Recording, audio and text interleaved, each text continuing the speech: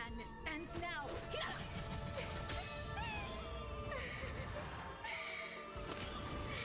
last, I'm shivering with excitement!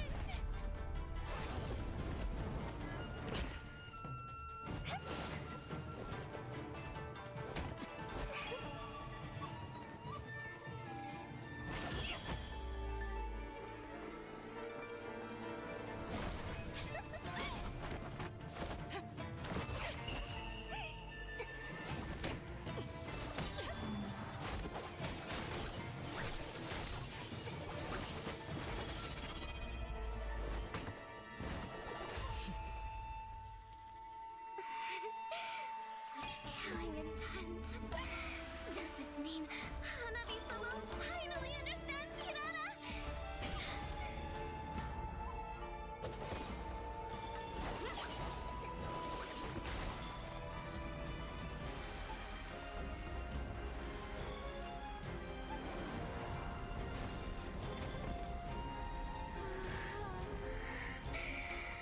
So warm. So beautiful. We can finally embrace eternity in hell. Just the two of us. Allow me to release your eternal bloom.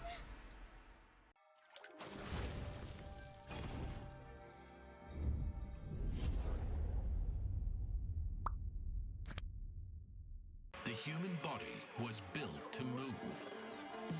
Not trapped at a desk in one singular posture for 12 hours a day. It's time your chair evolved. This is Secret Lab Titan Evo. Ergonomically engineered for you, gamers, hybrid workers, artists, backing your every move.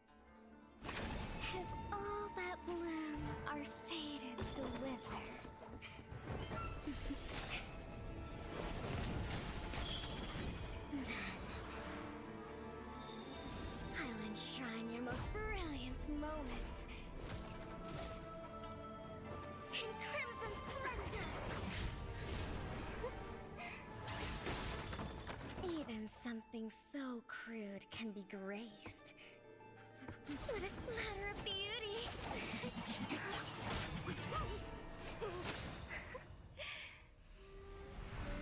I'll get you out! You finally come to me, Hanabi-sama! This madness ends now! At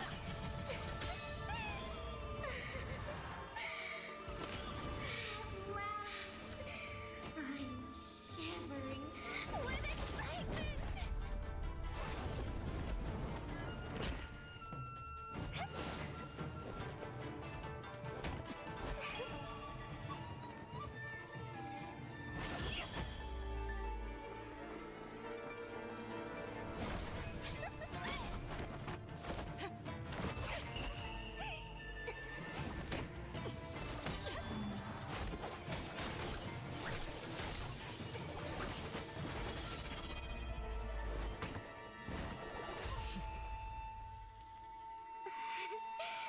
Such killing intent. Does this mean Hanabi-sama finally understands Kirara?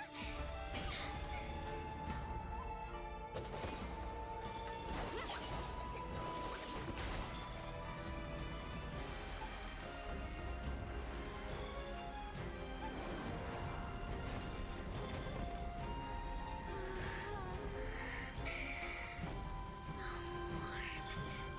So beautiful. We can finally embrace eternity in hell. Just the two of us. Allow me to release your eternal bloom.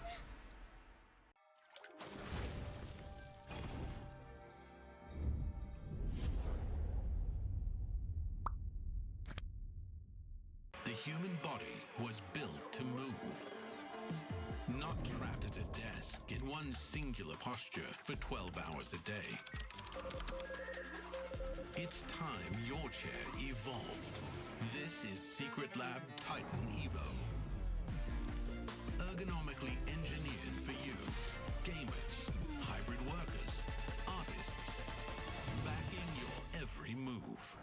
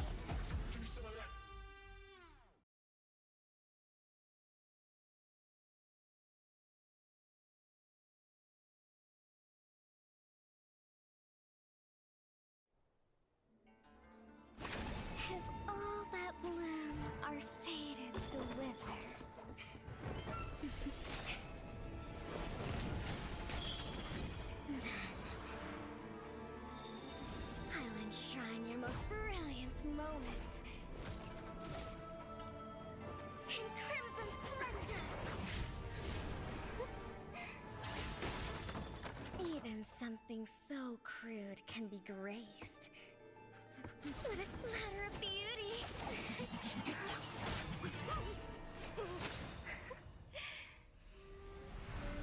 I'll get you out! You finally come to me, Hanabi-sama! This madness ends now! At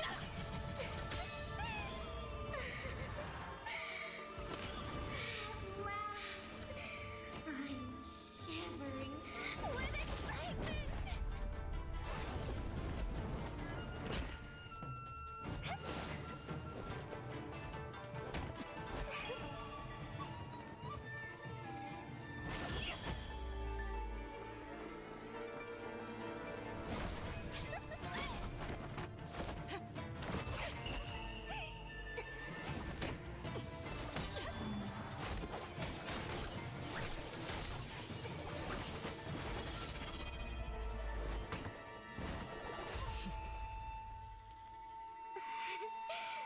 Such killing intent. Does this mean Hanabi-sama finally understands Kirara?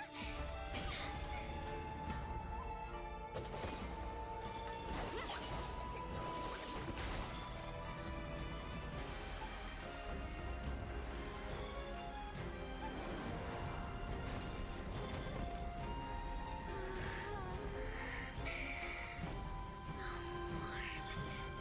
So beautiful. We can finally embrace eternity in hell. Just the two of us. Allow me to release your eternal bloom.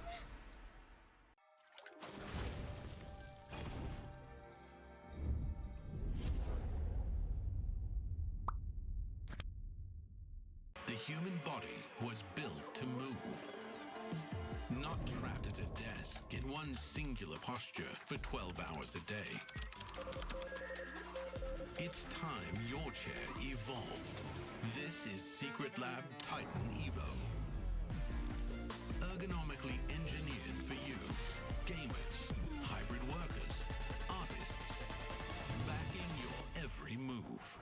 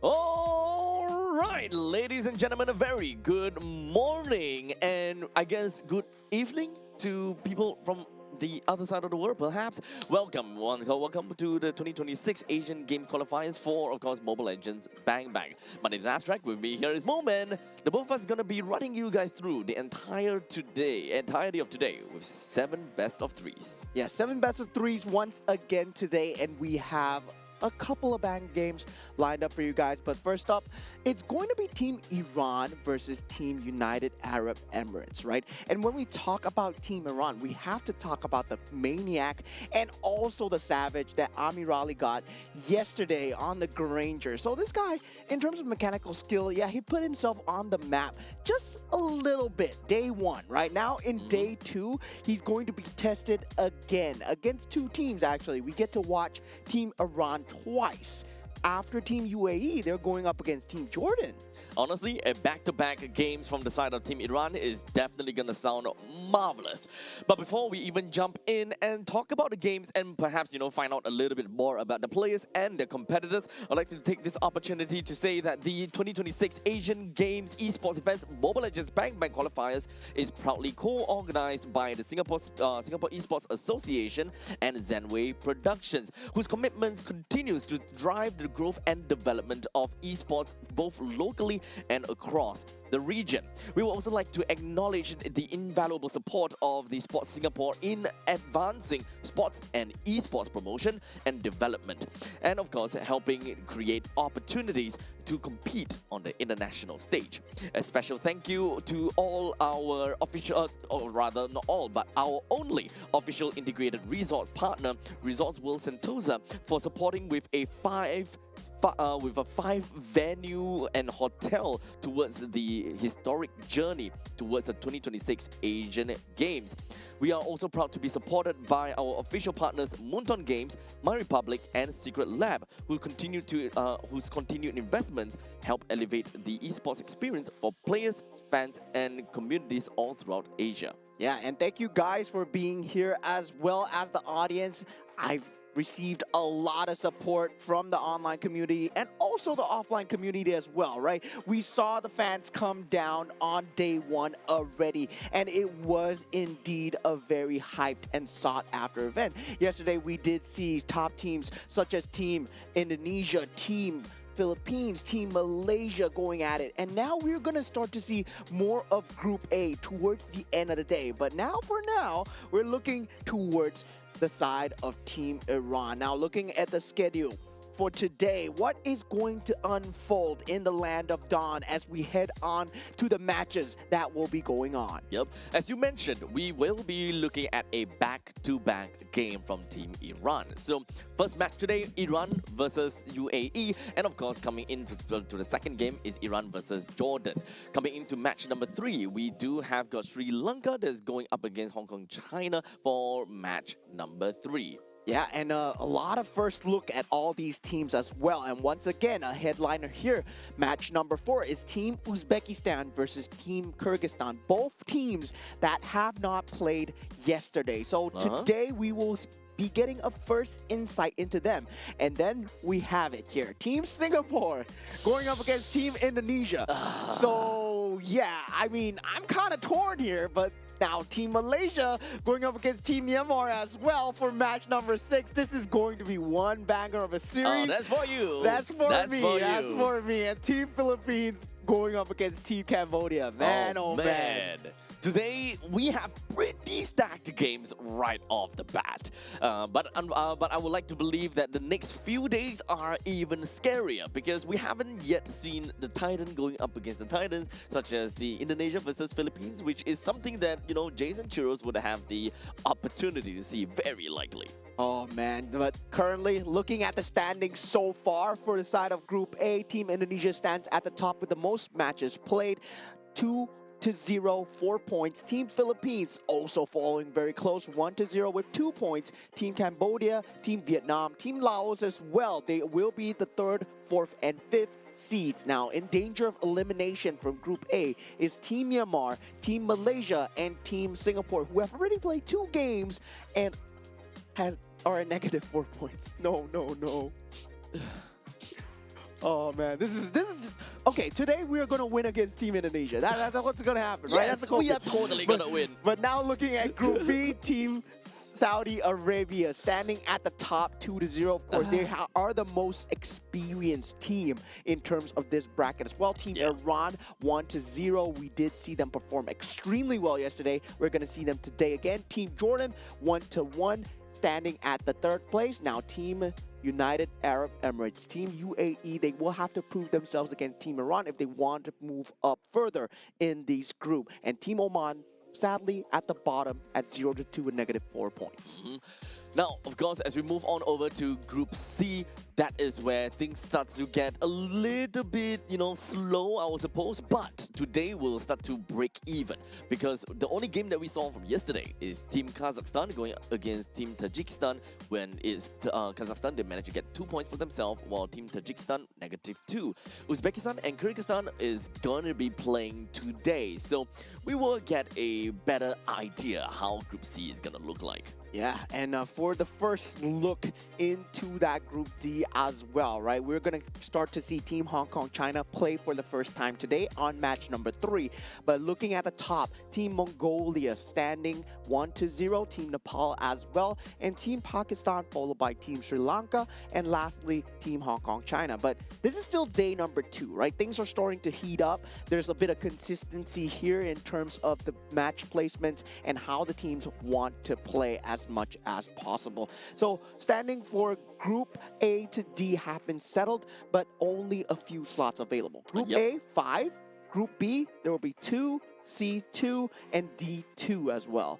But for B and D, there's a special case. Yep. On the third place for B and D, they will advance over to the last chance qualifiers where they will duke it out against one another to vie for the coveted 12th spot. Because out of everything, we have a total of 11 secured spots, and the last spot will only go to one of these 2 teams. Yeah, so that would happen on the last day, but today the pressure is starting to mount, right? There is a bit of stakes here at hand where your placements suddenly, well, you did have good games yesterday, might not be the same case today. As now we take a look at the team roster coming in from the side of Team Iran. On the gold lane, we have Amirali. On the roam, we have Ali. On that mid lane, we have Poria. On the jungle, we are going to have Mahdi. And also on the EXP lane, we have Abu Fazl. And this guy's good. Abu Fazl? Yeah. I'm looking forward to what they have got in store for us, man. Because right now, the only thing that we saw was that one game from them. And that one game was one banger of a series. So this is going to give us a better idea how they're going to be faring in their own groups. And yesterday was kind of like a no pressure kind of game. But today, the early standings truly will start to matter. Now looking at the side for Team United Arab Emirates, for the first time here on the main stage, we have Saeed on that gold lane, Hamdan on the roam, Mohammed on the mid lane, El Merzi. Yeah, I would. El Merzi. Yeah, El Merzi El on that Merzi. jungle, and we got Abdallah on the EXP lane as well. First look into this team, so definitely trying to find out where they place in the brackets itself. I was trying to see whether we pronounce it correctly. El Merzi? El Merzi. Yeah, El Merzi. El Merzi. Yeah, I think we got to roll our tongue a little bit. Yeah, It yeah, kind of yeah. sounds like that.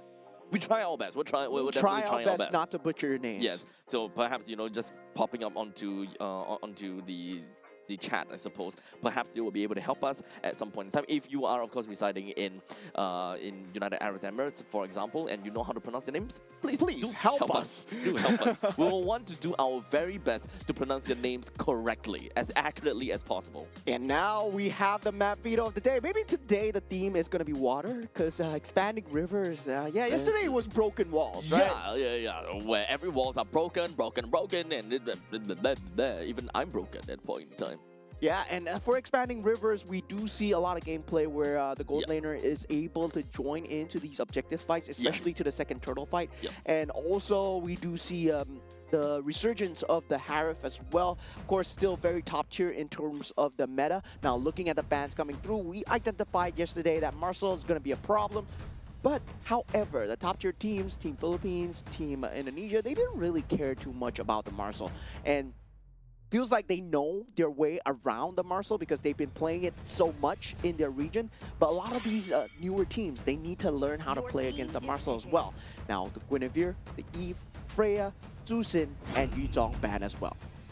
And an immediate pickup coming in from the side of United Arab Emirates. From now on, we will call them UAE for the ease of communication. The UAE will go for a pickup on the side of Baxia. So that is going to enable them with really fast communication, or rather a really fast rotation all across the map. However, that will also mean that they will be given away that Pakido early game dominance in the XP lane, which is something that UAE definitely need to start to identify. How do they want to settle this Pakido down and keep him in lane? Yeah, Pakido currently right now sitting on that EXP lane. It is just extremely dominant in terms of getting that macro pressure and also the threat in the jungle, right? When you put him into a bush anywhere, I'm not saying he's a jungle hero, I'm saying that when he's in that bush, you don't want to invade the enemy jungle. You can't play towards the other side of the map, especially if you're alone. And now going for the Harif as well, so Team Iran looks like they're going for the best of both worlds here. Yep, so they have very strong lane presence coming in from both sides. Gold lane and XP. It's now up to UAE to identify how do they get themselves a win on both of these aspects. And if they don't, what do they want to do here? Perhaps now they have the opportunity to kind of take a look at their mid lane. Perhaps it will help them better understand, okay, maybe we take down the mid lane, we have better priority in mid lane, that will give us more of an arm extension where we can move on to the XP or gold depending on what's available to us. Wait a minute, this is an Esmeralda in the top 3 picks coming out from the side of Team UAE. Okay, I do see the vision here. Esmeralda takes away the shield value from the Pakido and also the Harif, but you do need a way to lock them down because as a Pakido and Harif, you see an Esmeralda coming. What do? You just run away, right? You don't really need to be in the presence of the Esmeralda. And if they want to go for that macro gameplay, Team Iran, they can essentially build into that mobility and try and ban out the control heroes that possibly might be coming, which is most likely going to be a Beleric and also something like a Grok as well. So the Valentina being picked up from the side of Iran very likely is just a way to echo towards a UAE that, look, you got a way to shred tanks, we got a way to shred tanks as well. With the Mystic Gush that's being stolen away, Esmeralda and Baxia will undoubtedly have a little bit of an issue when it comes down to team fights in general. But the way that Iran have drafted their first 3 picks really just shift themselves towards a way whereby they kind of want to play for team fights. Doesn't necessarily have to play by aerial denial, however, this can actually go towards a front-to-back form of composition. So they definitely need more ways to be able to kind of hold down the fort in the front lines a little bit to drag on time as much as possible. Good Claude ban coming out from the side of Team Iran. The Harif being picked up. The Claude really deals very well with the Harif, especially in that mid stage towards that later stage of the game where the Blazing Duet is able to just shut down the Harif before he even enters his own Dominance Force, right? Now, the Suyo ban coming out from the side of Team UAE, this is kind of suspect because I would say that Suyo is in a weird place right now where he is good, but you have to pair him with very high damaging heroes, and also Suyo does have a lot of damage output, but it's still a glass cannon, right? So teams have found out how to play against the Suyo. Generally, you want to have the lockdown as much as possible. So prioritizing a ban here on the Suyo, I would say, is still a weird decision. There are crazier heroes that you should be banning out right now for the side of Team Iran, where they still have the Fredrin available if they want to go for that utility jungle. If they want to go for a fast jungle clear, they don't have the Guinevere available, however. Yeah, I would definitely agree. Personally, I do want to look more into utility because right now, Pakido, sure, Pakido can kind of deal with himself and Harif can also deal with himself. They are really good in their own respective lanes. But come out of that, break them out of that shell when we are trying to play for team fight scenarios. That is where things will start to get a little bit shaky because they don't really have much to work with. A Suyo in this case would not give any form of utility. It just brings on to a lot more firepower, which the team already has a lot of. Yeah, and the 1-2 piece coming out, it's going to be the Cho and the Paquito. So we got both fighters, one good on the feet, one good with the hands. So that's going to be crazy combinations coming out from the side of Team Iran. And for the side of Team UAE, right? They can potentially look towards a Kalea, especially against the Cho. And we do know how strong the Kalea is. And I can't believe it slipped the entirety of the pool. Right now, if you think about strong priority picks, old school roamers such as Chip and Kalea are still available, right? That shortcut into the Esmeralda, into the Mystic Gush, that could be a combination, that could be a way into these fights. This might be a game for UAE to want to play over to the late stages of the game. As such, getting a Moskov is great. However, the Estes is not what I was expecting. Oh, no. Ube, huh? Oh man, Estes Esmeralda, this is ranked. This is ranked. This is ranked. I mean, for the side of Team UAE, I gotta say, it's a very good strategy when it comes down to sustain, having the Estes and the Esmeralda, very good beefy front line, Moskov in the back line. It works on paper, right? When your enemy team isn't organized. Now, for Team Iran, if they play their cards correctly, right? All they need to do is make sure they don't run towards the Estes. If the Estes ultimate is up, just don't take the fight. Every single one of them has the mobility to disengage, right? If you take a look at Team Iran, every single one of them can just jump away. They can go through obstacles, they can go through walls. Every single one of them can disengage. And now the problem is, how does Team UAE lock them down? Now, I think that this is a very interesting matchup coming in for UAE. I actually, on the contrary, kind of like the Estes. Now, the reason why I say that is because currently Team Iran, they don't have a way to properly poke. One of the best ways that they can poke is actually stealing the Mystic Gush and go for the poke and kind of force a way for Estes to pop his ultimate. Other than that, Iran can go for a bit of a punch and a kick and all the kind of jazz. Most of that is actually up onto Abu Fazl. He has to go for the assassination attempt onto the Estes. He don't have to kill him, he just have to force the ultimate usage. From that point on, things will be great. Because the thing about Amirali playing as the Harif is that he's on a timer. When you bring out the Zaman Force, you actually have a timer within of the Zaman Force that you need to take everyone down and do as much as you can. With the Estes, with the Baxia, with the Esmeralda, it extends an overall team fight timing, which makes things a lot more difficult for a Harif to close things out. Yeah, but I feel that this is only in a 5v5 case, Only right? in a 5v5. You have a Paquito, you have a Cho, you don't take 5v5s. You don't take 5v5s at all, right? You want to burst people down, make it a 4v5 before the fight even starts. You want to get people with the Way of the Dragon, make it a disadvantaged battle for Team UAE as much as possible. If you're taking 5v5s as Team Iran, you're doing something wrong. You're doing something wrong. You have the Zayman's Force, yes, but that Zayman's Force is a scam. It's not there to take the team fights. It's there to disengage. It's there to disengage for sure. So at least for the side of Team Iran, they have their very specific, or rather, they have their win condition, and that is to pick off. That's the main name of the game. For the side of UAE, they want to huddle up together, they want to buy time, they want to do containment, they want to ensure that they will literally just draft over to the late stages of the game to enable the Moskov as much as possible. So the question is, which team will be able to execute their own game plan? Which team will find it a little bit difficult to play? That is ultimately the question. So let's take this moment in time and take a look at the side lanes first.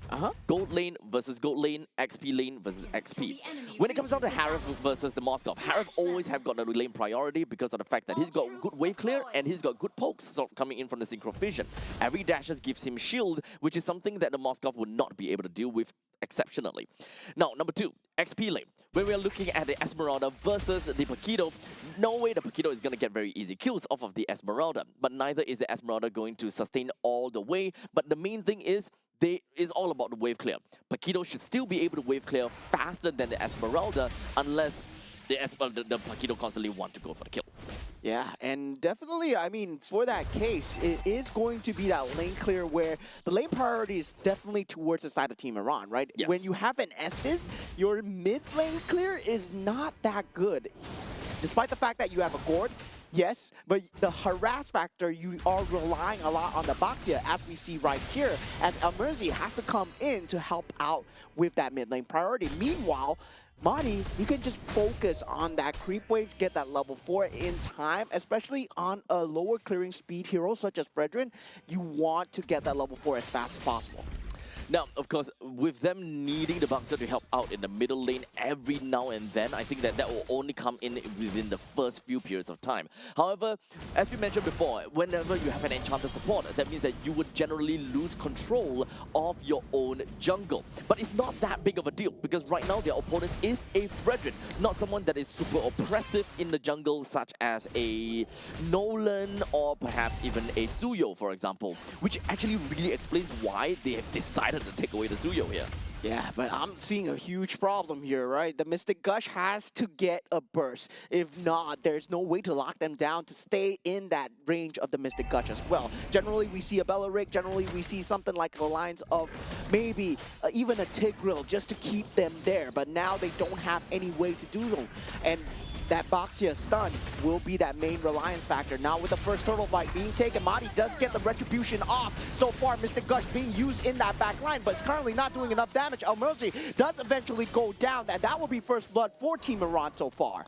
Team Iran having a great start right now, especially being able to take down them one and only front liner being their Baxia. But hold on a second, middle lane Ali seems like he's looking at something. Yeah, Mystic Gush now eventually up as well. Now with the Spear of Destruction jump, Saeed does find a kill on the opposite side. Team UAE, they are going on the offensive here, but Appraisal's Wrath is available for Madi, and Madi is still surviving through this, but Saeed finishes him off with the Phantom Step, and Albo Fazl does get the consolation kill. But now for the side of Team Iran, they do have to respond because Saeed, they got 2 pivotal kills. Yep, seems scrappy, but all in all, the main thing is Saeed. He managed to get kills for himself, and that is funneling that we want to see.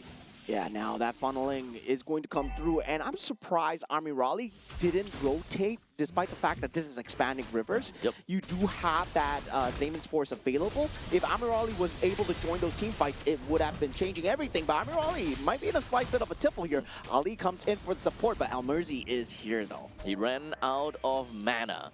That's not something that we hear all very often coming in from a Harith. He ran out of mana to really do anything within of his own Zaman's Force. So it's really unfortunate, but regardless, that is still a Moskov that did a really good job, right? Being able to rotate all the way down to the mid lane, enjoy some of these team fights, gets himself 2 kills. Yes, sure, Amirali managed to, kind of take the lane off by himself, but unfortunately, the only thing that he got out of that was all of that shield plating from the top lane. In fact, not all of them. So all in all, I think the UAE had a way better trade from coming in from their gold laners. Yeah, I mean, for Team Iran, they were taking the 5-on-5s, and I don't really feel that they are adjusted to take that 5-on-5, right? Given the fact that they stole the Mystic Gush with an IMU, but that's still not enough in this stage of the game. Now, on the second turtle take, we will have that ability once again. Ali now posturing with the Way of the Dragon to the side, and the Mystic Gush as well. Abdallah taken out. That's going to be the frontliner. One of them is gone. Elmerzi, the only second one. Now, with one well-positioned taunt, Ali and also Madi, they can play around this, but Ali in the back with a concussive blaster ready. Madi does take out the turtle in the end here, but Saeed still dealing good damage. Ali flickers away, and Madi lays down the law with the Appraisal's Wrath, but no one is there. Saeed eventually gets taken down from the side of Army Raleigh. Unfortunately, a very sacrificial play coming for El Merzi, as he was really trying to do his very best to kind of take the turtle away from the hands of Team Iran. Well, in the meantime, the fight was kind of split up in a very difficult spot due to a small little choke point. The main thing is Team Iran, they have a very strong lead when it comes down to being able to kind of force everyone aside. They may have used a lot of outwards in order to take Abdallah down, but he is one of the main contingency plan for the team. Yeah, 3-man concealed play towards that bottom side. Team Iran are finding their pace. Now 3,000 gold advantage, right? Slowly starting to build the macro pressure. While all this is happening, you have to realize this is on the back of a Paquito, and this has been happening all the time. And now Elmerzi still in slight bit of a tipple, but once again, that Estus healing factor, does it come in clutch here? Because for Team Iran, they've been finding the picks out of the Estus heal zone. Main thing is we also want to kind of find out if whether the blessing of the Moonlight Goddess is gonna do much for the rest of the team. Oh, okay. Almost seeing something very tricky here, but in fact, it will. Mystic Gush has been used. Mohammed will not have that ability right now, and now Team Iran, they know that ability is down. They steal the blessing of the Moon Goddess, and solo kill from Amir Ali on the top with a dragon, and into that Appraisal's Wrath. Just a slam down from the side of Team Iran. They're sure giving us a show on the mid lane. Oh my god. I completely forgot you can just steal the blessing of the Moon Goddess. Yes, you can totally steal that. You don't really have to care about a Mystic Gush at this point in time. It's let's just play a healing game right now.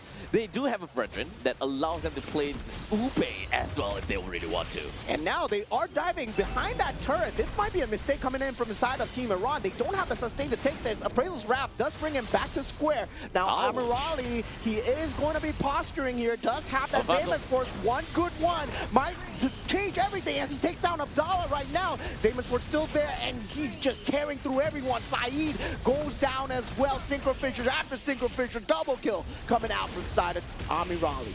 Oh, and even when it comes down to diving under the turret, this is just overkill coming in from Team Iran. And Puria was not even punished from that. Yeah, I mean, looked like a mistake, but once I saw Amir Ali with the Zaymans Force sitting at the back, he's waiting for the perfect time because he's waiting for the heal factor to run out from the side of Team UAE. Yep. And that was just great posturing, right? Once the Zaymans Force was used, there was no way to escape coming in from the side of Team UAE. Those are pretty big plays, all the way from the start to the end. Team Iran really seems like they conducted the entire fight from the start to the end. It feels like they knew exactly what's going to happen, how it's going to happen, and they would just do what they could. So just like that, we already have got 8,000 goal lead in favor for Team Iran at 8 minutes.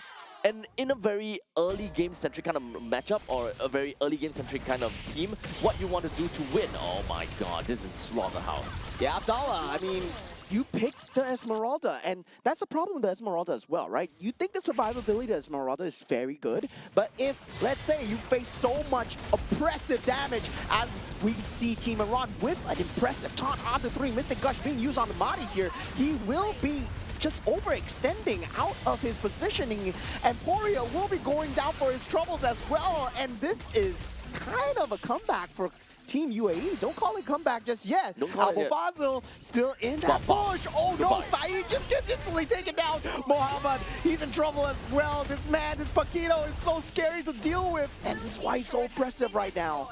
Yeah, this is the kind of thing that a Paquito could do realistically, right? All you need to do is double straight punches and a jab, and you will be able to kill any gold laner. This is the problem when it comes down to giving a Paquito away, but also picking an enchanter support for yourself. You kind of really require that Baxia to go all around the map, which kind of forces the Baxia in a dual role situation. Just for your team to get a lot of that healing factor, your Baxia will be spread out to do a little bit too much, coming in as a jungler and a pseudo roamer, which is really very unfortunate.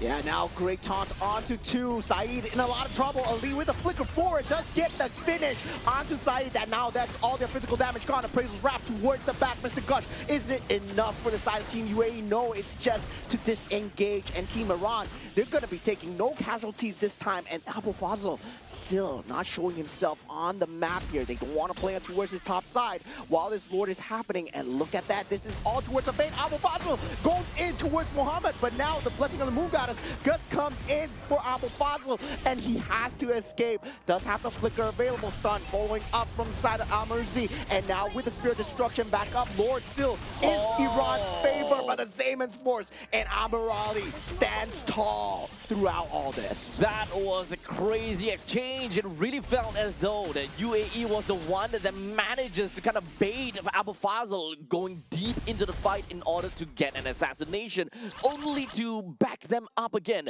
with the blessing of the Moonlight Goddess. And just like that, you know, we thought that that would be a free kill coming in for Al-Merzi, going in straight to Abu Fazil, but unfortunately, cooldown is over, gave him a jab, gave him a shield, and he got out of that, while Al-Merzi is the one want, they're overextended in the end of the day. Yeah, I mean, if you're good at team fight, we have a Valentina, we can be good at team fight too. Now, with the Mr. Gush being used on that top, do just push out the Lord. Team Iran, they're going for the throw here. Esports has been used. Whale the Dragon as well into the Appraisal's Wrath, and Madi just tears down onto the box here. I am the better tank right now as they go for that inhibitor turret on that mid lane. There is just so much gold lead the Team Iran has, and this is only at 11 minutes into the game, and they have already lost middle lane and the bottom lane inhibitor turret. This cannot get any worse. 13,000 at 11 minutes into the game. Team Iran, they are a different kind of beast here. After the showing coming out from yesterday as well, they show superior drafting skills in terms of just having the team fight capability and the best of both worlds, right? You can see the macro coming out from the side of Paquito, from the opposite side of lane. Amirali just very trustworthy on that gold lane as well. You can expect him to get the items in time. Yo, but for real, who are they? How are they so strong? I really do want to know, if, to be fairly honest, because right now, they are just showing themselves in a way where UAE is just not a competition at all. Yeah, UAE, they have a rough draft. I mean, with the Estes, I don't really like this. Into a Valentina, right? Their Blessing of the Moon Goddess can be given. Mystic Gush can be given as well. So not having the ban on the Valentina, the draft itself, I feel it's a very huge error. Now, for the side of Team Iran, they have that Paquito, right? And not even Abdallah can stand up against the punches, the raw damage from the farm coming out from the side of Team Iran right now. Only one inhibitor turret left on the top side. Creep wave now crashing in. Team Iran look for blood here, but 20 seconds away from the Lord. I think they disengage. Yep, but perhaps Abu Fazl, it might be a little bit deep in, but it's okay. A quick little flicker, go get himself right out of that, which is something that they would absolutely need. Because as you mentioned, the Lord is going to come up in 10 seconds, and that is going to help Team Iran close out the game properly. Yes, they are at 13,000 goal lead, and technically speaking, they can just gatekeep the entirety of UAE from not being able to come out, and they can probably just absolutely destroy them.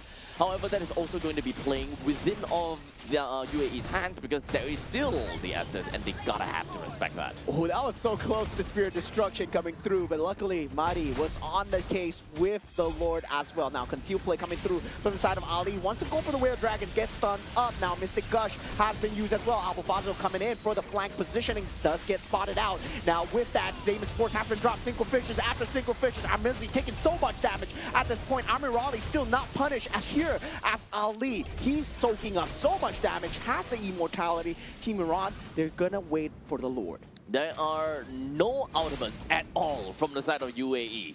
It will take some time before they will eventually get that back. And in fact, there we go. Mystic Gush as well as Bonus Diamond, they are already available.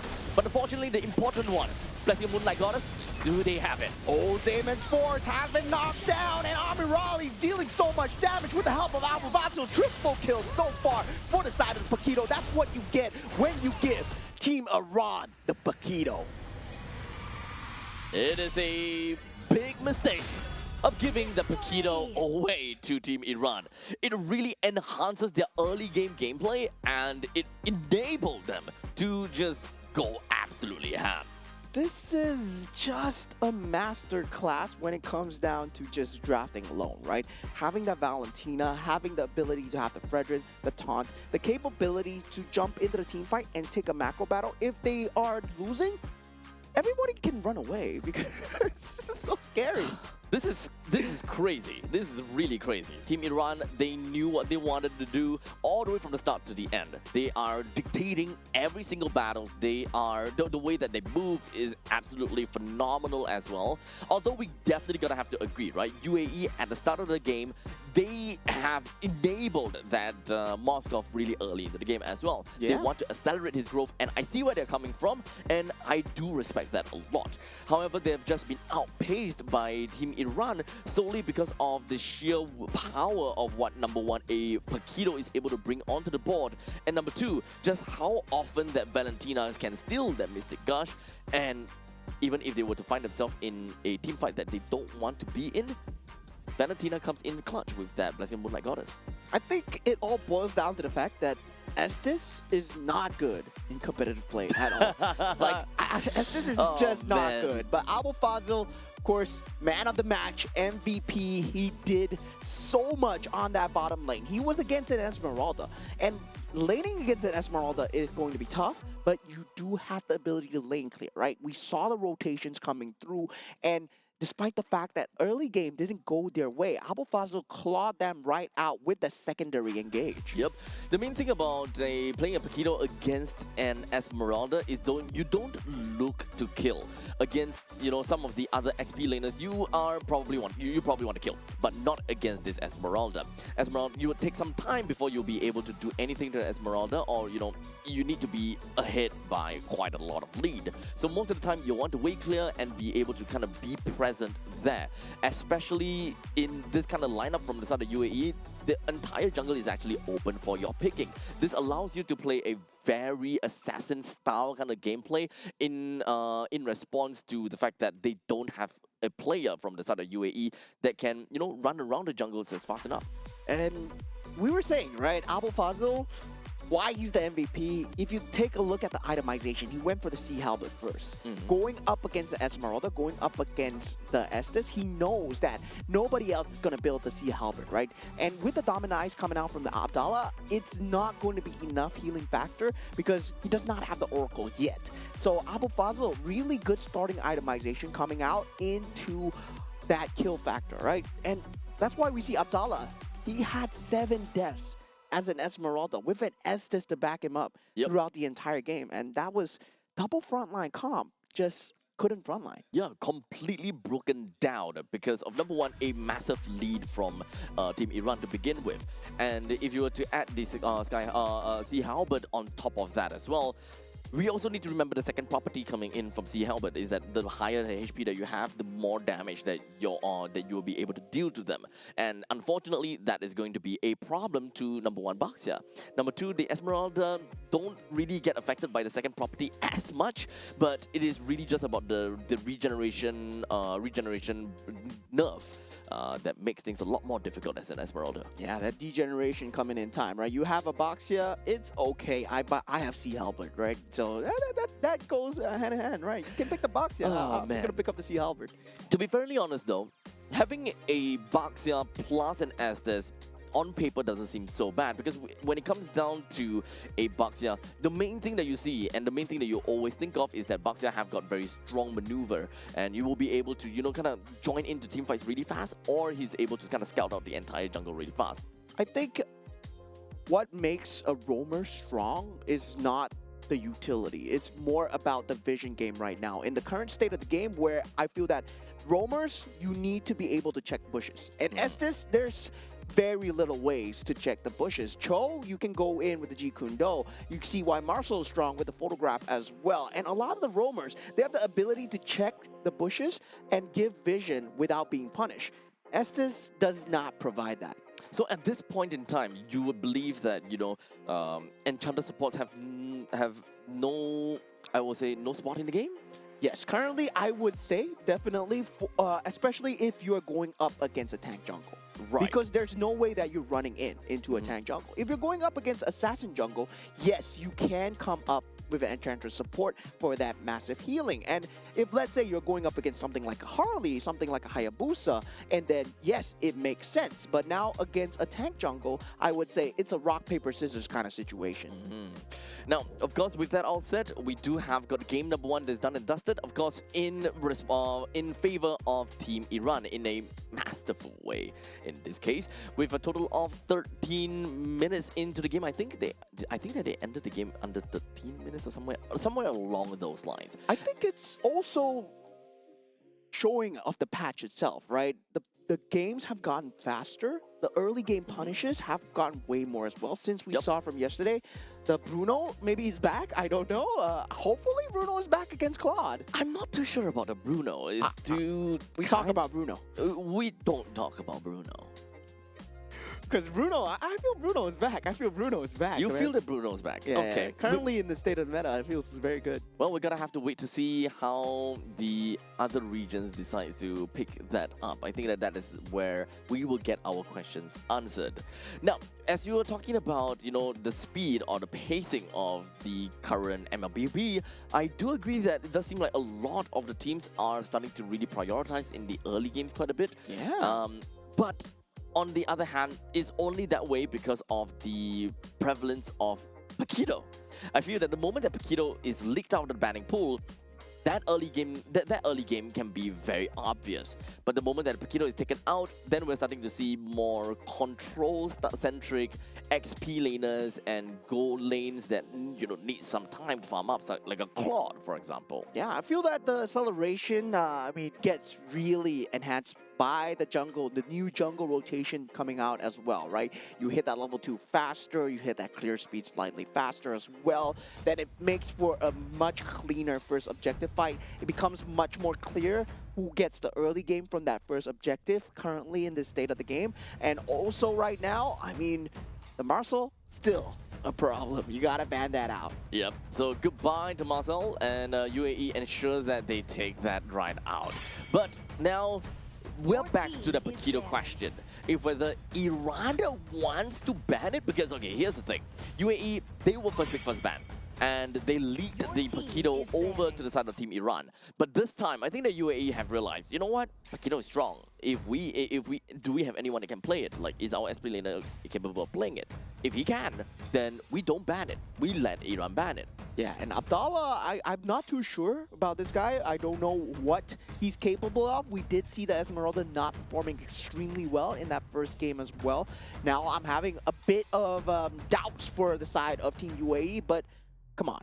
Team UAE, it's time to prove me wrong, right? You got the chops to go against Team Iran, but they ban out the Paquito coming out from side Team UAE. This banning and drafting pattern is just weird coming out from side of UAE, right? Banning out the Yuzhong, I don't really see that top 3 spot for Yuzhong currently in this meta. He's not that strong, it's not that deep, he's just a black dragon. You can deal with him. And still, I believe there are more priority to be banned out. Maybe the Harif would have been a better ban. Right. Okay, so at least what I'm seeing here is, the fact that Paquito is banned just pretty much means that UAE, they are not interested in picking up a Paquito for themselves. Yeah. And if they don't want to do that, that means they don't want Iran to pick up Paquito. So the moment that they don't want to play a Paquito just means that they are not really confident with that. With the Yuzhong being thrown in that, to be fairly honest, I agree with your sentiments. This is not what I expected coming in from a banning pool. So perhaps I'm kind of thinking about, a rock, paper, scissors kind of game. Why do they kind of not want to have a Yuzhong?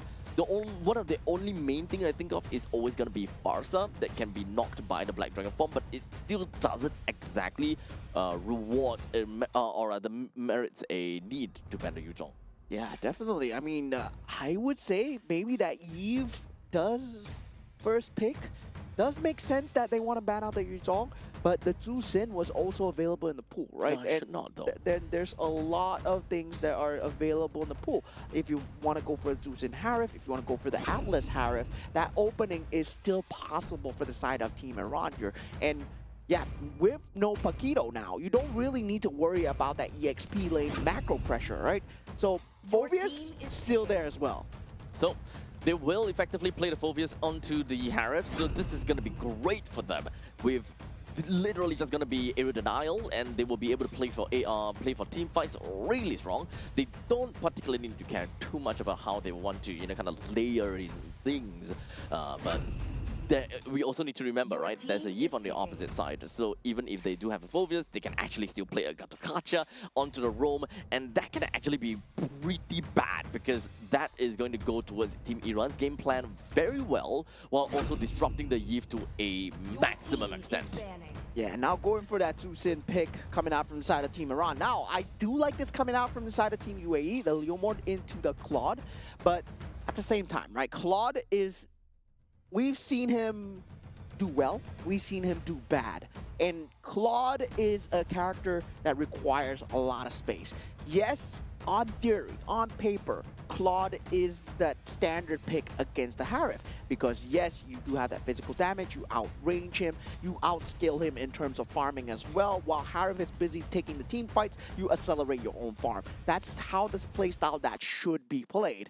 But at the same time, you got to make sure that the Harif is left unoccupied and not destroying your team. Yep, so you need to ensure that if you're going for tit for a tat, eye for an eye kind of thing, then you need to ensure that your team understands that, right? Yeah. They can't just throw themselves into the ditch and hoping that, oh, I hope that Harif doesn't kill me, and that kind of situation. If you want to farm fast, you want to ensure that your opponents don't get that kind of farm as well. Exactly. And now with that ban coming through as well, to Rizla, they don't want that team fight capability. Meanwhile, from inside Team UAE, I would say their batting pattern has been slightly just on the weirder side, right? Just on the quirkier side, where they are going for certain heroes and they know that they want to go for it. But at the same time, Grok is not really a top tier ban that we see as of the moment. The wall charge, you can deal with it extremely well. And also, I would say even on Flying Clouds, it's not going to be a huge deal. That Alice, however, yes, that was a good ban on the side of Team Iran. And also, now there is that jungle capability, right? Team UAE, they are not looking towards the enemy jungle at all. Now Suyo, okay, Suyo is going to go bye-bye again, and I truly hope it's not because they want to play an Enchanter support again. Naturally, right now, the way they kind of seems like it, they don't want someone that is too oppressive in the jungle, that kind of jazz. But there is a Lil Mod's, wave clear or other creep clear is, kind of decent, if anything. Now, Cho is also going to be picked up coming in from the side of Team Iran. They do want to go for a little bit pick off. However, they don't particularly have anyone that can play with the Cho that effectively. So that would mean that their jungle might actually be an assassin that can make full use of the Way of the Dragon. The Kalea is open, guys. Kalea was made to fight against Cho. Yes, I agree. And I can't believe that Cho pickup. Okay, if Team UAE don't pick up Kalea here, I mean, Kalea, Leomord, Eve, that is a great center mass unit with the jungle, roam, mid trio, right? And you give Claude so much space. If you don't pick up the Kalea here, I mean, you're just throwing the game, right? And yeah, they're throwing the game. They're going for the Gato Kacha instead. And once again, the Esmeralda coming out. Okay, so the Hanzo comes in. So understandably, yes, the Hanzo is someone that can make full use of the Way of the Dragon to play kind of like a pick-off strategy. Now, the Gato Kacha, I'm okay with the Gato Kacha. I'm okay with it. It's not the best to deal with the Cho, but it is a good answer to deal with a Harif. As long as the Harif drops down the Zaman Force, you kind of have ways to kind of deal with or rather to contain the Harif as much as possible. Because you have a Eve, you have a Gato Kacha right now. They generally will be able to mark out an area and say, no, this is my no-no zone. Yeah, and for the side of Team UAE, it feels like they're picking heroes based off of the roles, right? Where we need someone to fulfill a certain role, but they don't look at the game plan in general. Like, how are we going to get the kills? How are we going to get the wins, right? That step-by-step process is much easier said for Team Iran, where you can clearly see what's your setup going to be. The Way of the Dragon, yes, they have that Lantern Lifter. They have multiple ways to start the fight as well. Zaman's Force from the back, there's a lot of possibility to start it. Meanwhile, for the side of Team UAE, there's only one, which is possibly that Esmeralda jumping in. So right now, you can see from the side of Team UAE, they are kind of banking all the way in onto that Lizard. Now, of course, the Lizard does have, pretty good defenses, and it kind of takes time to kind of kill that. So just like that, immediately we do have El Merzi is already at level 2 as opposed to Mahdi, which is supposed to farm really fast anyways. And now he's being really impressive. Went straight into the opponent's jungle, went straight to the Beetle, and I don't think that UAE even knows about this. So there's a very high chance that UAE's jungle might not even hit level 4. Yeah, and so far, that rotation coming through for the side of Team UAE has always been El Merzi put towards that mid lane for that slight prio advantage. Now, this gives Team Iran slightly better timing on that jungle creep timing as well. And now with that Mahdi being so aggressive in the enemy jungle, resources have been taken away. They all will be ahead in terms of macro for now. Now, Ali finds a good pickup, but Mahdi falling extremely low here on the Hanzo. Not level 4 yet, and gets taken out. Team UAE always having a great start now, 2-0 so far, as Poria does not have enough mana on a Tzu Sin. This is the first time I'm seeing Tzu Sin not having enough mana here. Still a little bit too early, but right now it's really unfortunate that Mahdi went to great length stealing the orange buff away from El Merzi because of, you know, a little bit of vertical jungling going on about. But in the end of the day, it does seem like El Merzi still manages to get his own purple buff from the opponent's side. So they're both going to be relatively neck and neck, and I don't think that it's going to be too big of a problem for El Merzi to get himself to level 4. Yeah, now first turtle up for the grabs here, but Hanzo nowhere inside here to take the objective, as El Merzi will be slightly further away, both still not level 4 yet, but Infernal Pursuit has been used on the bottom side as well. Lantern trying to find its mark. Hamdan just getting out in the nick of time here now. Abdallah jumping in. Can he do anything this time as the ultimate has been popped from side of Leomord? Abdallah does kind the kill onto Abu Fazil at this point. Now without that frontliner, Mahdi is going to be very squishy as the Blazing Duet goes in on the back. Saeed coming in for the support and coming in at a great time as well. Wait, this is a first turtle help, or rather this is a first turtle thing coming in from the Claude. The Claude came in to help on the first turtle? We don't see that a lot. Yeah, and Team Iran right now, I mean, going for that Hanzo, they need to secure that early game as much as possible. Now, their jungle is just very weak, and Amirali, he will have a lot of work on the shoulders here, right? Now the pressure is on Ali and Amirali because they need to make the plays, especially on the top side of the map, but Team UAE, they go for the defense here. They're already there on the scene. Yep, but don't get us wrong though. Team Iran, they're not doing a horrible job at all. It's more the fact that Team UAE, they are playing really well this game. They have got great ways to really buff up their own team and to ensure that they are, you know, relatively safe. Even when, you know, Mahdi was literally hot on the tails of, I believe that was El Merzi. He almost went down, but a quick little RWM just for him ensured that El Merzi will be able to stay alive. Yeah, and I'm surprised Team Iran are taking this like team fights, right? When the invasion came in, they could have just disengaged, continued their farming patterns. They took the team fights, and they weren't ready to take the team fights as well. Ali was still level 3. There was no way of the dragon available, and that we were identifying that this was the only easy entryway into this. And Team UAE, they found the timing, they cracked the code, but now, when we reach the level 4s, things are going to get harder for the side of Team UAE. They do have the disadvantage draft. As of now, let's take a little bit of an in-depth look into the itemizations with the Claude that already have gotten a corrosion scythe for himself. Down in the bottom lane, I don't think that Abdallah is going to go down that easily either way. Dreadnought armor coming in from the Gatokacha, and of course, just like that, we've got, you know, time to kind of take a look at the bottom lane. Yeah, now Abu Fazil just playing with the enemy here. El Merzi not able to get out in time. The Infernal Pursuit is there. Real manipulation is not enough here, as Ali will not have to wear the dragon, but still tearing through the enemy back lines. This will not result in anything. But I just noticed, right? Saeed has sprint. Oh. Well, faster Blazing Duet, I guess. Faster running Blazing Duet, I guess. Hey, could be meta. Oh my god, Saeed has sprint. I'm not too sure if this is a misclick, but okay. I don't know, but probably not as bad as listening. But here we go. We're just gonna be jumping right in, and it does seem like the turtle did in the end of the day went over to the side of Team Iran. So they're slowly getting themselves in that position.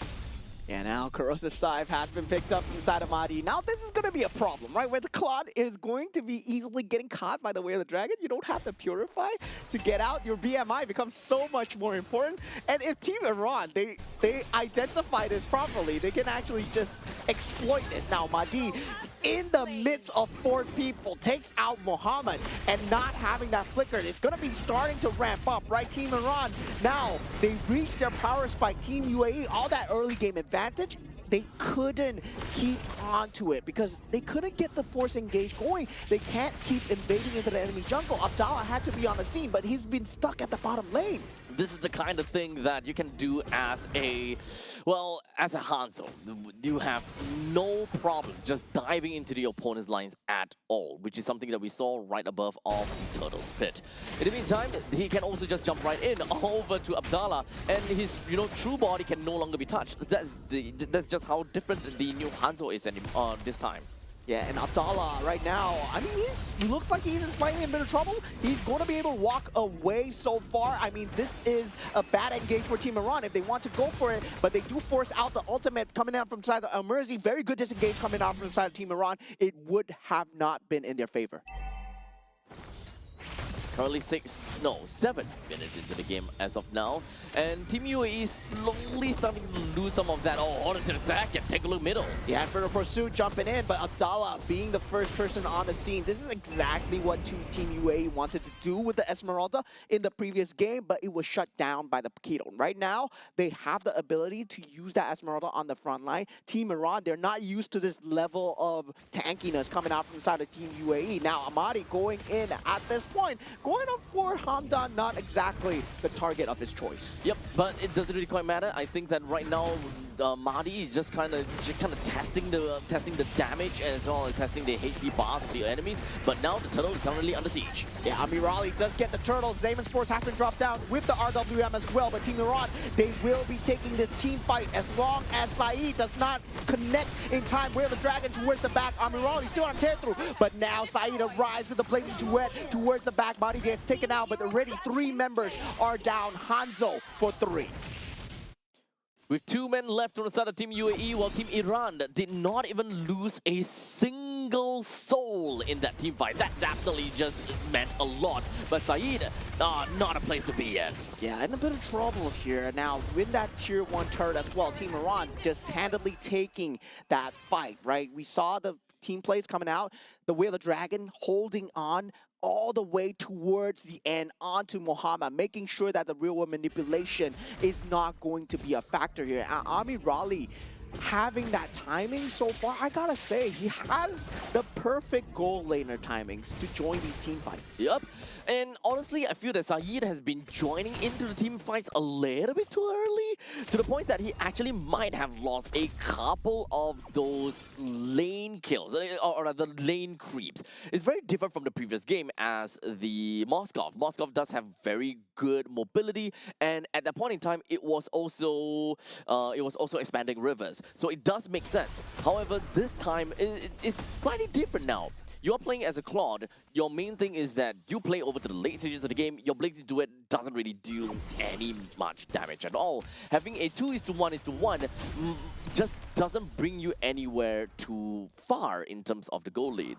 I would say in terms of item timing, still on point. He is very close to that Holy Trinity, 10 minutes into the game, and that's when he's going to start dealing obscene amounts of damage. So this Claude, not looking bad, and that's already good enough, because going into that late game, he's going to be a natural counter towards that Harif. And this is where Team Iran's power spike needs to come through before that Holy Trinity is available. Oh no. Oh no. The barbell.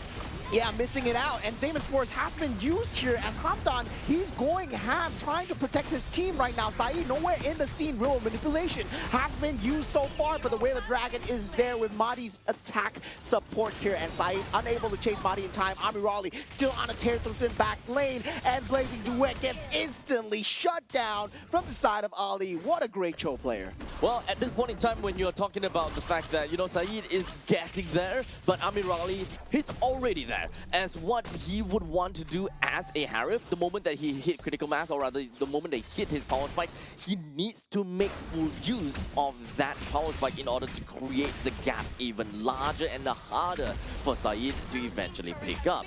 And if you're neck and neck, then that is great. But at this point in time, Amirali, he will take it all the way downtown with 6-0-2. They were originally at, what, 500 gold difference in terms of the gold laners to the gold laners. But now I'm pretty confident that Emerali has got so much more gold than Saeed that right now is a little bit out of reach. Yeah, and that's the thing, right? When you don't have that Purify against a Cho, your Blazing Duet is not a Blazing Duet. It can get instantly disrupted. And as long as Ali holds on to that knockup, holds on to the Way of the Dragon, it can get disrupted. Now, once again, Team Iran, they know that they need to force the issue. And now going on to Saeed, because he does not have a Flicker, does not have a Purify, gets instantly taken out. It kind of feels as though right now UAE, they're kind of stuck in the relic of their own actions in the early game.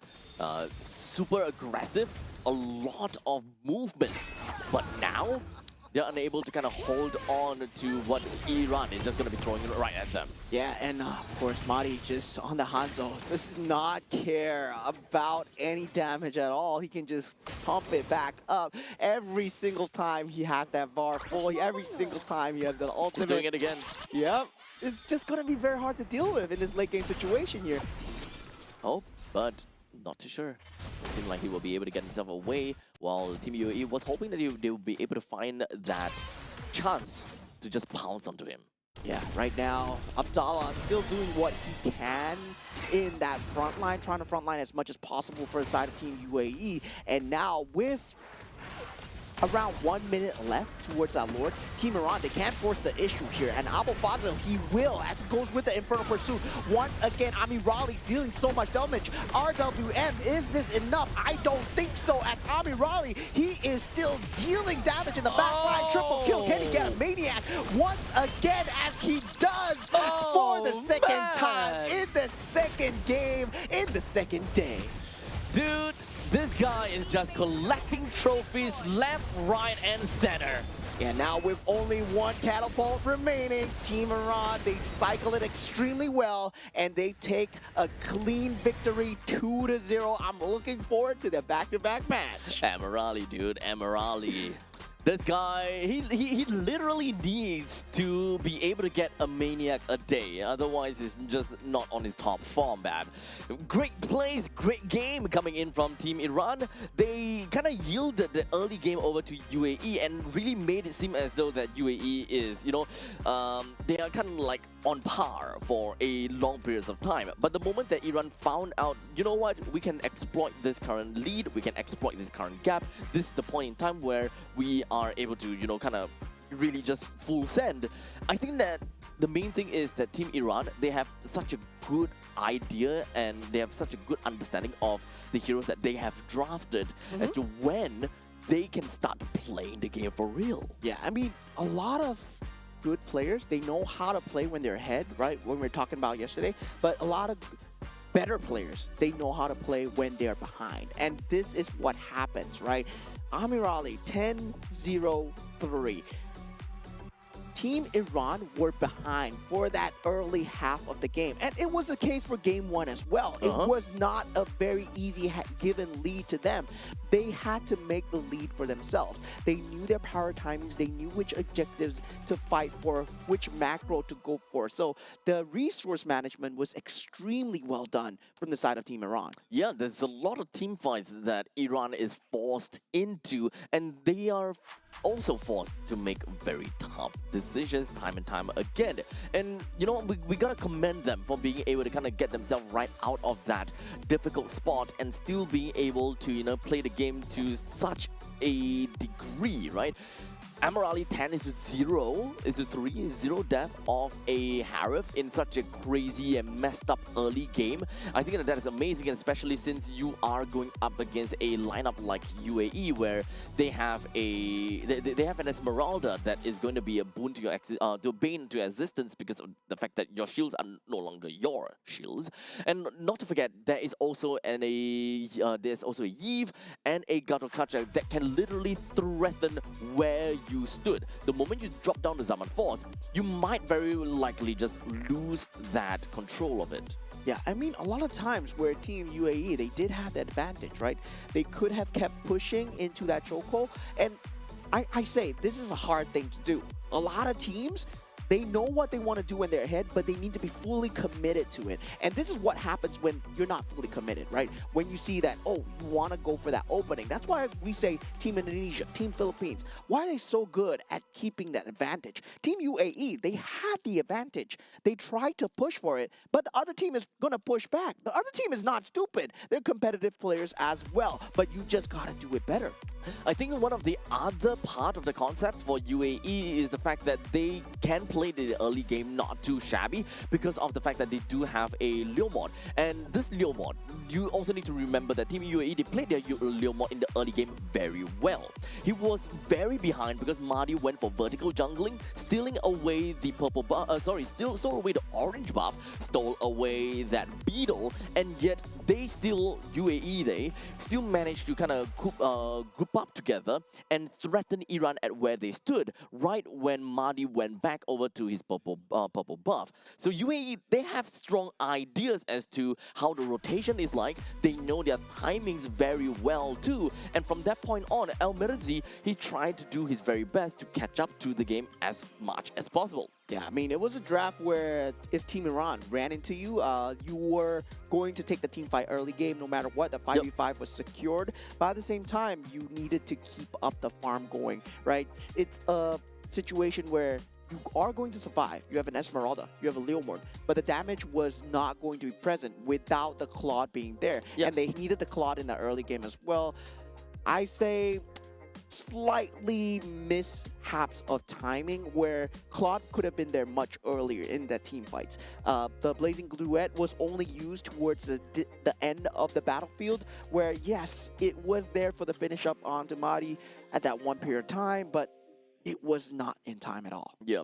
To be fairly honest, in the mid stages of the game, looking at the fact that they have an Esmeralda and a Leomord and of course a Yivos as well, with these three, they should more or less be okay to deal with a lineup like Iran's, because the fact that Iran, they don't have someone that's super tanky that will be able to do too much. Abdallah, understandably, as an Esmeralda, should be able to, you know, stay in team fights for extended periods of time and deal some of these quote-unquote damage over time. The longer than Esmeralda stays in a fight, the more damage that she will be able to deal over the long course of time.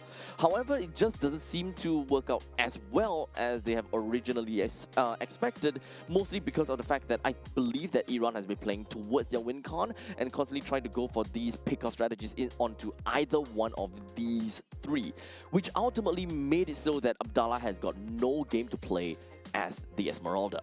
Yeah, at first, it feels like Team Iran, I was confused with their playstyle at first. Yep. Because they were jumping into Team UAE as much as possible, and then they suddenly realized that, hey, we don't need to jump in. We can just take a gander back, disengage, and re-engage once their skills have been used. And this would not have been the case if they took the Kalea. Because that Kalea would have been able to force that Cho into that fight no matter what. But the Gato Kacha does not provide that same level of space, right? You think about the AOG, yeah, you see that big red circle, just run away. Well, technically, yes. But the main thing, I suppose, is that they want to win team fights. They want to make sure that Harif got no game. But even when they drafted a Esmeralda and... even when they they drafted 3 heroes against the Harif, and they're still unable to win that. They were unable to get a kill on the Harif. That means a lot. Yeah, now looking at the standings coming through, Team Iran 2-0, 4 points so far. Now standing at the top with Team Saudi Arabia. And in the concurrent stage as well, Team Jordan took the victory over Team Oman, who sits at the bottom 0-3, -6 points. And Team Jordan looking good to fight for the top 2 so far. So Team Jordan versus Team Iran. I believe that's going to be the next one. Oh, okay. So this upcoming game is going to give us a very good idea who's going to be first, second, and potentially third. Because even if Team Jordan were to lose in this upcoming game, that doesn't push them lower than the United Arab Emirates. Yeah, But Iran will fly all the way up on top of Saudi Arabia.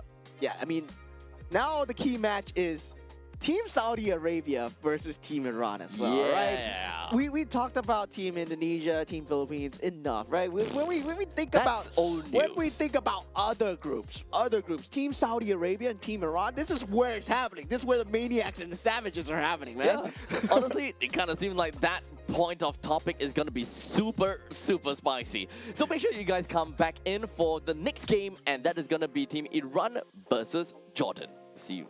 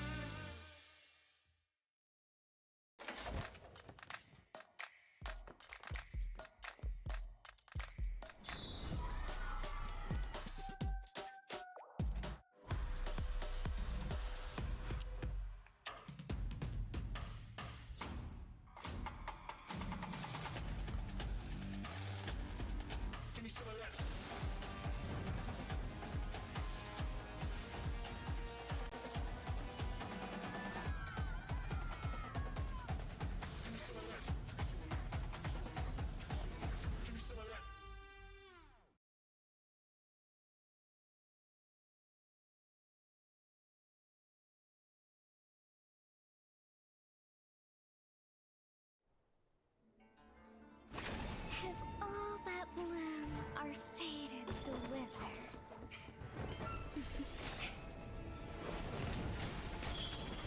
then I'll enshrine your most brilliant moment in crimson splendor. Even something so crude can be graced with a splatter of beauty.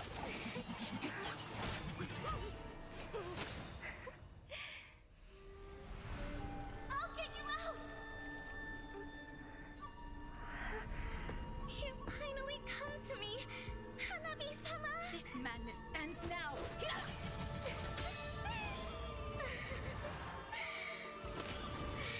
last, I'm shivering with excitement!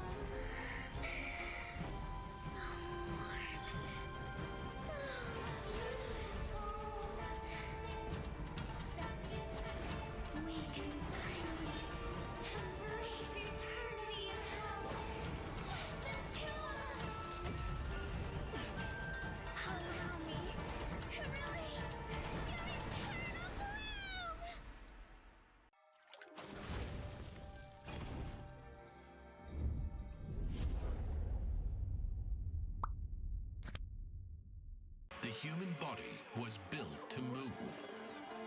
Not trapped at a desk in one singular posture for 12 hours a day.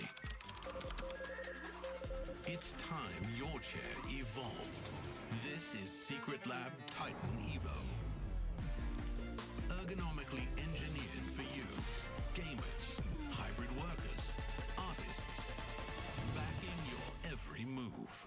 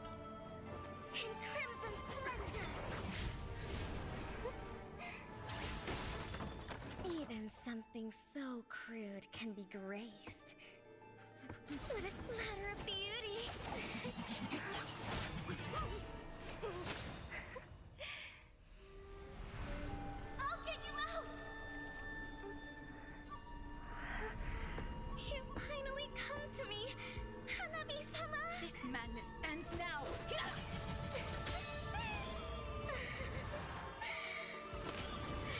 last, I'm shivering with excitement.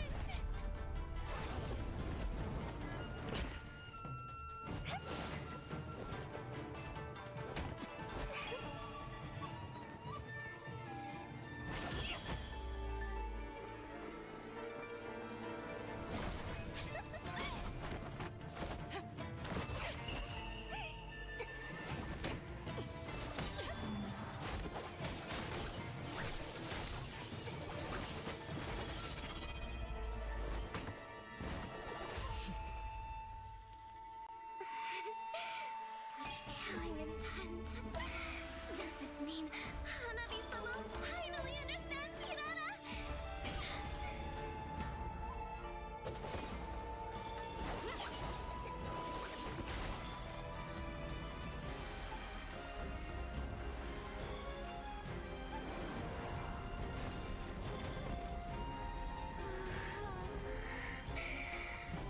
So warm. So beautiful.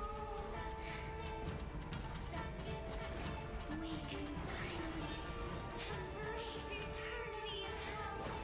Just the two of us. Allow me to release your eternal bloom.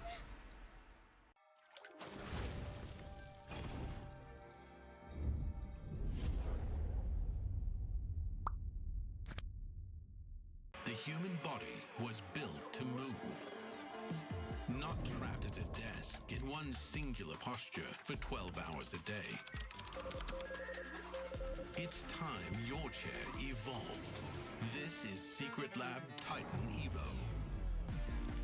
Ergonomically engineered for you, gamers, hybrid workers, artists, backing your every move.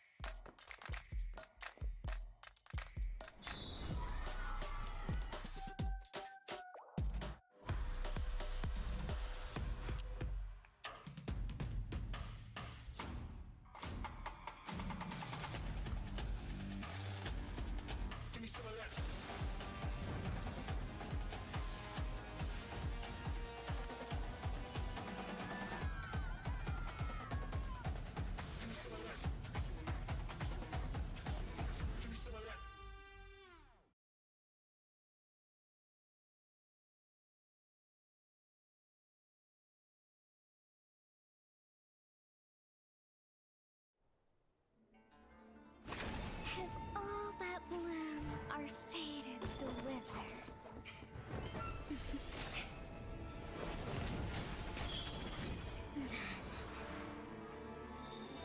I'll enshrine your most brilliant moment in crimson splendor. Even something so crude can be graced with a splatter of beauty.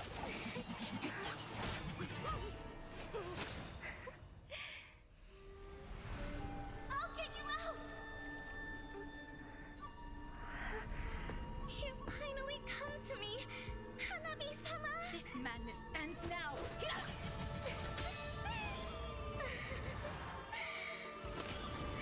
At last, I'm shivering with excitement!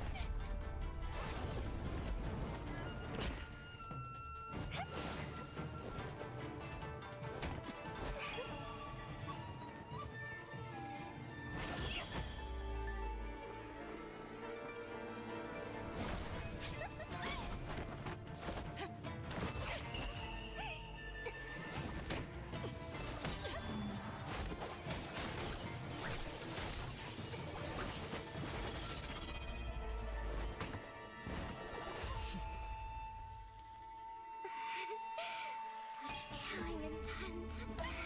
Does this mean Hanabi-sama finally understands Hirana?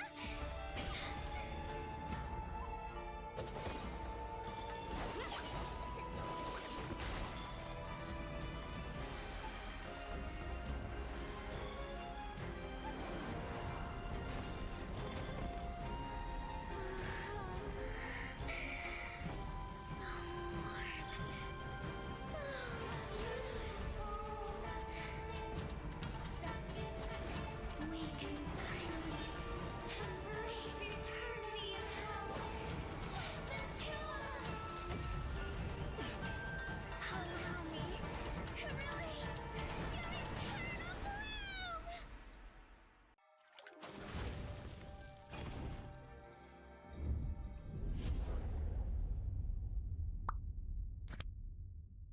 The human body was built to move. Not trapped at a desk in one singular posture for 12 hours a day. It's time your chair evolved. This is Secret Lab Titan Evo. Ergonomically engineered for you, gamers, hybrid workers, artists, backing your every move.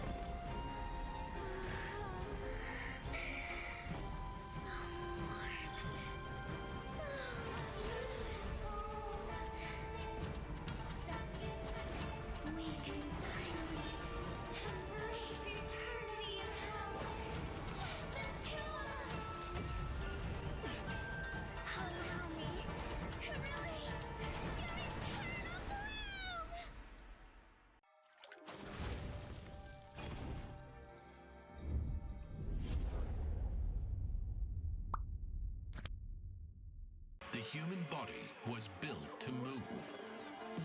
Not trapped at a desk in one singular posture for 12 hours a day.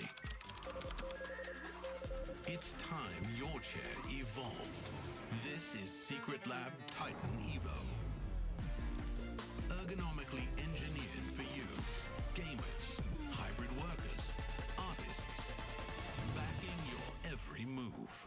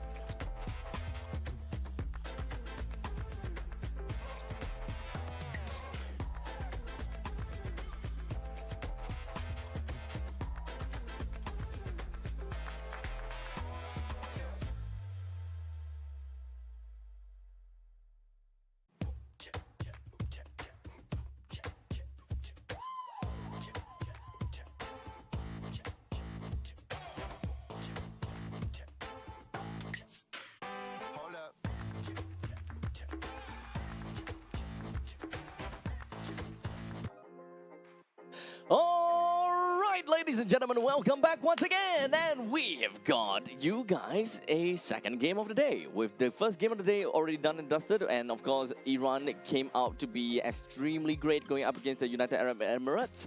But this time, they're going up against Jordan, and we'll see how that is gonna go. And it's Abstract. With me here is Moman. Yeah, I'm Moman. No, maybe I'm Moman now. I'm Abstract. And this is going to be very interesting because Team Iran, right? Currently, they are at the second seed of this group so far. And Team Jordan, they're a third seed. So this might mean a change in positioning. And also at the same time, you want to get top 2 here in this group, because top 2 secures you that slot to Nagoya. However, even if you don't get top 2, if you get the third place, you're not entirely out of it yet. However, that also means that you will need to go for another round and another match, and that might leave you really tired by the end of the day. However, it is still a chance for you to secure the coveted 12th spot. Yeah, and definitely every team here wants to make it to Aichi Nagoya. Who doesn't want to go to Japan? Who doesn't want to go to Japan? Yeah, I mean, there's sushi. There's MLBB. There's sites. Yeah, I mean, there's a lot of things to do. There's a lot of things to do. But the main thing here is all about MLBB, right? It's all about MLBB, and we've seen Team Iran do so spectacularly, especially in the first 2 games, especially versus Team UAE. Team United Arab Emirates, they did have a good chance. They were ahead in that early game, but Team Iran, they clawed their way back. Yeah, honestly, it was a pretty tight match, and it kind of seemed as though that when it comes down to UAE, they had control in the early stages of the game. They kind of seemed like they kind of know what to do, even though they were kind of falling off behind during the laning phase where we saw the Lil mod not having orange buff and all that kind of jazz. All these rotational needs coming from UAE were still not too shabby at all. But of course, when it comes down to the mid stages of the game, that is when Team Iran, they definitely knew when they start to pop off. They know when are they able to kind of go ham, go crazy, and they just ride the wind with it. And so far, gotta say, stats board Amirali, this man has gotten He's a glazer. One maniac a day. Yeah. One maniac a day. I mean, look at this guy. Team Iran right here. On the gold lane, Amir Ali on the Rome Ali. Super good on the Cho, by the way. Poria on that mid lane. Mahdi in the jungle. And Abu Fazl, that Paquito in the first game. That was impressive. So right now, I think that the main question that we have is if whether Amir Ali can get the Savage. Yeah, he usually is. Yesterday he got a maniac and a savage. Yeah, he got a maniac and a savage, man. And now he got a maniac waiting for the savage. Yeah, there's a lot of expectations on this guy. Is the pressure going to mount up, maybe? I don't know if whether he will be able to get that or not, but he's going up against Jordan at this point in time. And I would definitely say in terms of the ranking, I would like to believe that Jordan is slightly better than UAE.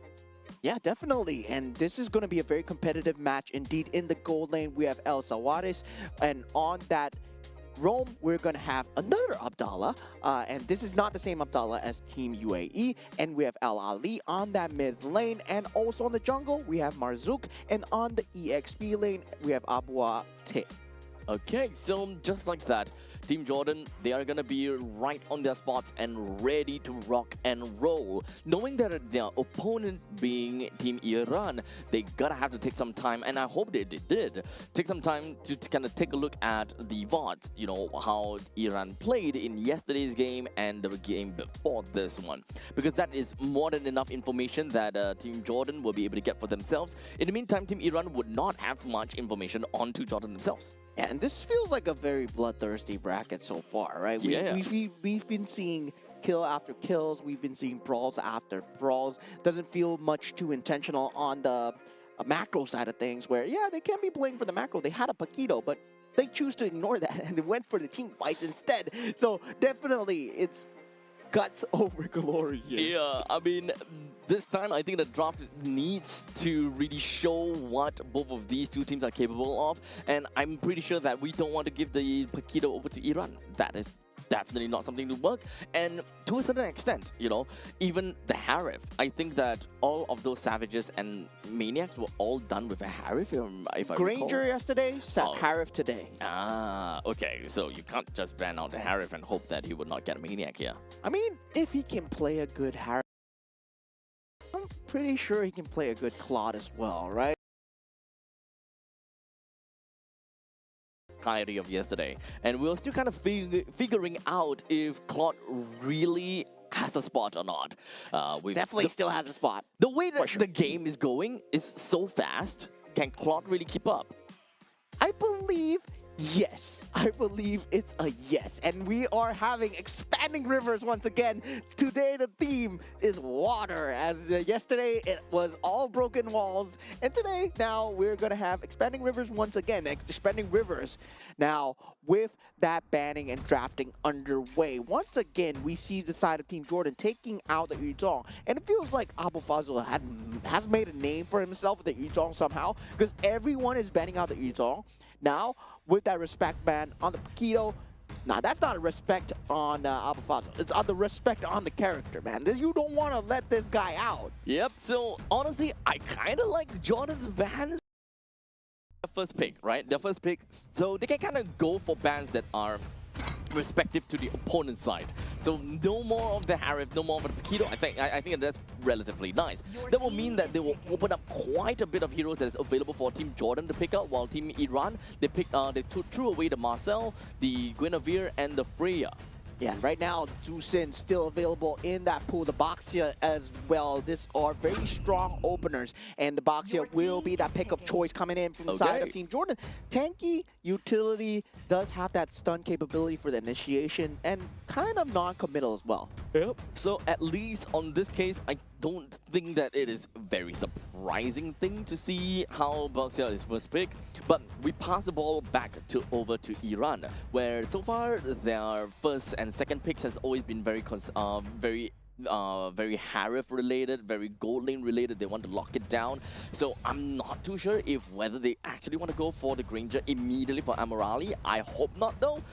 There is many other situations that they can go for, such as the Yve in this current situation. It's either the Yve or the Jusin, which will still work very well. And we got it, Zusin Claude opener, right? The standard 1-2 piece that we see a lot of the other regions they go for. And I really like this draft coming out from side of Team Iran so far, right? The top two, Zusin having the capability to fight, having the capability to disengage. That's what makes Zusin so strong in that mid lane as well. You can choose the best of both worlds. And now going for the side of Team Jordan, they pick up the Valentina. Now the Valentina comes into question, right? What are you trying to steal? Because there's still nothing that Team Iran wants to give away. If they go for a Suyo here, suddenly, I mean, Valentina, you don't have anything. Yep. So at least for a immediate pick of a Valentina, not only that you do not have anything to steal, but you also kind of lose in lane priority because of the short range of a Valentina. You don't have skills that allow you to shoot from range to poke out enemies, nor do you have something that, you know, kind of clears away fast enough. That is why you actually need your roamer to help out a lot. In this case, it is going to be Atlas. They are definitely going to be a lot slower. If we are throwing a Jusin right into the face of Atlas or the Valentina, Iran undoubtedly will have a really good time in the mid lane, and they just need to choose a roamer that has got a relatively decent clear, a Cho back in here because of the Hanzo pickup. It sounds to be good. With Cho plus the Concussive Blast, I think that Iran will have got it. I mean, Team Jordan, most likely, if they did study the previous games that are coming out, Ali was playing a monstrous Cho. They would be batting out in this current stage of the game, but let's see whether that happens or not. Meanwhile, the ban coming up for the side of Team Iran will be the Moskov.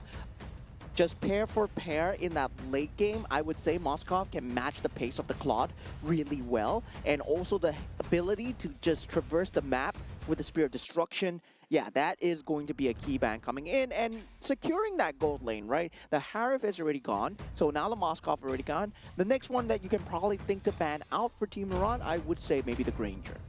Maybe the Granger. I think that is fine, unless we want to look at Bruno. Or maybe we don't talk about Bruno. Yeah, the Bruno. We don't talk about Bruno.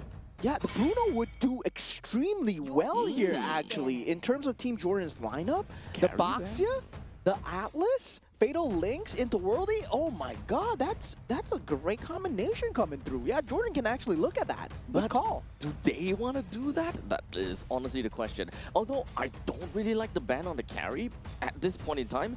If Team Iran kind of want to play based on what they have gotten, or based on what they have been playing thus far, they haven't been playing heroes that are, you know, super tanky, which really warrants a pick onto the carry so far. Yeah, I mean, the carry, I would say they're trying to secure out possibly a tanky roamer for themselves because they do need some semblance of a front line. And the Gato Kacha being banned out.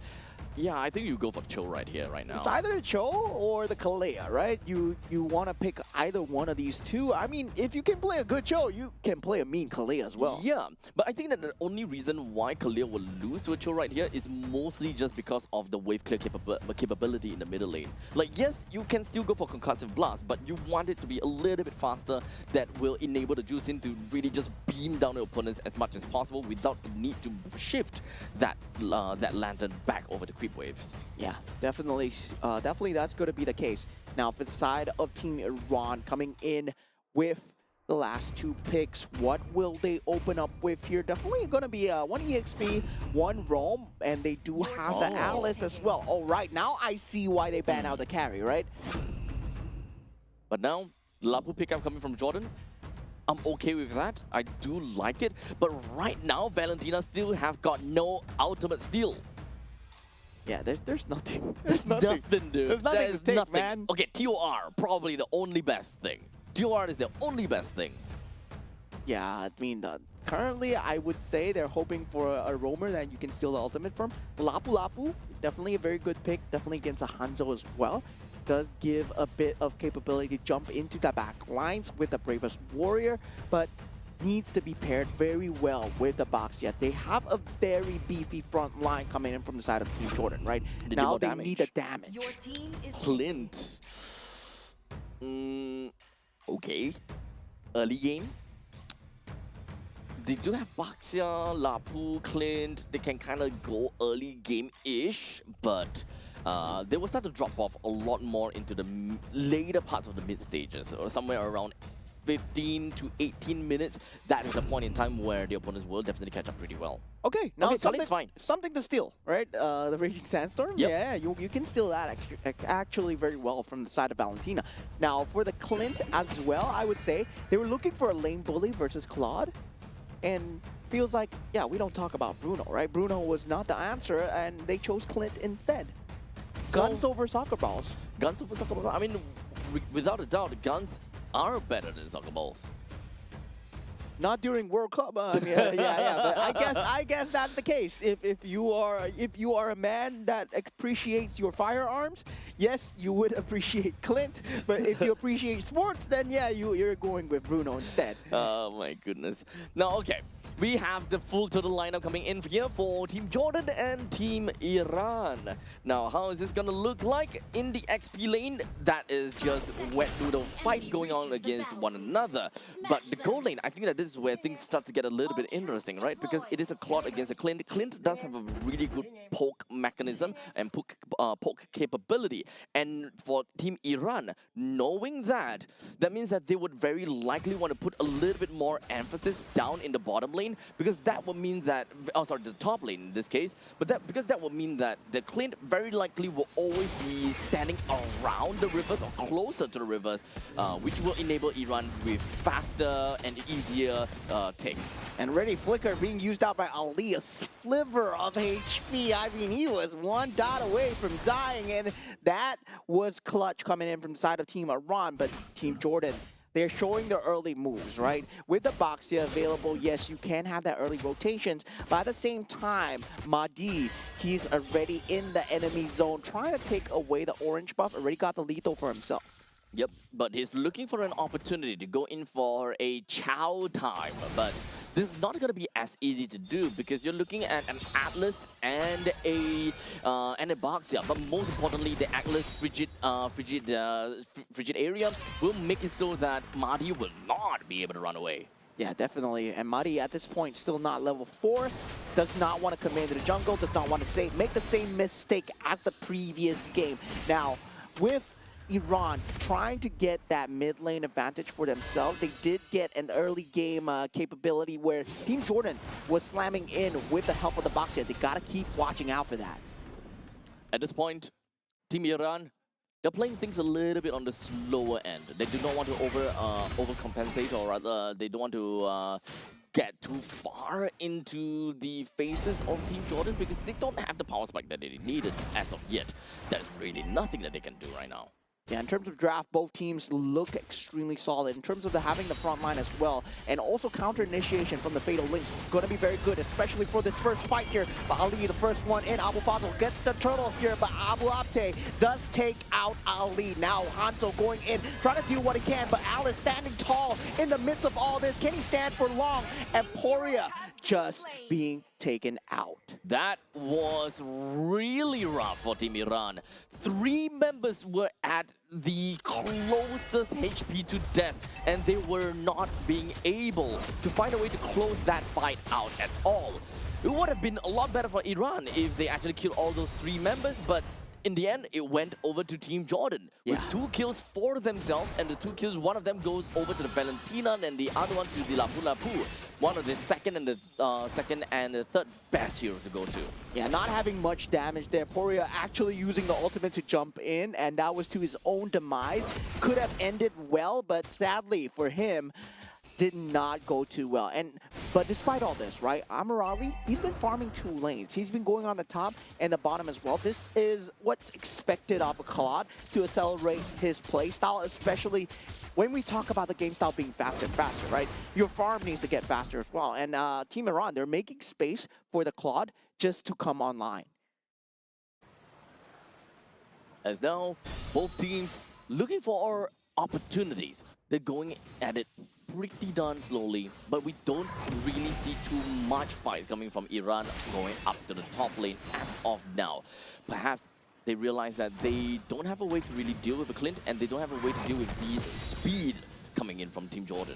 Yeah, forcing the ultimate out from Poria, but the counter engage coming through. Fatal Links will be used here. Amirali has to BMI away, but Mahdi's here on the case, takes out Abdallah here. It's going to be a 1-for-1 as both teams disengage. Damn, El Sawaris came in the nick of time, and Jordan, they were expecting that fight to happen. The Clint was already on his way down below, or rather down to the mid lane the moment that has happened.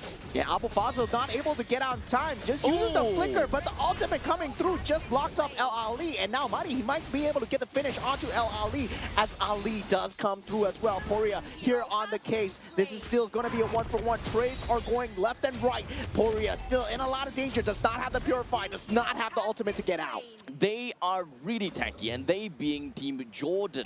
So whatever that Team Iran is throwing at Jordan, there was just no answers at all. As you can see, the power is just not there as of yet. Mahdi, he needs time to get up. He's a lot more item dependent, and this is not about the game of rotation anymore. Because you can see Mahdi, he tried to play a little bit of that vertical jungling, but you're going up against a Baxia that does move around the jungle really fast because of the free clear that he has, and of course the mobility that he has from Shield Unity. Yeah, and Abdallah doing a great job in this early game skirmishes so far. Fatal Links have found quite a lot of value, but now going into that extended team fight, now we do have them setting their eyes onto Amirali. He is going to be a problem in the mid stages. In terms of the macro, still 1,000 difference, right? Despite the kills going the way of Team Jordan's favor, it's anyone's game now. Bravest Warrior has been used so far. Ali does not have the Raging Sandstorm anymore to help Poria as he gets taken out. Mahdi going for that consolation, and Amirali actually gets taken out solo by El Sawaris on the top side. That's not what you want to see, unfortunately, but it is you are going up against a Clint after all. At this point in time, Clint should have decent amount of items to be able to do quite a number to you. As long as he does have an endless battle, Amirali will fall prey to him pretty early. Yeah, now Raging Sandstorm just to disengage here. Very good initiation coming out, forcing out the flicker, and Ali will eventually go down.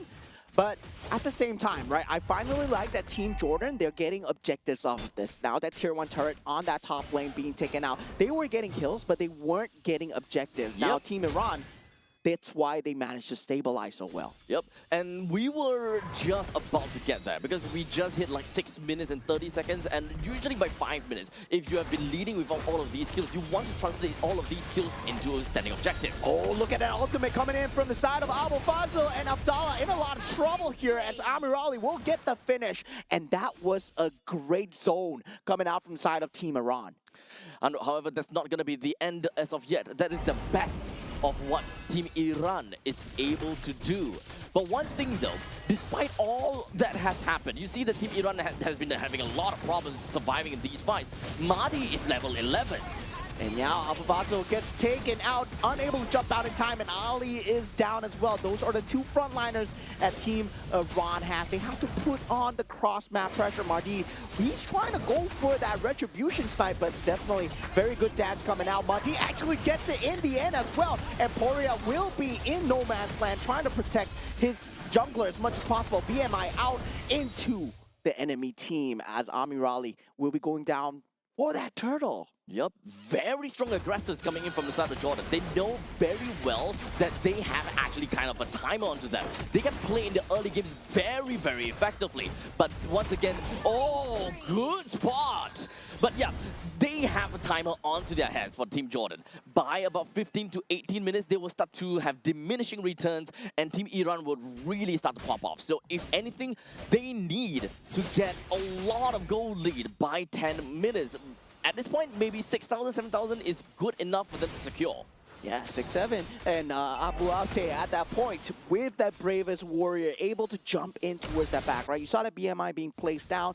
It was of no use, couldn't escape at that point. Going over the terrain, well, Team Jordan has a way to catch you over the terrain. Yeah, Valentina pick, not making a lot of sense, but the rest of the team, they're gelling extremely well together. Now, a lot of damage, Fatal Links coming through, and Poria has been the main object for the hate, and Mahdi so far unable to do anything towards the back line. Trying to focus down on El Sawaris, but Ali has to get out with the flicker as well, and Bravest Warrior lands onto Amirali, a huge jump coming in from the side of Team Jordan as they go for more, and El Sawar is still alive, able to do damage towards the back. Abu Fazl has to watch out as they have to disengage. This is amazing plays coming in from Jordan, very methodical, and they literally know how they can weave in and out in the middle of the battle. So they have very good distancing. They know how much they can take in each of these fights, and they're just kind of trading HP for HP.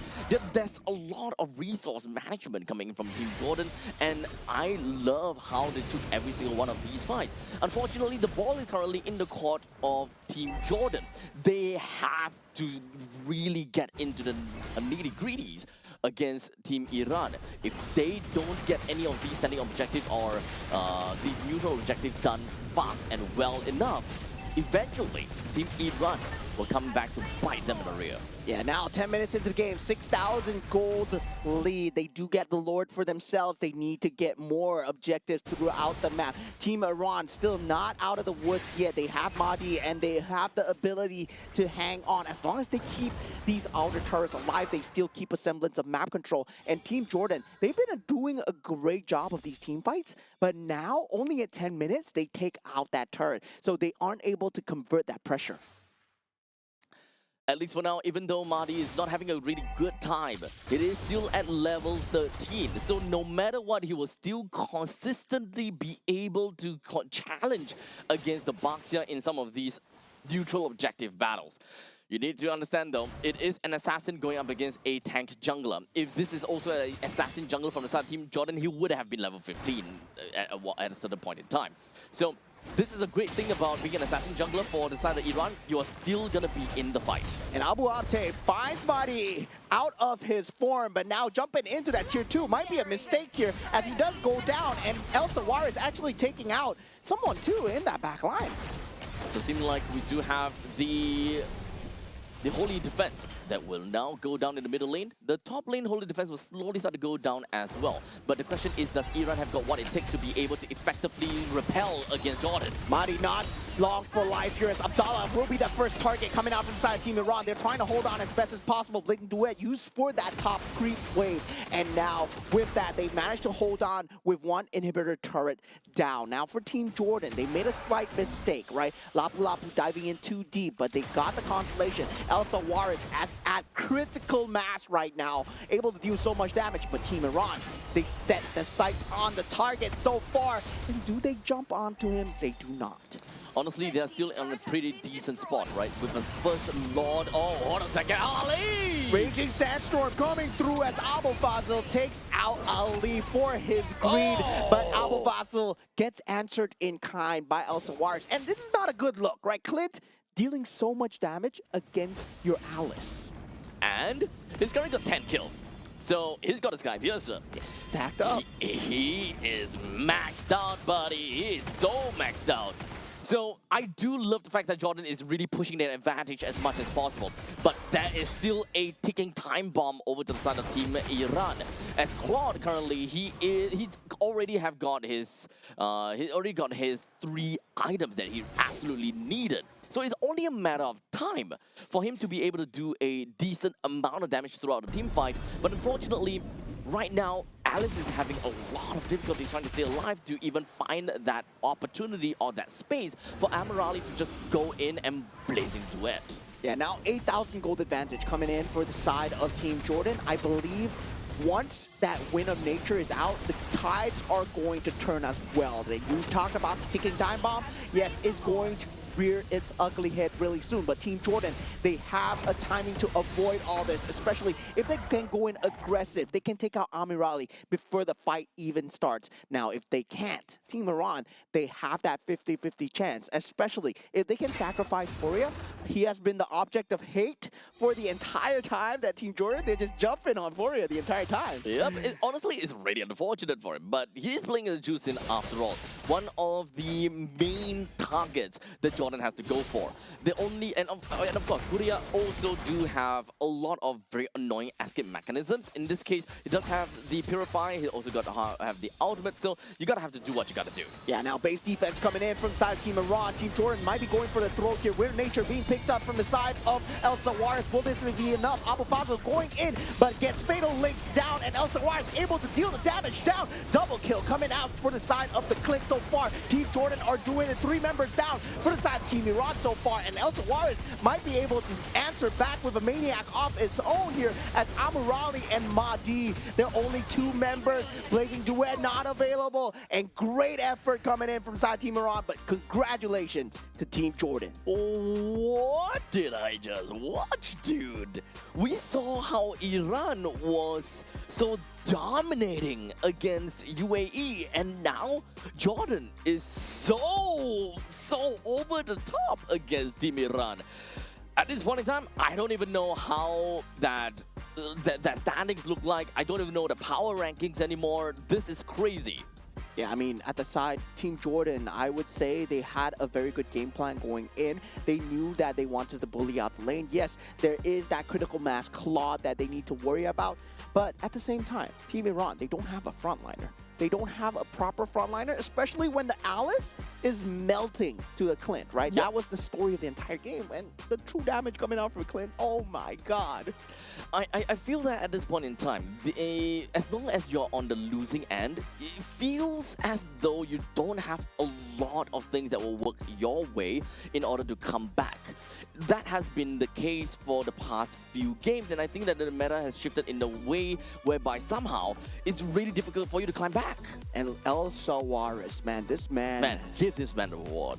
He's able to just deal damage in the backline without being punished, especially when there's a Hanzo around. Your positioning becomes so much more important, right? 1302, 933 GPM. He went for the Endless Battle into the Malefic Gun and then into the Sky Piercer as well. And he managed to get that full stack Sky Piercer. So that was just a lot of damage going through. They were unable to jump him behind the lines.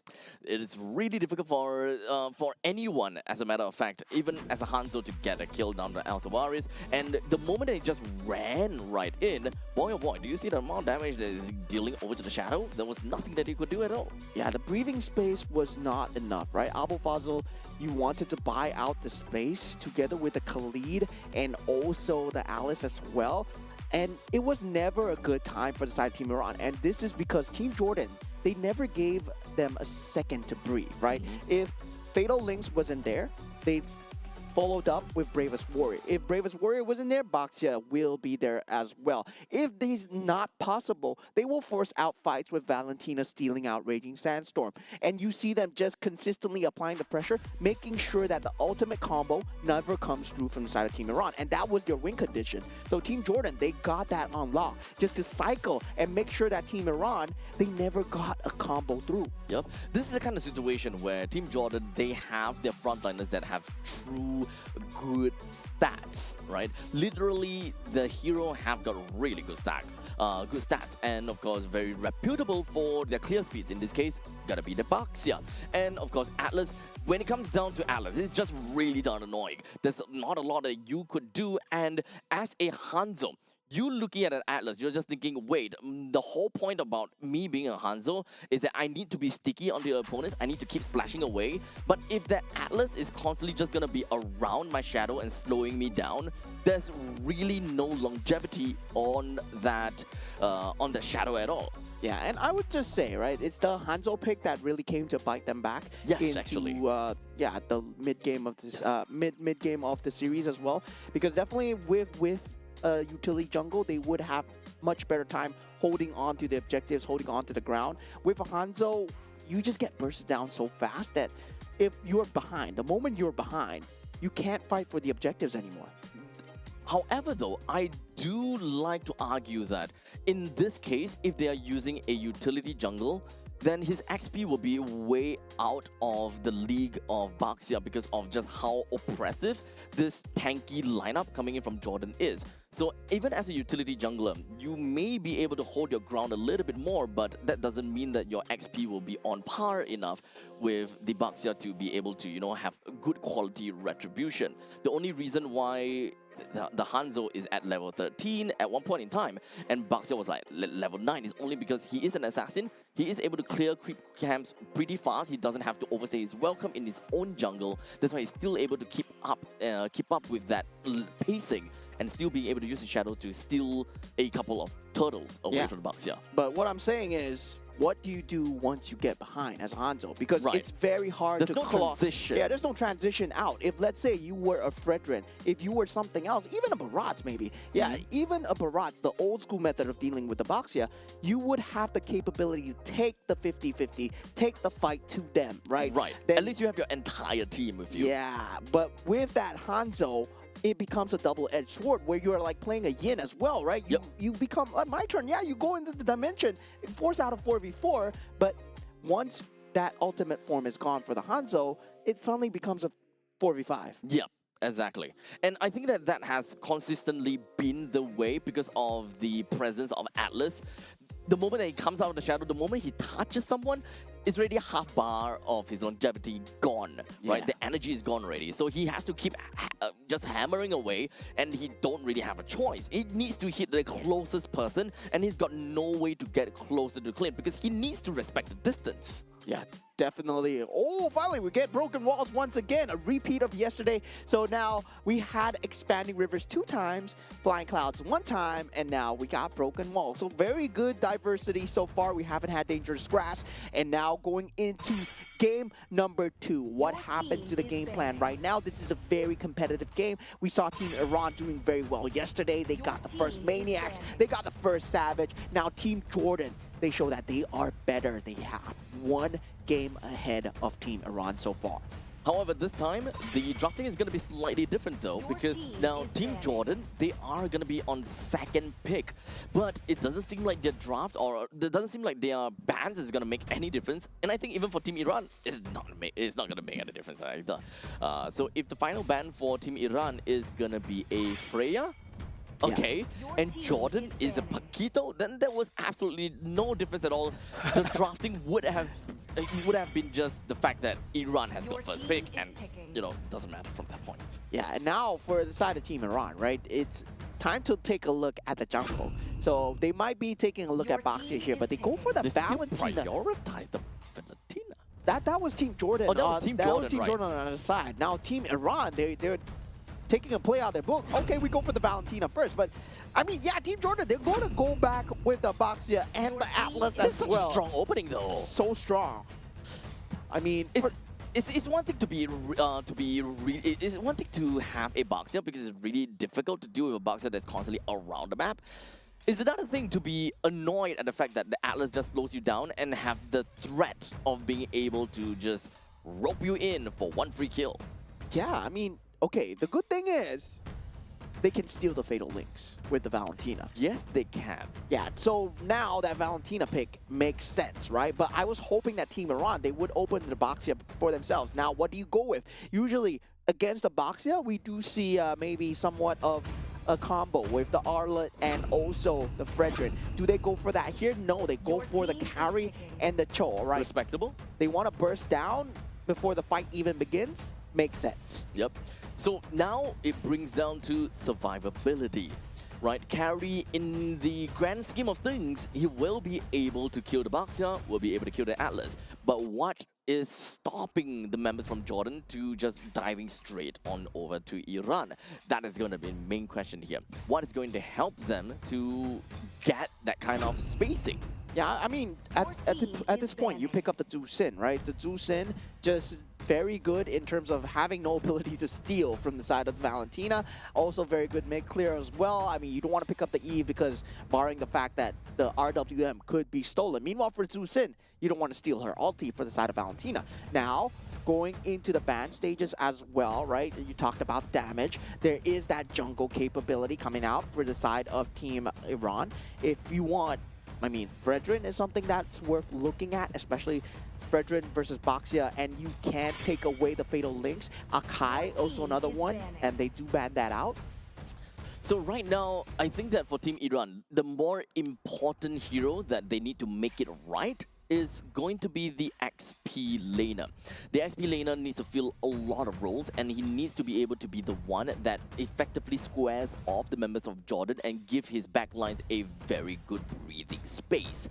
As such, it is actually really important for Jordan to draft it in a way whereby they show their XP lane first. So if Team Jordan actually realizes that and just decided to pick up the gold laner first, then unfortunately Iran will have to go for a blind XP pick, which will put them in a very difficult spot. Oh yeah, they do ban out the Clint. They don't want the carry to be bullied by that long range indeed. But now the Terizla being banned out. As we said, we wanted to look at the EXP lanes, and now one of the XP laners that could have worked, right? If they want to go pound for pound, they want to go bar for bar, they had to go for the Terizla with the penalty zone, especially against the Boxia and also the Zhu Sin. Now, for the side of Team Iran, do they want to take out more gold laners to secure a better gold lane for Amirali? Was the reason because that Clint was bullying out the Claude in that gold lane? To be fair though, going up against a carry, picking up a Claude is... damn Your it. team is picking. I would like to suggest a Claude. But in this case, it doesn't seem like it's going to be the case. But with a Boxia, with an Atlas, with a Juicin, it does seem like you have a very strong Your early team game is presence. picking. So if you want to shift your attention over to the gold lane and get a snowball potential from there, then in this case, picking up the XP lane first, just so that you have a winning lane in the gold lane after looking at who the jungle is going to be pretty good. Okay, so now for the side of Team Iran, okay, I like the Fredrin, but I don't like the CC at all. Because, yeah, you're forcing out the win condition of you winning the game, just being on winning the lane, right? Every single one of them, they need to win the lane. Because when you go into the team fight, CC does not do much in terms of team fight. You want to segment it away. You don't do well against that one before. You don't have that AoE damage. And now they pick up the Granger for Jordan. Now, for Team Jordan, I gotta say, Granger, really good pick here. Yep. So each of these two teams, they have their very strong lanes. So for Jordan, they want to capitalize on the Granger. They want to win by Granger and move on from that point. While Team Iran, on the other hand, I do like that CC because I mentioned that in order for them to enable the carry, in order for them to be able to shift over, transition over the mid stages of the game, their XP laner needs to be present. And that way, is to be able to win in your lane. Going up against a Lapu, there's actually a plethora of heroes that helps you win against Lapu. But the main thing is you need to have someone that wins against Lapu post level 4, which is something that CC is able to do, number one. And number two, you don't particularly have to don't particularly have to kill anyone as a CC during team fights. You need to be able to zone and be the threat to the main people that initiates. Abdallah and Marzouk, both of them can be really afraid of that CC, especially if the two of them move together. Boy, you don't want to get curtain called by that.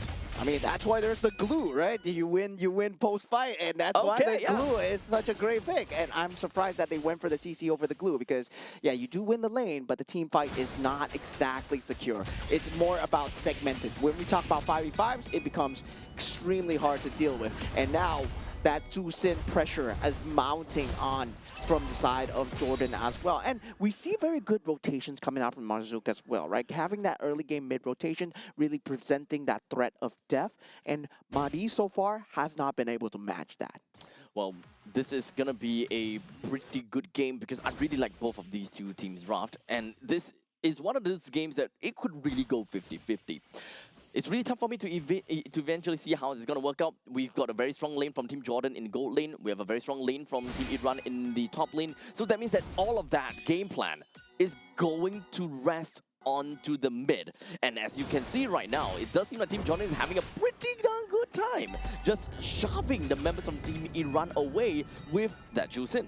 Yeah, and able to get that mid lane priority just in time for that first turtle fight. And this is going to be broken wall, so definitely does favor that TC in terms of that terrain advantage, just by a slight bit before that Bravest Warrior is picked up. And now with that first objective already inside, Marzouk making his way towards that middle side of that lane. Now Mahdi already on the case, on the turtle as well, but Bravest Warrior pulls on in. Abu Fazl will not be long for life. And yeah, this is a TC problem, but Fatal Links does come through for the side of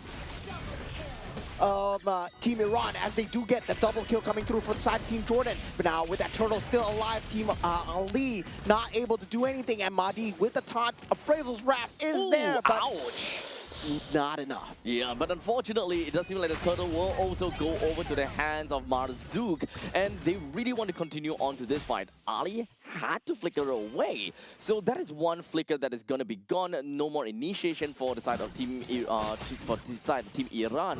However, in the near future, until 5 minutes, I don't think that that flicker is going to be used aggressively either ways. Yeah, I mean, that was Poria actually taking the Fatal Links, and that was not resulting into a kill for the side of Team Iran, and surprisingly, because they did not have enough damage, right? Abu Fazl going down there, instantly being that first target. You don't want to be the first man in, especially when you're a CC. You got to take the fights from the side, and just being that first person in, you're not that tanky, my friend. You're not tanky, but you need to be able to zone. You want to entice the opponents from coming in and find a way to, of course, counter-engage over the opponents, because you do have a very good way to locking people in with the curtain call. Yeah, now for the side of Team Iran, they're very reliant on the Way of the Dragon, especially in the mid-stage of the map. Now, it's going to be a problem, right? Where Abu Abte, he did get that early game momentum. Now suddenly, that Bravest Warrior is starting to deal a lot of damage. His combos are starting to rack up onto the CC as well. Elsawaris has also just picked up the Sky Piercer. So Team Jordan, they would very likely want to open up the lane in the bottom lane as much as possible and allow the Granger to join into the battles. And very unfortunately, looks like the turtle is going to be popping it down at the bottom lane, which is closest to the gold lane, and that is going to help Jordan a lot. And now Vengeance being popped here as Abu Abte brings on the damage, and Marzouk finds the finish on to the CC as well. And this is what we generally see, right? You want to gank the CC as much as possible, but now with the Sky Piercer being picked up, Fatal Links being used as well. Counter Fatal Links not in there in time. Poria will not be long for life, and Ali will follow suit as well. So that is going to be one stack that will be heading over to the side of Elsawaris. There is no contest at all coming from Team Iran from trying to take this turtle at all. Because at this point in time, we are looking at utility jungler for the side of Team Iran, he is definitely behind, level 7. Yeah, Amirali on the case right now. Abuate takes out the main tank of the side of Team Iran. No retribution available for this turtle. And that's the end. Team Jordan just make a decisive victory there. Yep, the quality of retribution in that fight was not too bad at all. Mahdi could actually contest for the fight, that's why they have decided to go in. However, he is definitely a lot more behind as compared to Marzook, which makes things so much more difficult. Marzook has got good damage, he's got good ways to mitigate all of these healing potential coming in from the Fredrin. And this is a game of rock, paper, scissors that the Fredrin is unable to win. Yeah, I mean, at this point, right, it feels like Team Iran, they're counting on that singular frontliner a bit too much, right? It was the main falling factor for that first game where they could not have enough damage soaked up from the Alice. Now Mahdi's facing the same treatment. So far, he's getting chopped down. And Team Jordan, they're able to poke for days. They have a Deuce in, they have a Granger. They can play the range, and Team Iran can't touch them. Unfortunately, the CC is not exactly getting out of the lane to really bring up some assistance for Mahdi, because they require Mahdi as well as CC to kind of rotate between one another to share some of these damage that is constantly being thrown out by the members from Jordan. But unfortunately, at this point in time, at this current state, the Granger is having such a good time with a Hunter Strike and that Sky Piercer, to the point that, honestly, I don't think that the CC and the Fredrin will be able to juggle the damage well enough anymore. Yeah, Team Iran's entryway in this mid game, it should have been the Way of the Dragon, right? But now, with 2 Purifies available on the key targets, Ali and Zawaris, I would say it's going to be looking way harder, because that's the only entryway that you're looking at. I mean, technically speaking, you can kind of take a look at the Lapu, but you're kind of sending him directly to your team. And now Mahdi, the only tank once again. And Team Jordan, it goes to show, right? You're playing one frontliner? How arrogant are you guys? Because generally we see teams that have that utility jungle, they put a team fight EXP laner or a team fight EXP laner with a utility jungle, and that's the same mistake that they make. A Hanzo with an Alice, a CC with a Fredrin. The synergy is just not there. They get the turtle for free. Fatal Links will be going through. Abu Fazl will be that main damage, but now with the Vengeance, he pops out, gets out of harm's way. Team Jordan, 7,000 goal lead by 7 minutes and 30 seconds. They are on one heck of a lead. With a total of 3 turtles that they have managed to secure for themselves, Elsa Waris has also managed to pick up that Malefic gun. Oh, sorry, Malefic Roar. So now, he's so far ahead, it's disgusting. Yeah, I mean, that anti-cuirass is not going to do anything with the piercing factor coming out from the What anti-cuirass? It's not going to do anything, man. Oh, man. At this point in time, Team Iran, they have nothing. There's nothing that they can do getting out of the T2 turret's range. There's just absolutely not much that they could do. That brute force breastplate coming in from Mahdi is not going to do anything at all. And especially since he's so far behind, he needs more tankiness. Yeah, Fatal Links has been used as Elsa Waris still in that back line, able to deal so much on the Granger so far. And Team Iran, they have no entryway, they have no say back into this game at all. And they were so reliant on winning the lanes. That's their win condition, and they couldn't win the lanes. Not at all. At one point in time, I really thought that the CC would be able to do a decent job against Abu Ate. But it does seem like the mobility coming in from the Baxia ultimately made things a lot more difficult for CC to try to overextend and try to really just ensure that Abu Ate is, dealt with accordingly. There's a constantly looming threat coming in from Jordan that could just pop in at any point in time between Abdallah as well as Marzook. Yeah, definitely. And for the side of Team Jordan right now, it's more about trying to force them into that space where the holy defenses are used. Then they will be looking at that Lord. So now very objective gameplay. 2 holy defenses have been popped. Look at the Lord and try to go for inhibitors here. They have a very strong poke lineup. They don't have to take the 5-on-5. The Lord will be chipped down to smithereens, and there's just absolutely nothing that Iran could do. They couldn't get close. The quality of retribution is just nowhere there. Level 9 versus level 12, and we've seen countless of time. The moment Mahdi kind of tries to walk in, he just gets melted down almost instantaneously. Yeah, the draft looking extremely good. And Team Iran, I would say they did have a very good draft in that game one, but they picked the Hanzo. And now once again, I gotta say that CC is that weak link coming in for the side of Team Iran, right? They really needed to win the lanes because this is a hero that does well when you're ahead. But when you're behind, it's so hard to play this character. Indeed.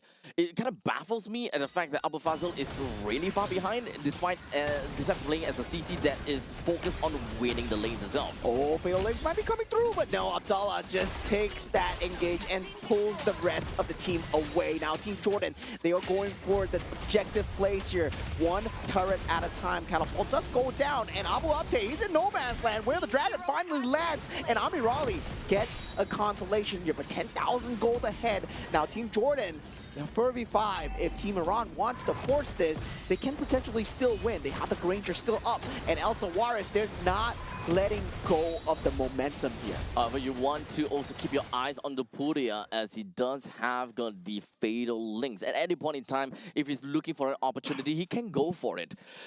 But what happens afterwards? They don't really have anyone that does have very strong AoE damage, and the Puria has took an ultimate that is more for utility, not for damage. No one else have got that chain reaction or that kind of AoE damage to realistically be able to take anyone down post fatal links. And the thing is, right, for Team Jordan, they can fatal link one person at a time because they know that the 5-on-5 team fight is not going to happen. So right now, they fatal links Abu Fazil, and then they get that inhibitor's turret. It's going to take that trade any day, and Amirali just gets sniped from just a mile away from Elsa Juarez as Team Jordan, they're going for the throats here, and now with that, El Ali still in that back line, and triple kill coming out from the side of Elsa Juarez. Abu Fazil, what can he do? And now we have another Maniac coming out from the side of Team Jordan, and that's gonna be a savage for the side of Elsa Juarez as Team Jordan wipe them out 2-0.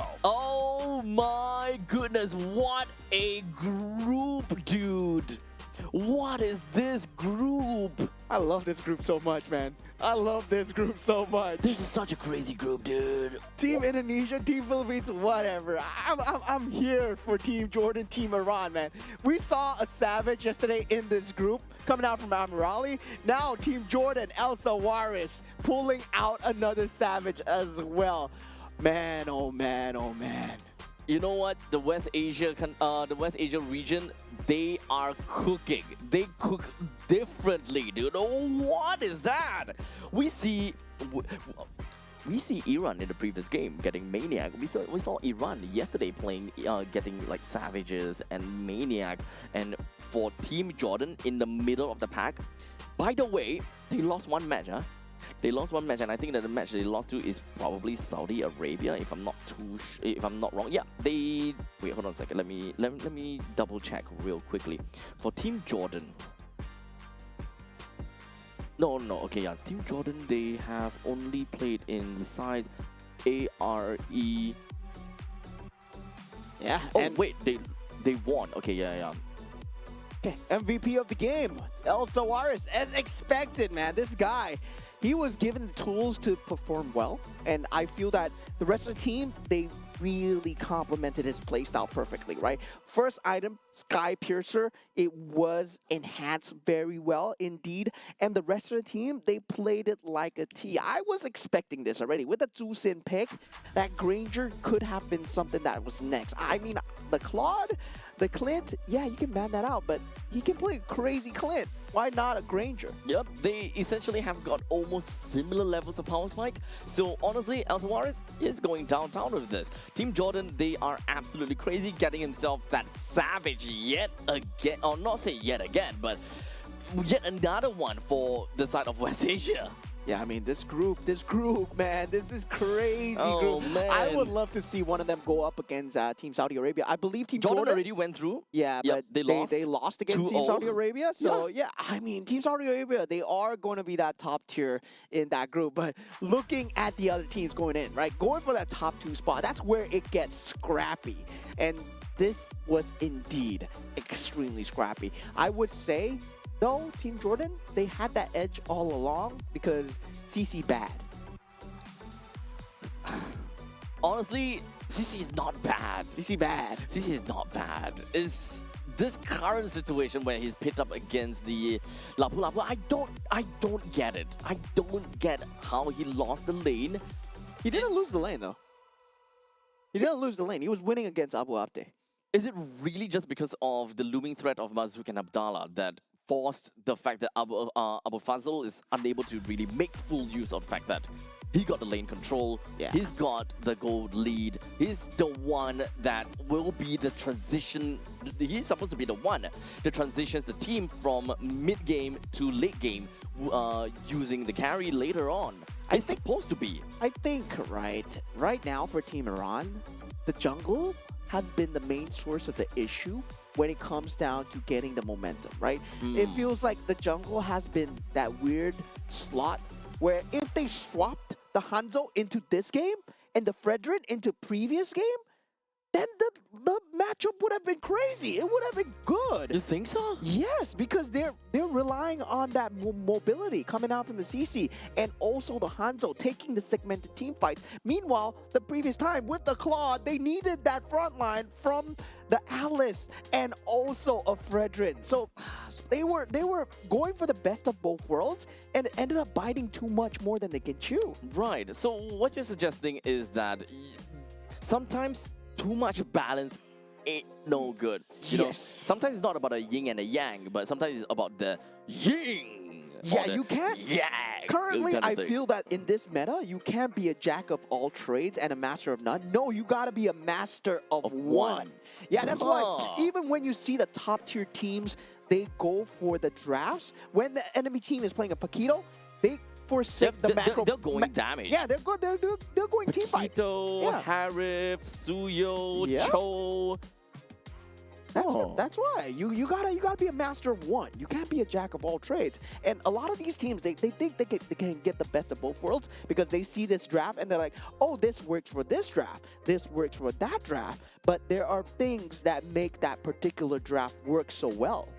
Well, this is one heck of a transformation, I suppose. You know what we are used to, having nice little balance where you gotta have the good balance between your utility, your tank, your damage dealer. You know, they have to be in a pretty nice equal circle so that you can deal with most teams altogether. But right now, I guess the main idea is you don't have to deal with most teams, you just need to deal with the composition right in front of you. Yeah, and the main suspects are right here, right? Group A, we're going to see them later today. The people that have changed the scape of the meta. Coach Zephyr himself, Team Indonesia. What a landscape, oh, dude. man, this guy, he changed the scape of the game indeed. And also, Team Philippines, they are going to be playing later on today as well. So there's going to be a lot more scrappy matches. But for the next match, actually, we're going to have a team that we have not seen before. I believe it's going to be Team Uzbekistan and Team Kyrgyzstan. But looking at Team Group B, the standings coming in. Team Saudi Okay. Arabia still sitting at the top. All right, so this is fun to watch because right now we already have got Team Iran and Team Jordan that's already completed. So that means that Team Jordan will go up on top of Team Iran, putting Iran at third place for now. But do note that it's also because of the fact that Team Saudi Arabia did win against Team Jordan in one game. They are going to be way above in terms of points. Yeah, and I believe that top two will be decided by Team Iran versus Team Saudi Arabia, right? Yep. So Team Saudi Arabia in these in the second stage, they have fought against Team United Arab Emirates, and they have already won, I believe. It's either already won or they're winning. So that's why they're definitely gonna go a lot higher from from this point. Yeah, I mean, I'm kind of doubting the Estes coming in from the side of Team UAE. I believe Estes bad, but yeah, I mean, this, You know, if not care about Jack of all trades, but Master of one, right? Why don't we just go for a full healing team? yeah, I mean, I would love to see that. I would love to see that. That would have been a crazy team. Huh? Florin, Estes, Angelo. I will beat you. I don't know how that's gonna work out, but hey, if we're looking at like a Ruby Gold, Lapu Lapu, Estes, who else in the who else in the Fredrin? jungle? Yeah, sure, Fredrin. Maybe they sound good. Yeah, Maybe we'll see that. I don't know. Well, you guys gonna have to tune in order to find out, as we are gonna go off for a break, and we'll see you guys in a short bit.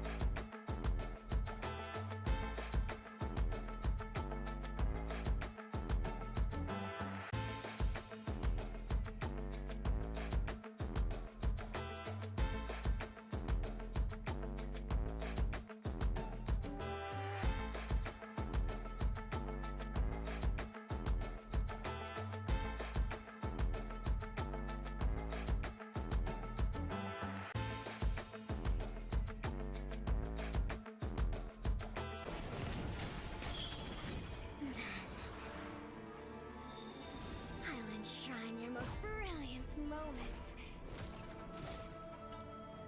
in crimson splendor.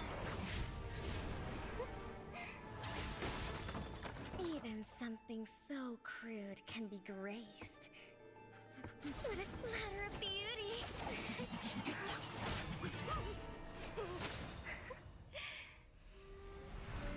I'll get you out!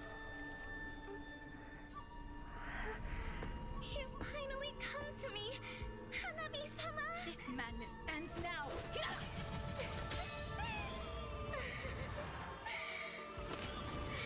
last, I'm shivering with excitement!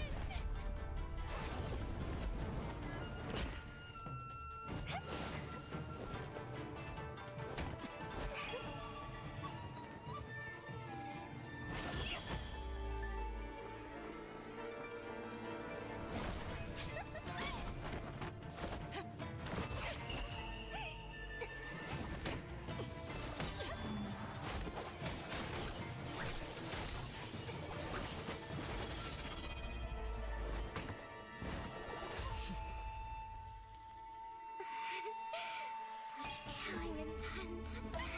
Does this mean Hanabi-sama finally understands Kirara?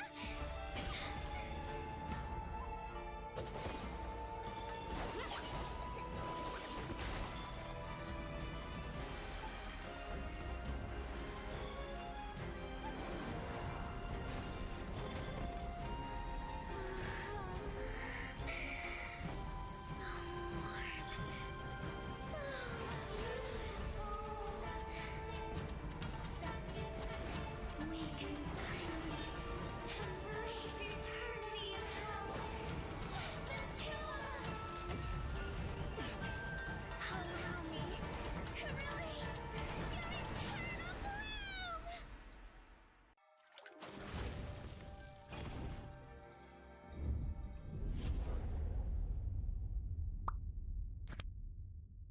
The human body was built to move. Not trapped at a desk in one singular posture for 12 hours a day. It's time your chair evolved. This is Secret Lab Titan Evo. Ergonomically engineered for you, gamers, hybrid workers, artists, backing your every move.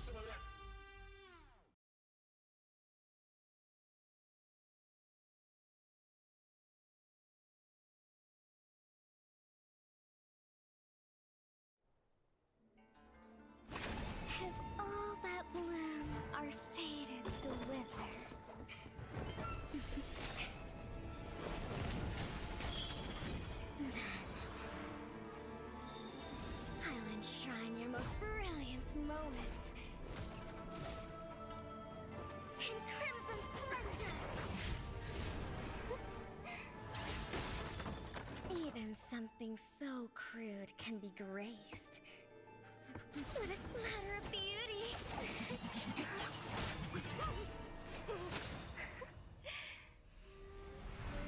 I'll get you out!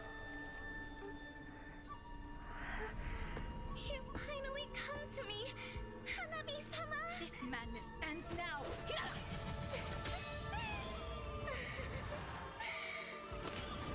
At last, I'm shivering with excitement!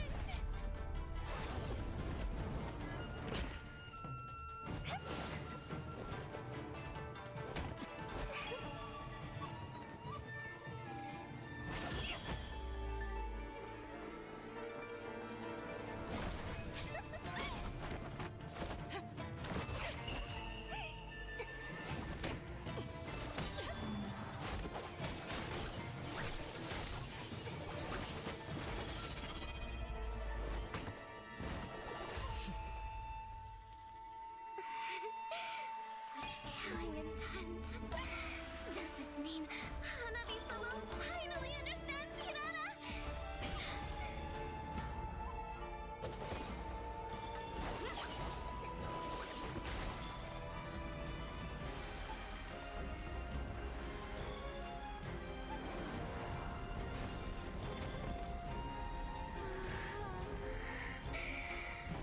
So warm.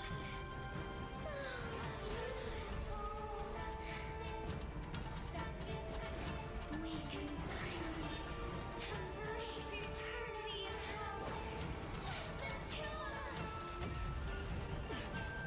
Allow me to release your eternal bloom.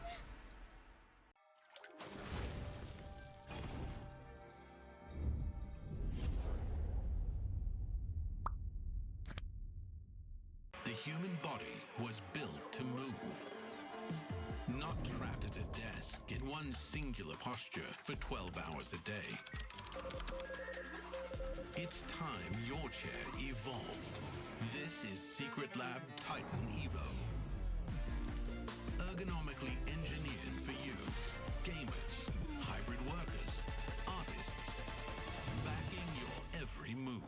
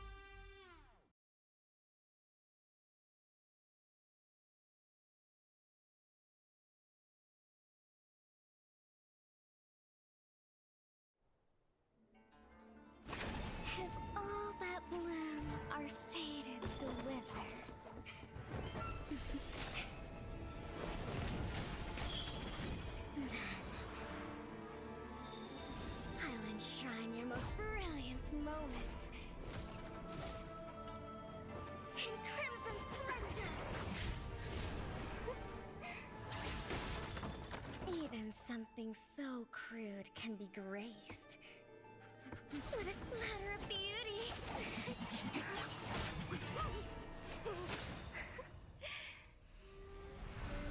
I'll get you out!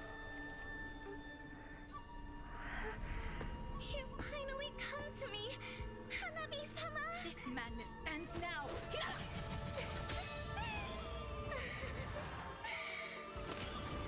At last, I'm shivering with excitement!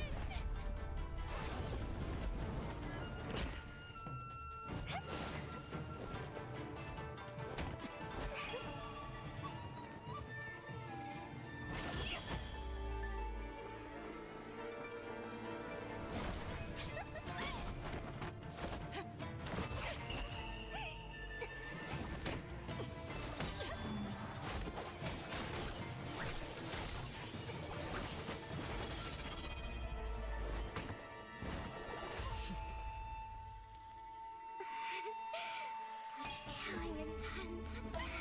Does this mean Hanabi-sama finally understands Kirara?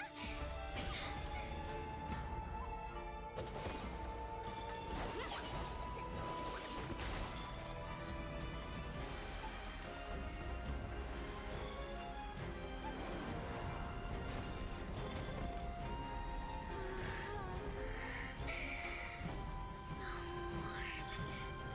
So beautiful. We can finally embrace eternity in hell. Just the two of us. Allow me to release your eternal bloom.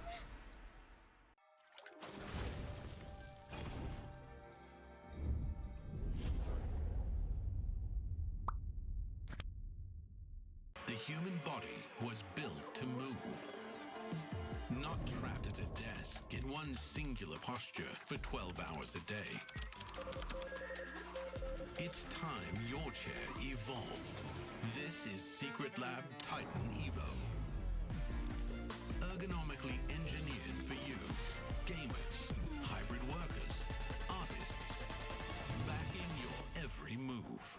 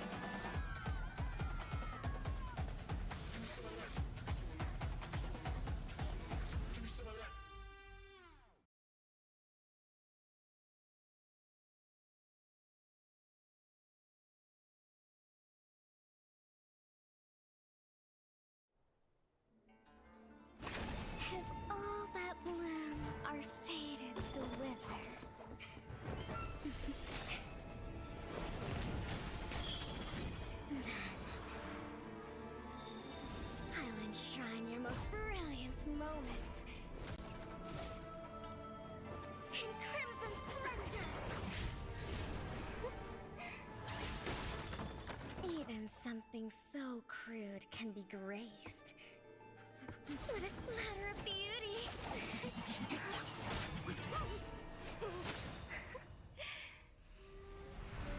I'll get you out! You finally come to me, Hanabi-sama! This madness ends now. At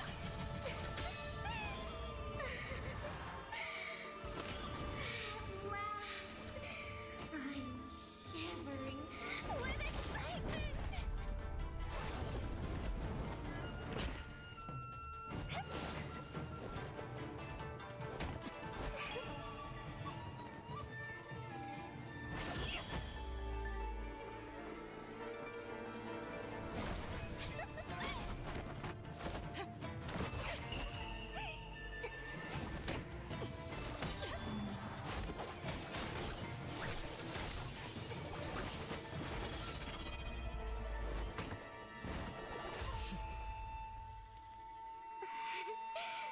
Such killing intent. Does this mean Hanabi-sama finally understands Hinata?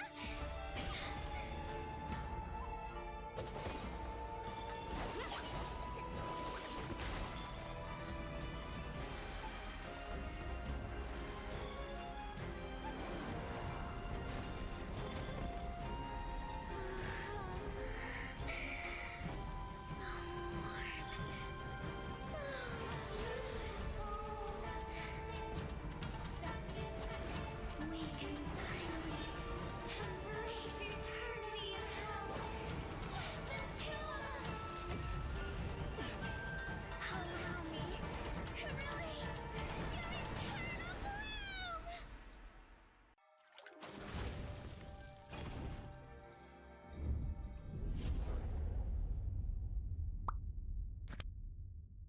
The human body was built to move.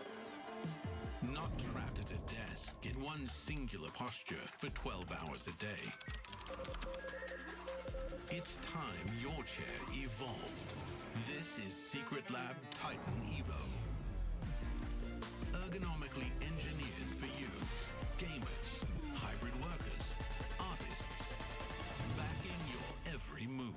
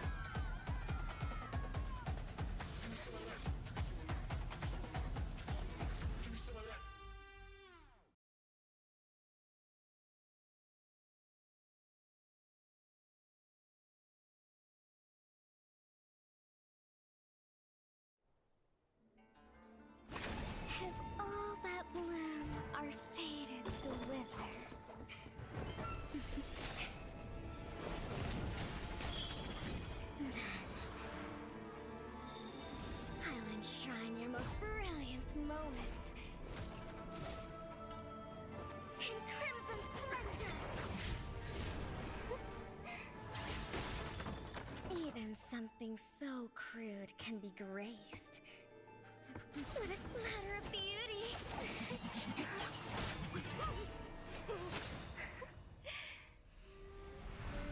I'll get you out! You finally come to me, Hanabi-sama! This madness ends now. At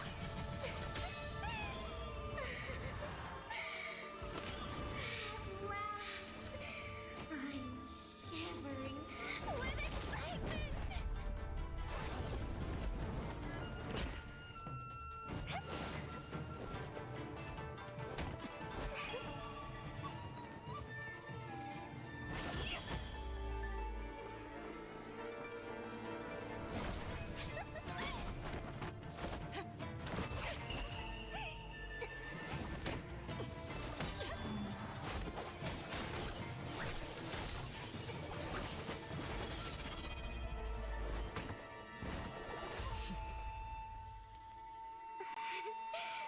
Such killing intent.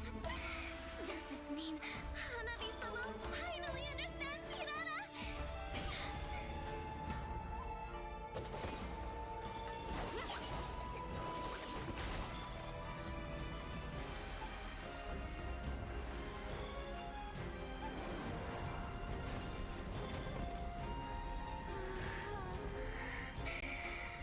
So warm. So beautiful. We can finally embrace eternity in hell. Just the two of us. Allow me to release your eternal bloom.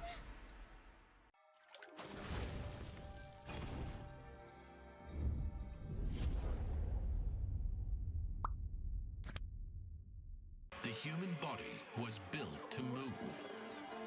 Not trapped at a desk in one singular posture for 12 hours a day. It's time your chair evolved. This is Secret Lab Titan Evo. Ergonomically engineered for you, gamers, hybrid workers, artists, backing your every move.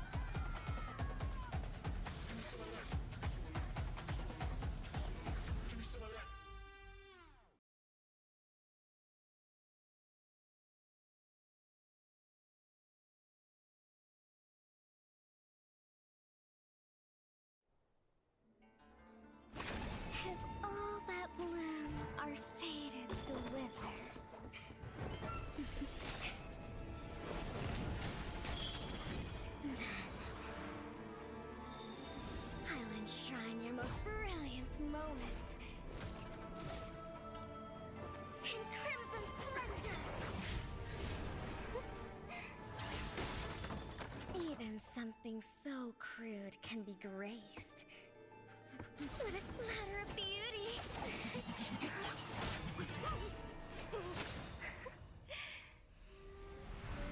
I'll get you out! You finally come to me, Hanabi-sama! This madness ends now. At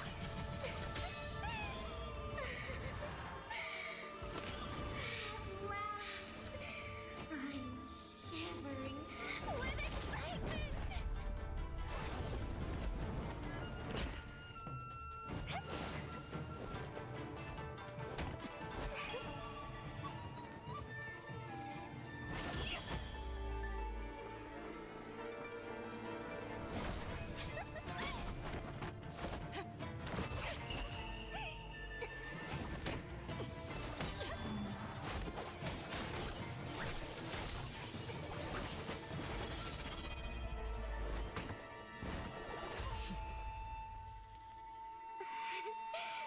Such killing intent.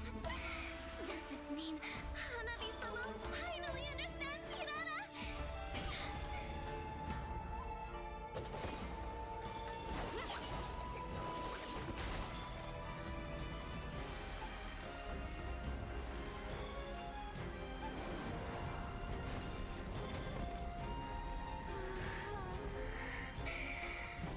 So warm. So beautiful. We can finally embrace eternity in hell. Just the two of us. Allow me to release your eternal bloom.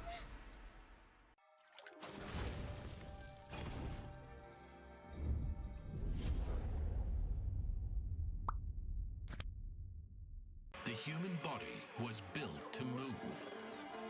Not trapped at a desk in one singular posture for 12 hours a day. It's time your chair evolved. This is Secret Lab Titan Evo. Ergonomically engineered for you, gamers, hybrid workers, artists.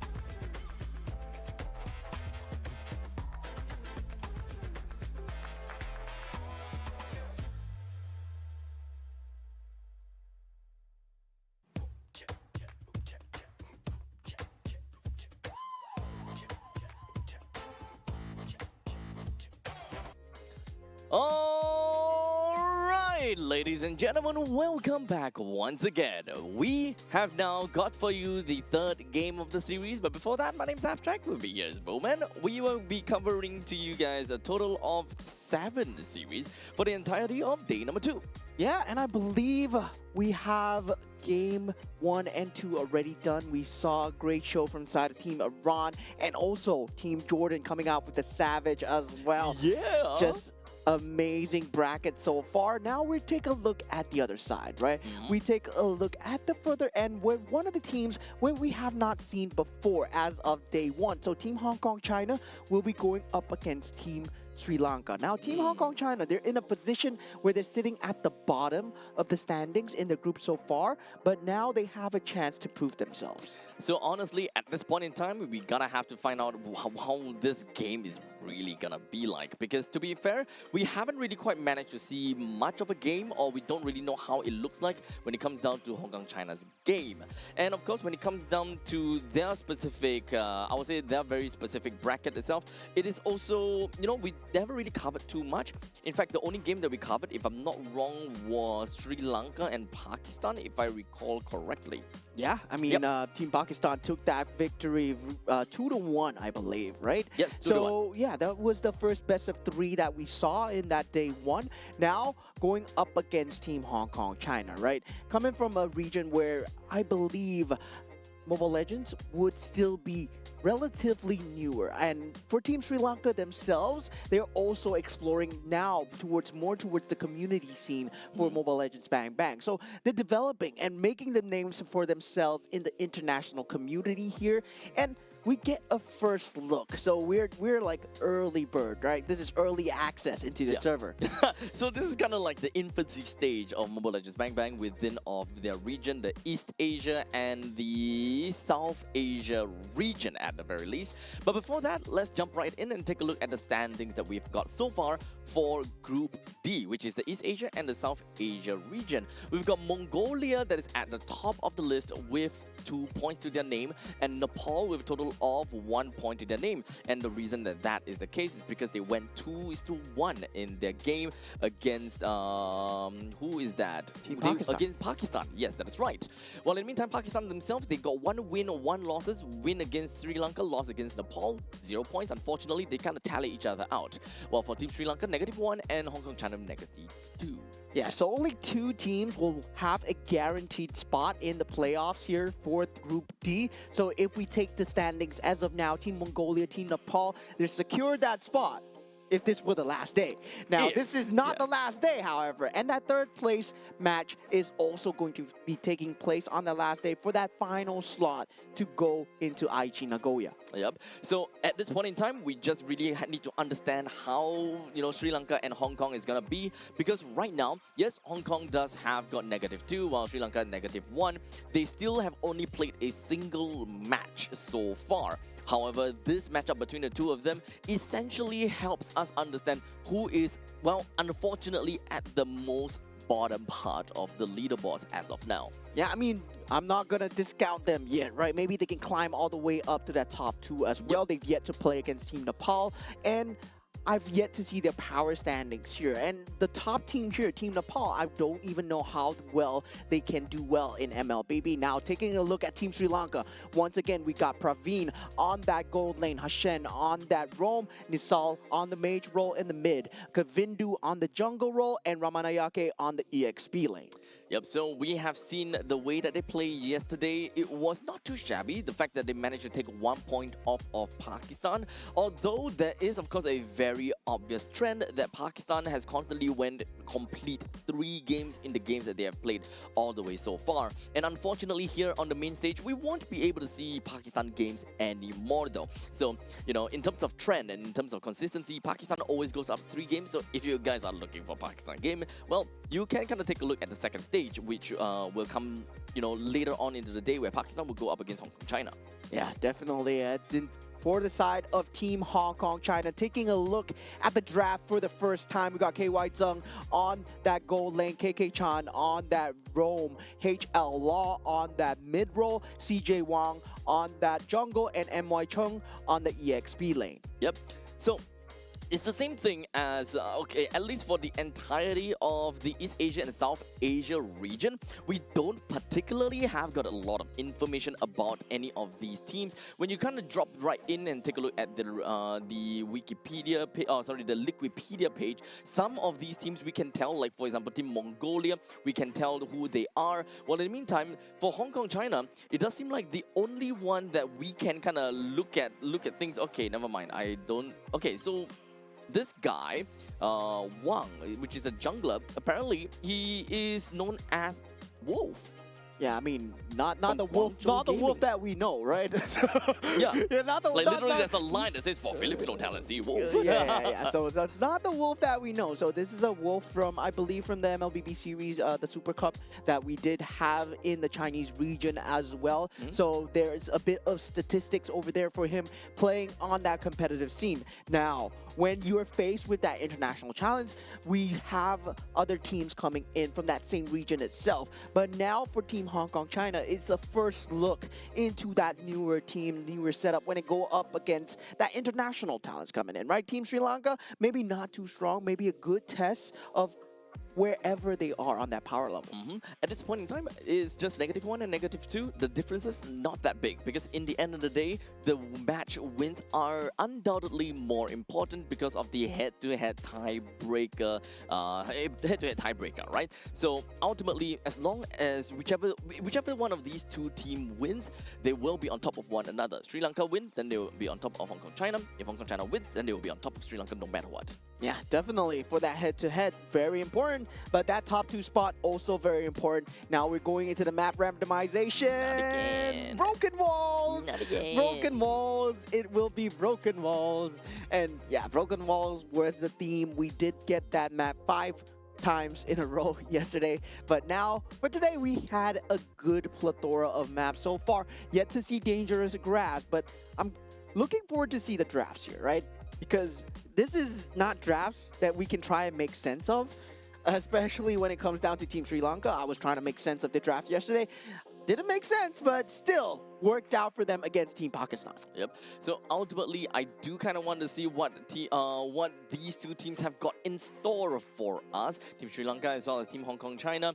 Understandably, we did talk about Team Sri Lanka before. We also don't have any information on any of these players. Now, in terms of the staff, though, at least from what I see, I don't see that there's any coaching staff for the side of Sri Lanka, while from Team Hong Kong, China, they do have a coaching staff. So I think that is going to make a bit of difference. But as you can see, right behind of Team Sri Lanka, they do have someone behind after all. Yeah, I mean, possibly someone to...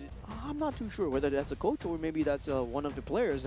But now for this side, I mean, there he is. There he is. That's Coach Evangelon. yeah. Evangelon? Evangelion. Evangelon? Yeah, I mean, it's Evangelion with an I. Yes. Yeah. Yeah. Yeah, there we go. There we go. We got it settled. But okay, you know what else is not settled yet though? The bandits. As we do have a carry, Guinevere, Baxia, and Marcel that will be thrown into the batting pool. Have yet to see the Paquito being thrown in as of yet.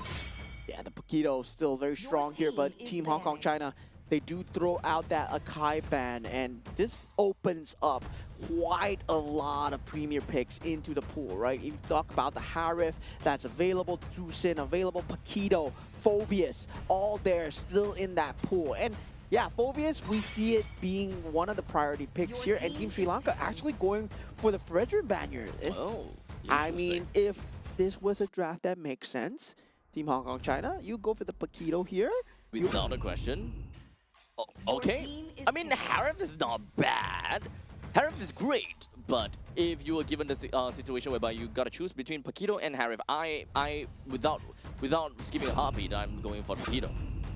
Yeah, and Your team is looks like picking. Paquito is totally ignored here. Yep. So maybe both teams, they don't feel confident in playing the Paquito. Probably. Probably. That might be a comfort thing because, I mean, we're talking about people that, yeah, you're just coming into that competitive scene. You might not have the biggest pool of heroes. Exactly. And learning what's to play in the meta is also pretty difficult, I would say.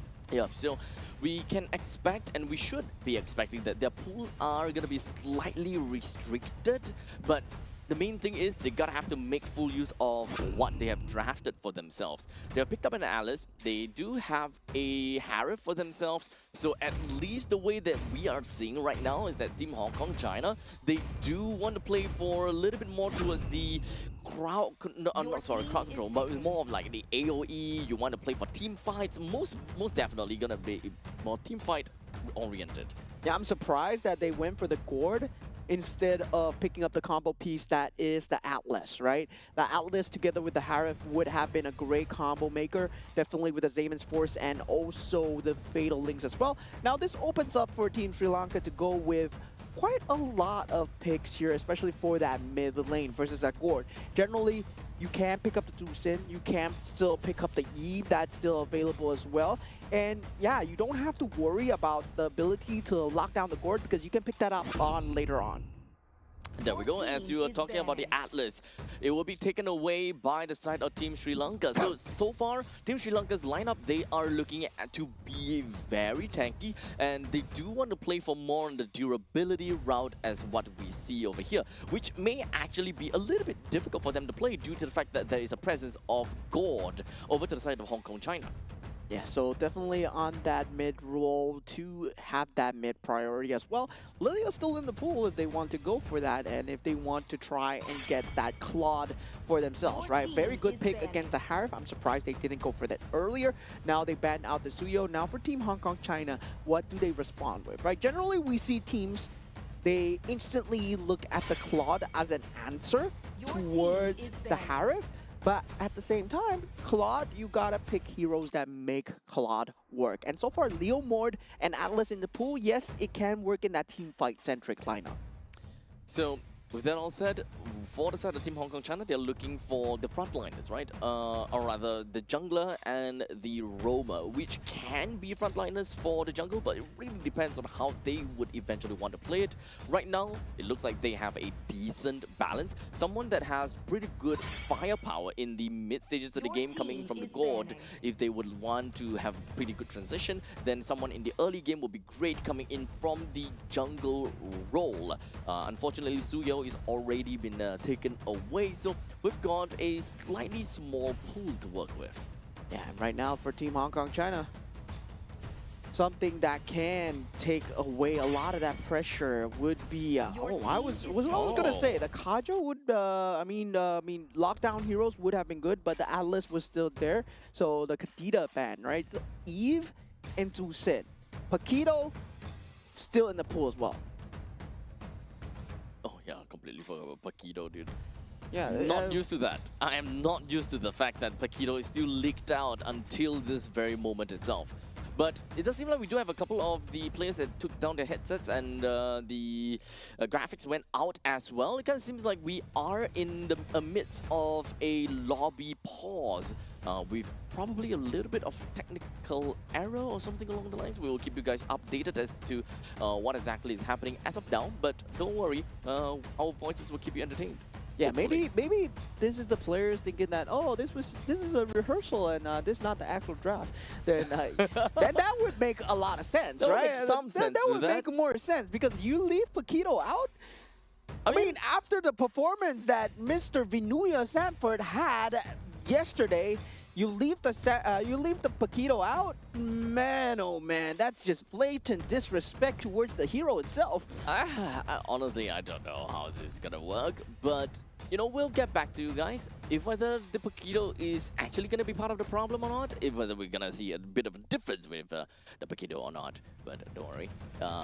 This is still relatively early into the drafting phase, so if there were any form of rewinds, I wouldn't be too terribly surprised to a certain extent. But well, regardless, we will jump in when we get the information. But for now, we do want to address the elephant in the room. We're not saying that you are the elephant, but you know, for every single one of the audiences out there, welcome. And in the event that you just tuned in, this is of course the 2026 Asian Games Esports esports stage for Mobile Legends Bang Bang Qualifiers, and every single one of the teams that you see right over here, they are playing for qualification to go to the 2026 Asian Games held in Nagoya, Japan in September. Yeah, definitely. there's a lot of national pride, a lot of team pride here on the line as well. And yeah, I believe we're going back into the banning and drafting phase right now. Old school coming out inside of Team Hong Kong, China. Whoa. The YSS into the Khalid. Okay, the Yisun Shin, right? It's a jungle Yisun Shin. It's not that gold lane Yisun Shin. So I can see the direction that they're going for. They have clear lockdown with the boat coming out from the YSS. But for Gord, is that going to be enough peel, right? So they're banking on winning their lanes. And now for Team Sri Lanka, they go with Zetian and the Moskov as well. So at this point, this is literally a blast in the past, whereby at one point in time when Zetian was just released, there was this meta where as long as a team picks up a Zetian for themselves, the opponent automatically picks up a Yisun Shin, just kind of like an eye for an eye, tooth for a tooth, vision for a vision kind of gameplay. Yeah, I mean, that YSS, I'm not seeing the value here, but of course, a scary scaling YSS is indeed in late game going to be extremely hard to deal with. They have a very good front line, but I'm just seeing that early game scaling problem, right, coming out from both sides here. Meanwhile, for the side of Team Hong Kong, China, Team Sri Lanka, I would say Team Sri Lanka has an easier time executing, especially when you get that level 4 with the Fury of the Phoenix into that Fatal Links as well. I mean, Learmore just wreaking havoc. Honestly, let's also remember that the Zetian's ultimate is also a natural counter over to the Mystic Gush. So main thing, as long as you don't see Zetian picking out the ultimate, you wouldn't want to Mystic Gush, which means that you're kind of playing the waiting game. In the event that opponents eventually dive you, your number one idea is that you want to destroy all these frontliners as soon as possible, but you want the maximum amount of output, the maximum amount of value from that. And here we go. The first game for the first time ever on the main stage. Team Hong Kong, China versus Team Sri Lanka. Game 1 here, as now both teams coming up with their drafts of their own, right? Not too meta, but not too out of the ordinary. But already an early flicker being used by Shen, trying to get a bit of damage onto HL Law, but just walking away. Yep. Kind of looks a little bit more like an accidental press, to be fairly honest. It's not really an escape tool, it's not really a engagement tool as well. It's more of like a, oh crap, I pressed wrong. But to be fair, it's not that bad. Currently only at 90 seconds left, and there is still time before, you know, anything is too important. Because by the first turtle, it's very likely that it doesn't have the Fatal Link, so you wouldn't need it for the first turtle either ways. Yeah, imagine first minute, right? Flickering in, oh, I don't have Fatal Links. Oh, okay, I'm not level 4 yet.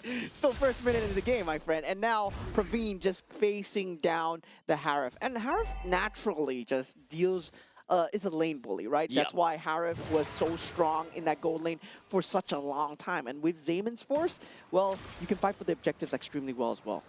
Well, we gotta see how the rotation is gonna be, because right now, Team Sri Lanka seems to be putting quite a bit of emphasis down over to their XP lane. And unfortunately for Ramanayake, he's still only at level 3, which actually enables the allies to be a little bit more aggressive in roaming around the opponent's jungle. And this would be able to push Kabindu backwards. This is not great, by the way. Yeah, great combination coming out from CJ Wong and HL Law, but now looking at the side here, the Alice, it's going to be a problem here. Kavindo going down as CJ Wong gets first blood. Now, Spear of Destruction does not land with the Spear of Despair as Praveen is here on the scene. Turtle still not down at the moment, but you can look at M.Y. Chung just going crazy at the side now. We have the Harif KY Sung just coming in and able to try and zone away members of Team Sri Lanka as they get the turtle. Not too shabby. Team Hong Kong China, they made a full rotation down to the bottom lane turtle, just like what Sri Lanka did as well. KY Sung was that close to getting a kill down onto Hashan, but to be fair, not getting a kill is not that big of a deal. The main thing is that they are able to get a collective amount of gold and experience to everyone through the means of that turtle.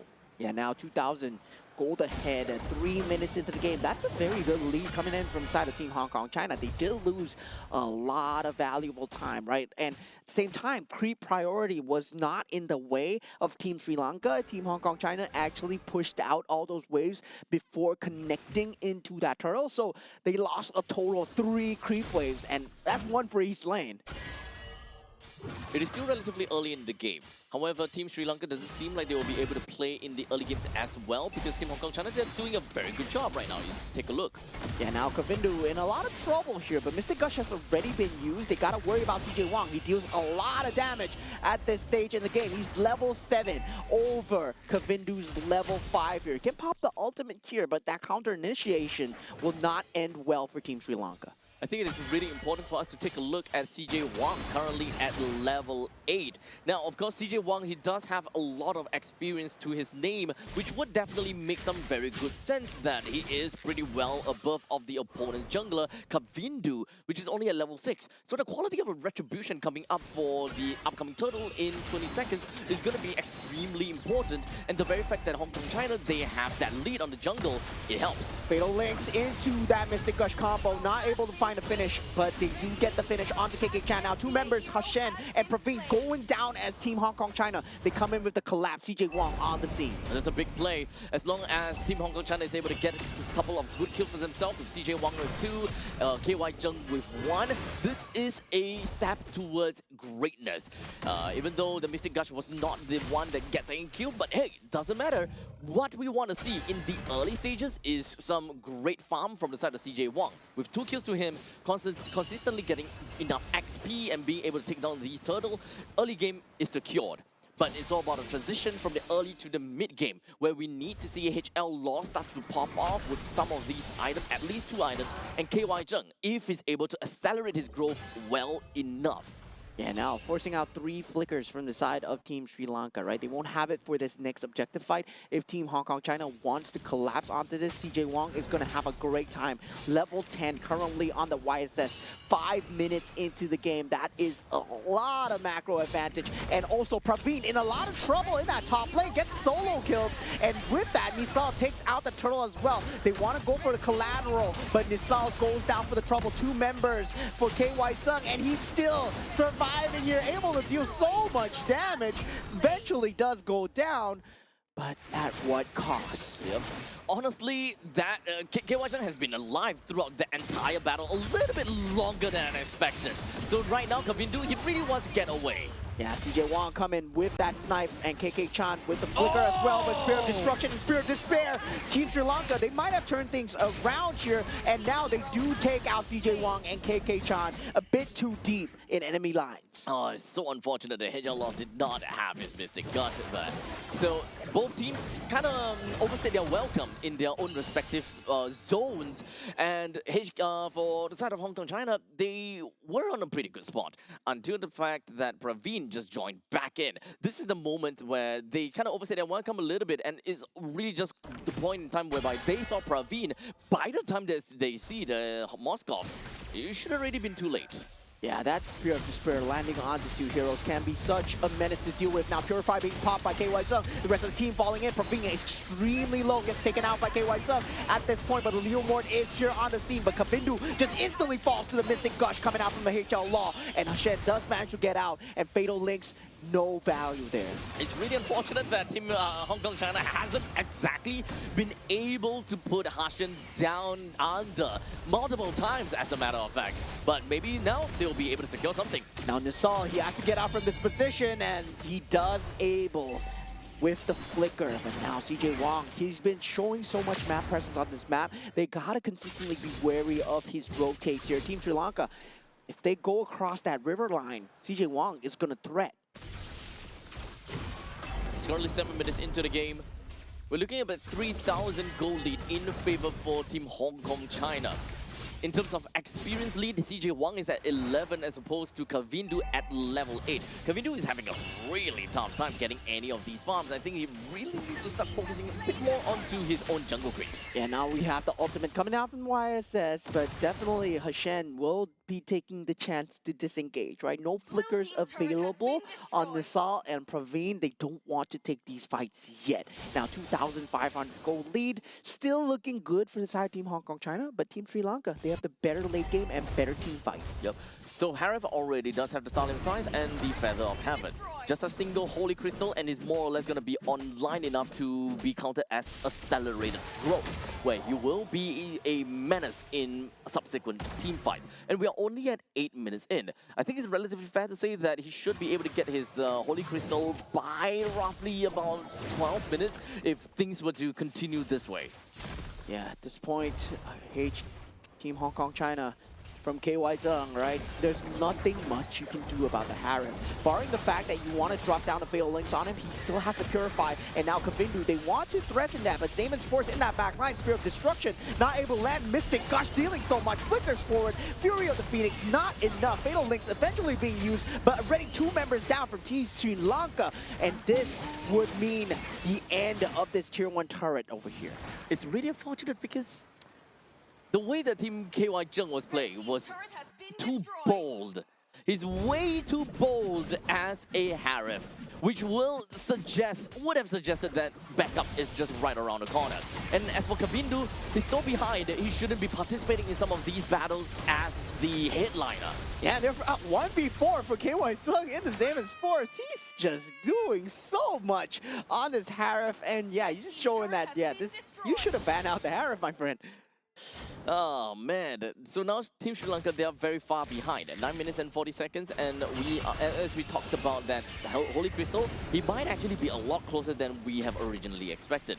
Might have already got that 2 of those wands, and by the end of this Lord, hopefully by getting themselves the Lord advantage, that is where Team Hong Kong China will have such a power spike that Team Sri Lanka will not be able to do anything at the upcoming 12-minute Lord push. Yeah, 5,000 gold ahead, and they will get the Lord for free, right? This is not a team fight that they can take. They need a very good Fatal Links on more than one, especially on CJ Wong, that does not have to Purify. They cannot look at KY Zheng now as a problem. CJ Wong has been the main issue of this momentum so far. And Praveen, I gotta say, on the Moskov, doing a great job of keeping up with the goal disparity despite being behind in that lane. So at this point, we've got waves up in the top lane that's pushing pretty much, but now we've got the Lord that will be marching in down to the bottom lane. The only one that does not have a T2 turret. Team Hong Kong China will want to focus a bit more on the top lane and the middle lane, because the main thing is this upcoming Lord, their #1 objective is to be able to bring down all of the outer turrets. To be able to get the inner turrets, well, that will be great, but it is all just bonus. Yeah, right now, both teams still posturing for position here. That Fatal Links always being kept an eye out from, popping the ultimate out from Kavindu. And Kavindu, gotta say, right, he's been not having the greatest of games so far, and still not finding any opening. All 4 members, they're moving in tandem, wanting to look for the best way possible to defend their homes. But they still do have got the Holy Defense though, so they don't particularly have to be too afraid to a certain extent. That will be the Lord that will be taken down in the bottom lane. Sri Lanka now faces a push from the top and the bottom at the same time. Yeah, popping out all the Holy Defenses. Team Hong Kong China now, they don't want to dive too far in, right? Making that mistake crucial to this point might mean a turning point for Team Sri Lanka. They're not that far behind, and this base defense becomes key here. And this is where Zilkin actually shines, right? Because you do have that range, you have that clear speed as well. So, but they're very reliant on Zilkin staying in that middle of that zone. So, at this point, Team Hong Kong China, I really want to look out for a win condition for them. What? Oh, sorry, not Hong Kong China. For Team Sri Lanka, look out for a win condition for them, right? At this point in time, early game, mid game, completely out of the picture. It's not about, you won't be able to get much instant gratification as to fighting back immediately. They need clear waves. And now with that bottom and inner turret actually down, Damon's force being used, Spear of Destruction being missed as well. 3 members already down from the side of Team Sri Lanka. Triple kill coming out from the Harif, eventually shut down by Praveen. Now Team Sri Lanka, they can't actually fight back here. They still have Kavindu and Praveen alive. And Team Hong Kong China, they have to watch out for this. This one catapult will not be enough, and they will disengage. Yep, it is a 2v4 though, and unfortunately no more mega creeps that will be marching in, and realizing that Hashan, Nisal, and Ramanayake will come back out very soon too. So don't want to overstay their welcome.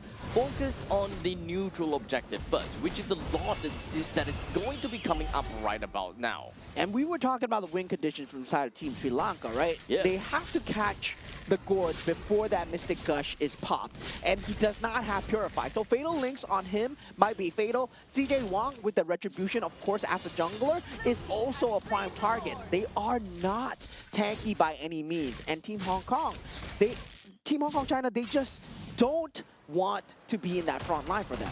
Honestly, I think that other thing that Team Sri Lanka can look out for is that maybe the Mystic Gush is not that big of a deal because they have the Fury of the Phoenix. So in order for them to get that pickoff that they wanted, the Fatal Links, you can expect, you know, it's not going to be easy to fight 5v5. If you go for 5v1, honestly, it's gonna be a very good chance that you will win. But the question is, right after a single man Fatal Links, who is able to melt that person down? Which is understandably the problem about this composition from the very start. Whenever you go for the Fatal Links, no one is able to fully utilize that space that is created by Hashan and that timing that's created by him as well. Yeah, they've been using Fury the Phoenix to respond. I feel that they need to use it to initiate. And now for Team Sri Lanka, they might be in a slight bit of danger here, but there is no creep wave to speak of in that bottom lane. Team Hong Kong China still posturing in that bottom side, and they do manage to get out that mid lane tier turret with the Mystic Gush being popped through the Phoenix as well. Great timing from the side of Team Sri Lanka, but KY Thumb still tearing through with that Damon's Force double kill right now. And now going for that top side, KY Thumb eventually pulls down. Now with the Spear of Destruction in the back, Praveen can That's actually go on a tear through. This is a play coming out from the side of Team Sri Lanka. They fight back. Amazing defense coming in from Team Sri Lanka.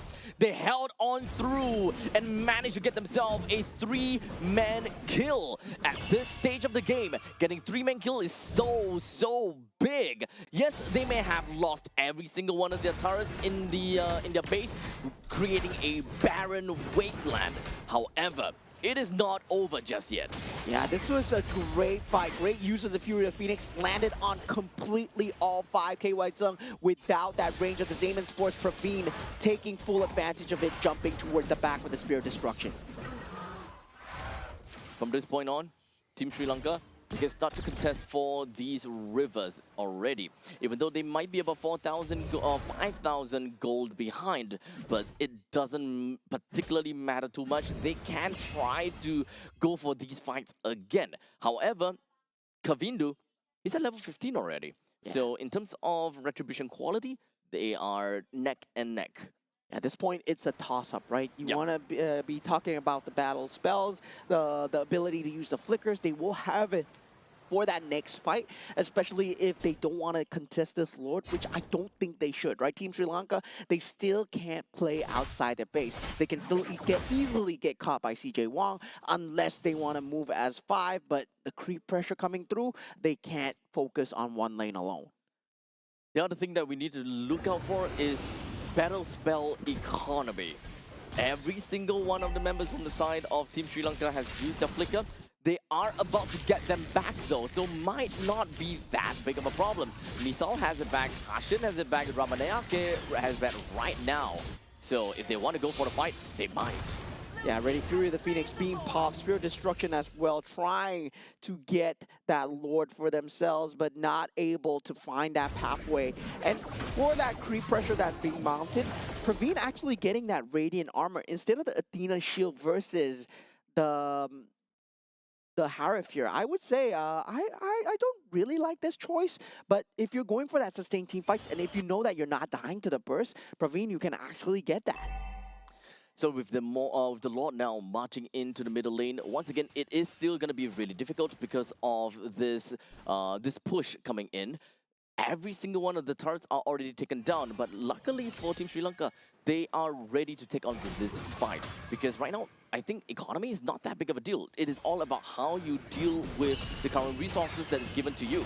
Ultimates being popped here, Esports as well. Now Pretty early. Fury the Phoenix not available as well. Fatal Links landing onto HL Law, and HL Law actually takes out Kavindu in that process because Fury the Phoenix is not there. KY Sun still tearing through everything. The base falling extremely low. Praveen goes down, and this is Team Sri Lanka losing their base as Team Hong Kong China takes the first game. Very good play coming in from Team Hong Kong China. I thought that might have actually worked it out for Team Sri Lanka because Terizla was actually taking so much of the time out of that Harith. However, it does seem like the main 4v4 that we are looking out for did not work too well for Moskov.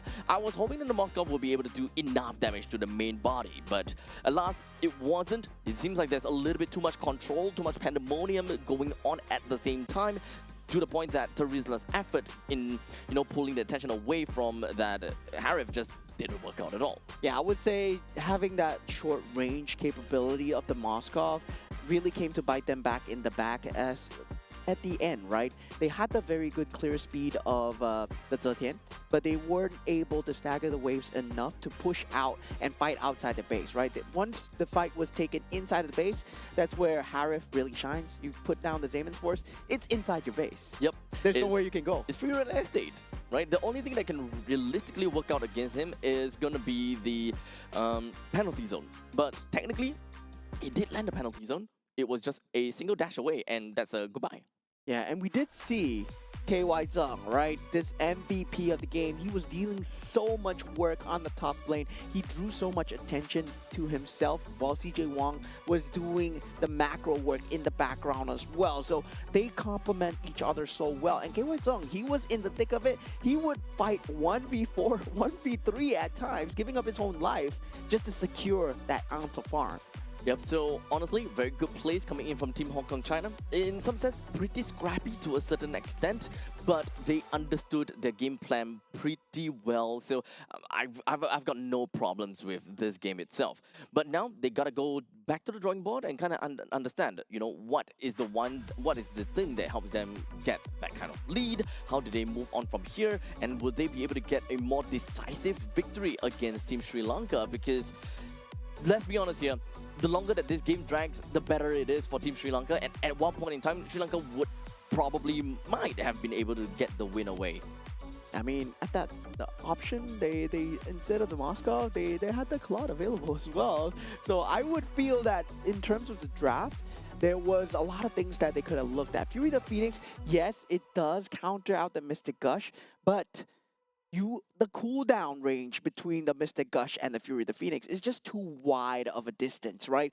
To commit that Fury the Phoenix for the Mystic Gush, especially in the late game where the Mystic Gush is going to be available once again, they could have been looking at a Zhu Sin or also a Yves that could have secured them the team fight way more handedly. And going for that Zetian extremely late when you did have that opportunity available. And Lilia was there as well if they wanted to play for that late game. I think aside from that, I think that Nisal might not be too confident or too comfortable playing as the Zetian over here, because as a Zetian 0:3:6 is actually not too great. Although we can't see exactly how much damage the Zetian has been dealing thus far, but Zetian as a pretty strong artillery mage who has a massive range in a built-in skill 1 kit, she should be able to be a massive pain in the rear for many of those players from the side of Hong Kong China due to the lack of proper front lines inside, aside from the Alice and the Khalid, for example. Yeah, I mean, the front line was actually kind of lacking, right? Yeah, as we said, for the side of Team Hong Kong China, they felt like they did not have a lot of beefiness to tear through. And feels like also, for the same time, for Kavindu as well, I feel that his confidence was shot. After CJ Wong got that early game momentum, there were a lot of times where he could have collapsed into the fight and try and just be a disruption factor for the team to get the damage. But sadly for him, that Mystic Gush proved to be his undoing. Too much catch-up game coming in from the team of Sri Lanka. Yeah, quite literally too much. Leomon have to play catch-up, that Zetian needs to play catch-up. The Moskov at one point also needed to play catch up, although we gotta agree there was one really good play that did accelerate the growth of the Moskov to a certain extent, but not quite enough for them to continue on from that point.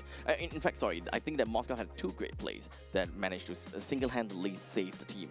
Yeah, I mean, I would say Praveen did a very good job of holding on, especially for the side of Team Sri Lanka. And I'm looking forward to see what they have in store for us in Game 2, right? Game 1 feels like, yeah, mistakes were made.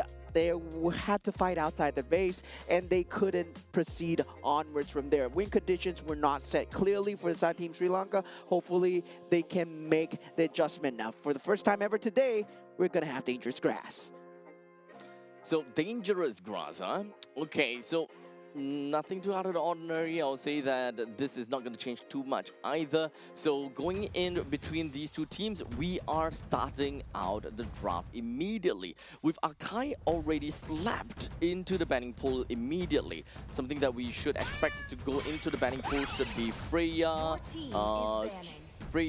probably Jusin, Paquito, Marcel, all that jazz. Yeah, definitely. And I mean, when we talk about the other groups, right? This is a ban and pick that always slips through for other groups. I'm not too sure whether they have that player that can do it, but the Fanny itself, we have not been seeing much of a priority here for any of these teams. And is just Fanny not in the meta anymore? But no, we did see that ban out from Team Philippines and Team Indonesia yesterday. I do think that Fanny is a little bit too high mechanic for maybe either of these teams, which are still in their infancy stage within of their region, to pick up the Fanny and go completely ham with it, especially with being in the 2026 Asian Games. 2026 Asian Games. So they gotta have to play something more, I would say, easier to pilot, something that is a lot more straightforward in order for them to, have a more proper idea of what the game plan is. And now, for the side of Team Sri Lanka, a respect ban on the side of the Harif as well. Generally not being seen in the top 3.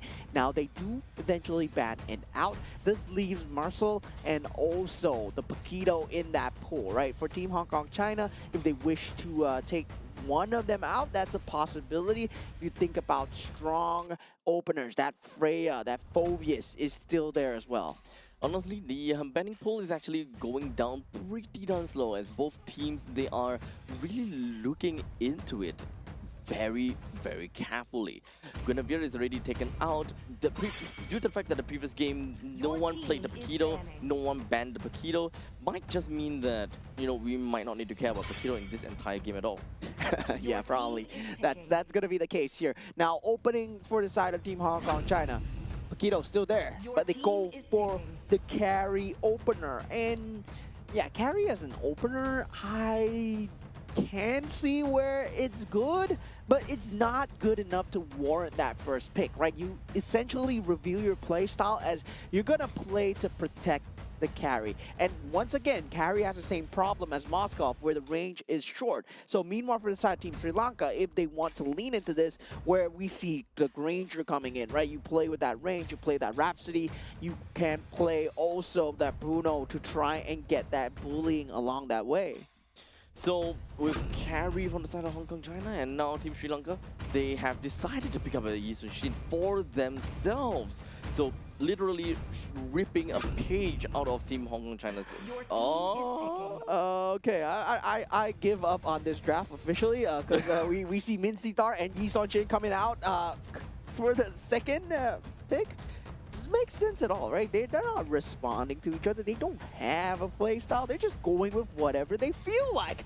And yeah, for Min Sitar, I mean, at this point, at this juncture of the game, you're revealing so much by going into that Min Sitar. It's not like your opponent is gonna pick Min Sitar right now, right? You could have picked up the Zusin, you could have picked up the Yves. There is so much priority in that pool for that good mid laner to come through. And yeah, picking up that Min Sitar right now just reveals your hand just very early. Uranus gonna be picked up from the side of Team Hong Kong China and followed up by a Hilda. So honestly, I don't quite understand what they're trying to do here. So they do have Hilda that is really strong in the early stages of the game. In the meantime, the Minsita comes out for the side of Team Sri Lanka. That is an R1 pick. You can kind of shift that over to R5 and it would be perfect because, you know, you'll be able to bait out more of these, you know, blink style heroes so that your ultimate will be a lot more useful. Your team Yeah, is I mean, banned. at this point, right? At this point, it's like, yo, Dangerous Grass, maybe Hilda, maybe that's what they're going for. I would Your think that, team but is yeah, they banned. ban out the Gourd coming in from the side of Team Sri Lanka and for the side of Team Hong Kong China as well, right? In terms of that pool priority, where that meta is extremely strong towards that Paquito, Your team is towards banned. the Phobius as well on the EXP lane, picking up the Uranus and also the Hilda. Oh my god, they better have a good game plan here because this is going to be a very interesting game, completely off from the current meta that we've seen. Guys, don't try this at home, and Team Hong Kong China and Team Sri Your Lanka, team is they're banned. doing it for you so that you don't have to do it yourselves.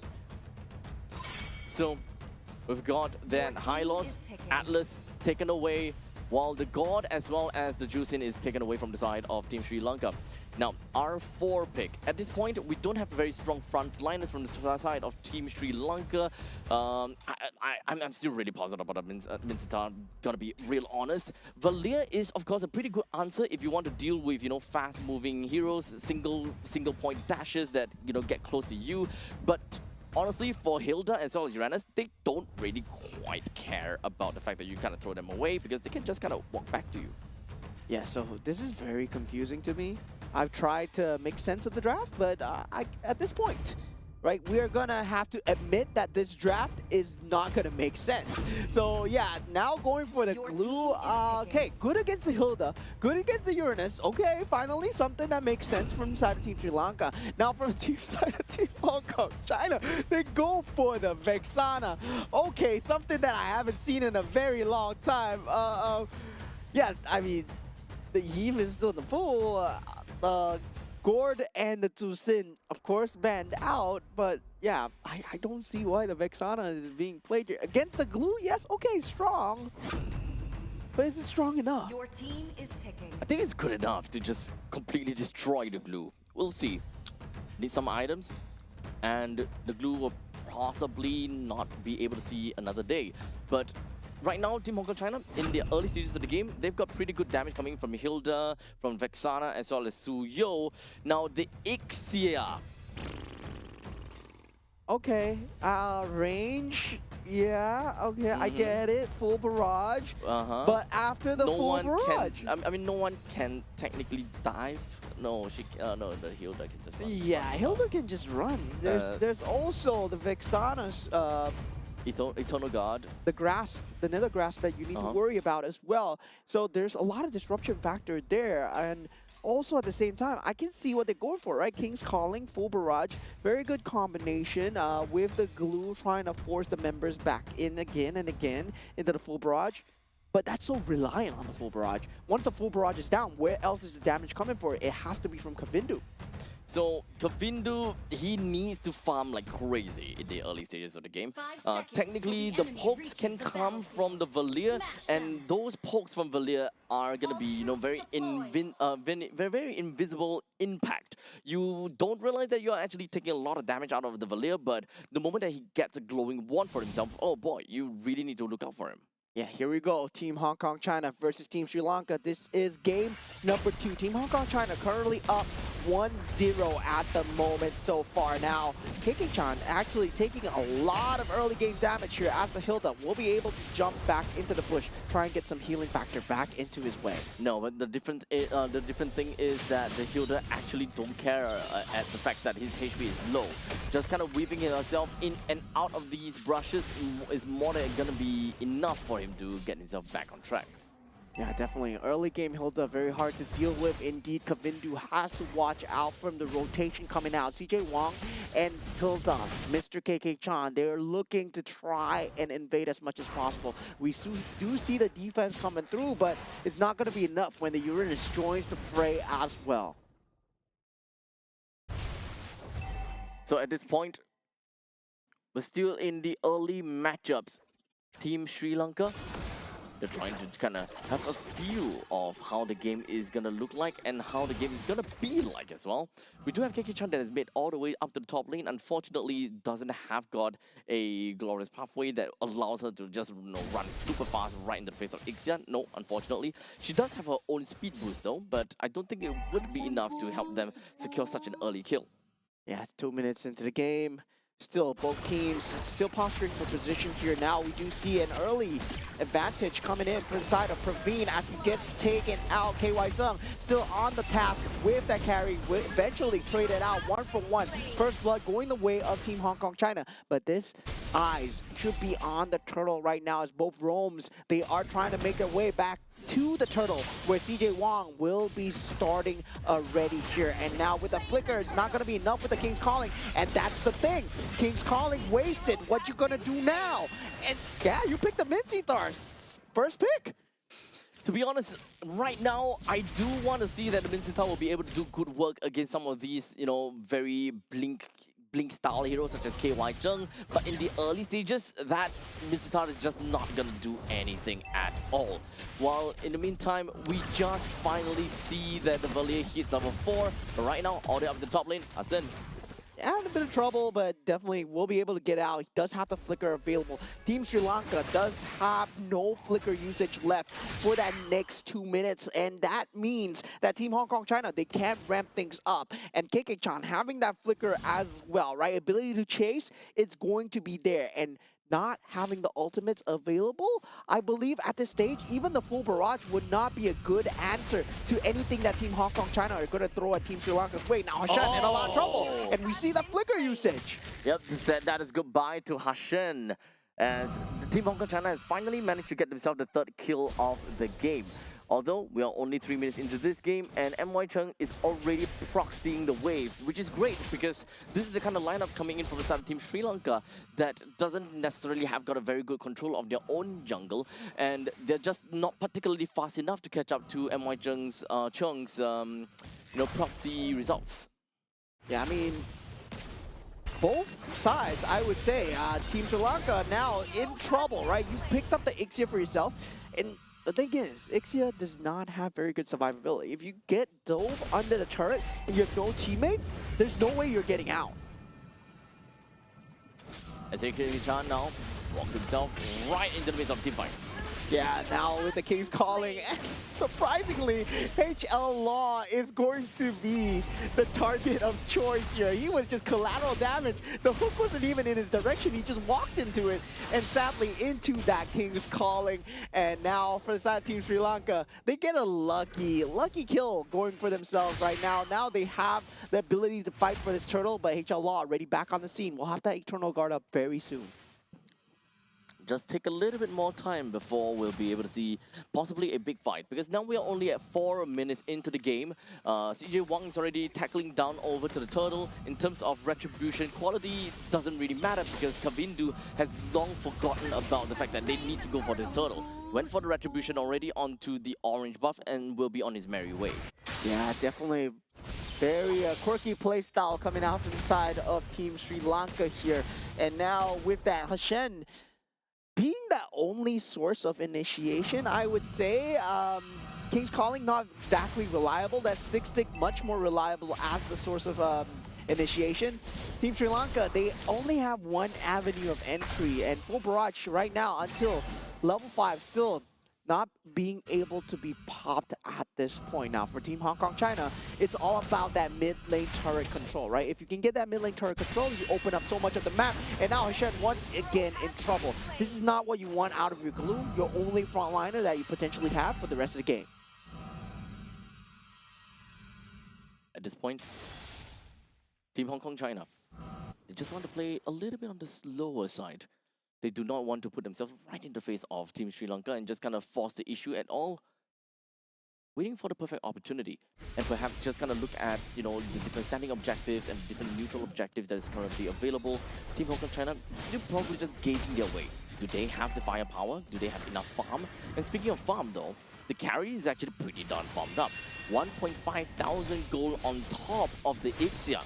to be honest, maybe not that big of a surprise due to the fact that, Hong Kong China has been putting a lot of emphasis up in the top lane, putting a lot of difficulties onto Praveen. Yeah, now Shen once again able to land the stick combo here, but full barrage not available. KK-chan actually in a bit of a temple here, just flickers into that bush. Now Shen in a slight bit of trouble. KY Zung does find the finisher. Rest of the team of Team Sri Lanka, they're coming in here, and HL Law will find himself in no man's land. Kavindu eventually popped him off just instantly, and HL Law did have that flicker available. So both teams making blunders of their own. Now Team Hong Kong China from that 3,000 lead, now still keeping it even. Those little pokes coming from Ramanayake doesn't seem like he's doing anything at all to MY Chung. But this is what a Uranus is capable of doing, right? Being able to tank a lot, being able to heal a lot, being able to, well, technically speaking, do quite a lot. And at a certain point in time, once you kind of give it to a Uranus and you realize, you know what, we can't touch Uranus, we can't kill Uranus, his discs eventually will do a lot of damage, dude. And now he is able to do that, especially in this turtle right here. King's Calling has been used. CJ Wong eventually gets the turtle though, has a superior damage to Kavindu at this point, but CJ Wong eventually gets chased down from the side of Ramanayake, but the rest of the team falling in here. Carry nowhere inside. Kavindu eventually goes down, and KK-chan not able to save his teammate MY Chung as Team Hong Kong. They get the turtle, but for 3. That's not good. Well, even losing, a little bit of a trade here and there, it is almost a full team wipeout onto the side of Team Hong Kong China. Team Sri Lanka did a fabulous job in trying to tally things out. And now, pushing out in the middle lane, they will be able to successfully bring down the T2 turret in the middle and the bottom, which is honestly pretty darn crazy with how much has changed within 1 minute. I mean, look at what is going on here, but look at the mini-map, right? You see KY Zung being ran at by the glue, and Hashan finally gets that solo kill onto KY Zung at this point. So there's a lot of trades going on in the map, and both teams, right? If you don't understand what you're doing, the enemy doesn't understand what you're doing too. You gotta fool yourself first before you fool the enemies. That's exactly what's going on, and we saw a very aggressive flicker coming out from the side of Ramanayake. It really works against CJ Wong, and gotta say, right, King's Calling, I might hate on it a lot, but it works very well against the Suyo. Oh. Well, looks like they know a little bit of a tactic that will work very well for them. But to be fair, I think that the King's Calling is mostly reserved for KY Jung, just so that they will be able to ensure that their glue stays alive, or maybe Ramanayake himself will stay alive too. And now Team Sri Lanka, they look poised to fight here. Now 1,000 difference, it's still anyone's game. The Eternal Guard has been dropped here. Hashen will no longer be that target that they are looking for. Hashen, he's able to survive through that first barrage of damage. Now with Eternal Guard not available, Team Hong Kong China, they have to look for another avenue of entry. The rest of Team Sri Lanka now moving themselves backwards and do see MY Chung as well as KK-chan. However, this might not be the opportunity or the chance for them to go, oh wait, hold a second. Yeah, Flicker being used here for the side of KK-chan, and now with the rest of the team coming through, full barrage finally being used here. They don't have any ability to stop it. KY Zung going with the side with the light wheel. Flickers in, not unable to find a finish onto Praveen here now. KY Zung against the world once again, but does have the backup of CJ Wong. It is 2v5, and they managed to get 3 for themselves. Kavindu, no. Jumping in, and then we gotta pause. So I'm not too sure what's going on here. Oh man. This is a 10 minutes game, and so much, well, scrappy fights all the way through. And this is just going to be a really powerful gameplay all the way through. And you gotta have to expect that at this point in time, we have got Hong Kong China that just did a fabulous job all the way through. Yeah, I mean, for that comeback into that team fight, I would say that Team Hong Kong China, were 2v5, right? They were 2v5. Suyo and also KY Zung on the carry versus the world. And I was going to say, right, KY Zung, he's going to deal a lot of damage, especially if they run into him. And that's exactly what happened. The rest of Team Sri Lanka, they were running into a carry. And that's exactly what you don't want. People run away from carry. honestly, as long as you have ways to kind of lock them into a fight, I think that the carry generally will be having a great time. However, right now, what we have is constantly just, a lot of back and forth. Team Hong Kong China, they were having a pretty good time, and then suddenly, now we come down to the later stages of the game. You're not being able to do too much as a team because, you're giving the opponents the power spike that they're looking out for and the time of their life right now.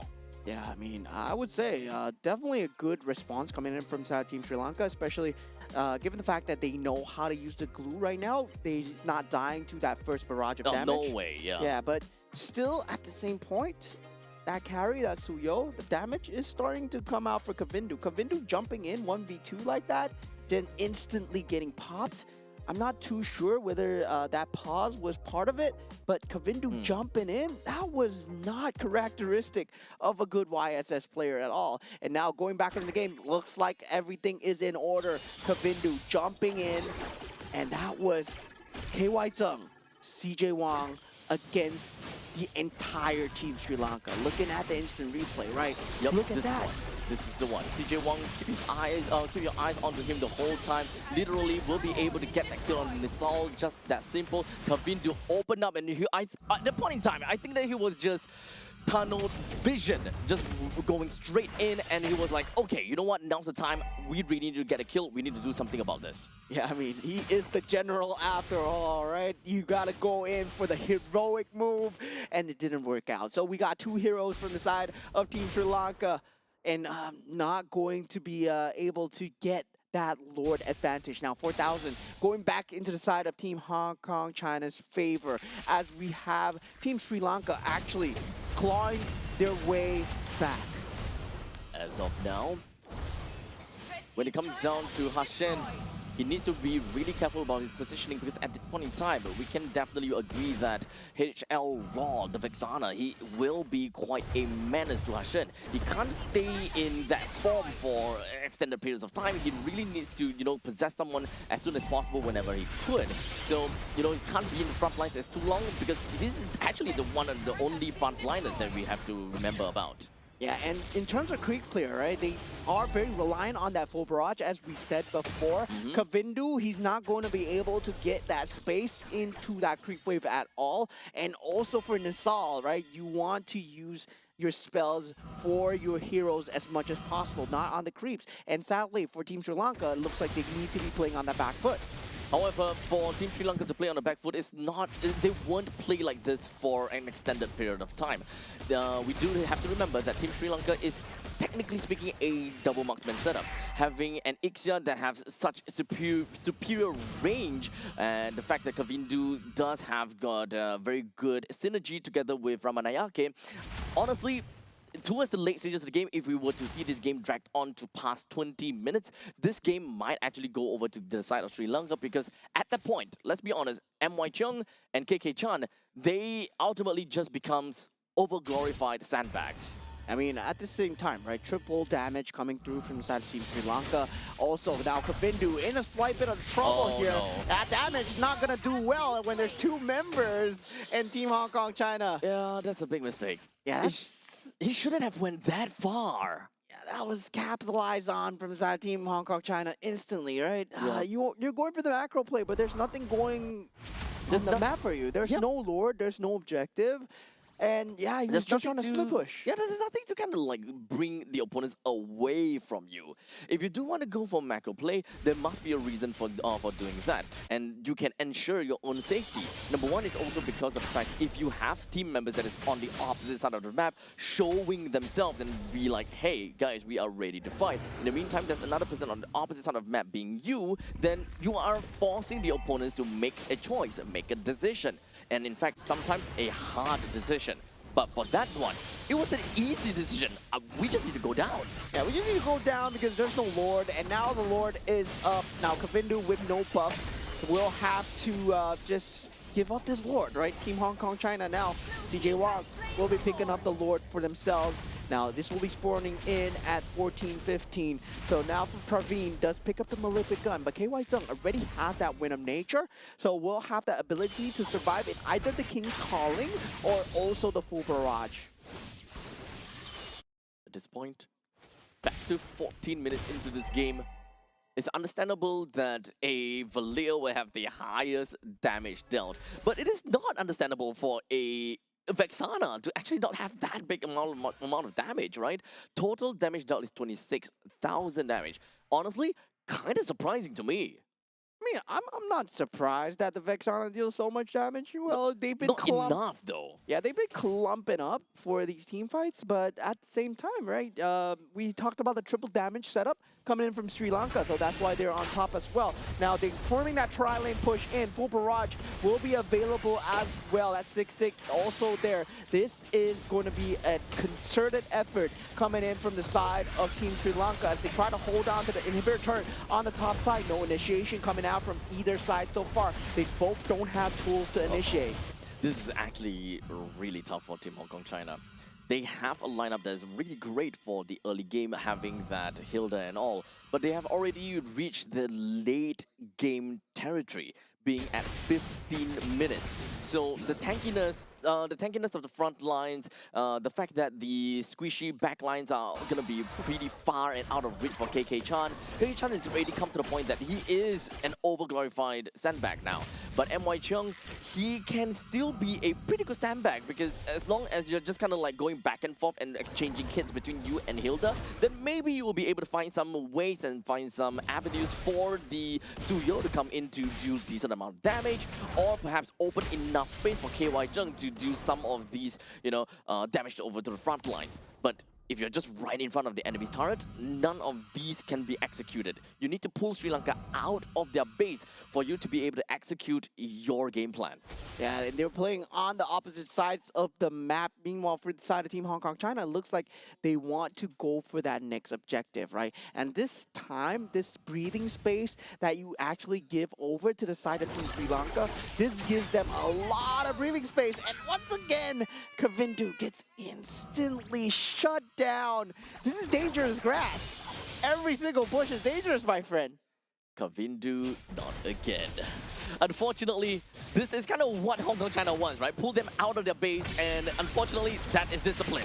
Now 4v5, there is great control coming out of Shen. Full barrage has been popped so far, unable to stop it, but KY Zung focuses down on that turret. Light wheel has been popped. Shen eventually does go down, and this might be coming in for the side of Team Hong Kong China, and HL Law lands that snipe onto Ramanayake here. This might be the end for Team Sri Lanka. Only Nisal and Praveen left remaining. No full barrage left inside. No ability to clear out the creeps coming in from that middle side. Now Kavindu, he is back. And now the creep waves is handled. The Lord is up. Team Hong Kong China, do they go for the throws here? Full barrage is available. It's not doing enough. It's not. They just need to run away from the range. Oh no! Here we thought that it might be possible, but to be fair though, the Lord is now available, then they can have a very, very prominent push that is upcoming to the upcoming base, because it is a barren wasteland already for the side of Team Sri Lanka. They are not that scared of the turrets anymore, because the main thing that is stopping any of the members, like for KK Chan or for MY Chung, to rush in and be a very annoying person to the backlines is really the turrets. But now that none of these turrets stands here anymore, the only thing that they need to look out for is Praveen's full barrage. Yeah, so they need to watch out for that. They need to watch out for King's Calling. That's two things, right? You need to watch out for a circle and a triangle. So once you avoid those shapes, you're done. And now with the Lord coming in, now with the King Calling being set down, HL Law pops that Winter Crown. Full barrage is there on him. HL Law eventually goes down here, but Light Wheel at the side here. KY Zung unable to finish onto the crystal, going greedy there. And Team Sri Lanka, they hold on. They weren't able to avoid the circle and the triangle. As CJ Wong, Hashen, he's taking them out for a walk here. Yeah, I mean, Hashen won't go down. That guy is a little bit too tanky. And unfortunately, that was maybe Hong Kong China's best effort at trying to make up for a push. And now, they lost 2 members. Team Sri Lanka, they are finally out of their own shell, and that's great for them. Yeah, that full barrage, right? That full barrage just soften down the entirety of that creep wave. And meanwhile, KY Sung just took the full fury of the crystal. Now they do have one more defense left into them. And there is that split push coming in from CJ Wong that they need to consistently be worried about, right? You don't want a case of Winions here, as the minions are now super from the side of Team Hong Kong China. Now, Team Hong Kong China, the main thing that they gotta do is a sacrifice. They need proper sacrifice. They need to force Praveen in a spot where he needs to make very difficult decisions, such as, do I full barrage now? Do I full barrage later? KK Chan literally has to run his face right onto Praveen at the exact and the right moment, so that the upcoming Lord and the upcoming push coming in from these creep waves would not be halted by a single ultimate. Otherwise, that is just way too much value out of a single full barrage. Yeah, this is a dangerous grass after all. They can't go for that 3-on-3, that tri-lane push, especially with such a creep clear tool coming out from the side of Team Sri Lanka. They have found a way to hold on for now. But still, both sides, they don't have a clean engagement tool, right? That's why you don't see them jumping and brawling against each other. It's more like a wave going against a wave. And they're unable to latch onto each other because they're just liquid. And now Team Hashan, right now, going in Sri Lanka, they're going for that stick, but KK Chan just dragging him away. And now the Lord is up. And Hashan just able to get out with the split, and also the flicker coming through from the side of Team Sri Lanka. Now, there's 3 flickers being used from the side of Team Hong Kong China. They go for the Lord here, and this is going to be the enhanced one. The damage reduction is there. You want to stick to the Lord, but it's so counterintuitive because the full barrage is there. Yeah, so same thing as always. Bait out the full barrage, find a way to make sure the full barrage does not stick. Now, it's a lot easier to be said than done. KY Jung, where does he stand in this game? Where does he go in? When? Because it's going to be so difficult. The main thing that you want to do is you want to kill Hashan, right? However, the moment that he's attached to someone, you can't kill Hashan. You shouldn't, because you'll outright just like kill your own teammate instead. Yeah, they need to hold that to that mid creep wave, get that mid prio going. But sadly for them, that mid creep wave gone down to the super creeps already. And Team Sri Lanka actually might have a staggered timing here for the creep waves if they want to full barrages. Now KY Zung, he's in a slight bit of trouble, but takes down Hashan at this point. King's Calling might not be enough here as Ramanayake overextends and goes down. Full barrage being used, but the creep wave is not fully taken care of. They can actually go for the turret right now. There's still a catapult left remaining now with Hashan and Ramanayake out. Praveen has no full barrage remaining. They're holding on to their lives here. For the side of Team Sri Lanka, Team Hong Kong China, they all need to hit the crystal, and they do it. They get that 2-0 clean victory for the side of Team Hong Kong China. Congratulations over to Hong Kong China, as this game between these two teams, this is a situation where none of these two teams, as you mentioned, right, it's not about a very initiation-heavy composition, nor a counter-engaged composition. This is all about overall execution. The moment that you get into a fight, the moment that you get into a battle, you need to capitalize on the opponent's mistakes. And that is exactly what Hong Kong China did. They actually, look, the defense coming in from Team Sri Lanka should have been very much fortified. They have a single full barrage. As long as Ixia is constantly just behind the core, there is hardly anyone that can just jump right in and get a kill down on the Ixia or force the Ixia to go for full barrage. Unless, you know, the ball is going to be onto the court of Hong Kong China, they are the one that needs to make the play, not onto Sri Lanka. So the moment that Glue went a little bit too far out, and he did not manage to latch onto someone, that's game. Yeah, I mean, Ramanayake as well, right? Unable to cut his losses, jumping in with the King's Calling. Well, you picked up Mincy Thought first, right? You were expecting great things out of the King's Calling. And yeah, there were times where they were able to shut down the Suyo because of that. But when it boils down to that 50-50 fight, KY Zung, he had a grasp on it, right? Where he's able to deal the damage on the Harith in the first game, on the second game as well as the carry, as well as positioning really very good in terms of just trying to force out these objectives. Well, there's no catch available because both of these teams, they went for non-meta drafts. And this is very non-meta drafts. This is why these drafts are not meta in the first place, right? Because the lack of catch is so obvious, right? When there isn't Cho, when there isn't Kalea, when there isn't a Paquito. Like a clear win condition. Yeah, there is very little win conditions. You're going up against 5-on-5 and 5-on-5 every single time, and that's why teams like to stick to the meta. And this is what happens when, well, you see a Hilda, you see Uranus, you see a Vixana. Yeah, I think at least for Team Sri Lanka, the idea that they're trying to go for is to bank onto the hook coming from Ramanayake, right? And that is probably their entrance, their way of bringing someone from the side of Hong Kong, China onto them. But once that is done, what happens then? You probably will want to go for, at that point in time, King's Calling? King's Calling just so that the rest of the members from Hong Kong, China, they can't just run right in that easily with a simple dash or not. But Team Sri Lanka, I think that the main problem is they were too quick or too eager to make a play. They constantly have the idea, you know what? In order for us to defend well, we need to have we need to kill KY Jung. We need to ensure that the carry goes down, so let's send the Minsita and the glue after her. I think they had a bit of PTSD from that first game, right? From the first game where the Lord being inside the base caused them to lose. This time, however, they had that lineup where if the Lord is inside the base, they can stay inside the base. Because now they got the King's Calling, they got the full barrage. They could have played those AoEs extremely well, but in the last team fight, King Calling was way out of line. It was trying to catch KY Zung as much as possible. And Praveen, you saw the full barrage was being used on the Lord. And that's when the resources got divided for the side of Team Sri Lanka. Indeed. Yeah, so really, I gotta say, Team Hong Kong, China, it was a battle of perseverance, right? This was a game of who could last longer, and they eventually won the war of attrition. It's literally a stamina play. Although it is kind of difficult to, kind of see how both of these two teams, like from their own perspective, right?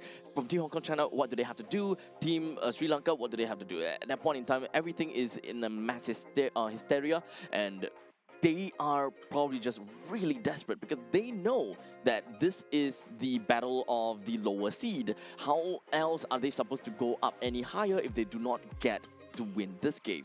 Yeah, I mean, in your bracket itself, there's Team Pakistan, there's Team Nepal, and these are all newer teams as well. Team Mongolia, actually, Team Mongolia in the bracket is also doing extremely well. But in the group itself, right now, it looks like Team Hong Kong China is no longer at the bottom of group number D, right? So we'll be taking a look at Group C next, which is, it's going to be Uzbekistan versus Team Kyrgyzstan. Yeah, Team Kyrgyzstan. I'm looking forward to see, because Team Kazakhstan had good stuff to say about Team Kyrgyzstan. And Team Kazakhstan was extremely good yesterday. Yeah, honestly, they had great showing.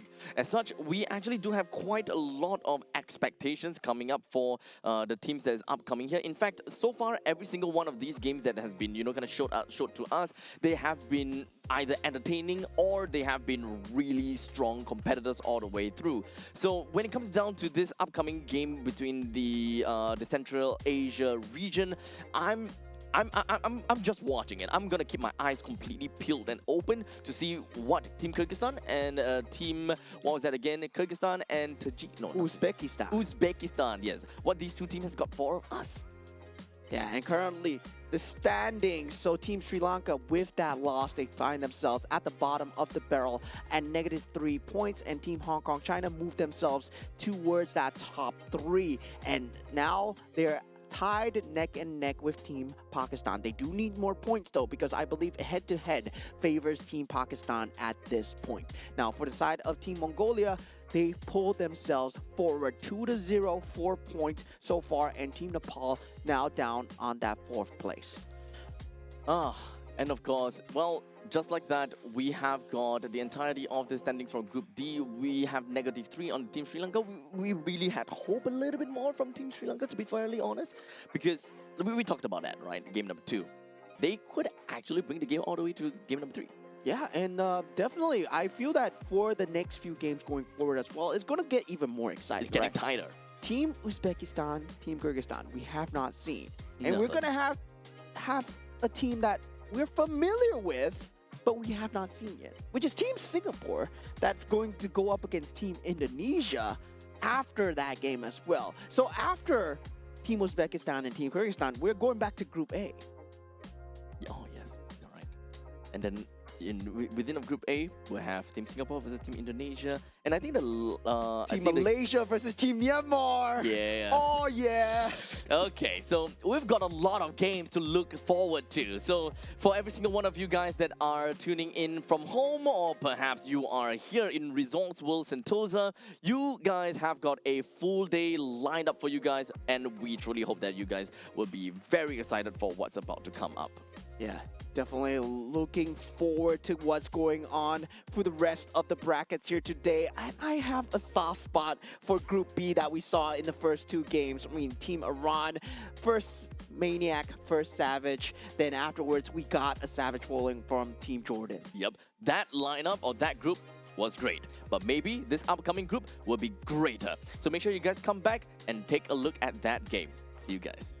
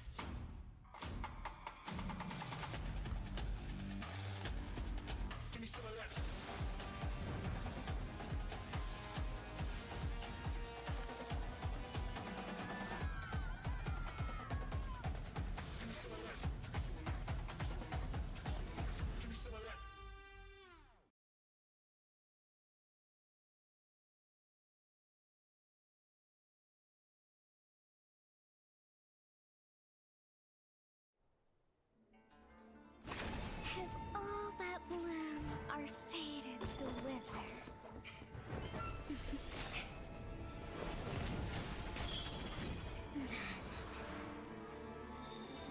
I'll enshrine your most brilliant moment in crimson splendor. Even something so crude can be graced with a splatter of beauty.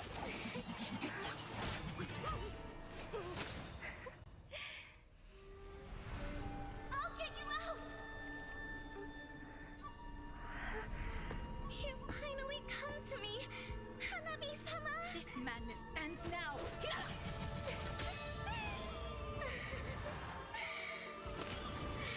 last, I'm shivering with excitement!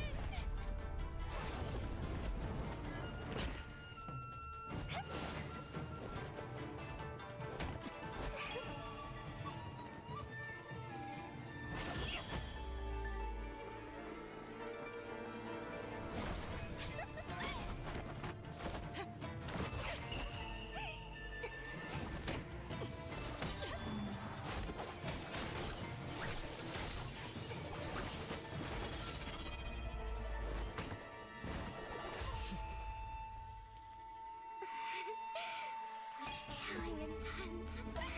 Does this mean Hanabi-sama finally understands Kirara?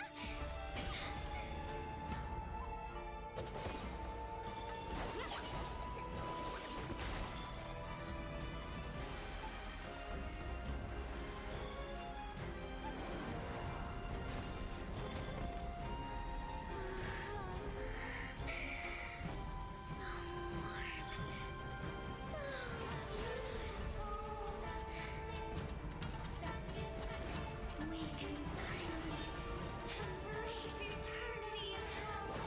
Just the two of us. Allow me to release your eternal bloom.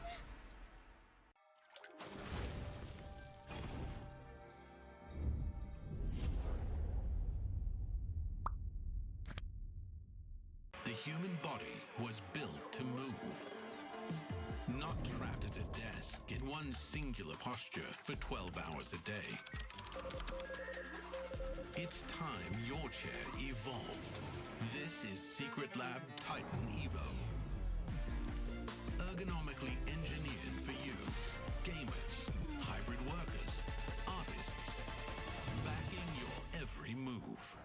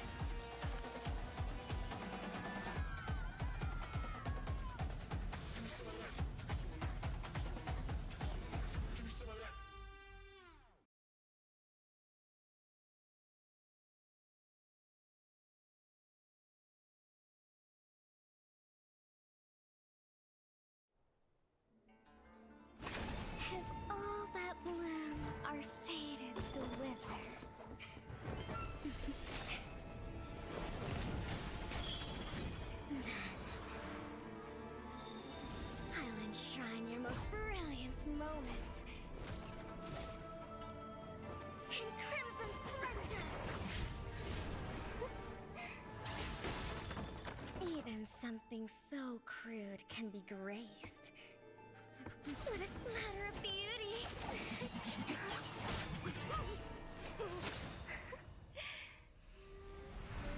I'll get you out! You finally come to me, Hanabi-sama! This madness ends now. At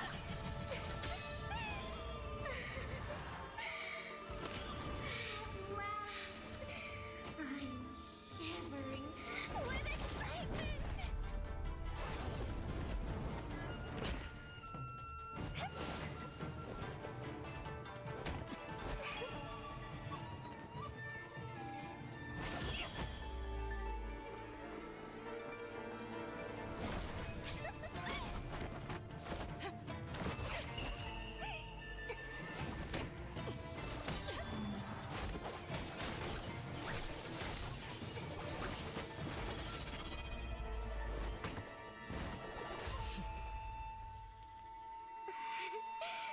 Such killing intent. Does this mean Hanabi-sama finally understands Kirara?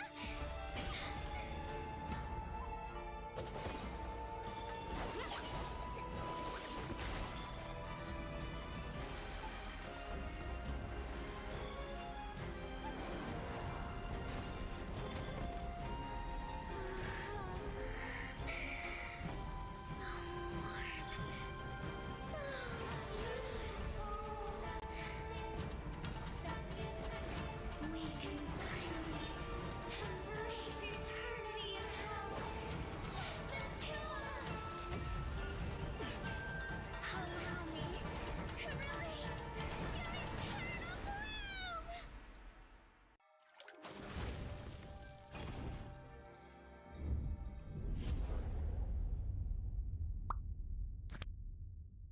The human body was built to move. Not trapped at a desk in one singular posture for 12 hours a day. It's time your chair evolved. This is Secret Lab Titan Evo.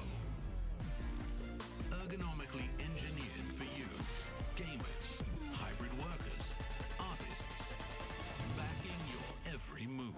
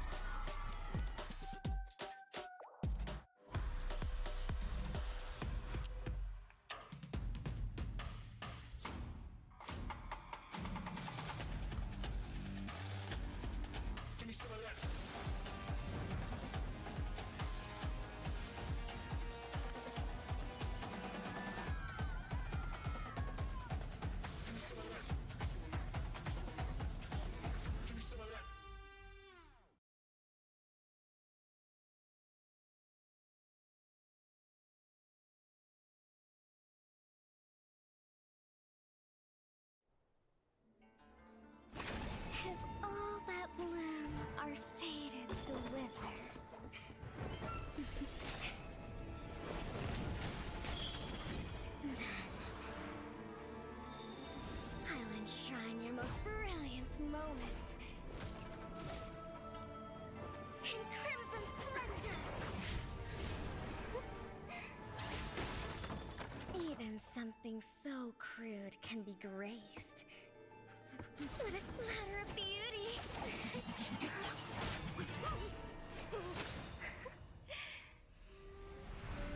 I'll get you out!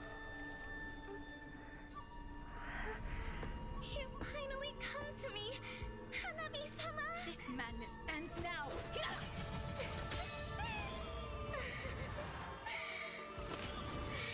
last, I'm shivering with excitement!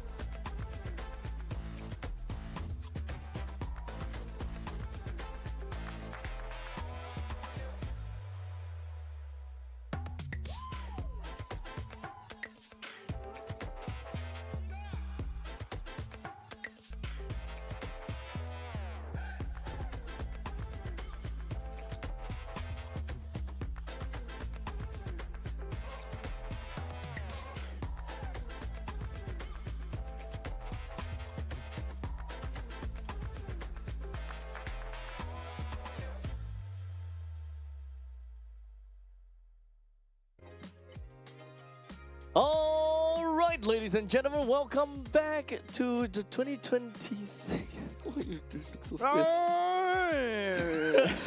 Man's looking so stiff. But welcome to the 2026 Asian Games Esports Events Mobile Legends Bang Bang Qualifiers Day number 2. My name is Abstract. With me here is Moment. We are back at it again. We are going to be looking at a team, or the two teams, which have yet to play a single game in the stage as of yet. And that is Team Uzbekistan versus Team Kyrgyzstan.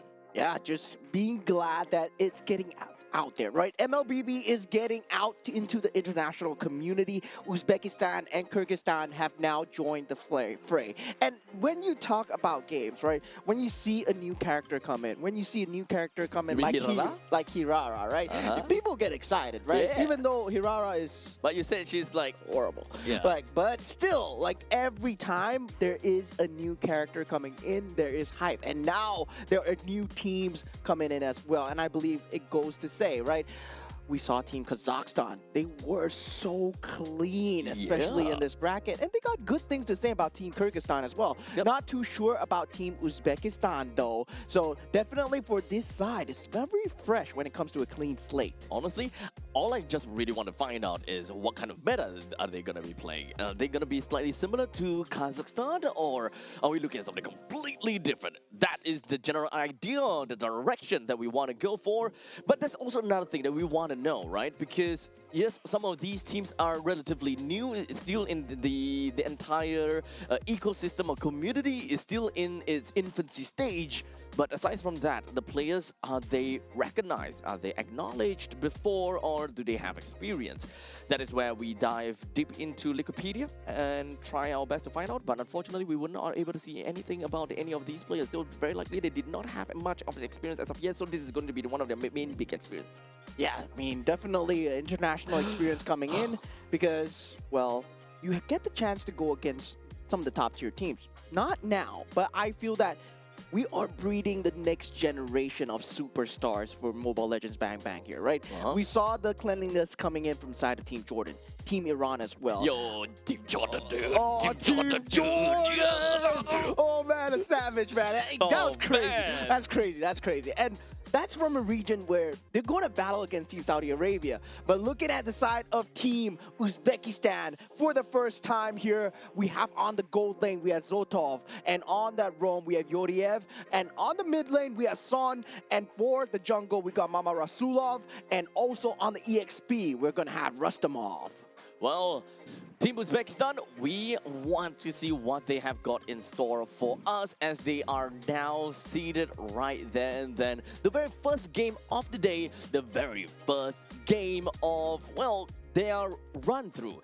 Now, of course, do remember that their time in the entirety of Group B, at least, if I remember correctly, it should be Group B. They are part of the Central Asia region, so they only have 3 other opponents that they need to face up against with, and one of them is Kyrgyzstan. Yeah, Team Kyrgyzstan on that gold lane, we're going to have Zermerbek Ulu. On the roam, we're going to have Asker Bikov. And we have on the mid lane, Murbikov. And also on the jungle, we have Kalbayev. And on the EXP lane, we're going to have Shekhanov.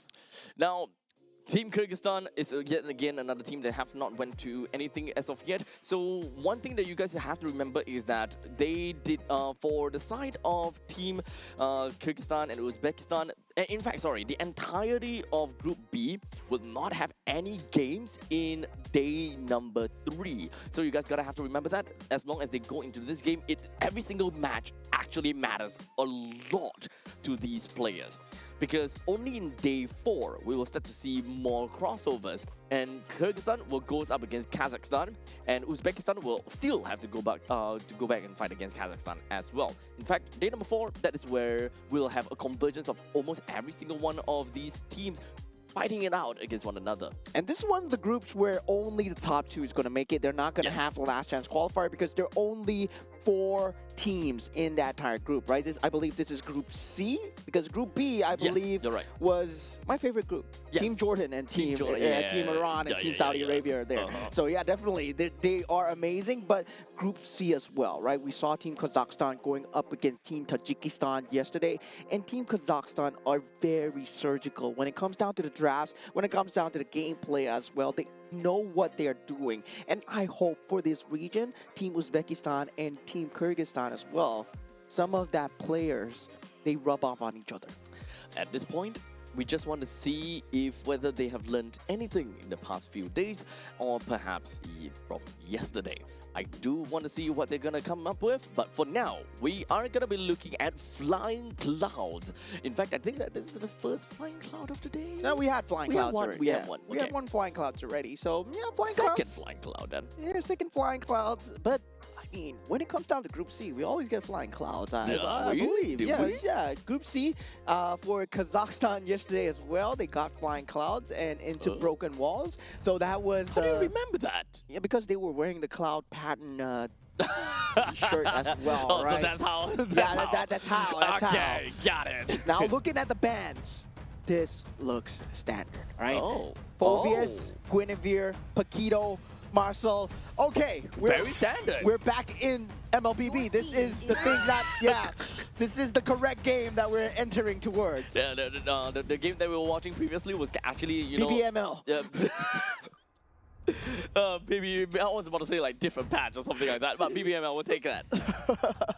So now we are here in MLBB. Now we are going to see Team Kyrgyzstan with that ban coming through. There is that still very strong pick of the Baxia available if, let's say, they want to let that open, and that Freya is still in the pool, right? Freya has been banned so consistently. And also another one that we talked about a bit that a lot of the groups they don't really go for is the Fanny. At this point in time, I still don't expect to see Fanny.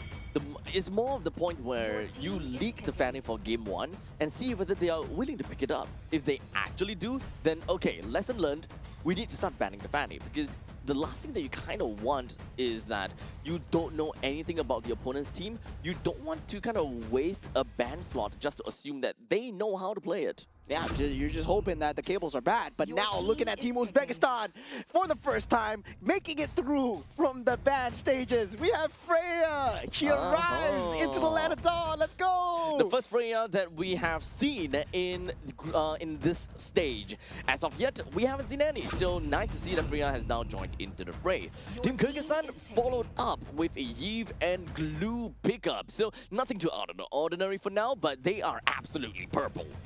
Yeah, definitely. So there is that possibility of that Zusin that is already banned out. So we do have that Gourd available as well. If, let's say, you want to go for that ability to fight into that Yves in terms of that mid lane control alone. And now for the Harif. Harif still looks good. Wait a minute. Then where is this Freya going? XP Freya. It's very likely going to be XP Freya. And that's something that still will look really good. Like, when we put Paquito in the XP lane, these kind of things definitely matters. And having an XP Freya pretty much means that you more or less win the lane pretty darn hard. Yeah, definitely. I mean, gotta say, right? Okay, it's gonna be an XP Freya, so the jungle is gonna be the Harley as well. So the core 3 just straight pick up from the side of Uzbekistan, right? Gold laner into EXP, into that jungle as well. Yeah. So right now Uzbekistan's lineup is really good because of the sheer amount of firepower that they have. So any roamer at this point in time that can allow for pickoff is ultimately very important, where that ball will be passed over to Kyrgyzstan, where there are 2 main roamers that needs to go. Cho and Kalia. They have to go. Cho, Kalia. I mean, at this point, right, if Team Uzbekistan go for old school, they could go for the Jawhead as well, right? Yeah, that's something that we haven't seen in a very long time. But Jawhead harder to execute, though. Yeah, definitely harder to execute. Okay, maybe not now, because the Baxia has been picked up as well. Okay, so the thing about Baxia, I'm kind of surprised that it has leaked all the way until R3 to be picked up, but it is still a very fabulous pick. The way that Team Kyrgyzstan can go, this is a battle of firepower from one side and attrition from the other. So for Team Kyrgyzstan, just gonna go a little bit more hammer with how thick that they can be. Very likely the glue is gonna go over to the roll section. So Team Uzbekistan, in order to kind of make sure that Team Kyrgyzstan doesn't go too crazy, they need to kind of handle the XP lane a little bit, right? Or actually, do you want to handle? Yeah, maybe handle the XP lane a little bit. Actually, if let's say you want to flex out the glue pick, put him in the EXP lane versus the Freya, because the Freya is not going to be able to destroy the glue as hard, right? And in terms of that mid-game power spike as well, glue on that Freya, it's something that you consistently want from Team Kyrgyzstan. Yep, so at least in level 1 to level 4, glue more or less will do a better job than a Freya, because you're generally just healing off of the glutings that you kind of drop on the floor, and you can do pretty decent damage on the Freya as well. The main thing what Freya wants to do is she wants to stick close to you and just keep on hitting away. But the main problem also comes down to the point that Freya can be very slippery and agile, where it might not be that easy for glue to land some of these S1s. And now, wow, they ban out all that mid lane pressure that could potentially come through. Now gold lane pressure being banned out from the side of Team Uzbekistan as well. I mean, Bruno is back, man, so back. And now Bruno definitely getting banned out. Claude as well. Now Gord, Lilia. So now they don't have a lot of choice for the mid lane.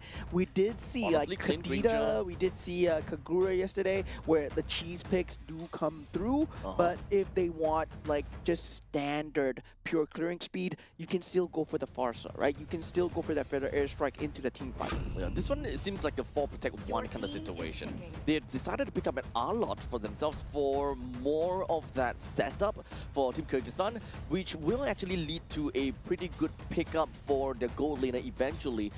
Can be a Clint, can be a Granger, or literally anyone that can play very early in the game. I'm not too sure whether they are too open to playing a fighter gold lane. It might be a little bit too all in without any form of insurance policy. Yeah, and now left with the roamer coming out from inside Team Uzbekistan. They need can catch. Yeah, they can go for the Cho, like we said, right? Cho, the Kalea, the catch will be very strong, especially with combined with the Fury of the Phoenix as well. But if they want more AoE, the Atlas is also available as well. If, let's say they want to pair that together with the Harif as well. Right. Yeah, but Okay, they want to go with the Cho instead. Yep. I think it's relatively understandable. You do have got lower cooldown of the Wither Dragon. You have a lot more setup capabilities. They can play around with Harley and Freya. And most importantly, as a 13 plus Cho combination in the mid lane, you can clear waves extremely well. Yeah, now with the gold lane selection for the side of Team Kyrgyzstan, right? I would say right now, Ruby looks extremely good, but they go for the Granger instead. Yeah, but that's Too just all me. in, yeah. Yeah, that's just me being a super gambling player, right? Optimistic in some sense, yeah. But I would look at it that way as well, because from what I know, damage Ruby is actually pretty nutty at this point in time, but no one have really experimented too far into it in a professional tournament as of yet. Yeah, definitely not now. I would say we might Sooner see or it. later. We might see it later. We Yeah. might see it later because I know Team Malaysia versus Team Myanmar. Maybe they might want to experiment with that. But now going in so far, looking at the drafts, looking at what the players have picked up for themselves, Granger will be that last pick.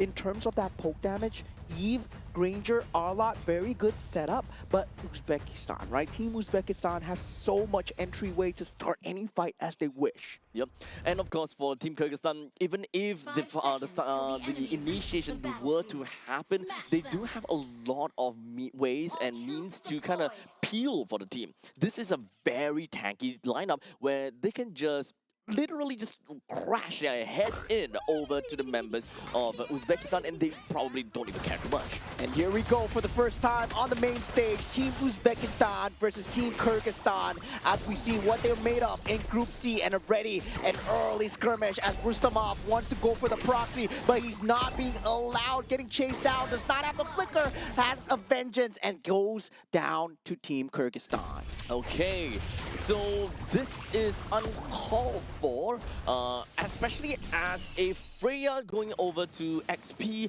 I did not expect him to want a proxy like that, especially since with the current patch, the way that the junglers kind of path around now is this is either a very all-in pick or a very safe pick to all-in play or very safe play, because he's either going to go all the way to the Lizard or he's going to be right by the Beatles. Yeah, now Yuriev on that scene here, forcing out the flicker from the side of Shekinov as he has to bail out on the Arlet so far. And I would say, right, despite the fact that he got the first blood down, really doesn't matter in terms of that creep priority. Now the catch for Team Kyrgyzstan coming through, Rustamov will be that main target, and Yuriev with the Jikundo able to get out. Doesn't really quite matter. Still very early into the game. Most of these farm that you want to funnel into is either going to go to Kalbaev, or you would want to kind of throw it over to Zemerbek. Other than that, everyone else is not exactly too important. Maybe Midabekov is the other one that you will want to give the farm over to as the mid laner. The more farm the mid laner gets, the better it is for the mid game. Oh, here we go in that mid lane as well. Fury the Phoenix being popped so far, and now getting knocked up onto Shekinov. He will be the target coming out from side of Team Uzbekistan as they do go for the turtle after that mid skirmish. Now with Kalbaev on that scene, he will be trying to go for that retribution here, but real manipulation has been set up from the side of Murbekov. But now with that being going the way of Team Kyrgyzstan, the turtle does go the way, and now Team Uzbekistan, they will be trying to get out as Rustamov extremely low. Team Kyrgyzstan, they have to play together as a team. It requires them to really huddle together a lot in order for them to find any form of substance on top of the opponents. They can't just stray away from one another, because that is exactly what Uzbekistan wants. One way of playing is Team Kyrgyzstan's way of playing is a absolute bane to Uzbekistan's win condition, because as long as Kyrgyzstan constantly just huddles together, it's actually really difficult for Uzbekistan to find a way to kill. Yeah, and popping out that Damon's Force extremely early is Zotov, and Summerback Ulu actually forcing it out will have the ability to have that poke damage as well. But very good rotations we see out of Yuriev and also the glue as well, right? Askerbekov really very good in terms of matching each other's pace. So I gotta say, we got a game on our hands here. Team Uzbekistan and Team Kyrgyzstan, they look evenly matched in terms of draft, in terms of those lane rotations as well. This is gonna be a close series. I do agree. Does definitely seem as though they know what they're playing for and what their team composition really requires them to do. So at least for now, Team Kyrgyzstan, they're still slightly, kind of far apart from one another, because this is still, the laning phase. You definitely need to get as much farm as possible from each of these lanes. But hold a second. Way of the Dragon being popped, and Shekinov just goes down to an easy pick off from the side of Team Uzbekistan. And this is going to be the story of the game, right? You don't have purified, non-purified targets, especially on the Shekinov, and also Murbekov might be a target for the Way of the Dragon. And Zarmerbek, well, he was going to be pretty much left untouched. That's going to be a 1-for-1 trade, I would say, on the macro side. Hunter Strike now being picked up. As a matter of fact, right now, Kyrgyzstan is just going to be hovering around the turtle. It will be a 5v5. This is going to be big for Kyrgyzstan. Yeah, bloodthirsty Yuriev does want to go for the Way of the Dragon into the real world manipulation. Fury of the Phoenix has been popped, and now Murbekov trying to do what he can in the back line, but Mama Rasulov does able to find a pickoff. It's a double kill onto the members of Team Kyrgyzstan as 3 members go down, and Rustamov pops in, and that's 4 members down for Team Kyrgyzstan as Uzbekistan pulls ahead. Absolutely tore them apart. The problem when it comes down to that team fight is the firepower from Kyrgyzstan went everywhere. And literally, when I say everywhere, it goes a little bit here, a little bit there, and not everything to one person, which is exactly what Kyrgyzstan wants to do, you see? At this point in time, the fight is already more or less dissipated. Most of the members are kind of going far back already. So right now, it's more about the fact that Team Kyrgyzstan, they need to find a way to single one person out and then to be able to kind of call out for these kills. Okay, let's go for Yuriev, or okay, next one. one will go over to Rustamov. He's going too deep in, focus fire on him, that kind of stuff. Yeah, that Fury of the Phoenix timing extremely good, used after that real world manipulation, and we did see because of that Zotov, he had a freeze aim in Sports. Despite him not getting the kills, he did possibly the most damage with the synchro fissures and also that jumps coming through as well. Now 7-1, 4,000 gold advantage now. Team Kyrgyzstan, the way back is not good as, oh my god, the Granger dies solo in that bottom lane. Oh man. Now that we kind of seen everything together and now we are going past the laning phase, that means level 4, we are looking at players that are way past level 8. This means that level 2 ultimates are going to be big and going to be strong. We mostly look at Rustamov now. Rustamov and perhaps Son as well, because of the splash damage that they can deal in an entire AoE kind of situation. So even if Team Kyrgyzstan would kind of move together in tandem and they will want to 1v5 one person, as long as Team Uzbekistan have got really good answer and really good reaction to it, Rustamov plus Son, they should be able to deal a bunch of damage to a really big party. And Team Uzbekistan are playing the map so perfectly, right? They have to watch out for the burst damage that comes through from the Harley. At the same time, Zotov, he's going to be farming reliably behind, and this is exactly where they excel at this lineup, right? They don't want to go for an honest 5v5. They want to take the skirmishes while they are ahead. And while they're ahead, they want to make sure that, well, Team Kyrgyzstan, they're playing great. They're playing the death ball style. But Team Uzbekistan, they're not going to entertain that chance. They're not going to take the 50-50 here. Yep. However, reaction time from Kyrgyzstan is important too. Now, with that Way of the Dragon and the real world manipulation being popped, they do get that turtle on the side of Team Kyrgyzstan. Now, Zermerbek Ulu does go down here. This is not good enough. Real world manipulation, not enough from the side of Murbekov. And 3 members from the side of Team Kyrgyzstan are falling. Shekhinov, he's in a bit of danger here. Yoriev on the scene does not have the flicker to reinitiate onto Shekhinov. It's largely a positioning problem right now from the way that I see from the side of Kyrgyzstan. So for the Mamarasula, he's got easy openings to just make his way over to the back lines. It is way too easy for him to just go in onto Zamirbek, and it's really unfortunate because as an assassin, that's what you want to do. Look at the damage coming through from the side of Zoltov. He pops the Zayman's Force and dives the Granger behind the turret. Zamirbek Ulu not having a great time, but look at this. Final Slash being used to try and save Kalbayev as Yoriev falls extremely low. And Kalbayev, he's still surviving for now, but 3 members already down as Rustamov eventually shut down here. Team Kyrgyzstan, they're finally trying to fight back, and they do have damage on Zamirbek Ulu, so they gotta watch out for that. They may have lost a little bit, some members from the side of Uzbekistan, but it's not going to be that big of a problem, right? It's 4-2, it's 3 coming in from Rustamov, but regardless, throughout this entire team fight, they found a way to, of course, single out Kalbayev, and I think that's great, but for somewhere, Shekhinov came out of absolutely nowhere, and he's a little bit too fragile in this case. The moment that he kind of ate the ultimate coming from Mamarasula, you understood that he's not going to survive. But I gotta say, for Team Kyrgyzstan, that is a great sacrifice, great trade, right? Once we are in that zone where they have equal net worth, Team Kyrgyzstan actually have that better team fight lineup. They have the better top to back. Meanwhile, for Team Uzbekistan, they need to look for a separate angle to enter, right? Especially with the Harley, they gotta get the burst through. They have the Fury, the Phoenix, but that's the only team fight that they got going for them.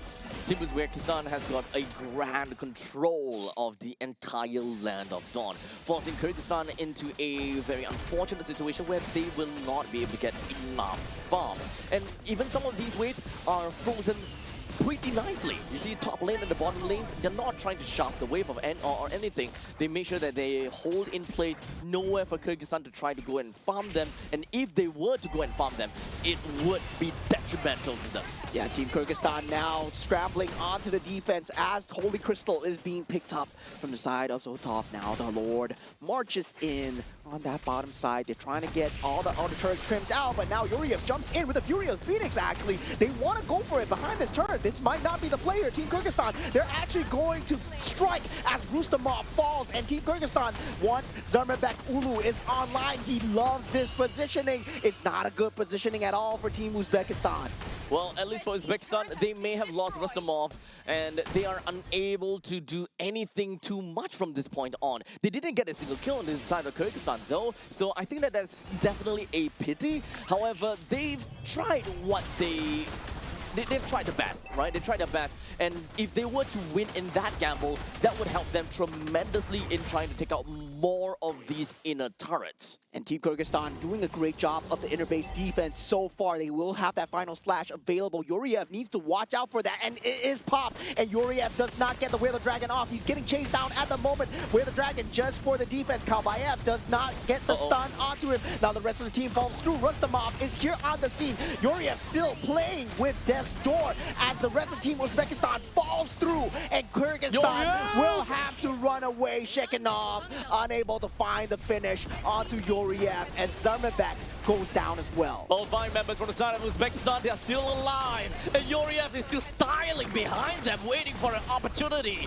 And right now, Kyrgyzstan, they're at death's door. Now, real-world manipulation has been popped to try and handle out the creep waves here. Rustamov, he is getting chomped down, and Askerbekov takes him out. But he will be the only one left. Kalbayev falling extremely close. Zarmabek, Ulu, they might be able to hold on here, but Team Kyrgyzstan, they do not, as Team Uzbekistan clutch through that final bit of damage. Well.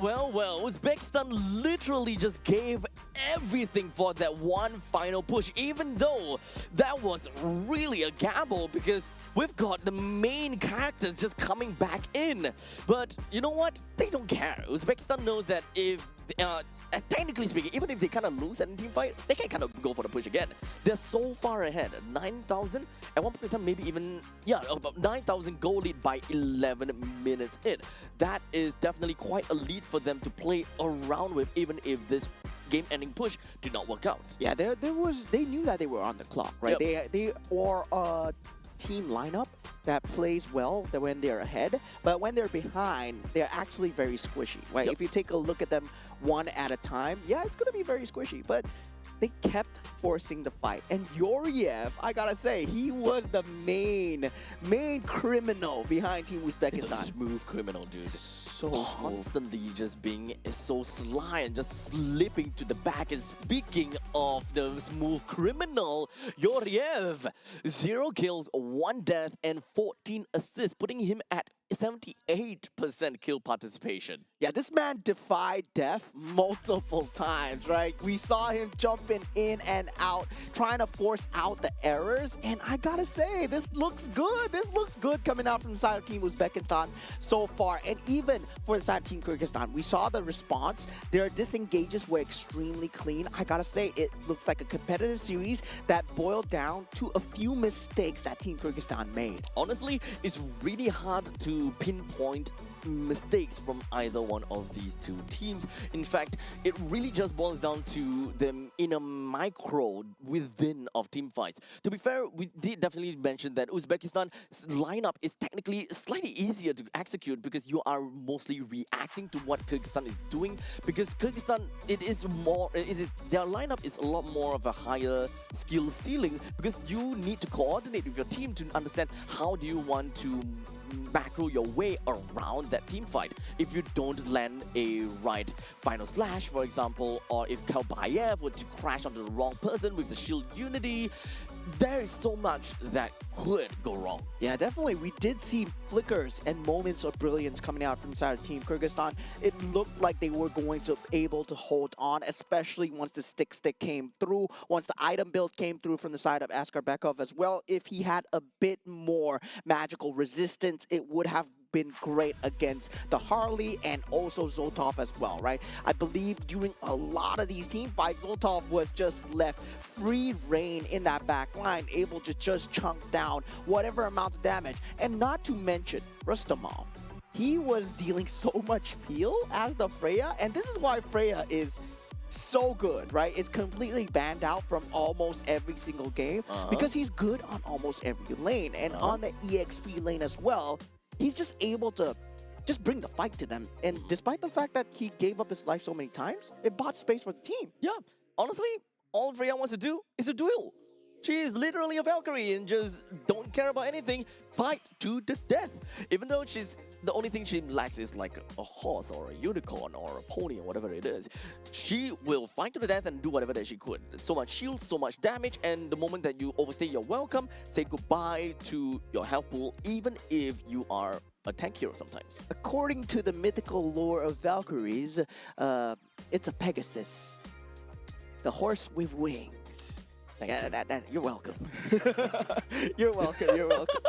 Welcome, guys. Thank you. All right, so guys, that's why we see Freya banned out so much as well. So definitely, when we go into the next match as well, Team Kyrgyzstan, I feel that they have a fighting chance when it comes to this. We might see a 3-game series here. Honestly, I would not be surprised because game number 1, I feel that it's slightly dictated based on what kind of draft that they had. If in the event that Uzbekistan would have a draft that is slightly simpler to execute, I think that that game would be a lot more back and forth. With that all said, game number 1 for who was that? Uzbekistan, or is it? For Kyrgyzstan. Okay, sorry. Kyrgyzstan. Okay, so if the match for Kyrgyzstan were to be a little bit more easier, rather, if their competition is a lot easier to play around with, it would have went through, it will be back and forth a lot. While in the meantime, for Uzbekistan, all they need to do is just execute the skills. They just need to have their own specific tags. Like for example, the Harley just needs to tag onto the Granger, for example. As long as you see the Granger, go for it. It's as easy as that, right? You don't particularly need to, let's group up together as 5. Let's go together. You see who you jump on, this person, blah, blah, blah. But for a Harley, I see a Granger, go.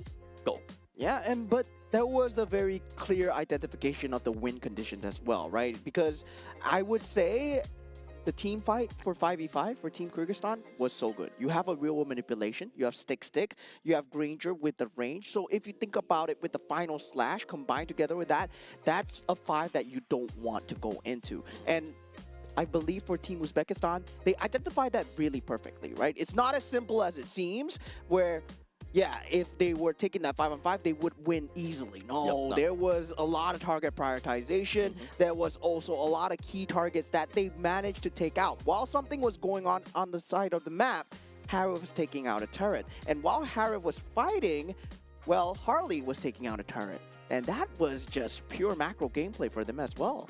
So, once you said target prioritization, you're gonna have to really identify if whether it is a fight that you are able to take on to. Once again, tough decisions. It's always all about the tough decisions that is being made. A good team really knows how to make you choose, and sometimes those options that you give them aren't exactly real options. Those are just an illusion of choice. Yeah, and then going into game 2, right? The problem of that Freya. Do you want to give the Freya over? Right now, the sides are going to be switched, and it's going to be flipped. So that means Team Kyrgyzstan is going to have that first pick as well, right? So definitely when it comes down to that, they can leak a bit more. Right now, we did see the Marcel and also the Paquito being banned out, but the Freya was not. And this is the first time Freya was leaked out into the pool. Yep, so I think that they have learned from this and they would not want to see a Freya in this sequel. Now, of course, map randomized into flying clouds, allowing for heroes that is otherwise not that good in lane to still be very sticky in lanes. Yeah, so keeping the consistency, right? Flying Clouds first and Flying Clouds second once again. So they will have that consistency for that map selection coming through. Now, for the bans coming through, will they have that similar consistency, or will we see different heroes being leaked out into the pool? We did see the Guinevere being banned out. We did see the Marcel and also the Paquito being banned out. So here we go. Harley says goodbye, and of course, Fulvia says goodbye as well.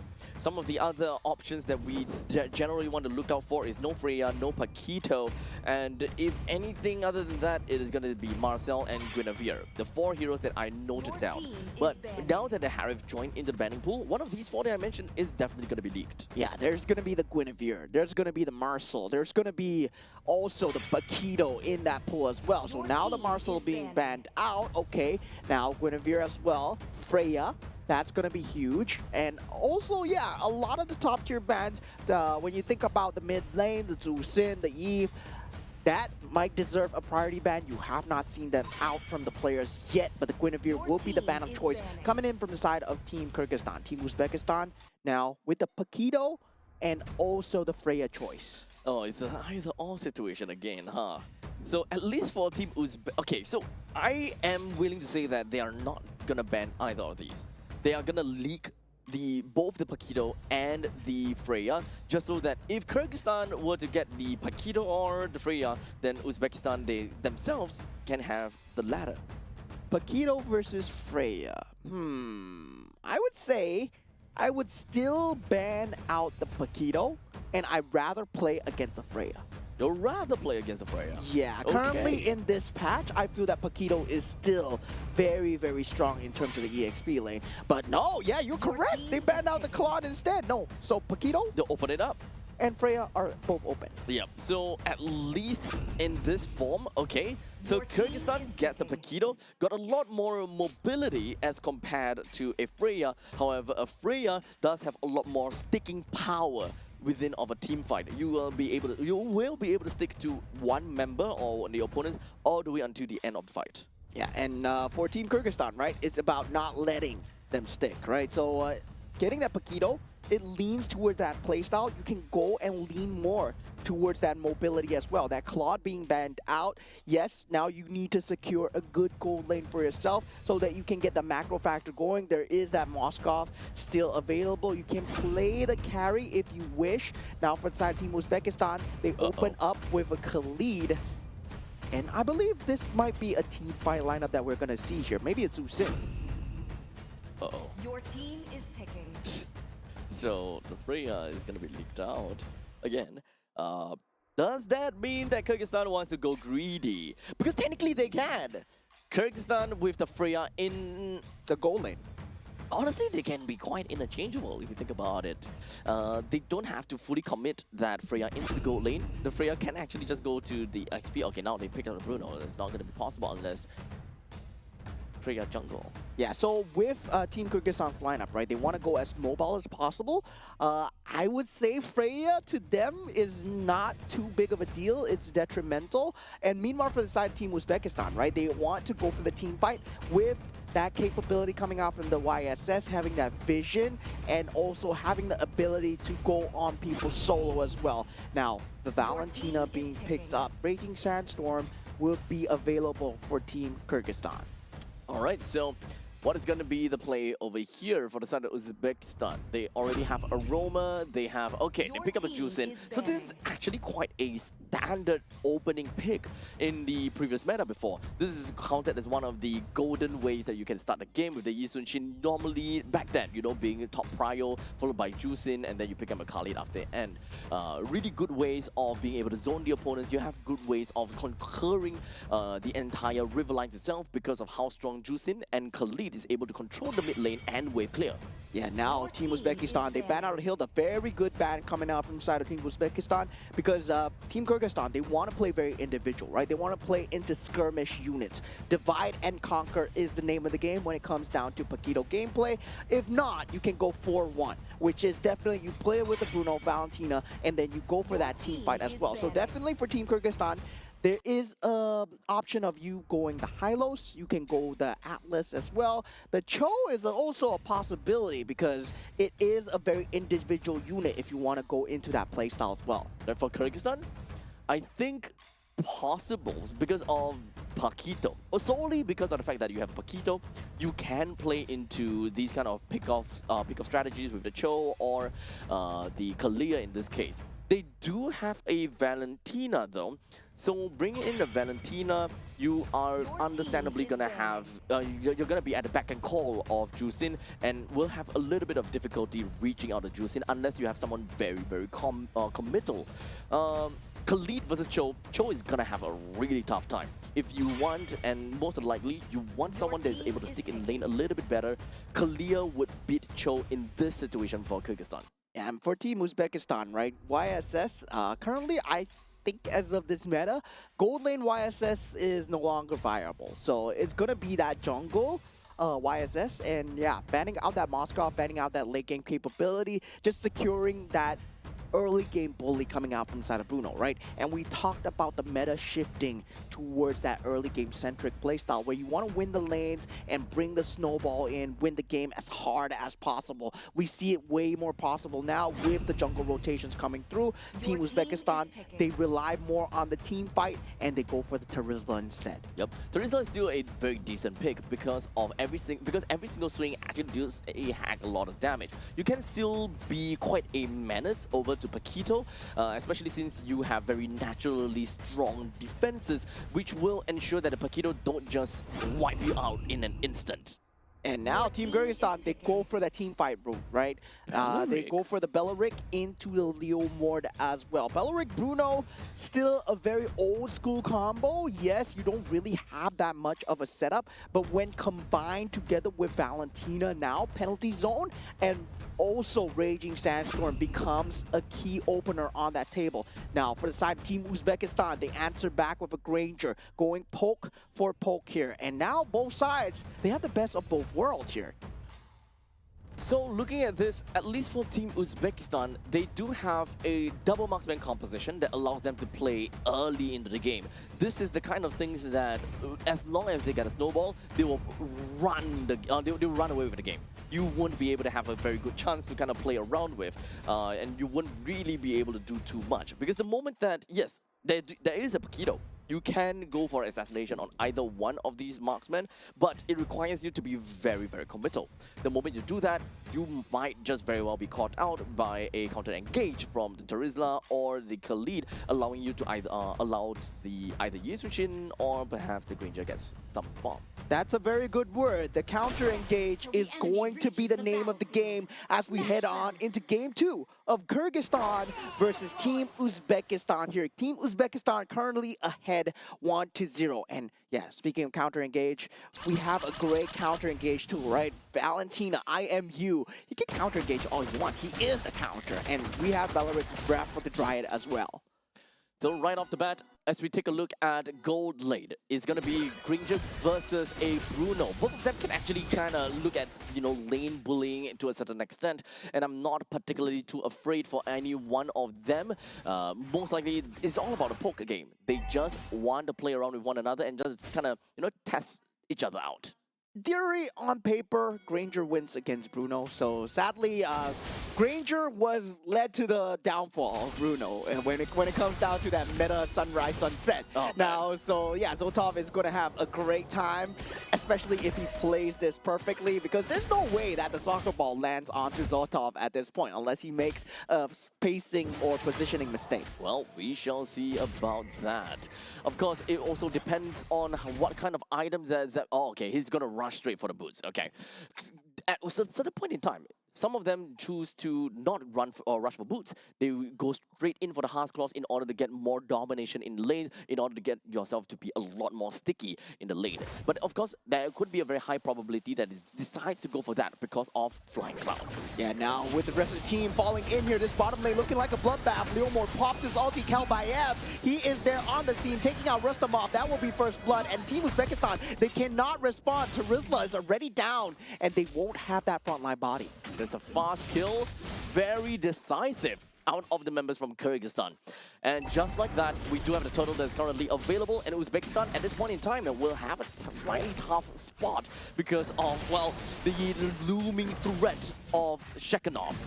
Yeah, and that's the problem right now with Team Uzbekistan's lineup, right? When you pick up the YSS, you're hoping for a damage, you're hoping for that pick-off going through, and you're relying on so much other else to rely that setup for you. And for Team Kyrgyzstan, they have a jungler that can set up for himself. He can just run in with the horse. Yep, literally just summons Barbil, and we'll see how from that point on he's going to play around with.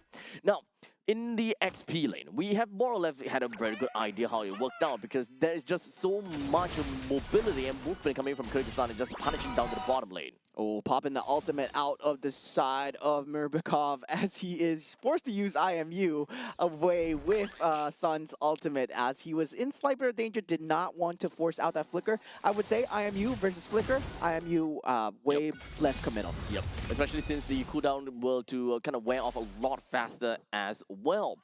Now, it is still pretty early into the game. We are still in the laning phase right now. It doesn't really quite mean anything for now. The fact that Rustamov went down once, it could still shake. The game could still definitely shake up quite a bit the longer that the game goes into. But we still need to remember that Kyrgyzstan's lineup, they play very heavily into the early stages, and they pretty much all in the early stage. Uzbekistan, on the other hand, they are a lineup that can be very strong in the early game as long as they have the snowball. But they are not fully committed in that.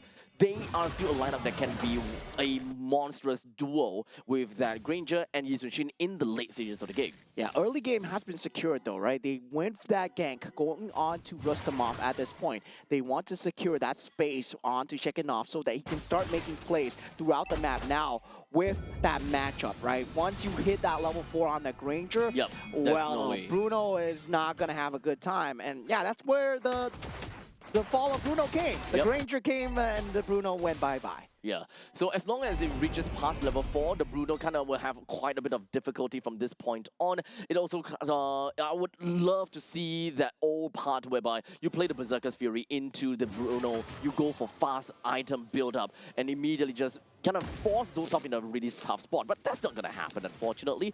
But regardless, we're going to be looking at the Turtle up in the top lane, and Uzbekistan, they're looking for a probability. What is it like between these two junglers? Well, Kelbayev at level 7 and Mamarasulov level 8. Yeah, it's still 50-50, right? It's always 50-50. Now for the side of Team Kyrgyzstan, they will be starting the Turtle first. They do have the Bruno on the scene now, popping the ultimate from the side of Team Kyrgyzstan. Now Kambayev takes out the Turtle down. Shekhinov in that back line, takes out Zoltov as well. That's all the damage gone. 3 members down from the side of Team Uzbekistan. Team Kyrgyzstan get a clean cut. 3 men down from Team Uzbekistan just like that. And to be honest, this is understandable. Kyrgyzstan has got a lot of early game firepower and they can storm into your home without you inviting them in. And by the time you see them, your door is already broken through. Yeah, take a look at the replay right there. Shekhinov going into that backline is Zoltov, right? So much value from Shekhinov. Yeah, Shekhinov showing why, right? Paquito is going to be that top tier van, and Zoltov, despite using that flicker, as long as you use the flicker same time as the Granger, you're gonna keep that rotation going. You know when the Granger's flicker is, because that's exactly when you pop your flicker on your Paquito. Yep, you pretty much will be, or constantly be able to kind of stick onto him. Yeah, now here we go. Raptor Dryad has been popped. Break counter initiate, but they do disengage coming out from side of Team Uzbekistan with that Raging Sandstorm. And Team Kyrgyzstan, well, they were looking for blood there. Very good escape coming from Rustamov. He wanted to ensure that he don't give any free kill over to Kyrgyzstan, because any kills from this point on is just going to further accelerate the growth of Kyrgyzstan to an extreme extent. At this point, take a look even when it comes down between the XP laners, right? It is Terizla versus the Paquito. It is technically understandable that a Terizla would not have that good of a time in terms of farming as opposed to a Paquito who is an assassin, more or less an assassin kind of guy. Yeah, I would say he's like a Suyo, right? Assassin-esque fighter. He was the original Suyo. And now with Suyo falling off into the sunset, we see the sunrise of Paquito as well. And Shekhinov just dealing so much damage to Sun. They have to watch out for the bushes right now. But good macro plays coming out from the side of Team Uzbekistan, trying to just give up the turtle, try and get the macro side going, try and get farm on the opposite side of the map, right? And this is where we see the resource allocation come through for the side of Uzbekistan. With the bottom lane T1 turret destroyed in the hands of Team Uzbekistan, it doesn't seem like they are too far behind. To be honest, when it comes down to the standing objective, they are completely neck and neck. Although the bottom lane T1 turret is about to go down. In the end of the day, it is the middle lane T1 turret that still matters the most. The moment that you lose one of these middle lane turrets, boy oh boy, are you going to lose a lot of tempo. Yeah, tempo indeed. As Team Kyrgyzstan, they want to ramp up the tempo, but unable to find anything so far. Team Uzbekistan doing a great job at clearing the creep waves when the team fight is not going to happen. At the same time, keeping up the creep pressure. But Shekhinov is always going going to be playing on the opposite side of the map. And the problem is, there's no one that can stop him right now. He is at that main power spike, that 8-minute power spike that you see from the Paquito. And essentially, he can one-hit KO almost anyone in the map right now. He's honestly a really scary guy right now. And he even picked up the War Axe for himself, so even more survivability in the team fight, even more damage that he could have brought onto the team fight even. So we'll see how Uzbekistan want to get themselves right out of this difficult spot. Yeah, 8 minutes into the game, this turret will be that target of choice. Penalty zone into that back line. Great steal from the side of Murpekov. But now Team Uzbekistan, they are trying to disengage. Rustamov does go down, and Team Kyrgyzstan, they will get one and the mid turret. What a great play coming out from the Valentina. They got what they came here for. They wanted to get that T1 turret in the middle lane. And fortunately for them, they got even more out of it.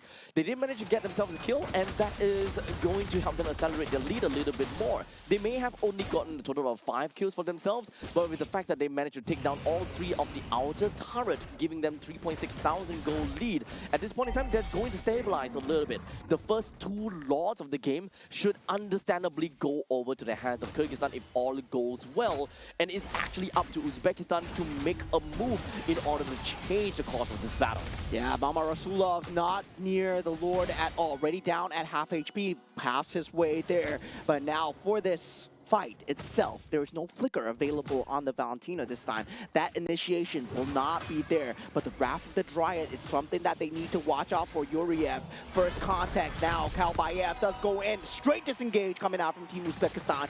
Beautiful indeed, a beautiful dance, as they will have the capability to go for this Lord once the ultimate is down. And now with that, they do go in with the penalty zone. Team Uzbekistan, they don't have the damage though. Rustamov, the only one there, as Zotov, he's playing cross-map.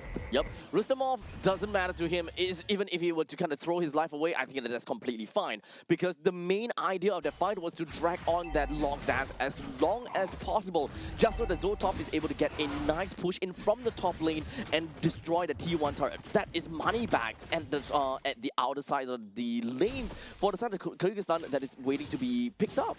Yeah, definitely trying to keep ahead in terms of that macro. When it comes down to the base fight, this kind of turret damage, it goes a long way because all 5 members, they get the gold, they get the itemizations, it makes their base defense slightly better. Now, Malefic Gun timing is here for the side of Zamerbek as well. He's a different creature now. He's dealing so much damage to Rustamov. Penalty zone has been forced. Wrath of Dryad is there as well, but Zamerbek, he's dealing so much damage with the rest of the team able to just back him up, and Shekhinov on that top side just being a complete menace. It's totally fine still. In fact, that was a very good defense coming from Uzbekistan.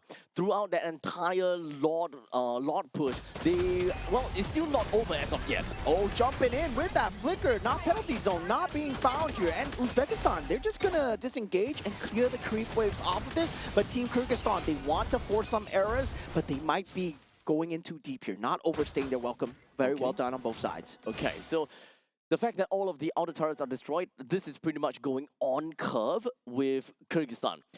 For your very first Lord, all you want to do is take down every single one of these outer turrets. Inner turrets are all just a bonus.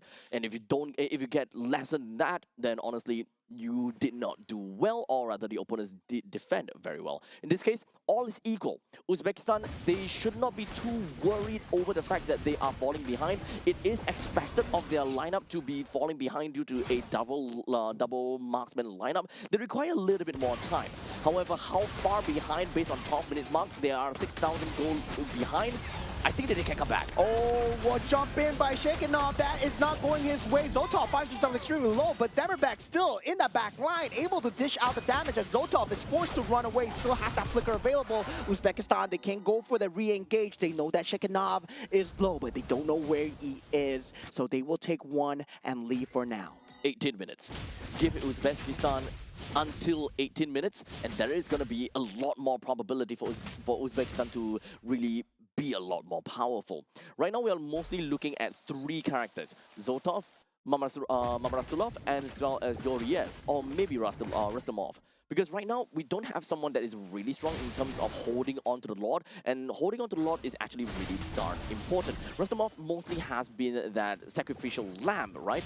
The moment you jump in, penalty zone, do a little bit more damage, and you've done your job.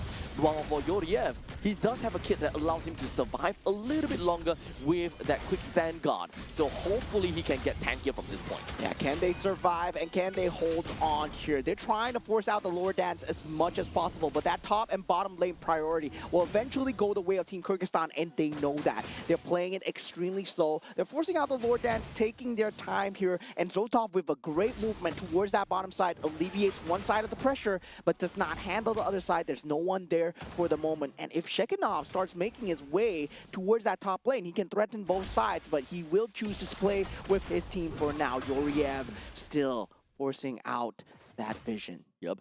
So now, as you mentioned, I think that Shekinov might be trying to... Oh, actually, it's a very difficult choice right now. Yeah, to jump onto Shekinov at this point, Team Uzbekistan, they will take that non-committal fight. The poke is coming through. Team Kyrgyzstan, they are going for the conceal, running in. They are spotted. Good. And Team Uzbekistan, very good disengage. Very good disengage, one thing. Number two, very good decision from the side of Uzbekistan. They're constantly just taking quite a bit of presence down to the bottom lane and then back up to the middle lane while still kind of dancing with the Lord. They don't need the Lord. They shouldn't take the Lord, as a matter of fact.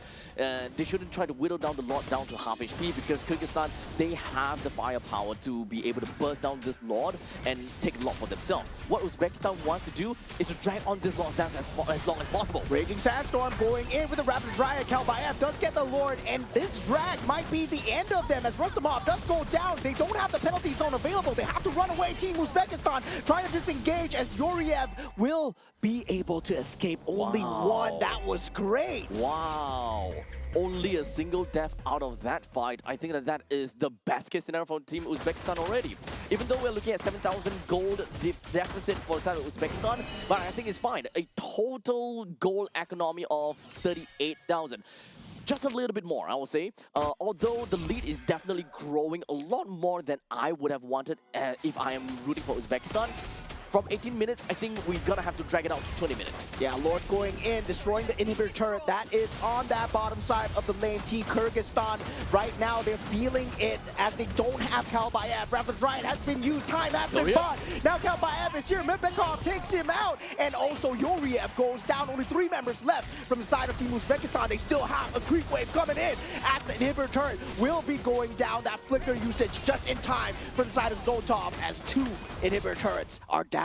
It's okay. If it's just about 2 inhibitor turrets, I think it's fine. But if they were to lose the top lane inhibitor turret, then that is going to be a little bit rough for them to deal with. Yeah, and that's exactly what's going to happen. Team members are not out in time. Merbekov falling extremely low, but Zoltov unable to find the final ounce of damage. There we go. There we go. All 3 inhibitor turrets taken down. A barren wasteland over to the side of Team Uzbekistan. Very good plays altogether, though. I would say that Uzbekistan was a little bit too stressed out in trying to make a play and trying to push the members from Kyrgyzstan away. To be fair, I understand. They want to ensure that their own backliners is able to secure some of these kills in order to accelerate their growth even more, because the leads is just growing even higher and higher. However, all these lead will eventually become diminishing returns the moment that we hit really late stages in the game. Do we even have enough time? Do we even have enough space for Team Uzbekistan to drag the game until 20+ minutes, where Zoltov, Mamarasulov, as well as, or maybe just the entire team of Uzbekistan gets enough damage to withstand this firepower from Kyrgyzstan? Yeah, I mean, at the same time, they don't have any semblance of control other than the Raging Sandstorm, right? Sure, penalty zone is a form of pseudo-control, but it's more for the damage than anything. And meanwhile, the Wrath of the Dryad has been the main factor coming in from the side of Team Kyrgyzstan, right? Where he's able to drag out so much time before the rest of the team can come in. That's why they can play split so far apart. And Team Kyrgyzstan, they might be splitting for the last time, as Team Uzbekistan, right now, they don't have any base turrets. Having no base turrets, ultimately it will always mean that you will have macro disadvantages when the opponent is trying to take the Lord down. The opposite lane will constantly be pushed out, and you will always need to supply a single resource, someone down to the bottom lane to deal with the pushing wave. And the timing has to be now. Ultimates have been popped from both sides here, and the Lord goes down to Asker Bekov. Now Uzbekistan, they have to disengage from this. Rustamov is down, Zotov is down. There's no damage coming through from the side of Team Uzbekistan. They're on the run here as Zemerbek Ulu on the Bruno, still alive. Worldly connects here as Yoriev falls extremely low. 3 members left for the defense as 3 creep waves will be coming in, and Team Kyrgyzstan will get themselves a draw as we head into game number 3, 1-1. GG, well played to Team Kyrgyzstan.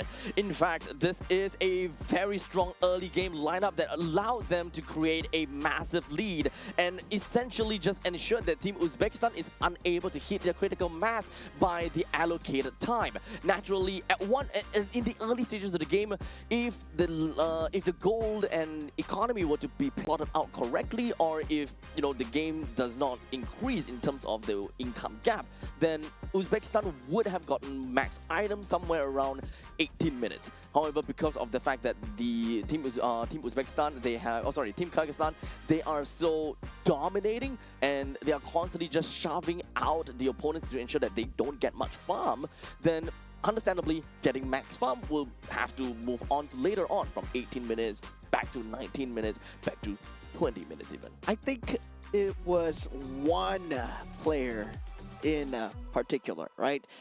MVP of the game, Asker Bekov, that really led to them just trying to run around like headless chickens, because Wrath of the Dryad, man, oh man, the one that he used in the mid lane where he bought time for Kalbayev to come in on the Leomord and then just force out these team fights. 134k damage taken. He was a solo frontline and he did not go down.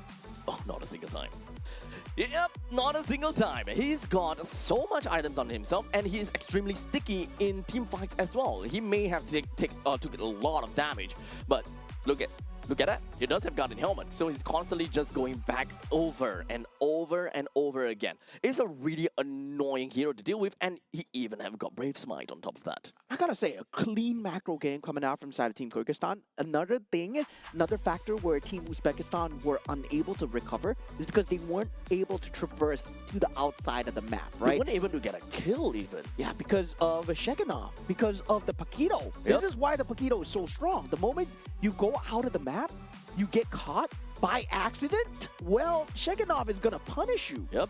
So the only time that you are able to kind of, open up the map a little bit is if, number 1, your tanky heroes were to open up the map and kind of look at the brushes, or in this case, number 2, you send Son over to kind of use the lanterns. But even if you send Son out, technically speaking, Shekinov can reach Son pretty darn easily. Yeah, and also, right, if you look at the damage chart, Team Uzbekistan actually did more damage than Team Kyrgyzstan. And despite the fact the sustain was so strong, the MVP of the game, of course, Belarik, having that revitalize as well, Yep. just able to keep everyone up. The fact that they were able to stand as 5, that was just inherently so wrong, right? Because you see him running around with that green circle and just, hey, everybody, take a heal, take a heal. And he's just unfazed, right? Because we are talking about marksman going up against what's his name again? Belarik. It's marksman against Belarik. And at a certain point in time, the Belarik just doesn't really care too much. The more you hit him, the better it is for him, especially if you are within close range and if you actually get hit by the Wrath of the Dryad even.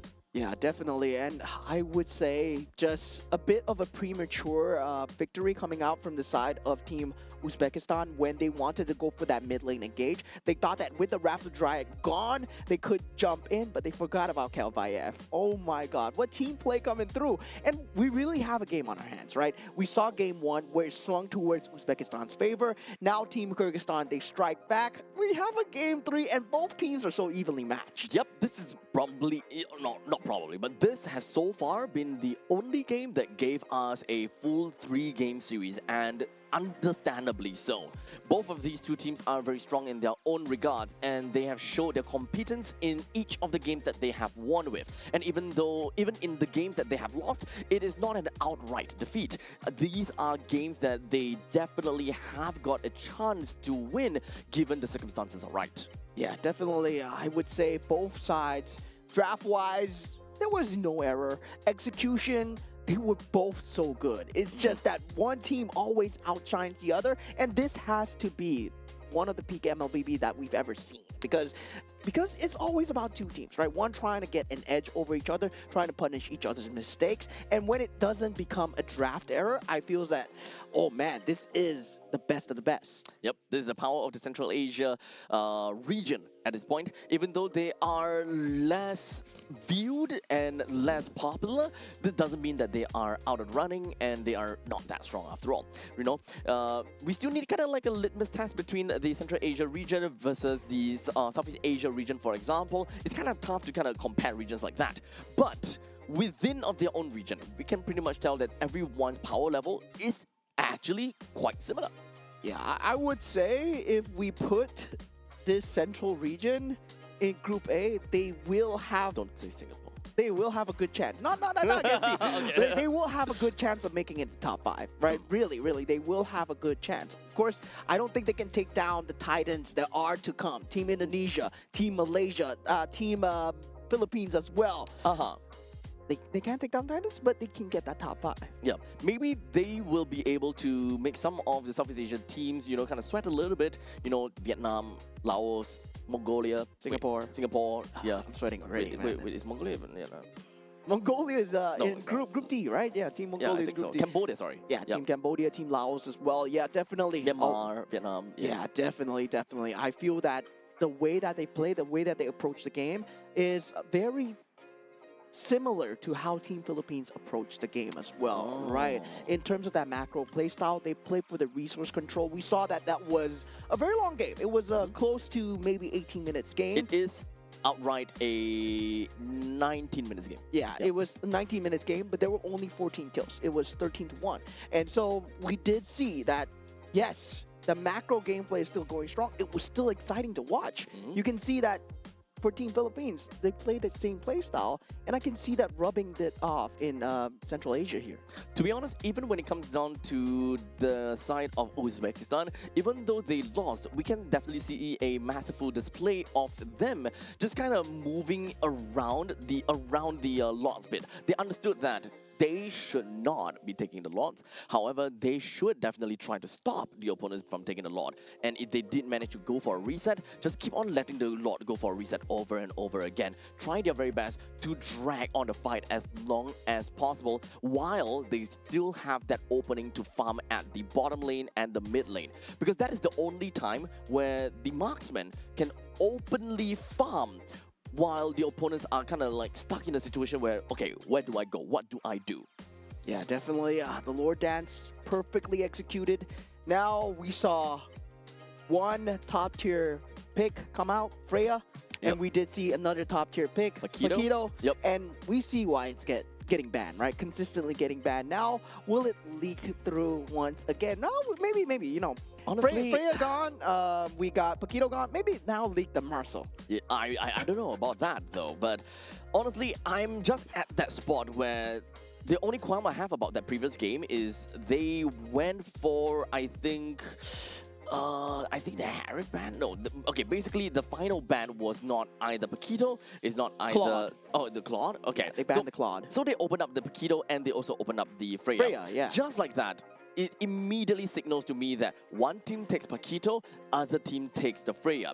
But in the end of the day, that did not happen, which honestly I find it kind of a very unfortunate situation because both of these two heroes can really shape how a team can draft and how a team would want to play the game. It would have been quite a scary game if we were to see Paquito on one side and Freya on the other. I think theory-wise, definitely it puts a lot of pressure in the draft, but also on paper, right? I would rather play against a Freya than a Paquito in this current meta. Because in this current meta, I feel that, yeah, Freya is a problem, yes, but it was last meta's problem. And Paquito is new in the patch where it got so strong. Just the last month alone, we saw Freya just go crazy. But now Paquito is on that sunrise. And now we see broken walls away from flying clouds. Okay, so no more flying clouds. We are back at it again with broken walls. I really need to shake away from the fact that, broken walls has been seen a lot, but in actual fact, today it is pretty nicely randomized. Yeah, it's pretty nicely Yeah, randomized. unlike day one. 5 broken walls in a row. Yeah, definitely. Now we do see both the Paquito and the Freya being banned out. Phoveus and Guinevere will not be seeing action in this game number 3 as well, as both teams are now 1-1 in terms of score. Wow. This has been a treat of a series here. 2 regions, 2 teams that we have yet to see grace that main stage, and they're fighting their hearts out in the land of Dawn. So moving on from here, does seem like the Paquito and the Freya will be, both of them be banned by the side of Kyrgyzstan. They do not want to see any of that anymore. Marcel is currently still open, Baxia is open as well. What else are we looking at? Like Harif, Harif is open as well, Claude is open too. Yeah, there's a lot of strong picks, but Marcel, I think... is banning.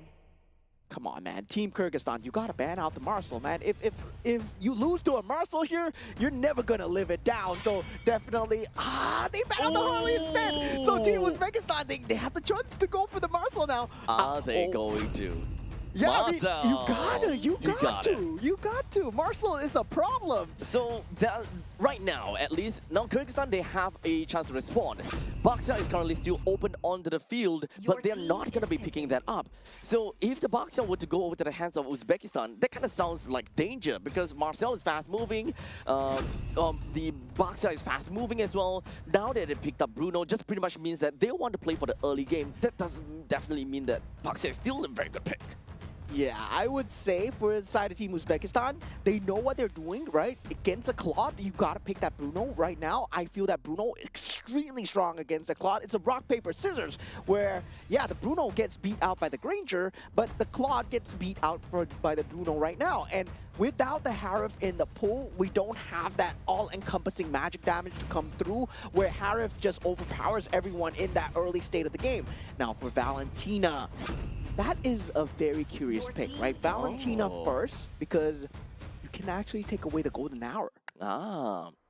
So with the golden hour from both sides, it can definitely mean quite a bit, because especially if you were to pick up a Claude for yourself in your own golden hour, a Claude can move really. Yeah, that blazing duet suddenly becomes a very viable option.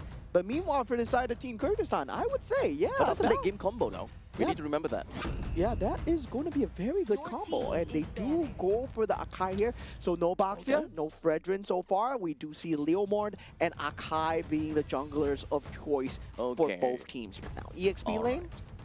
XP lane. Both of these 2 teams have yet to identify their XP lane. At least for Uzbekistan, they need mid lane and XP. For Kyrgyzstan, they needed XP and roam in this case. So XP is going to be bleeding in between both of these 2 teams. Understandably, looking at this fact, let me think. You gotta ban out the 2 Sin here, right? Coming in from the side of Team Kyrgyzstan. For Kyrgyzstan, probably, yeah. Maybe the Lilia and the Jusin right now.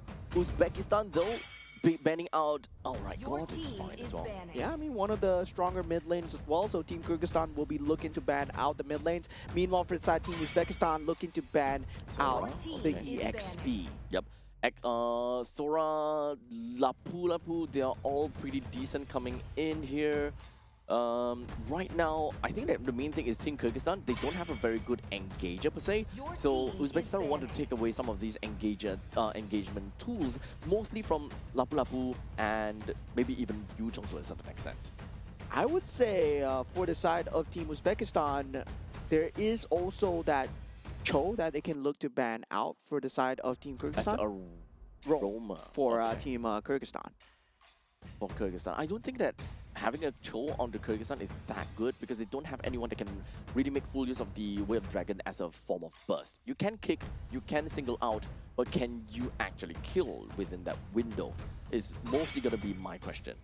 Okay, well done. Then, I mean, the Kalea as well. I mean, I'm just surprised we haven't seen my girl Kalea so much, so often, because it is still a very strong pick. And most of the teams, they have been just ignoring it. But Meanwhile, for the other teams, like we see back in Group A, they do actually actively ban out the Kalea in that top 3 as well. So yeah, now right now, it's still open in the pool. So for Rome and XP for Kyrgyzstan, they can actually play very tanky front lines, just so that it's very difficult for them to give free kills over to the side of Uzbekistan and provide some window and farm over to the Claude to play over in the later stages of the game. Heroes that are generally tanky, that doesn't require too much effort, Lapu Lapu are generally good, but if you can just stick down there, have very good stats without having to duel, that would have been better.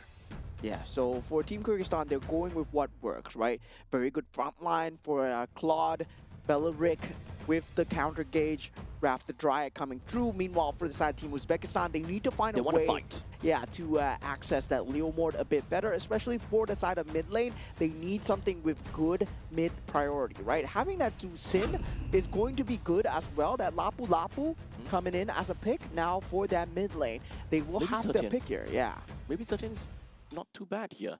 The Fury of the Phoenix may be a pretty good answer over to Claude to kind of force the Claude to pick up the what was that again? Pick up the Purify. But otherwise, Yves is still okay as well as a form of artillery mage in that section.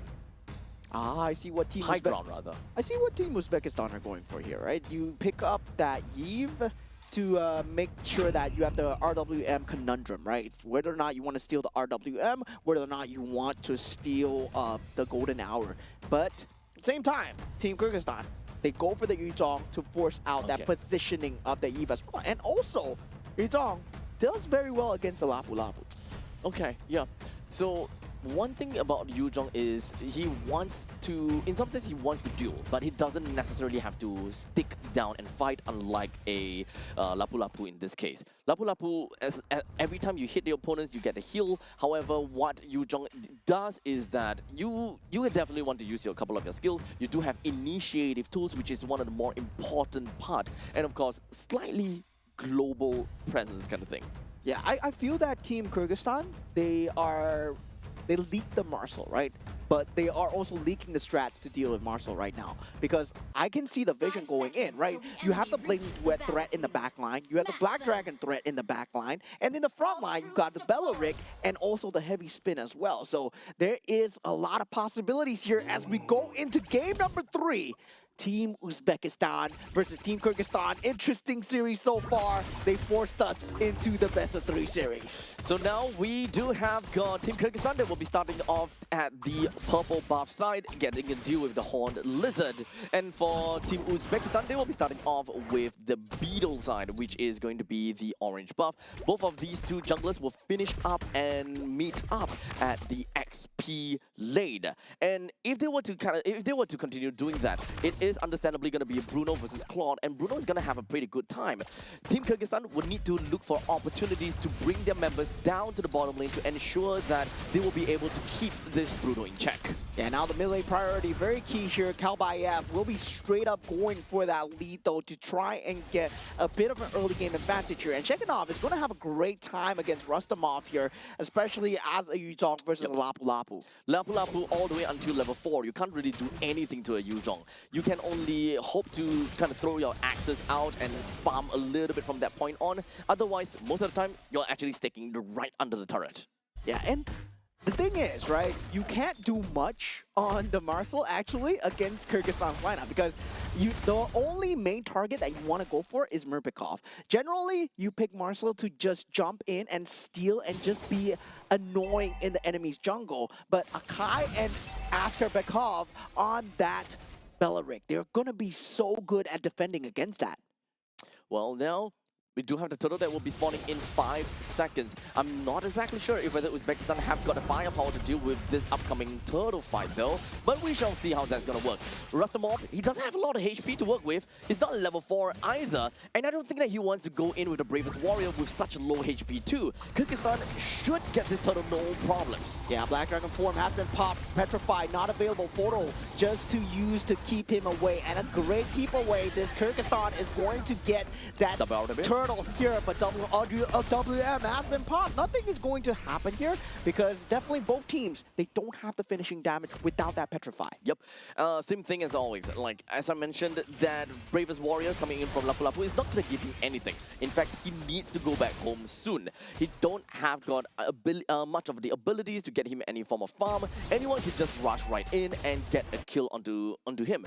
However, to be honest, that will be a little bit too much because Team Kyrgyzstan, they don't have someone that can really, you know, free dive him that much. Yeah, and definitely, I would say both utilities, right? Very telegraphed. One will be the heavy spin coming out from the side of Kalbaev, and also the next one will be the ultimate coming out from the Leomord, where he needs to jump into the backlines to get the kill. Murbekov and also the other squishy, which is the Claude Zamerbek Ulu, he will be that main target. But with the BMI and the Flicker, I don't see a way where Zamerbek Ulu actually perishes at all in this game because of the lack of control. As long as he plays the lane safe, I feel that this is a game where it's so hard for the Claude to just perish. There's no catch for the Claude. Let me think. The only form of catch really is the golden hour, huh? Yeah. Practically speaking, this is the kind of situation as well where you kind of wait for the opponent to make a mistake.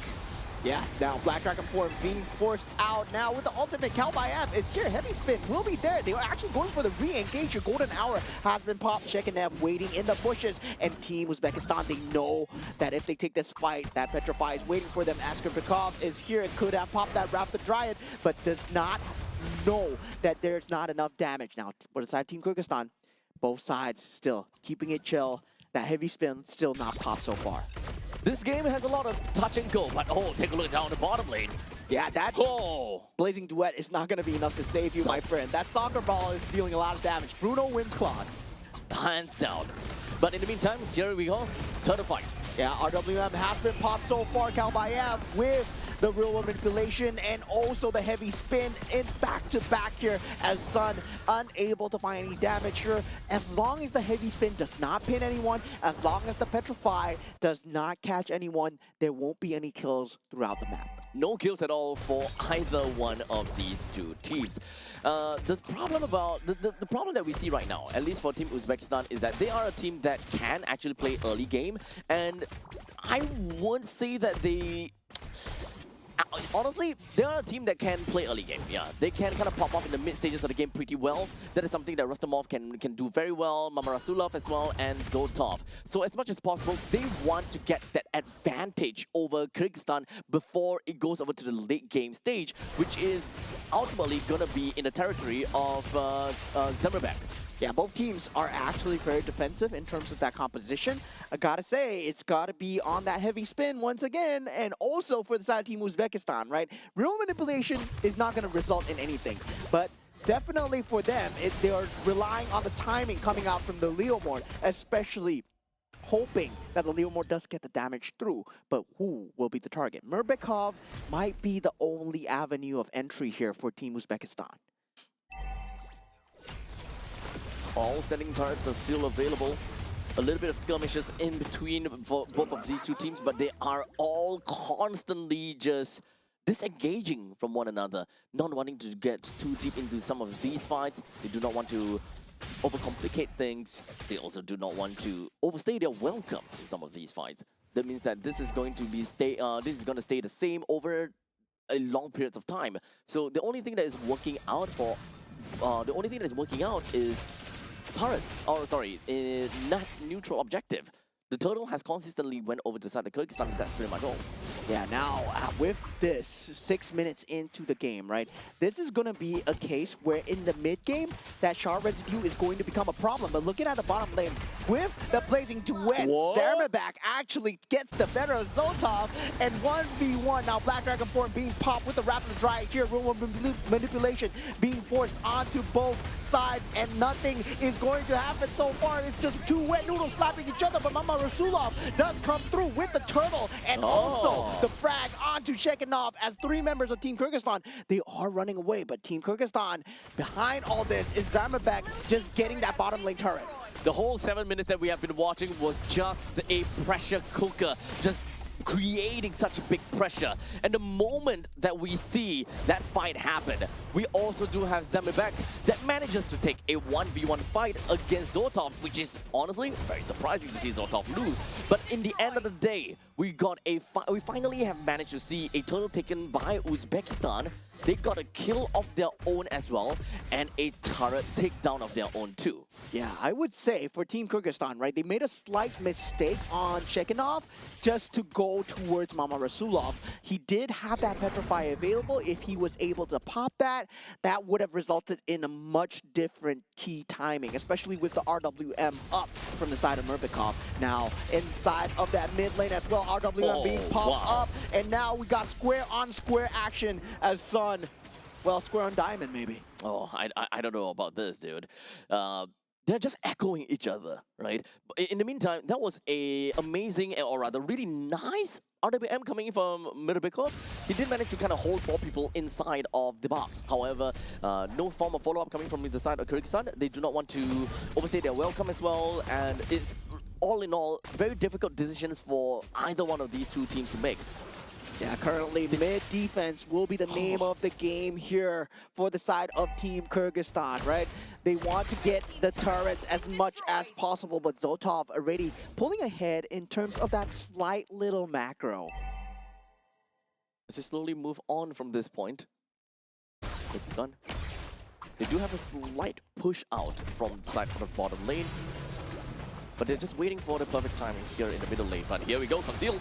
Yeah, conceal play, but I don't think this is going to result in anything. That Maybe. Petrify needs to come in onto Zotov, but he still has to flicker away if he wishes to do so, and Zotov does. And the RWM comes through. Shekinov actually goes down here, going in slightly too deep. Kalbayev with the heavy spin, not pinning anyone to the wall at the moment. Damage is not there from Zamerbek. Ulu, Team Kyrgyzstan, they have to retreat so far. Rustamov will be that only casualty as Kalbayev does go down. Zotov is still alive, but he's so close to death here. Murbekov finds the finish onto Zotov, and it's going to be 2 for 2. What a result here. It's still so even for both teams. After all that has happened, both teams only lost 2 members?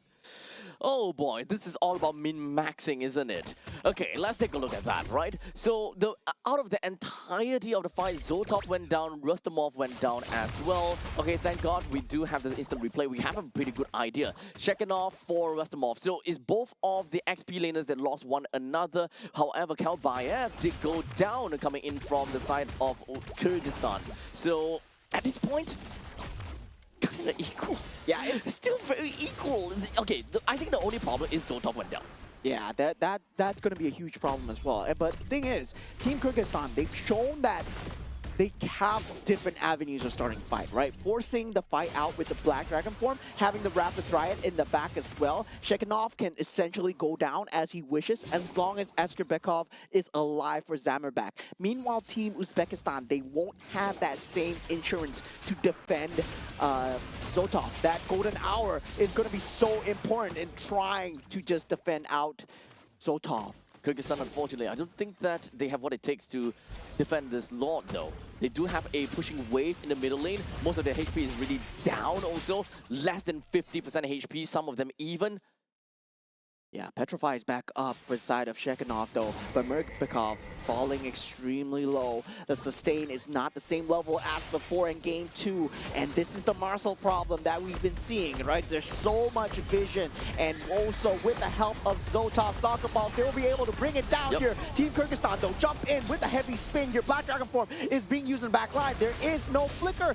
Zotov actually has it, and Shekinov will be going down in the back line. Askerbekov not able to get the Rapid Dryad down. Now Murbekov going down as well. Zamerbek has to turn tail and highway it away as Kalbayev will be the last casualty. Team Kyrgyzstan loses 4. Yep, unfortunately, right as the fight ended, Zotov had the biggest power spike.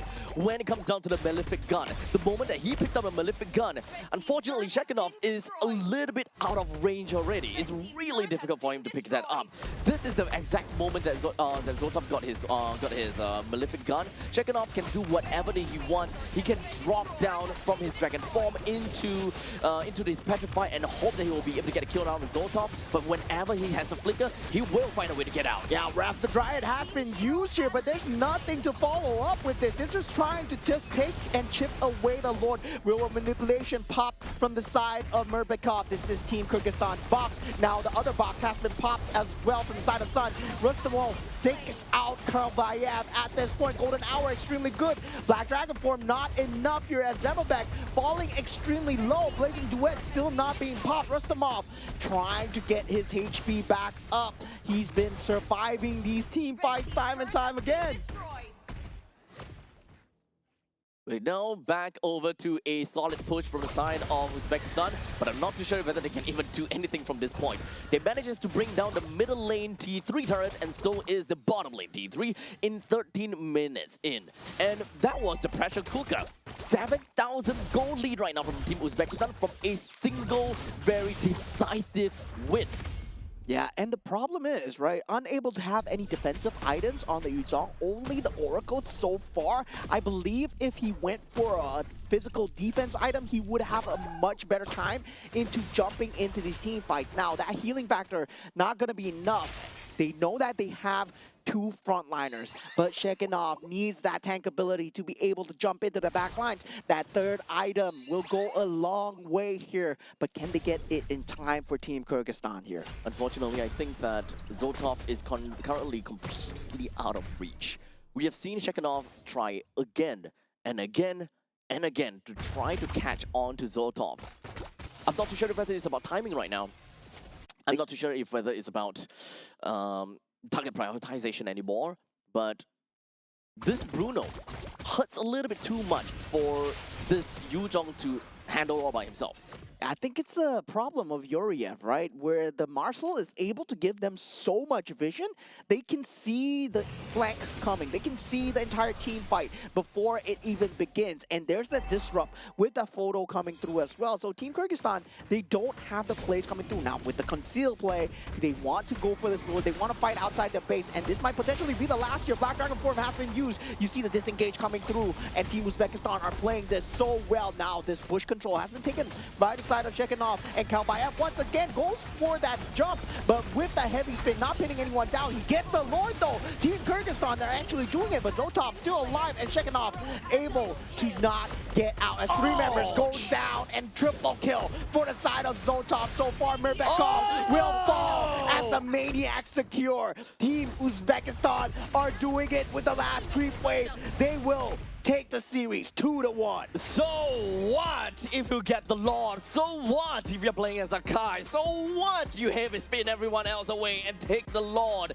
As long as we kill everyone, and as long as we all survive, and as long as every single one of these creep waves marches into the opponent's base, we will be undefiable. Bruno is back, baby. Bruno is so back, dude. Bruno is so back. We are so back with Bruno. Oh man, that was a banger of a series. Indeed, we saw game number 1, game number 2, and game number 3. It was so back and forth from both sides. And I gotta say, right, it has always been that top tier band that really wins the game for them every single time. First game was the Freya. Second game was the Paquito. Third game was the Marshal. It always comes down to something that leaked out that created a composition that, you know, it becomes very pivotal. That character that leaked out became a very pivotal part of the team that allowed another character to work out very well. In this case, of course, Zoltov, he did whatever that he could thanks to Yuriev with a total of 1 kill, 0 death, and 12 assists. Total of 93% kill participation, by the way. Yeah, we should have seen this coming, right? From the way that he was playing on that game 1 as well. This was the MVP of game 1 as well. Yuriev, he does such a great job of that vision control. 1, 0, and 12. He sees freeze the team fights. If you take a look at the photos that disrupt the team fights that's going on, it was on the Black Dragon form. It was before the heavy spin could have been used. That heavy spin could have come out a lot sooner, but that 1 to 2 milliseconds of disrupt, man, it changed the entire pace of the fight. Well, it's really unfortunate that I don't know if whether this is a part of where it's unfortunate or not, or Kyrgyzstan is just kind of testing the ropes a little bit. They let a couple of them through, and like, okay, we give Paquito, okay, we give the we give this, we give that, and in the end of the day, they still gave them Marcel. There's way too much heroes to ban at this point in time. Yeah, really way too much, and this is why first pick, first ban actually is so pivotal to the team. Yeah, and I gotta say, for the side Team Kyrgyzstan, right, going against the Marcel, they went with the Yuzong strategy, with the Akai, and also the Belarig, right, the triple tank, the TT strategy, right? And that was kind of a good move by them because they survived through the early game very well. They survived through most of the mid game. But when it comes down to when that matters, that split-second timing, that Marcel is still a huge problem. That is that gap that we were waiting for. You know, that window of opportunity for either one of these two teams to kind of break out of the game. Zoltov constantly has been waiting for that power spike.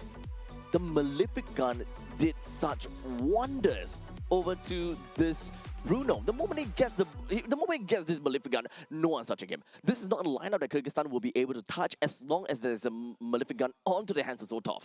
I mean, Bruno is so back. I mean, we're talking. No one talks about Bruno. We don't talk about Bruno at this point, man. Remember in M6 when Malefic Gun was introduced and Bruno just became top tier, right? And we forgot about how well he does against the Claude. And now with Claude back into the meta, well, suddenly Bruno seems like a great idea. Yep. You wouldn't have thought that a simple soccer ball would hit your face so hard, dude. World Cup season, baby. Terminal velocity, dude. Oh boy. But we gotta have to agree. This game, in fact, the past few games, it has actually been very enjoyable. With this being a full 3-game series, honestly, make it best of 5. We'll watch all 5 game series. Make it best of 7. Make it best of 9. Make it best of 9. We'll watch all 9. Both regions, they have been surprising us, right? Group Honestly, B, yeah. Group C, right? We saw Team Iran going up against Team Jordan. Guys, if you have not watched that match, oh my God. Rewind. Chef's kiss. Now, this one as well. Team Uzbekistan versus Team Kyrgyzstan. We've heard good things about Team Kyrgyzstan. Now Team Uzbekistan as well. Oh man, oh man. Group C looks good. Whoever goes up against Team Kazakhstan, Team Kazakhstan's a monster as well. Yo, let's also remember that this is not an easy bracket right now because we are looking at very strong players from Kazakhstan, Uzbekistan, Kyrgyzstan. Yeah. And just like that, we have one of these two teams that unfortunately will not qualify at all. As a matter of fact, right now, we will probably get, you know, the standings later on, but Kazakhstan is currently at the top together with Uzbekistan, or rather, first place is Kazakhstan, second place Uzbekistan. And unfortunately for the side of Kyrgyzstan, they did manage to get a game out of Uzbekistan, but we will only get a more solidified idea if whether they will actually still stay on third place. Yeah, this is by the end of day 4. This is gonna be tight. This is gonna be tight. For Group C, we'll only find out at day 4. This is so tough, dude. Oh, I'm so glad to have got casted. no games on them, you know? So they literally have one entire day just sitting there and just thinking, what do we do? Oh my God, take a look at the bracket standings right here. Now Team Kazakhstan and Team Uzbekistan sitting at the top. I mean, for them, they don't have that last chance qualifier. So top 2 makes it through to the Asian Games in Japan, Nagoya. Yep. Oh. Super cutthroat, buddy. It's so cutthroat. Just by looking at the standings over here. You look at Kyrgyzstan, they got 0-1, and you'll be thinking, I think they won't be they won't make it. But hey, you never know because they have to go up against Kazakhstan. And at this point in time, I have no idea how Kazakhstan is going to go up against Kyrgyzstan right now. At this point in time, I'm looking up airplane tickets to go to Central Asia just to host the MPL for them. Oh my God, These guys are insane, bro. Oh, And now God. looking at the side of Group D, right? Team Mongolia still standing at the top. Team Hong Kong, China now 2-1, putting themselves in the top 2. Team Pakistan going for that last chance qualifier slot. But this is not the last day yet. It's still day 2. So standings have not been decided as we have the bottom 2, Team Nepal and Team Sri Lanka. Yep. So at least for day number 2 games, I don't think that we have seen Pakistan going up against Team Hong Kong, China as of yet, because that will be mark their 3rd game of the day, I suppose. But regardless, it will take some time before we reach there. But unfortunately, we're not going to be watching on this stream. It will be happening on the other stage. Yeah, and today has been a day where we have lost a lot of marbles from Team Iran, Team Jordan, and now with Team Uzbekistan and Team Kyrgyzstan. But you want to see us losing more marbles? Because next match is going to be Team Singapore versus Team Indonesia. We're going to probably go crazy about that. So make sure you guys come back in and watch out how that these two teams is going to fare.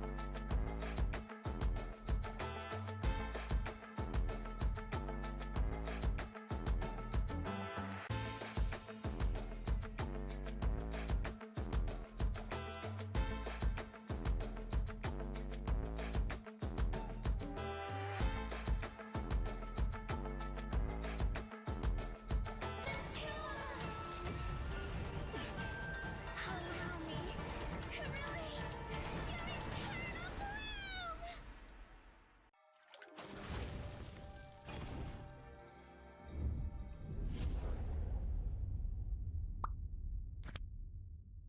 The human body was built to move, not trapped at a desk in one singular posture for 12 hours a day.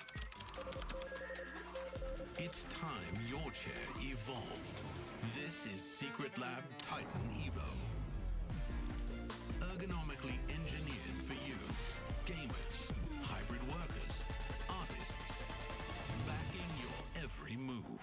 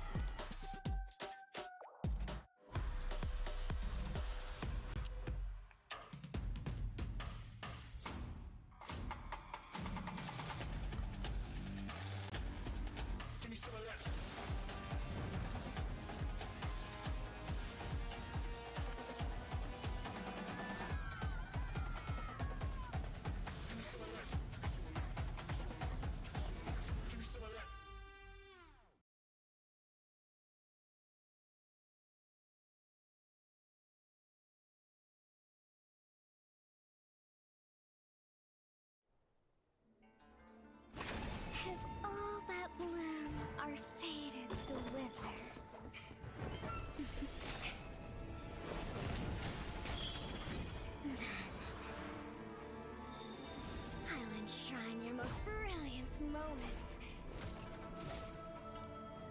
in crimson splendor.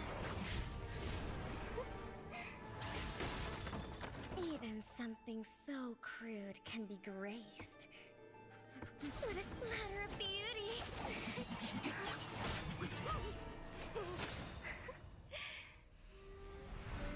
I'll get you out! You finally come to me, Hanabi-sama! This madness ends now. At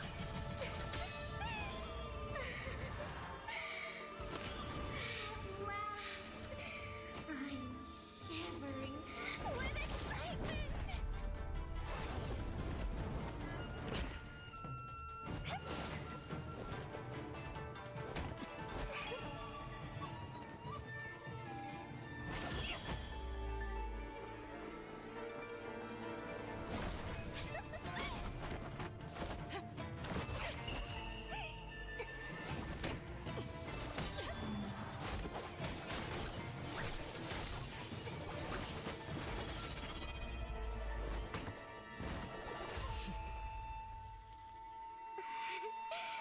Such killing intent.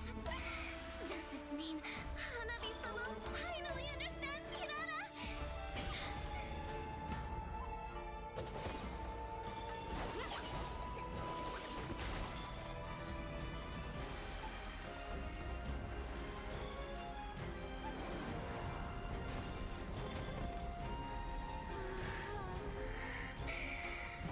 So warm. So beautiful. We can finally embrace eternity in hell. Just the two of us. Allow me to release your eternal bloom.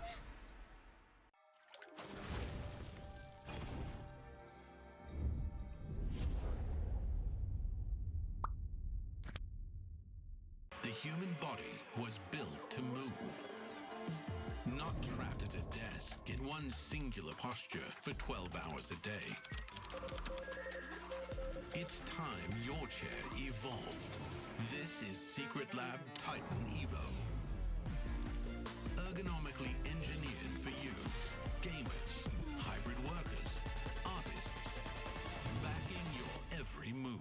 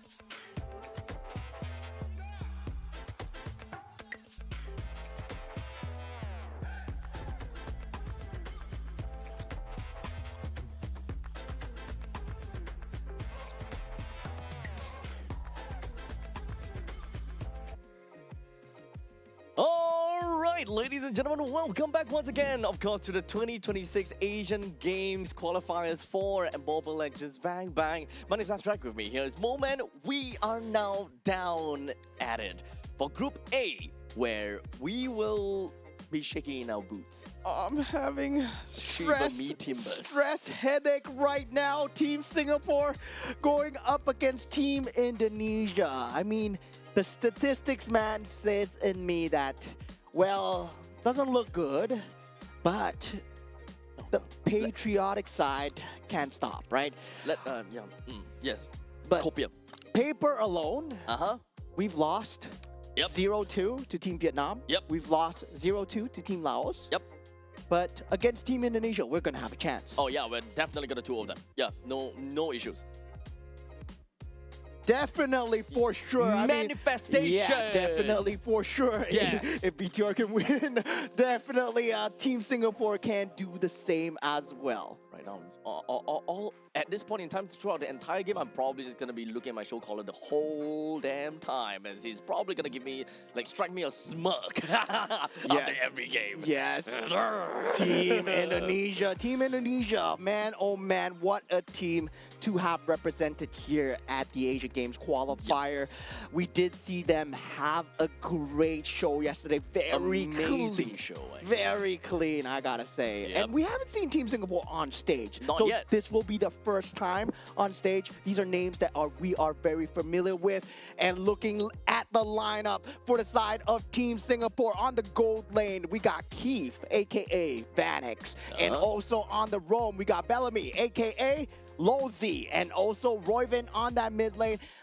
Used to be known as Godzilla, now as Roy. More like Roy than went to Godzilla. Roy then went to Godzilla, then back to Roy again. Yep. And of course, on the jungle, we got Jun Xiang, which is also known as Yon. And on the EXP lane, Tristan, who is known as Gear. Yep. So understandably, when it comes down to this lineup, we definitely know what they are capable of because, we've been casting MPLSG for quite some time now. And when it comes down to their individual performances, they are definitely strong within their own regards. But when it comes down to them playing as a team, well, it's been a long time since we kind of seen them together as one.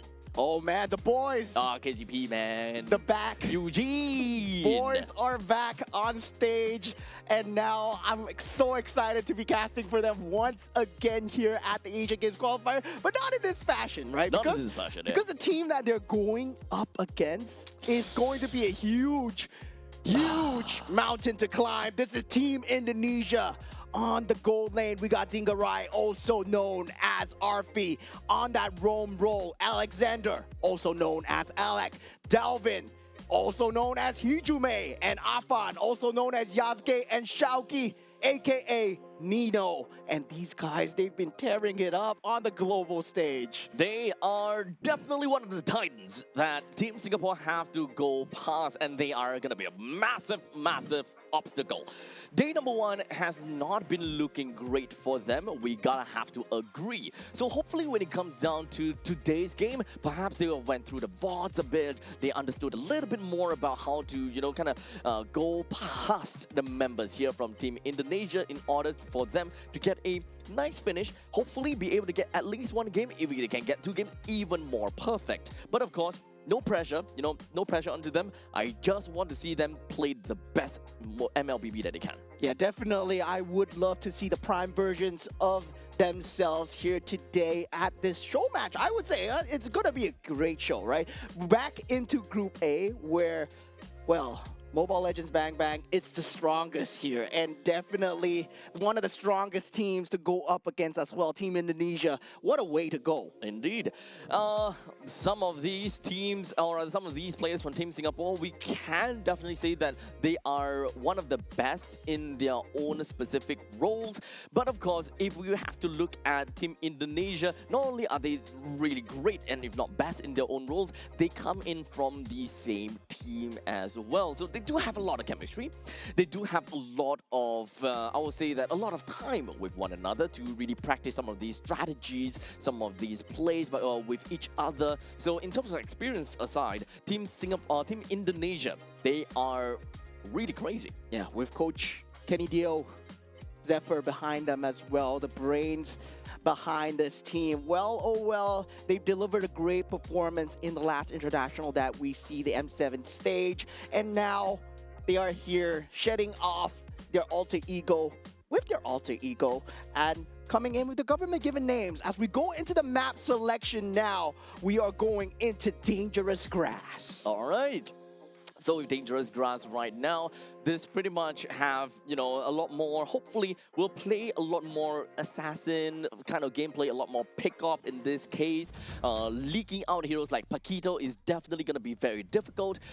They might very likely want to go out for a full ban of that sort. As you can see, Team Singapore, from second, being in second pick, second ban, they definitely want to take that out. Yeah, and these are bans that I'm kind of used to seeing, right?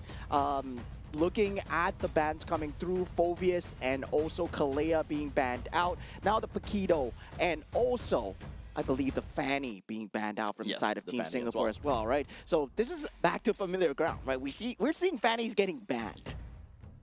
So at least we still have one more ban for each of these teams. Understandably, I would like to believe that Marcel still have a spot to be banned out, as well as, oh crap, it's Marcel, Guinevere, as well as Freya. Yeah, these three, one of these three will be leaked out, definitely. And it will go over to the hands of Team Indonesia at one point in time. Yeah, at this point, it's about picking your poison because they do ban out the chip here for the side of Team Indonesia. There's going to be a lot of leaks here, right? And we did see Marcel just being a problem here. Do they give that to Team Indonesia? Yes, they do. They ban out the Freya instead. Okay, so now it is all about either you get a Guinevere or you get a Marcel. In this case, Indonesia is not going to go for either of those. They want to focus down to giving Delvin that juice in for themselves, and now Singapore have the opportunity to choose. Do they want to focus and get a Harif for themselves to secure the gold lane, or do they want to pick up some of these stronger drafts, or rather stronger picks in their own roles, such as getting the Guinevere for the jungle, or perhaps Marcel in the roam, or maybe even both? Yeah, definitely. The Marcel is available as well. If they want to go for the Marcel Harif into that Yves pick, that is also a possibility, especially with a Dusin opener. You do have to think about that mid lane priority as well, right? We know what Delvin is capable of. Yesterday, when he was playing in that Team Indonesia side, his Dusin was extremely scary. But instead, with Dangerous Grass, they go for Hilda and the Baxia pick. Okay, so just from the Baxia and the Hilda, we pretty much know that they want to play early game. Like really early game, they want to storm over in Team Indonesia. And it's not just the fact that they have good firepower on the Hilda, but they also do have pretty good survivability on top of that. With tank jungler as well as a tank roam from the side of Hilda. In fact, it doesn't matter. It doesn't necessarily have to be a tank, a roam Hilda. It can even be a XP Hilda. Yeah, I mean, with this current patch, I feel that EXP Hilda is still kind of viable, right? It's still kind of viable, especially if you are trying to play for that macro-based playstyle, trying to force out that 1v1 engages. Now for Team Indonesia, they will have that Claude available, instantly pick it up. Marcel will not be seen at all, and we go for that Fredrin pick coming out from the side of Team Indonesia. So Hilda definitely will have a very good lane priority, although it's pretty fair to say that she will not have very strong wave clear. However, she does have very good mobility. So even if your opponent is able to clear the wave fast and get out of lanes, at one point in time, Hilda would definitely be able to catch up due to her sheer movement speed because of skill 1. Eventually she'll get there, and of course, by the time that they meet up to the team fight, there is a very high chance that Hilda would be full HP, while the opponent would have been poked out to at least, or rather, at least 3/4 of a HP. Yeah, and with Team Indonesia's pick, right? Do you go for the Eve here? Do you go for the Harif here versus the Claude, right? You don't want to pick a Harif into a Claude, so they go for neither. They go for the Sora here. They bolster onto that tankiness with that Shifting Skies. Well, I would say Sora right now, it's still strong, but there are teams that learn how to play against the Shifting Skies already. Yep, so just because of the Sora pick right now, there is no more ambiguity as to where the Hilda is going to go. Hilda is definitely going to go to the roam, and Sora is going to go over to the XP, leaving out the gold lane as well as the mid lane that is required for Team Singapore to pick out. So when it comes down to the bans for this side, it's understandable that they are definitely going to go for a very tanky orientation. They want to play early game. So for Team Indonesia, one of their few choices is that they want to take away very early game of marksmen. In this case, Granger, Bruno, Clint are all very good bans that Indonesia can look out for. Yeah, very weird ban coming out from side of Team Singapore, right? Going for the Valentina ban, fearing that maybe the EXP Valentina lane, XP, yeah, yes. that might come out. Generally, we do see a lot of the counters when initially Sora was introduced, right? You gotta go shifting skies. Well, IMU, get the shifting skies for yourselves, go into the cloud form. Being on par. Yeah, just be on par as much as possible. So yeah, that is one of the early bans that we do see out. And for Team Indonesia, it will be that Eve ban, which is very good against that Zusin in terms of that mid lane priority. Yep. So for Team Indonesia, they have a lineup that really wants to allow them to play control. They want to control the game as much as possible, allow the Claude to be able to move around the map a lot more freely, so they need to have quite a bit of mobility. Allowing the XP to be freed a lot earlier is ultimately very important. So it does seem like for Coach Eugene have decided to take away the CC just to ensure that Team Indonesia don't get a free lane out of XP. Yeah, definitely.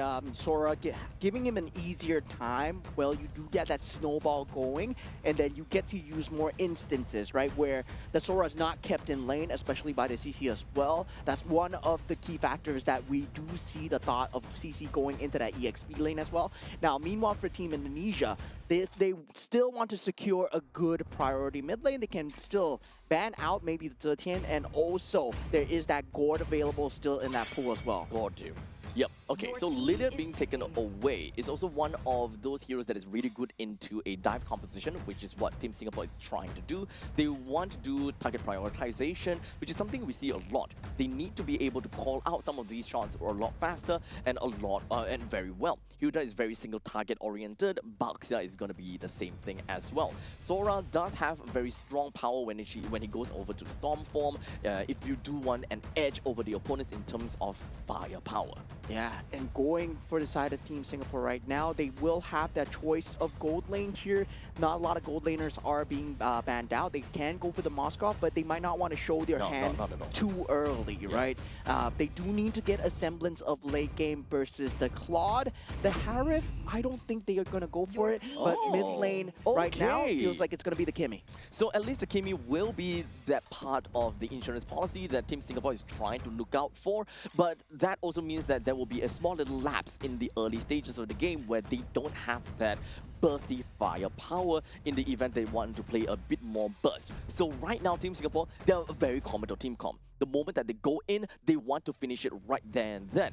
So this way, Team Singapore can play a very early game-oriented gold laner, which does mean that having a Kimi in mid lane, you are not limited to playing early game marksmen such as Clint, the Bruno or Granger. You can actually start to play gold lane fighters like Ruby, for example. Yeah, on the contrary though, you can still play the Bruno for that kind of bully against the Claude, but the Arlot does come out. I'm surprised that it wasn't banned out instead of the CC, right? Because the Arlot and also the Fredrin combo just very oppressive, especially in this current meta as well. Now, combined with that glue, Team Singapore, they have a lot to deal with. They do have a lot, but I can understand why they prefer to ban out the CC over the Arlot. They want to ensure that they take the tempo all the way from the start of the game and do not...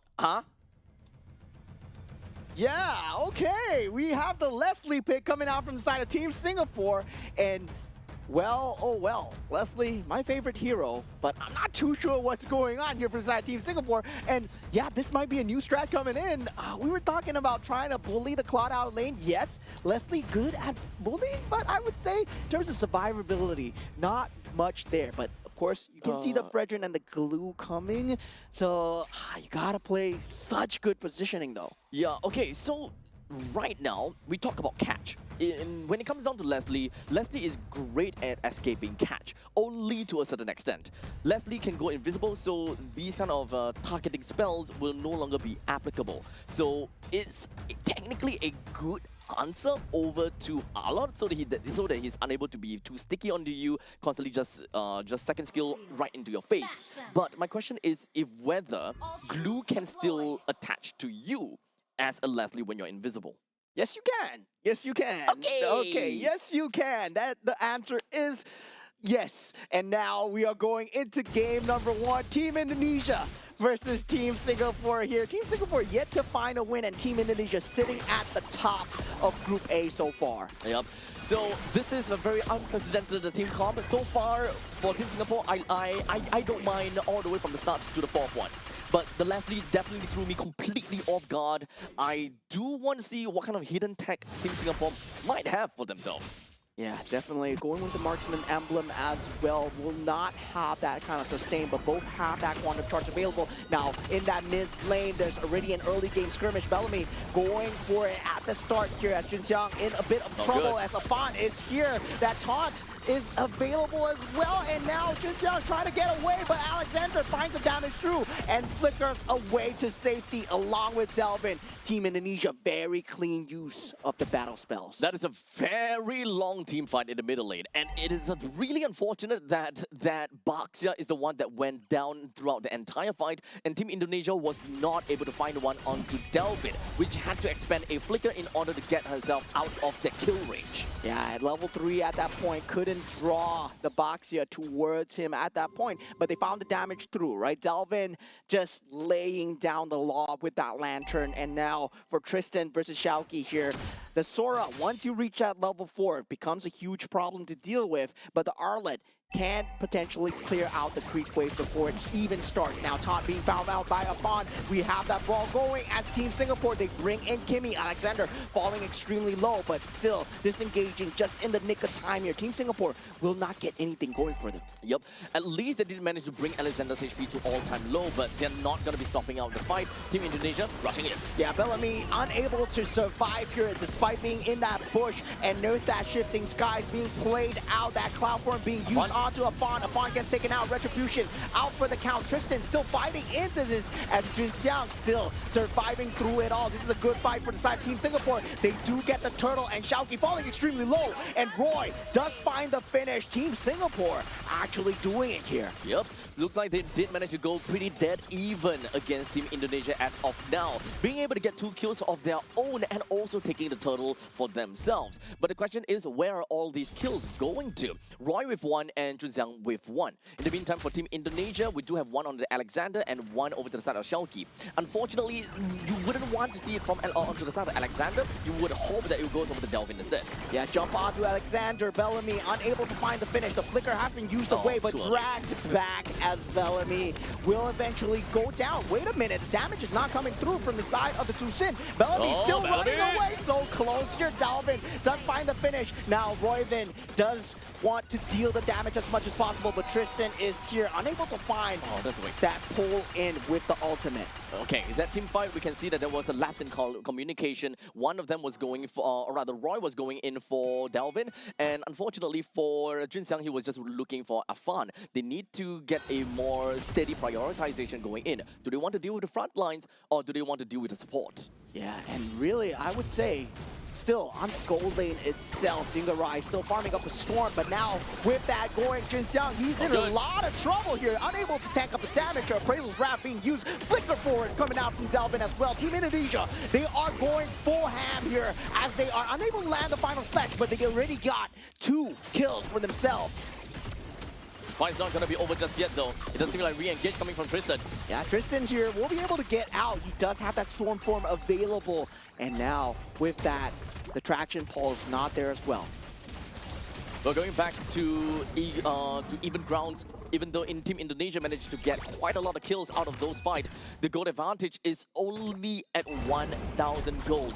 Not too shabby, but a lot of fight has been going on in the XP lane. Team Singapore and Team Indonesia, they have been constantly trying to push the fights towards the northern area, leaving the bottom lane completely untouched, leaving Leslie and Claude to fight for themselves. Yeah, and Delvin really in these positions have been left unpunished so far. Junxiang going with the shield unity onto Alexander. That might not be a good target here, but the cloud form is used in the center. Delvin with the ultimate dealing so much damage. Bellamy and Junxiang goes down. Tristan as well. Team Indonesia, they're dealing so much damage as Afan gets the turtle and Alexander takes out Keith. Royven, the only one alive. Team Indonesia with a bloodbath. They're lacking in damage right now. Team Singapore can find themselves in a really tough spot in trying to land some of these kills. As we mentioned before, right? When it comes down to playing in a war of attrition, when your team is generally very tanky, you need to be able to identify who are going to be the main attraction or your main guy that you need to prioritize on.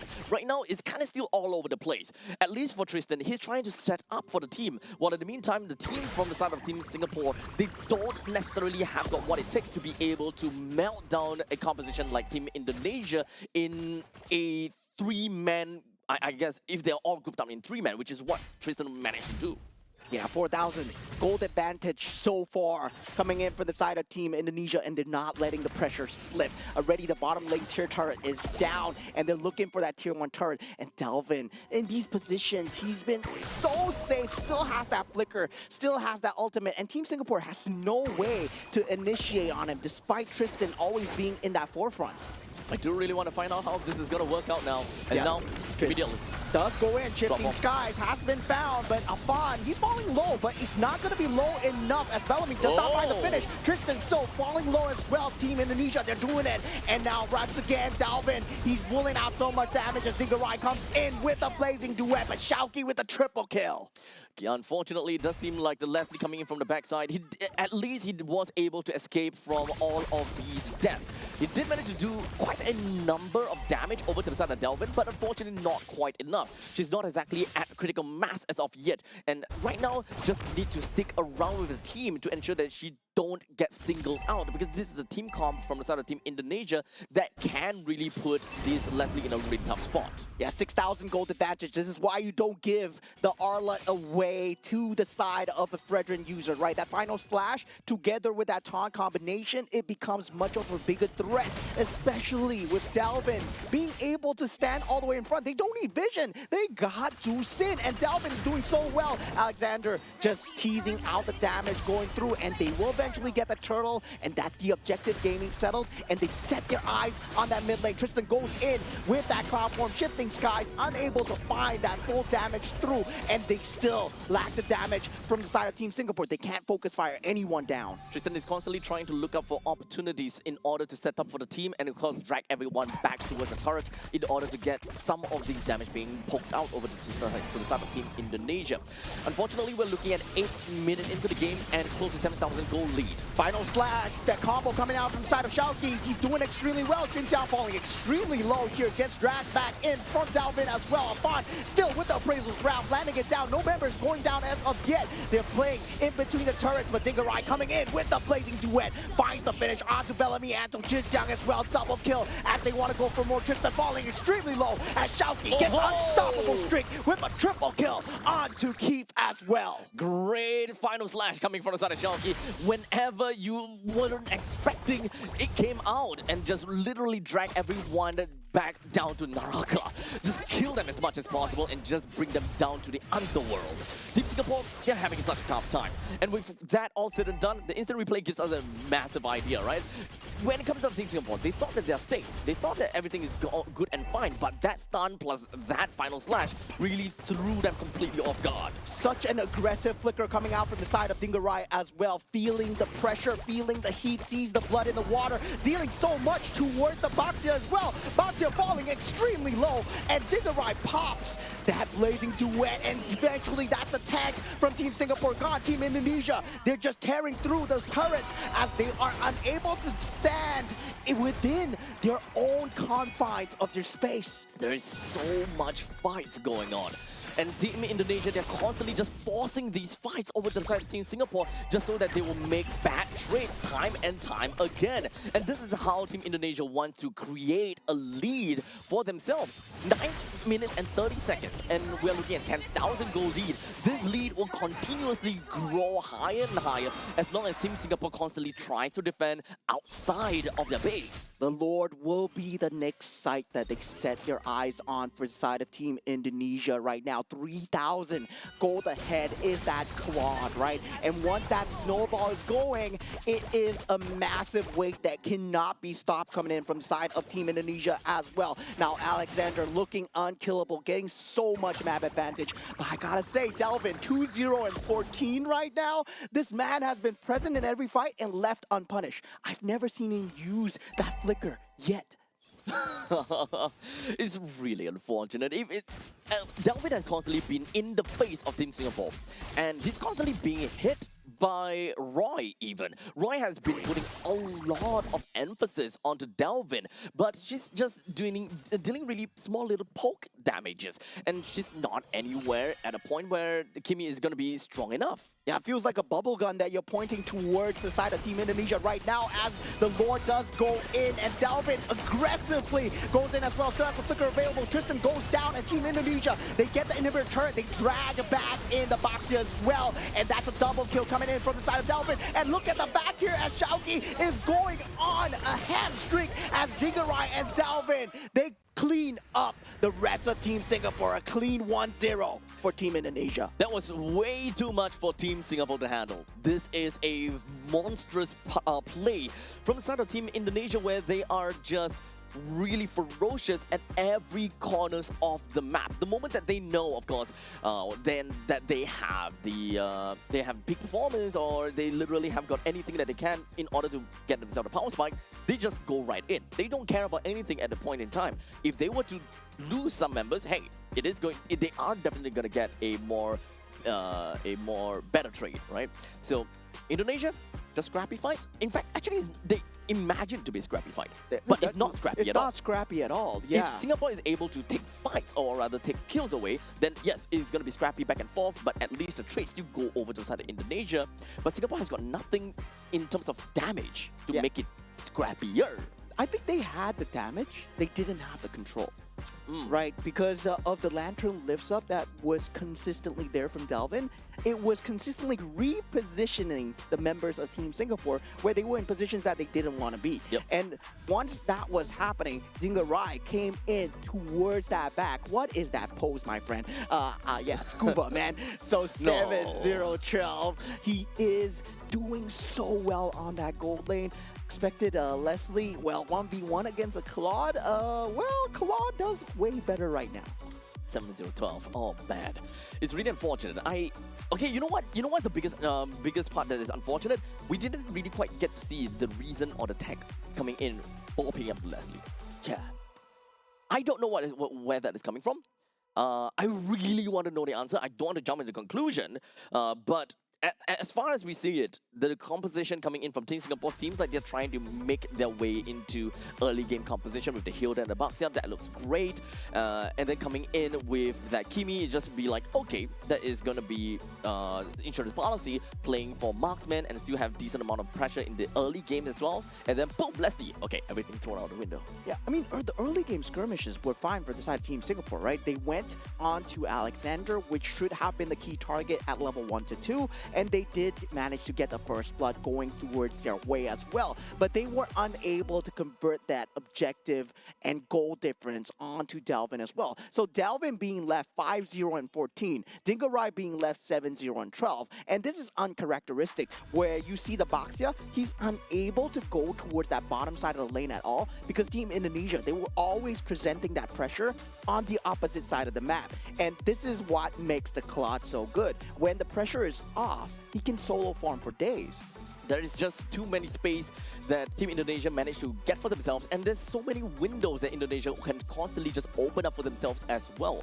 Well, for Team Singapore, they have a lot of problems with that, right? In the early stages of the game, yes, we can definitely see that. You know, Jin Xiang is able to just dive into someone, Bellamy just constantly just hammering away. Those single target damage can really put quite a number on the members of Team Indonesia. However, right off from the start, the target prioritization is not exactly there. Roy constantly looking at Delvin, Jin Xiang is looking at Afan, Tristan is technically looking at the entire team in general. He wants to open things up and create opportunities for the entire team and dream for that big fight. Yeah, I would say the win conditions and in terms of target prioritization as well, right? It was completely off. In basketball terms, I would say maybe they were man marking and they were going on their man. But instead, when it comes down to that win, they didn't focus on the basket, which would have been the main goal that they should have been focusing on. Well, very good pointed over there. They are just marking one another, and they'll be like, okay, you look for this person, you look for this person. However, in this lineup, kind of seems like if individually, individually these heroes does not deal a lot of damage. But if you kind of put everyone together, they're more than enough to be able to take down a Titan like a Frederick, for example. And in this case, it would have been great, but unfortunately, they weren't able to do that. Yeah, I mean, the pressure was way, way high up, right? You can see from the start, Dalvin, he's able to just get the lantern onto everybody. And even when the threat of death was there, he's still consistently putting on that pressure. And this is the highlight of a good Zusin player, where you're able to put in that pressure consistently. You have the ultimate to get out. You have maybe a Purify, but in this case, he chose to go for that Flicker because he knew that a Shield Unity would always be blocked by Alexander. That's clear trust in your team right there. So we kind of move on from this point and kind of identify what is going to be the main problems. Is it really the juicing that's the problem, or is it more about the execution coming in from Team Singapore that is the problem? Technically speaking, we kind of have a nice little split in between of the both of them, right? Yeah. We need to understand as number one, target prioritization in order to get this composition to work out. If they want to go for a slightly simpler kind of gameplay like man marking as you mentioned, then assassin or large firepower team composition generally will work out a lot better. Yeah, so moving on to game number 2, right? They need to think of a better way to deal with the Zusin. They thought of using the Kimi, which did work in terms of the damage factor. But that's why we see the Yve instead of the Zusin. I mean, the Yve instead of the Kimi being used to deal with the Zusin because he has that real-world manipulation, he has that box to control as well, just to go with that control factor that the Zusin brings into the game. Now, with that early game priority, I would say it was looking good. It was looking good for Singapore. I hope that they can keep this up. I hope that they can keep their spirits up as they go up against one of the best here, right? Team Indonesia are really one of the best. Indeed. So as much as possible, we did definitely see Indonesia literally storm over Team Singapore by, I guess, the mid-game mark. And technically speaking, Team Singapore, they were in a very difficult spot to begin with, right? When it comes down to macro and mechanically, there is definitely a experience difference as Team Indonesia, one of the best in the world, well, in terms of region, right? So it's gonna be difficult, but we do want to see the best from Team Singapore regardless. Yeah, and I believe the best is yet to be, right? For Team Singapore, there was moments where we saw them in their prime. I hope that they can achieve that prime level, especially here once they have the opportunity to go up against a Titan like Team Indonesia as well. And what spectacular gameplay coming through. We were saying, right, you were doubting the Claude. Well, yeah, you can't doubt the Claude, man. The Claude is good. In a winning composition. Nah, the losing composition is good as well. We'll see. We will get there. Okay, so far, if a Claude is in a losing composition, we haven't exactly seen a comeback mechanic as of yet. Yeah. Not yet, at least. Now we do have that flying clouds. That map selection has been picked so far. And meanwhile, for the side of Team Singapore and Team Indonesia, that pick ban will be swapped up. Now, Team Singapore having that first pick. Yeah, so Fanny being banned out, Kalea for the side of Team Indonesia. We'll see how that's gonna go right now. So at least Fanny thrown away. I would like to believe that, you know, Paquito, Freya, all of that will be thrown away as well. But technically speaking, it is more of a ban for Indonesia. Yeah, I would say as well, right? And I would like to see if any of these top tier picks go through. And we did see the Marshall leak, right? And nobody picked it up. Nobody picked it up. No one cared about it. And yeah, it did come to bite them back into the fact that, yeah, that golden hour could have been the saving grace if, let's say, Team Singapore did choose to pick it up instead of the Hilda as well. But they wanted the damage, they wanted the tank ability, and yeah, I can see that going in their favor as well, but didn't really work out the first game. Now, for the second game as well, Freya completely banned out, so we are not going to be able to see Freya this game. Yep. Maybe we also can talk about the fact that they have lack of utility, right? As a roaming trio, we are looking at the Hilda, Baxia, and Kimi. Kimi does have a lot of utility, or rather a lot of crowd control, you gotta have to agree. But however, you don't have a very surefire way to actually lock people down for extended periods of time, as opposed to if you have someone like an Atlas at a roam position, or if you have a Cho in a roam position, for example. Yeah, and now with the Baxia being banned out, you gotta consider, you gave Team Indonesia the combination of the scariest heroes that were possible. I mean, you have the two Sin, you have the Claude, you have the Fredrin and the Arlot combo, and that is generally not given together. And Team Indonesia, if they have that combo, they're definitely gonna take it for themselves. Now, meanwhile, for the side of Team Singapore, what final ban do they go with? Do they want to ban out the Paquito, or do they want to use it for themselves and force Team Indonesia to ban out the Paquito here? To be fair, I do think that Tristan can play a pretty mean Paquito, so taking away the Paquito is not necessary to them. However, there are still a lot of open heroes. So, okay, great that they actually ban out the Juicin.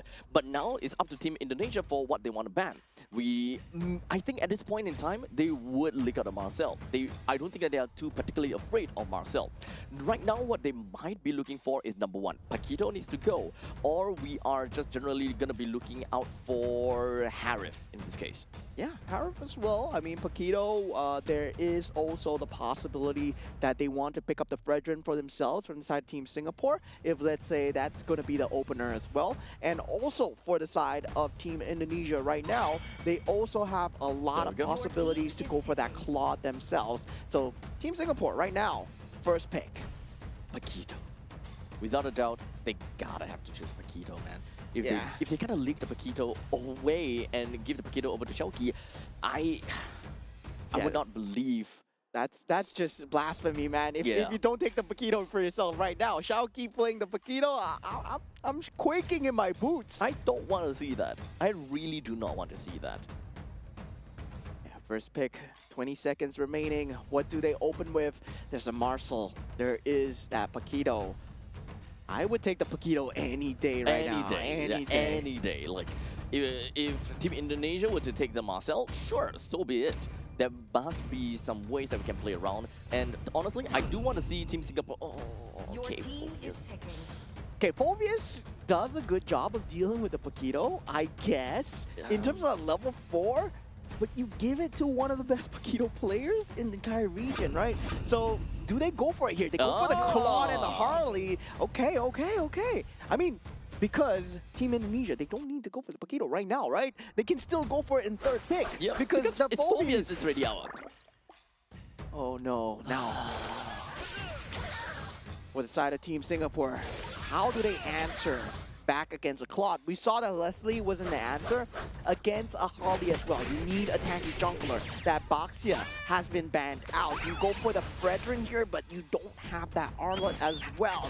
So generally against the Harley, you either go damage for damage or you go tank, right? And Fredrin, So they're going tank. Yep, they might be the answer. Do they go for the Khalid? Yes, Your it's team good, they is do. picking. Okay, so very tanky. Firepower-wise, do they remotely have enough is generally the question here. Khalid can, of course, set up for the team fight pretty effectively. Fredrin comes in as a follow-up from that point on, but who Your follows team is up banning. afterwards, right?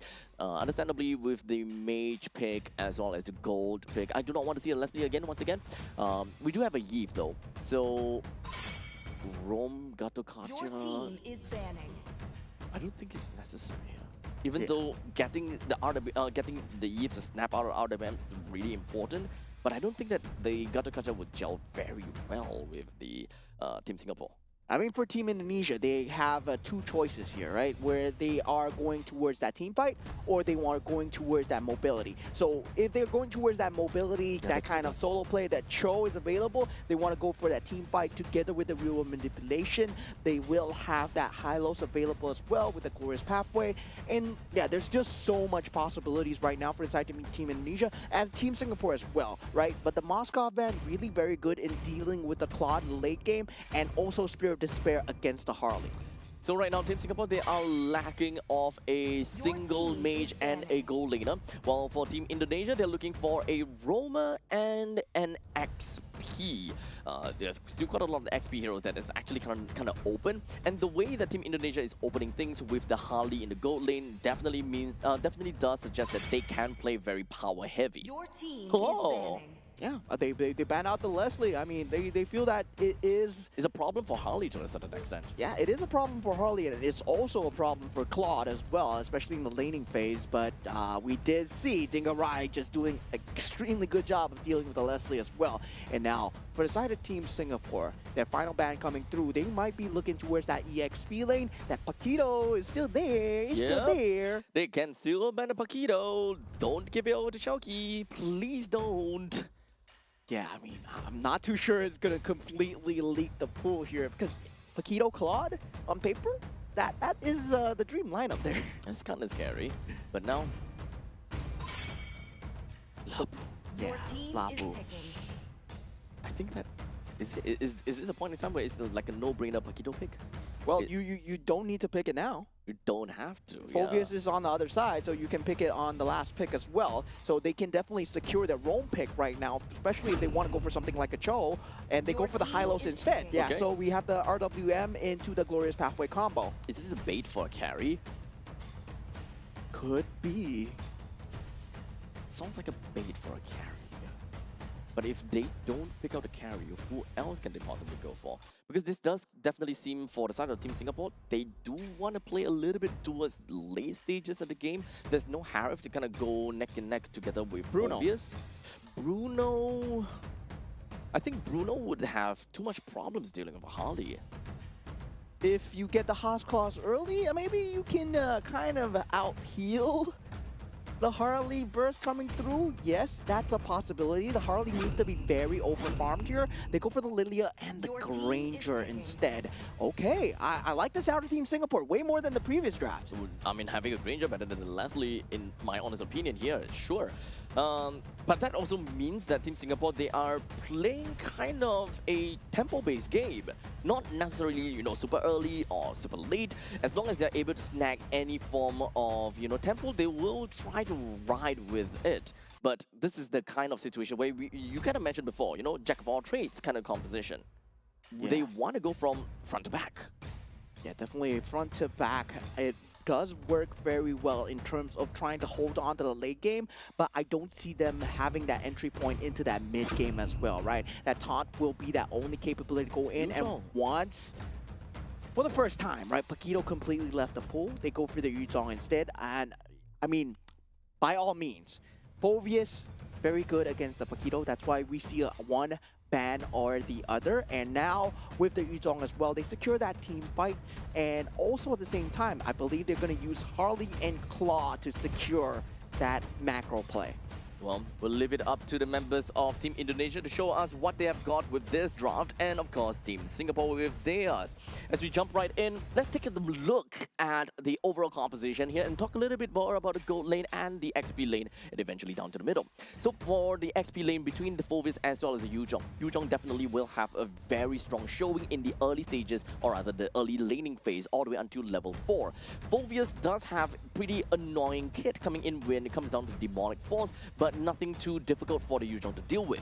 But in the meantime, gold lane between the Claude as well as the Granger, I definitely do prefer to see a Granger due to the fact that he pops off a lot earlier in the earlier. Yeah, I see a problem in the objective team fights alone coming in from the side of Team Indonesia, right? Where they have the Harley, they're going to have to find the flank. But meanwhile, Team Singapore have a vision problem where the Khalid will be the only main source of vision in front to try and source out where the Harley is. I believe in the Hylos versus Khalid battle, yes, they're going to be sticking onto each other, but at the same time, you won't know where the Harley is because there's no one providing that vision for Team Singapore.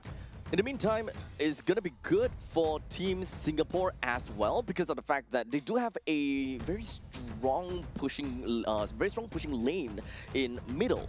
they do have a very strong priority because of the Lilia as well as the Khalid in this case. In fact, Team Singapore generally have a pretty good wave clear in general. So even if they are playing from behind, they should be able to do a decent amount towards all of these creep waves, should be able to hold out against Lord pushes all the way until the third Lord, hopefully. Yeah, and the ability to dive the back line also coming in from the side of Team Indonesia, that's going to be a problem as well, right? Black Dragon form, Harley himself, and even when it comes down to the Claude. This is a pretty dive-heavy matchup, and with the Glorious Pathway, it's really easy to get in and out. Yeah, so pretty much enhanced, and Team Singapore, they are going to be expecting to be playing from that position of defense. And for Team Singapore, yeah, looks like they don't really have a way to open up into the battle, but meanwhile, for the side of Team Indonesia, they will be able to do so. Now going into game number 2, Team Indonesia versus Team Singapore. Team Indonesia 1 game ahead as they want to secure a clean 2-0 victory, and Team Singapore look to tie things up. As we mentioned, and of course, take a look at the start of the game, look at Alexander. I mentioned that they have a really strong pushing wave in the middle lane, but I was not expecting a very strong Hylos killing wave. Yeah, I mean, you gotta mention, right? Roy, one of the Lilia players of all time, and now him back on that Lilia, I gotta say, I'm impressed. And he still has it and takes down Alexander, does not have the capability to go out with the revitalization, and Bellamy with the support as well. I mean, it's a nice start for Team Singapore. That is definitely going to up their morale a little bit. However, it's not going to be that big of a deal to Team Indonesia for losing a roamer in this case. Yeah, definitely. And now for the side of Team Indonesia, right now the ball is in their court. They do lose Alexander, but it's not going to be huge. The EXP still going even in terms of both sides. Glorious Pathway timing will still be the same, and that first objective fight becomes that main priority. Yep, so as long as they're able to wave clear the middle lane fast enough, they should be able to move and roam together with Junxiang as the Fredrin to kind of suss out exactly where Afan might potentially be, so they don't see anyone in the top lane. So Granger will have a very good idea that the Harley is somewhere around. Yeah, great jump in onto Alexander once again, but revitalization has been popped, and this is going to be a problem, right? In the later stages of the game, where he has that Glorious Pathway, that revitalization is going to do so much more. Unable to burst him down now, you're not going to be able to burst him down later. Still no information as to where Harley is, and this is the problem that you mentioned, right? Trying to open up the map well enough is ultimately going to be a big problem. Right now, Shelky. Oh, Roy. Roy is doing it. Roy is doing it. He's getting consecutive kills now. Right now, they will have that first turtle advantage going their way. Team Singapore looking good at the start, but once again, Team Indonesia not a team to be trifled with, as Dingarai, he's starting to pace up in terms of the farm, trying to funnel in into that mid lane cash in as well as the bottom lane. They're not particularly too scared about losing some of these leads over to the side of Team Singapore. They will look for the time and they will make it work out. Yeah, the flicker out coming in from the side of Tristan as the Purify and the Petrify was used, but he goes back in without the help of the flicker. He sees the team coming in, but it might have been an early call, but now with the appraisal scrap, they do take out Afan, and now with that, Team Singapore, they get the consolation 1-for-1. It's okay. I think that's relatively a pretty good trade. Tristan may have went in a little bit early, but that could be an idea that they don't want the Harley to get out of the lane, because that is the point in time where they can finally see Harley. They don't want Harley to use the hat, especially in this case, especially since I think that he already used his hat in order for that kind of situation. Okay, theory crafting, pure copium here. Team Singapore gives up the first game, pulls out the Leslie. Oh, we're so bad, but now, oh, we're so good. We're so in. Yeah, we're so in. We are so back here, Team Singapore fans, as now Team Indonesia, they're down 2 kills, but still, that's just 1,000 gold here. This is just us joking around, and Team Indonesia, they're not out of this yet. Not out of it. Yeah, they will still have a lot of capabilities to come back into the game. They don't have that vision on that Harley at all times. It will be a problem once he's able to jump on to Keith or on to Roy. They need to be careful not to throw caution into the wind right now. Team Singapore may seem like they are riding the wind and having a really good time, but a small little overconfidence would eventually be their downfall. Yeah, definitely. And now Team Singapore, Tristan with that Infernal Pursuit, breaking Sandstorm into that Flicker. Great combination to lock down a Fawn. And this is great defense coming in from the side of Team Indonesia as well. They do take out Bellamy, but that is a great trade for Team Singapore.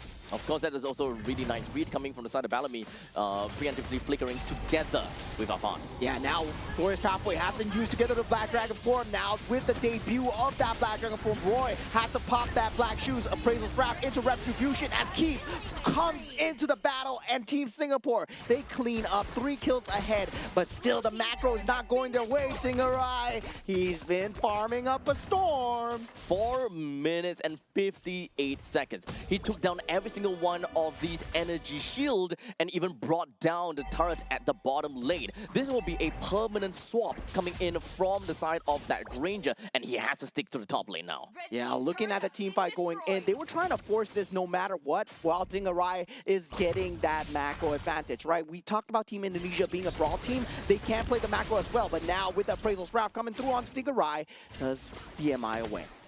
The main thing is he wants to get as much damage as possible over to the side of Dingarai, due to the fact that he did manage to get a pretty nice taunted. So might as well do whatever that you can. Yeah, and there is that availability of the macro, right? With the Black Dragon form being used as an escape tool, Afan being used as just pressure alone, Dingarai is still going to have that space to farm. So meanwhile, Team Singapore, they need to keep it in the back of the heads, but at the same time, they can't get pulled around like a dog on a leash.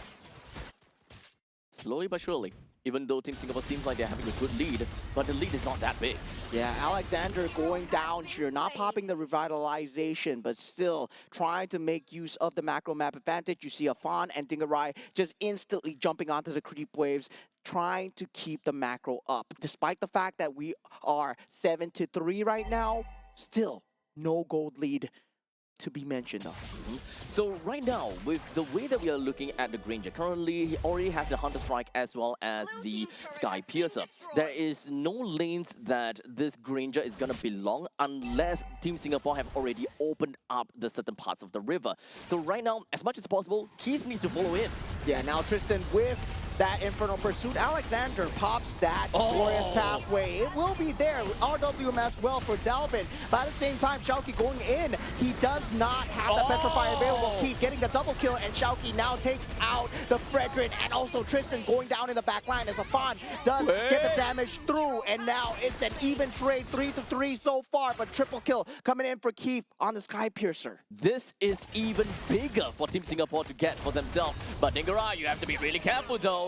The BMI will essentially help him get away. And Keith, you can't overstay your welcome right now. You managed to get 4 kills for yourself, massive amount of Sky Piercer stacks. That is going to lead up to a really good upcoming fight.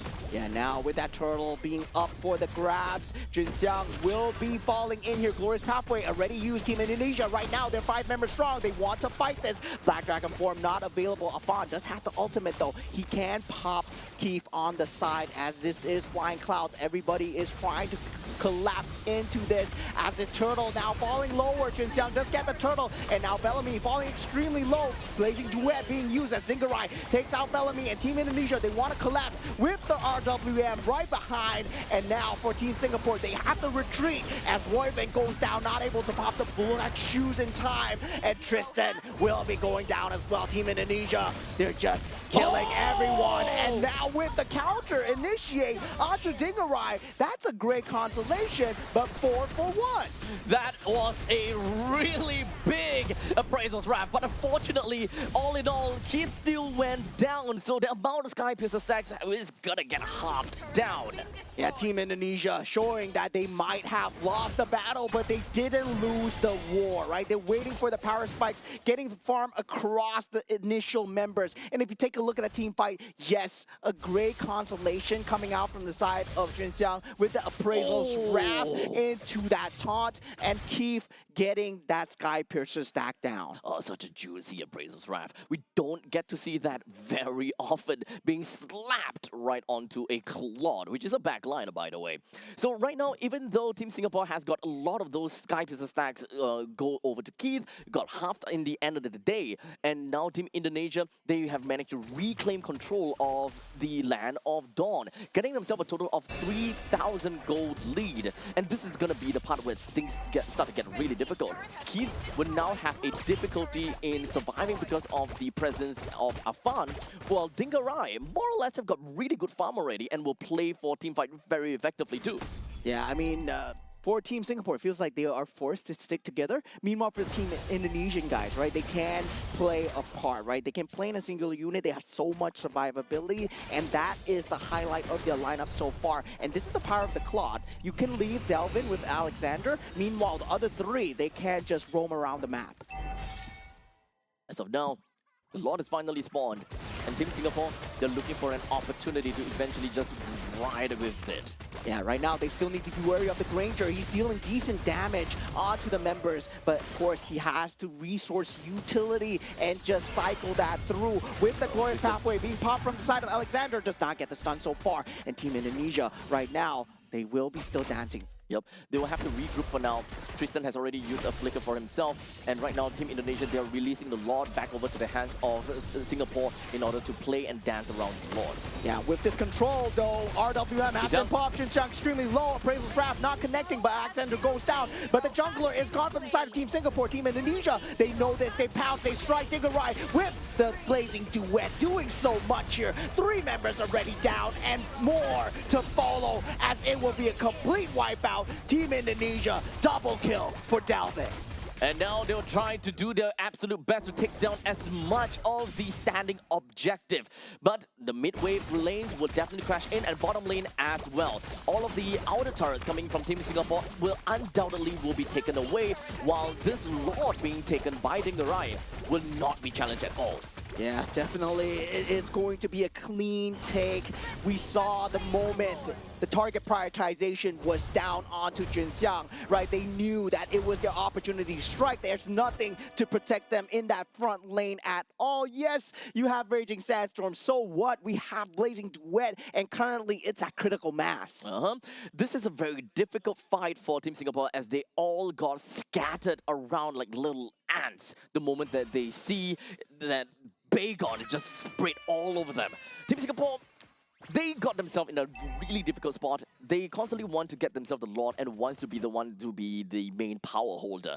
But unfortunately, Team Indonesia, they are way too far ahead now. They know that they can re-engage anytime, and before they even had that previous fight, they have already baited out that flicker coming in from the side of Tristan. Yeah, good teams know how to play when they're behind, and Team Indonesia right now, they aren't behind anymore as they do with that Glorious Pathway. Now with the real manipulation, Dingarai with the Blazing Duet in the back, so much damage onto the side of Team Singapore. Team Indonesia are tearing through the front lines. At the moment, they take out the inhibitor turret. 3 members already down. Shauki might go down here, but the base will not be left standing for the side of Team Singapore. As Team Indonesia, they focus fire down the crystal, and they take the game 2-0. It was a kind of a lot of a closer game for the hands of Team Singapore. But as per normal, every time when we look at Team Indonesia, they will always regain control by the mid stages of the game. And to be exact, I think it's somewhere around 8 minutes that they start to really show what they are made of, because they know when is going to be their critical mass and when they can really start to extend the lead as much as possible. Yeah, I mean, they understand that the usage of the utility was there for the side of Team Singapore, right? Once they see that the weakness was there for the side of Fredrin, they knew that, identified that one frontliner is only available for the side of Team Singapore. Once that weakness is there, they start to pounce, because they were testing it out with the macro plays on the top side, on the bottom side. Let's see how Team Singapore responds. Now, of course, allowing, I'm not sure whether it's allowing, but it feels like it's mini conditioning onto Team Singapore. Like, okay, we're gonna give you a little bit of this here, gonna give you a little bit of this here, and in the end of the day, it's just allocating resource from the side of Singapore. There are 4-man dive onto 1, 4-man dive onto 1, but in the meantime, Harley's out there somewhere farming, they're split pushing. We've got Claude all the way down to the bottom lane, and in the early stages of the game, just as he reached 5 minutes, he already took down one full turret with a lot of the energy shield taken away as well. And Delvin with the Eve, securing a 4-0-13 scoreline for himself. The RWM timings on this guy, just clean and amazing, right? We saw them trying to just dive in, trying to take out the RWM for themselves, but for Team Singapore, it felt like Delvin was out of reach. He is actually very out of reach, right? No death at all, and of course, being one of the important players, he don't wander alone in most of these cases. Yes, it definitely seems as though Team Indonesia gave a lot of free kills over to Team Singapore, but it honestly really didn't matter too much because that's the roamer, that's the XP laner, and a little bit of this and that condition, and they got themselves a lot of farm, especially for the side of Team, especially for the side of Delvin. Every time the box opens up, Team Singapore kind of scattered away like ants. Yeah, if you take a look at the win conditions coming through as well, Zingarai, of course, only one death, and that was greed on his part, right? Chasing a very low Fredrin into Appraisal's Wrath, and for the rest of the game itself, it feels like there was so much macro, despite the fact that they were behind. They played that Claude, they played that Harley extremely well, together combined with the Yuzhong as well. And feels like for Team Singapore, yes, they did win the 5-on-5s because they're innate team fight. They're meant to win the 5-on-5s. But afterwards, they're meant to convert the objectives. But it seems like they were being dragged towards those macro objectives. So the thing about Team Singapore's lineup is that they do want to play front to back, right? The main thing is front to back, and Team Indonesia, they have one hack of a big wall, and that is going to be the Hylos. At one point in time, Indonesia can keep running their faces right into Team Singapore, and understandably, Singapore have to slowly withdraw because they can't allow Keith as the marksman to end up being at the front row because their front line is always going to keep stepping back. They're giving some ways over to Team Indonesia, and at one point in time, the back will be up against the wall. Yeah. And Alexander still have not died just yet. And that is when the execution from Team Indonesia as a dive comp starts to come in.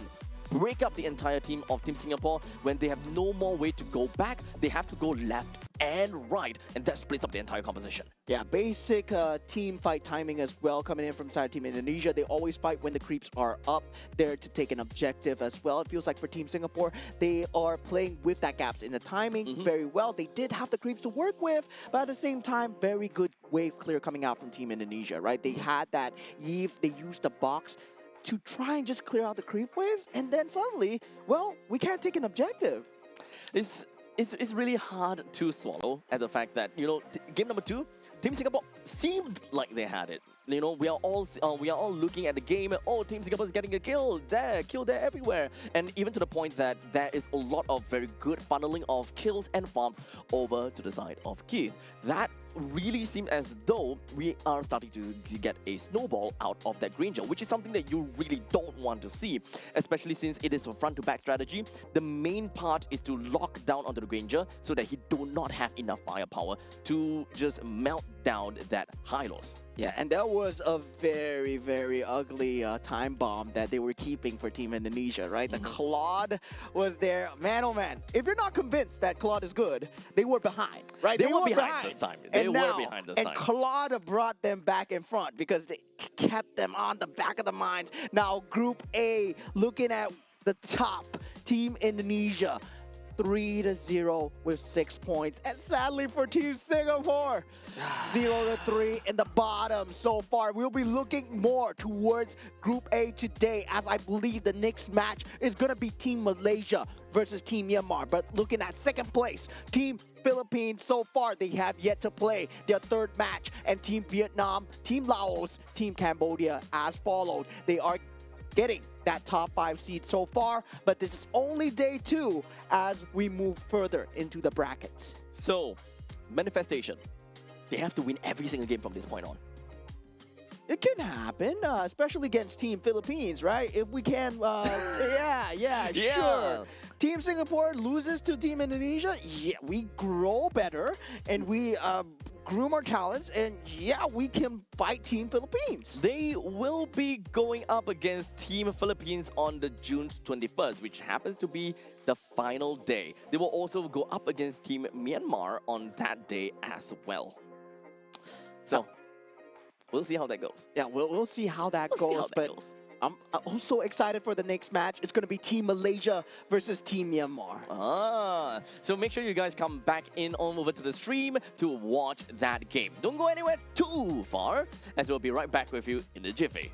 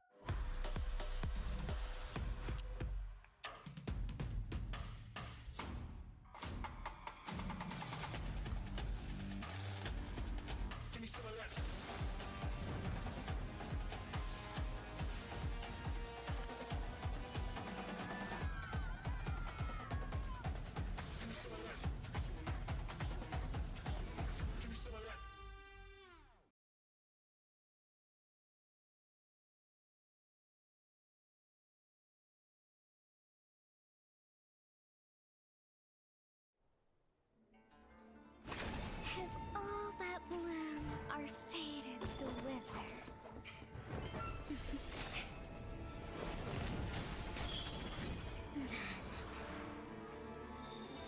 I'll enshrine your most brilliant moment in crimson splendor. Even something so crude can be graced with a splatter of beauty.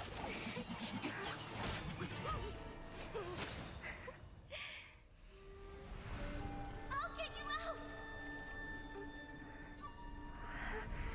You finally come to me, Hanabi-sama! This madness ends now. At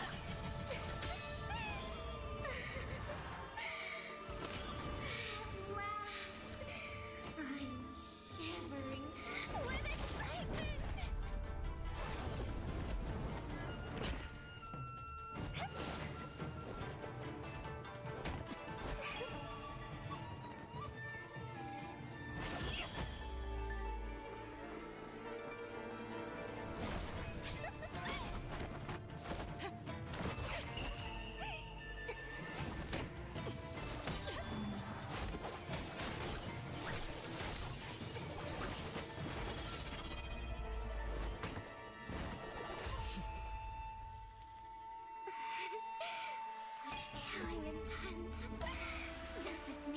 Hanabi-sama finally understands Hinata!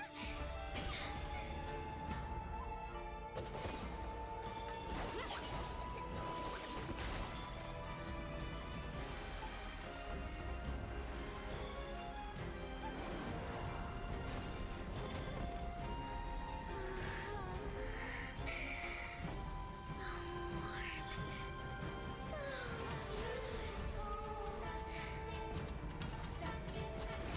We can finally embrace eternity in hell. Just the two of us. Allow me to release your eternal bloom!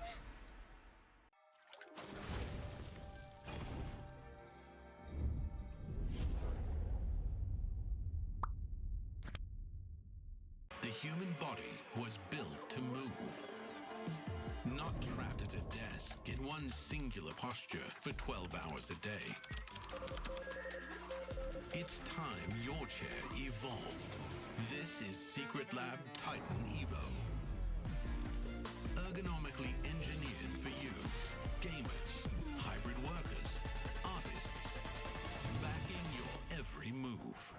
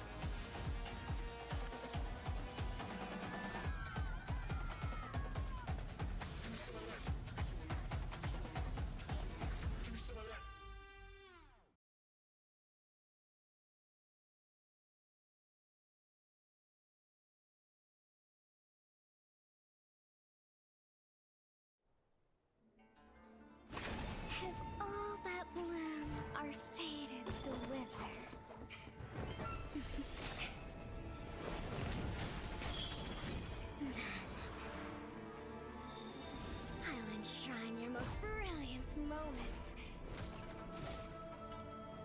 In crimson splendor! Even something so crude can be graced with a splatter of beauty.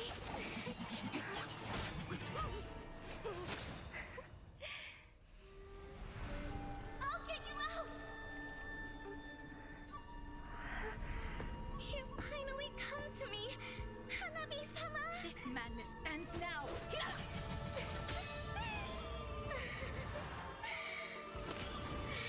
last, I'm shivering with excitement!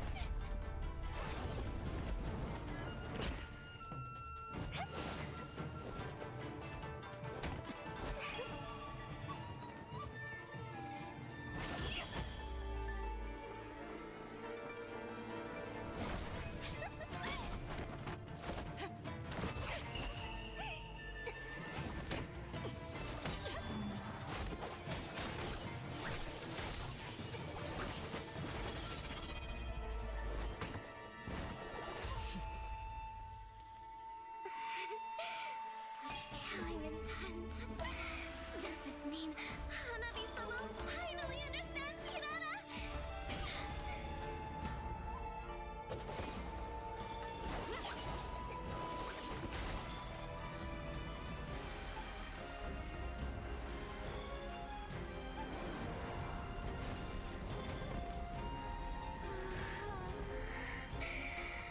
So warm. So beautiful. We can finally embrace eternity in hell. Just the two of us. Allow me to release your eternal bloom.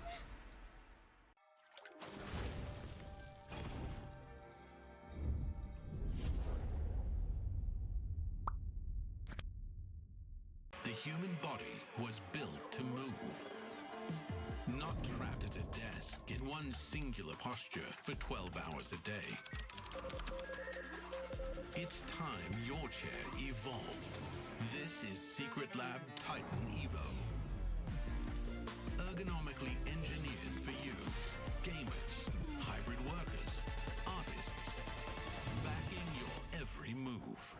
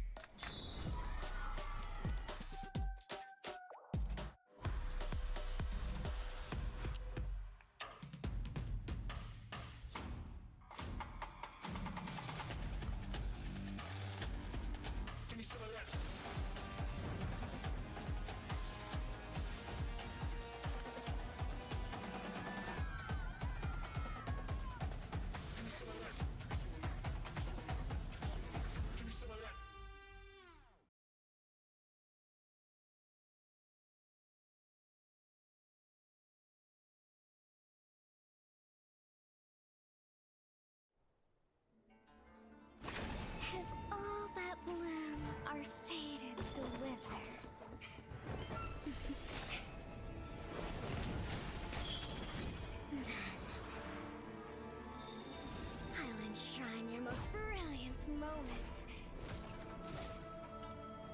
in crimson splendor. Even something so crude can be graced with a splatter of beauty.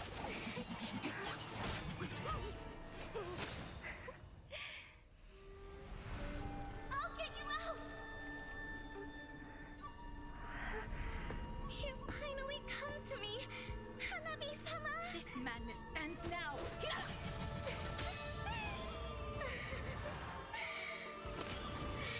last, I'm shivering with excitement!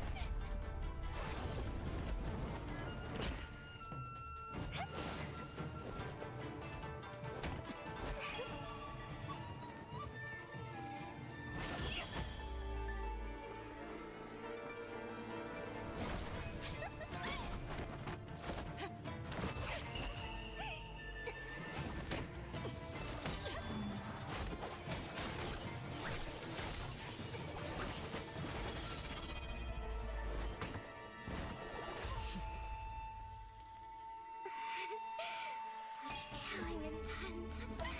Does this mean Hanabi-sama finally understands Hinata?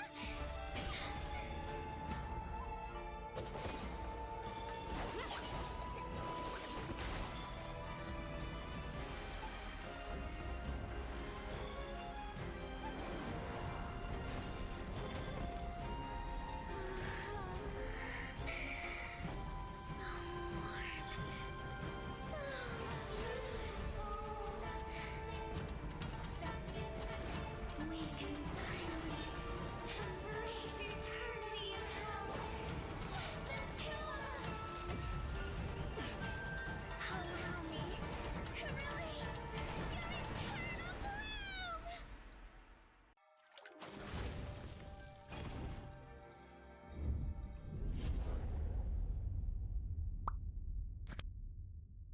The human body was built to move. Not trapped at a desk in one singular posture for 12 hours a day.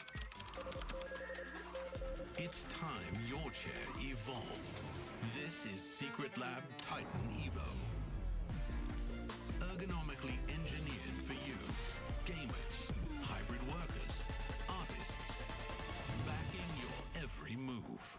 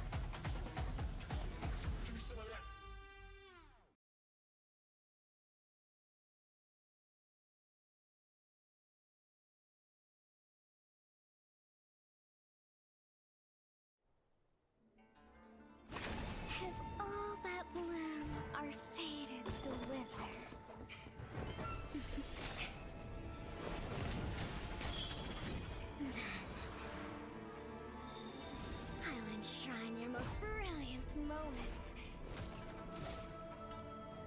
In crimson splendor!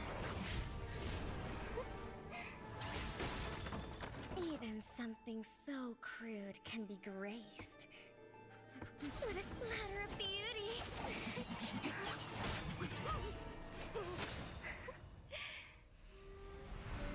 I'll get you out!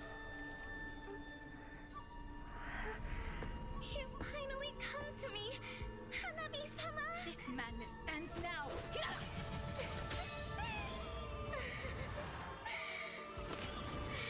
last, I'm shivering with excitement!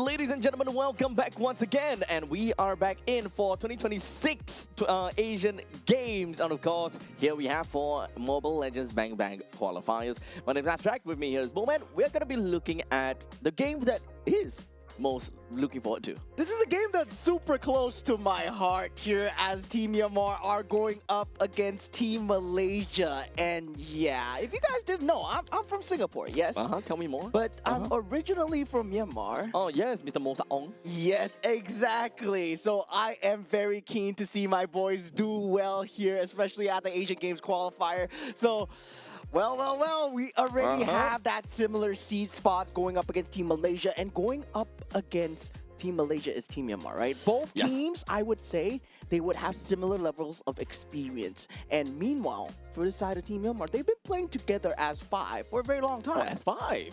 Okay, so definitely when it comes down to going up against Team Malaysia, technically speaking, they do have a little bit of advantage. Because remember, when it comes down to Team Malaysia, we do have a little bit of nice mix coming in from them. 3 of them from Team Ray, 1 of them from BTR, and 1 of them from Monster Vicious. So a little bit of mixture here and there. It's fair to say that when it comes down to Team Myanmar, they might have a little bit more chemistry than Team Malaysia. Yeah, and this is a revenge match, right? Where I would say, like, during, okay, not M7, maybe M6, right? M6, yeah, okay. When we first introduced the Swiss brackets, we were able to go up against Team Malaysia at that time, which was SRG, and yeah, that was a bit of a tiffle, and we did take them out for that Swiss bracket, but they eventually made it through, and they took us back out during the playoffs. That's so sad. You know, the very fact that that Team Myanmar at one point in time definitely looked to be a very strong team, a force to be reckoned with. And of course, coming in here for the Asian Games, I'm pretty sure that they will do the same thing and make some of these teams really just shiver in their boots. Yeah, definitely. I'm just hoping that right now they are only 1 match down, right? I believe they played against Team Cambodia. They lost to them 2-1. Now going up against Team Malaysia as well. And Team Malaysia with a chip on their shoulder as well. But they went against one of the best, which is Team Philippines. And that's what I'm so scared about. When you go up against Team Philippines, you're going up against a solid wall of just star-studded lineup of Team Philippines, right? And that experience, well, it can either temper you for the better or for the worse. So honestly, at this point in time, we kind of want to see how Myanmar would do, right? Would they kind of crack under pressure, or would they be reinforced at this point in time? I do hope that they will be able to, you know, kind of learn quite a bit from the entirety of this tournament and see how far they can eventually make it through.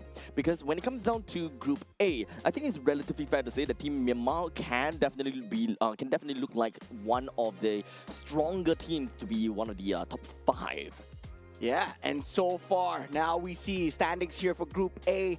We did see them having Team Indonesia at the top and Team Philippines as well. But right now, Team Laos will be moving up in that bracket with a 1-0 victory right now. So now, they are secured that top 5 as we go into that day 2 as well. Team Malaysia and Team Myanmar. Right now, they will be playing for that 5th slot as well. Of course, they won't potentially get it here. They still have a lot more matches to play. This is only their 2nd match of these group stages. Now, I do want to take this moment to kind of take a look into this stage, because I do believe from what I've heard is that we do have all of this information are correct, except for, I believe, Team Laos. So we do have a bit of a change for that, but we will come back to that in a bit later on.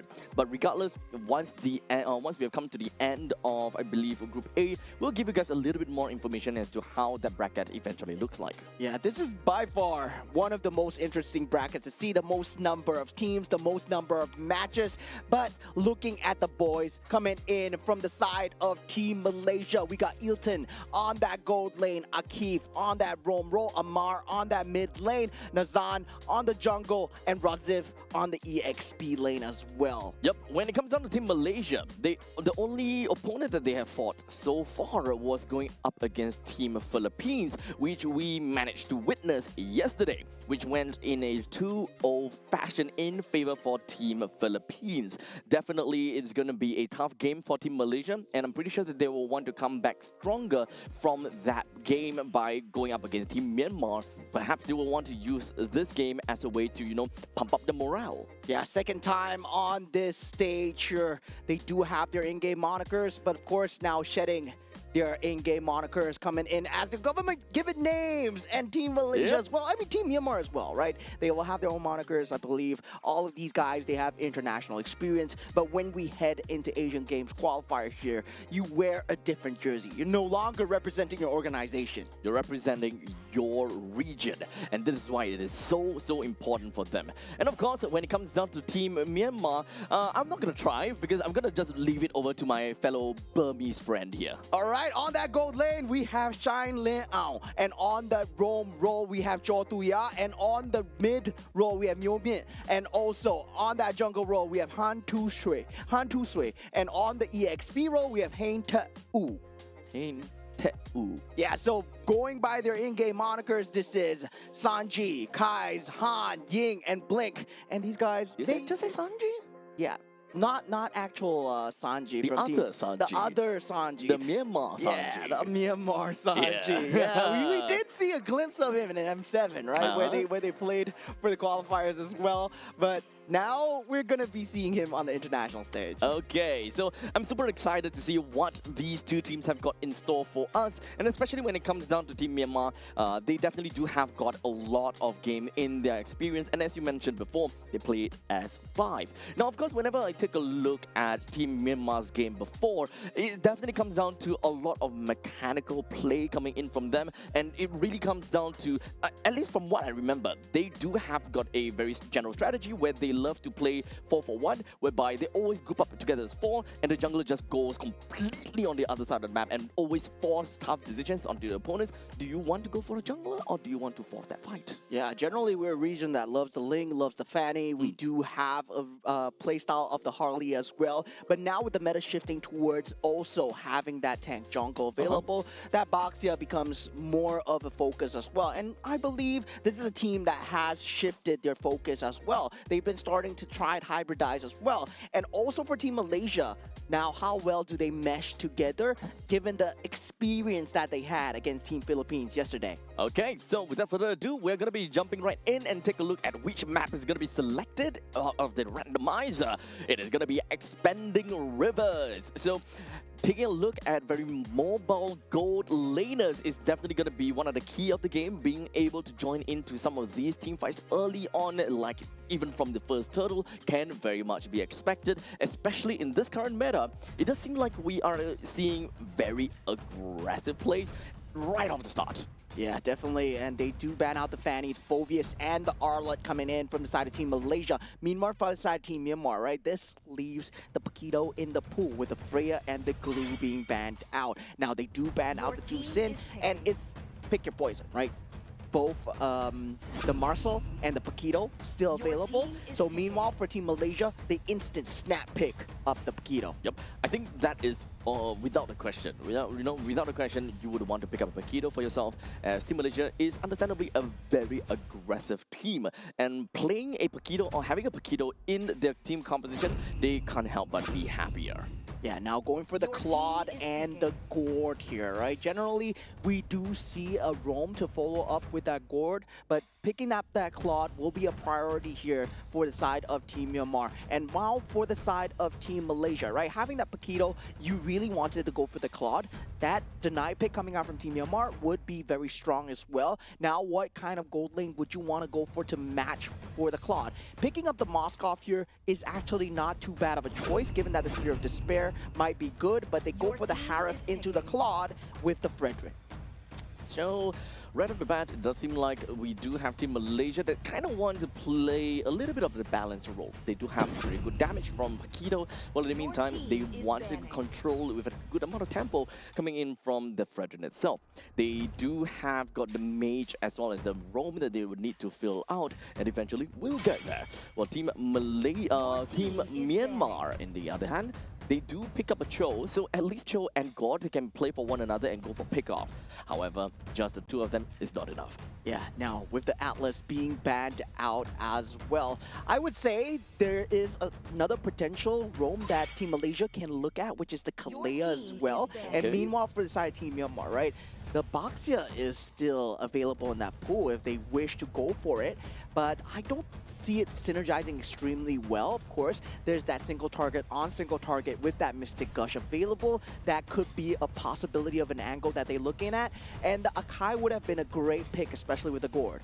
With the juicing already taken out by the side of Team Myanmar, I think that being able to find a way to really lock down on the Gourd and the Claude is actually going to be super important. Well, a single ultimate that can stop them either or both of them is always gonna be good. As such, the first hero that comes into my mind gotta have to be Zetian for Team Malaysia to pick up. As long as you see the Mystic Gush or the moment that you see that Blazing Duet, it feels as though the Zetian's Fury of the Phoenix comes in very naturally. Yeah, great ban. I did not see that coming. That Kalea still available in that pool. Now picking up that Suyo. That mid lane is not yet going to be revealed for the side of Team Myanmar. And for the side of Team Malaysia, right? They have their pick up the mid lane. If they want to go for the Eve, they want to go for the Lilia, they can actually pick that up as well. Now, meanwhile, for the side Team Myanmar, they're lacking an EXP lane. Yep.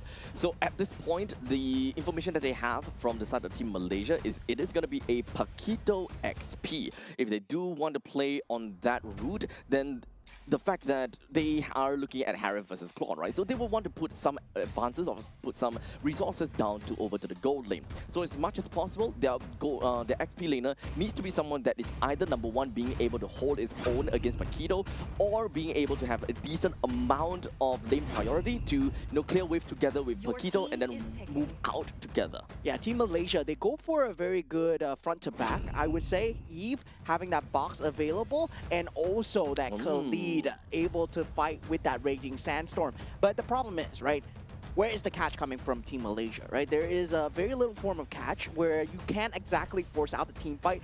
Only the Fredrin with the taunt needs to be that first line of attack. And if Team Myanmar can identify that, they can play around it extremely well.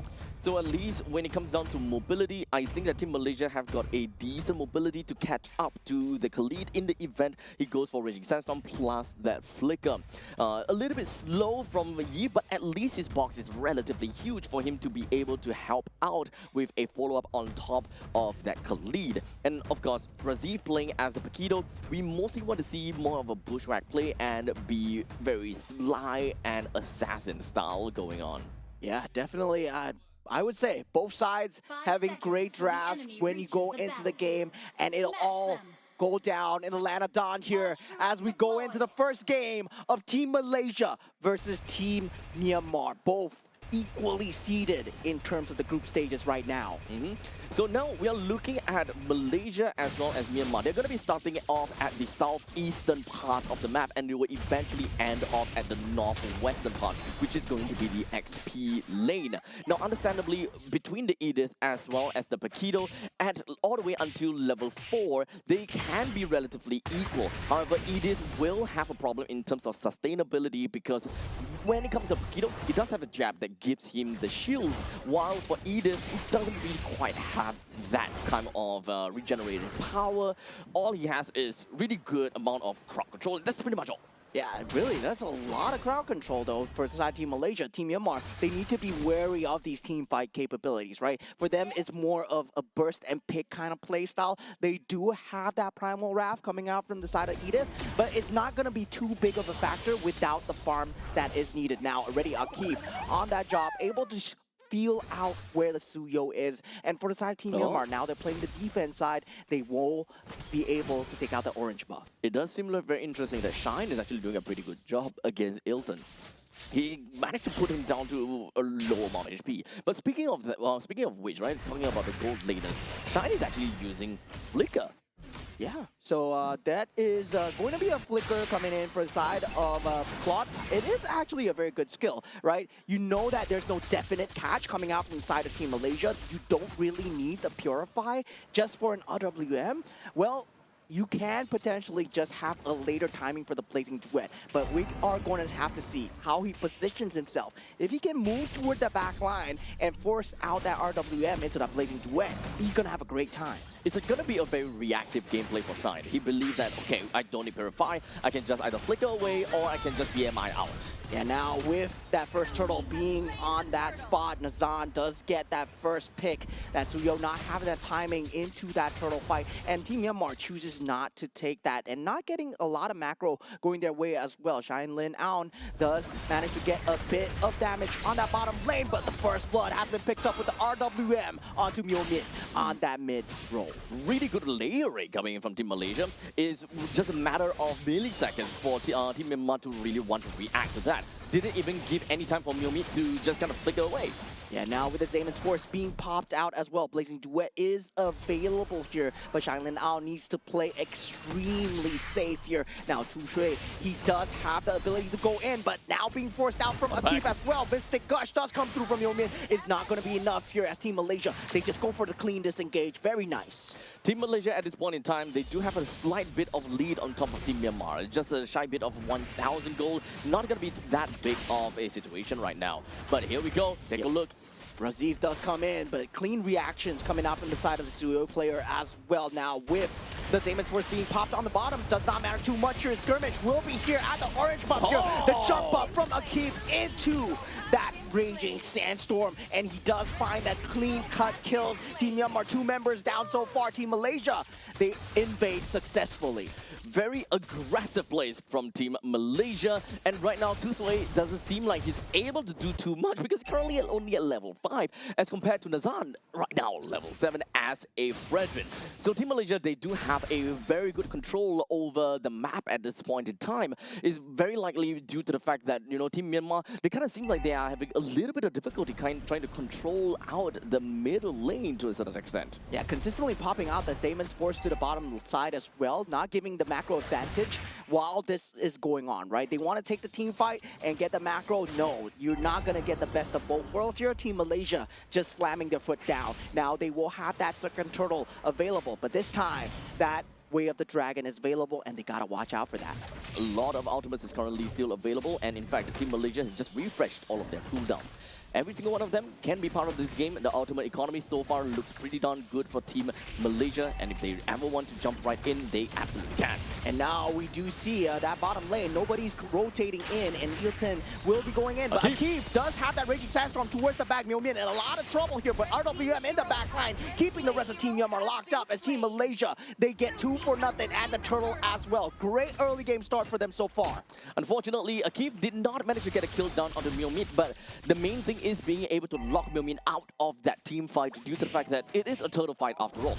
The moment that God is out, one of the main damage dealers of Team Myanmar is going to be out of commission, and Team Malaysia, none of them will die. Yeah, Flicker being forced out in the side of the gold lane here. Macro advantage also not going the way. The recovery here not going Team Myanmar's way at all. 3,000 gold advantage coming out from side Team Malaysia. And they're going to keep up the pressure with the top, mid, and bottom tier 1 all going to be going down soon. Team Malaysia, they definitely do have a very good grasp of this current game, with a total of 3,700 gold lead on top of Team Myanmar. They're constantly just going to be putting themselves right in the face of Team Myanmar, as you can see from Akif. He's always showing himself, and he's always trying to give information to the team. Yeah, they are doing a great job of keeping vision onto the Suhyo. Team Malaysia, Akif, especially onto Han Tu Shui, where this Suyo, he has unable to find any sort of momentum at all. Yep. At this point, he needs to be able to find a way to get himself out of this ditch, right? Because Team Malaysia, they are very aggressive, and Team Myanmar, honestly, I think that the main thing that they want to look for is to play bushwhack and kind of snipe out the back lines. The only one that can realistically go down maybe is going to be the Keto, because he's very powerful in terms of firepower. The moment that he runs out of these skills, that is the point in time where where Han Tu Sui would be able to find some of these advantages or these windows to play around. Yeah, and now with the Way of the Dragon not being available as well, they know that Flicker is down for the side of Claude. They push the issue here. Conceal already being used here. They still have Flickers on the side of Team Malaysia. They're waiting to pounce for a slight positioning error for the side of Team Myanmar. And now they will want to take this turn as well. The thing is, for Team Myanmar, they can play pick-off. This is kind of what they are wanting to do, right? As long as for Kyotuya is able to find a good kick onto someone, literally onto anyone, I feel, then the Mystic Gush can come in and followed by a good execution from Tu Sui, then it should be fine. Yeah, now with the rest of the team falling in, Team Malaysia, they might not want not to overextend here. Great knockup from the Earth Shatter so far, but Mr. Gush not coming through as Akif does find the damage onto the gourd, and 2 members already down for the side of Team Malaysia. And now Team Myanmar, they answer back with 1 kill of their own. Unfortunately, the fight did not start off great because the Way of the Dragon from Tuyat just did not land correctly. It did kick onto Amar, yes, however, not in the direction that you wanted it to go. So that is one of their main win condition, or rather their main game plan already thrown into the gutter.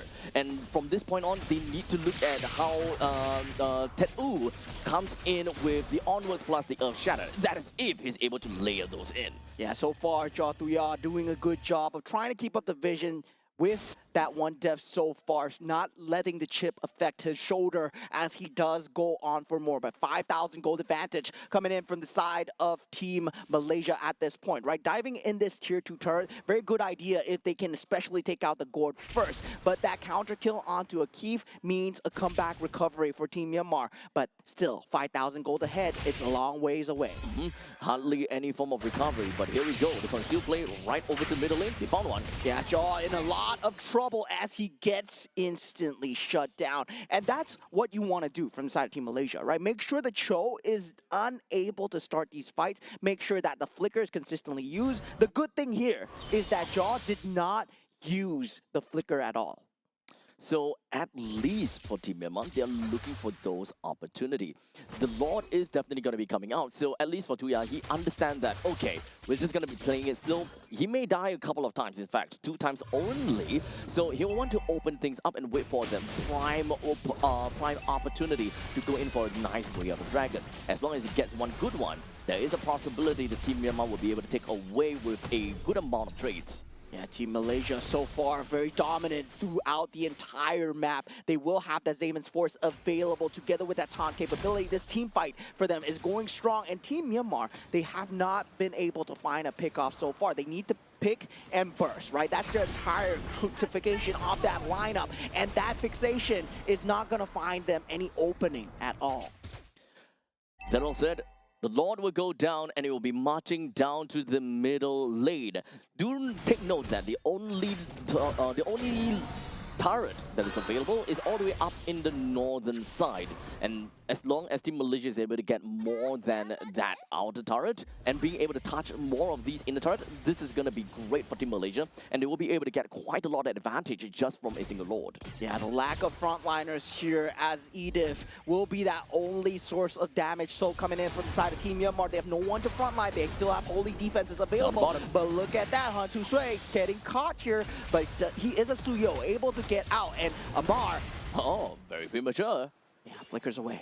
Yep, but at least that is going to save his life a little bit, I suppose. However, might not exactly be too necessary, but it's okay. Since Team Malaysia, they are already pretty far ahead. They will want to look for a window of opportunity to eventually run right in. RWM with the Raging Sandstorm. Akeem unable to find that opening so far. Now Team Myanmar, they are able to defend this for now as long as they can keep their members alive. And they are able to hold on for now. Shinlin out going aggressive. Oh! He does have the BMI away. Is he able to pop it? He does. And this is the power of the Claude. Oh my, oh my. Initially, it kind of seemed as though Myanmar has a lot of problems trying to reach in over to the masses from the side of Team Malaysia. Just because of the RWM, it creates so much space between Malaysia and Myanmar, which even to this point in time, Han Tu Sui, he don't have a way to go right in. The moment he goes in, he's going to come out with half HP and he didn't even get to touch anyone. As such, that initiation coming in from Shine, he's just trying out his luck, it does seem. It is understandably a very risky play way. But it does deal more than enough damage over to Ilton, and that is also a very good initiation over to the side of Milmint to just finish him off with a Mystic Gush. Yeah, that's survival coming out, right? Using that flicker, just popping in. That 50-50 was taken from the side of Team Myanmar, and I gotta say, that really made a change in the game. Right now, he has the Holy Trinity. Now Team Malaysia, they have to respect the fact that the damage will start to poke through. So right now, Team Myanmar, they're very much behind with about 5,000 gold behind. They don't have a lot of ways that they will be able to open up the map or perhaps even get some farm for themselves, as the lanes are currently frozen in the middle ground from the top and the bottom. The middle lane is more or less in the same direction. So Team Malaysia, they're holding out the lanes pretty effectively, waiting until the right time where the Lord eventually spawns. Team Myanmar would have nothing else to do but to group up together, look for a way to completely take control of one part of the river in order to give more farm over to Shine. Yeah, the good news is no inhibitor turrets down from the side of Team Myanmar, and they can potentially turtle this through, right? Their split push capability still very strong, but Team Malaysia very good at taking these objectives. Team Myanmar will have to fight for this Lord here, especially if they want to keep a grasp on that inhibitor turret. Now they are falling in. The Lord dance will be initiated here. Ilton doing his best to clear out the creep waves. The creep prio at the bottom side, not looking in Team Myanmar's favor at all. Just a quick dance around. For Team Myanmar, the main thing that they want to do is to try to reset this Lord as much as possible, while giving the opportunity for Shine to push in the middle lane and the top lane whenever there are any creep waves that are incoming. However, take a look at the Cho. He's looking for something.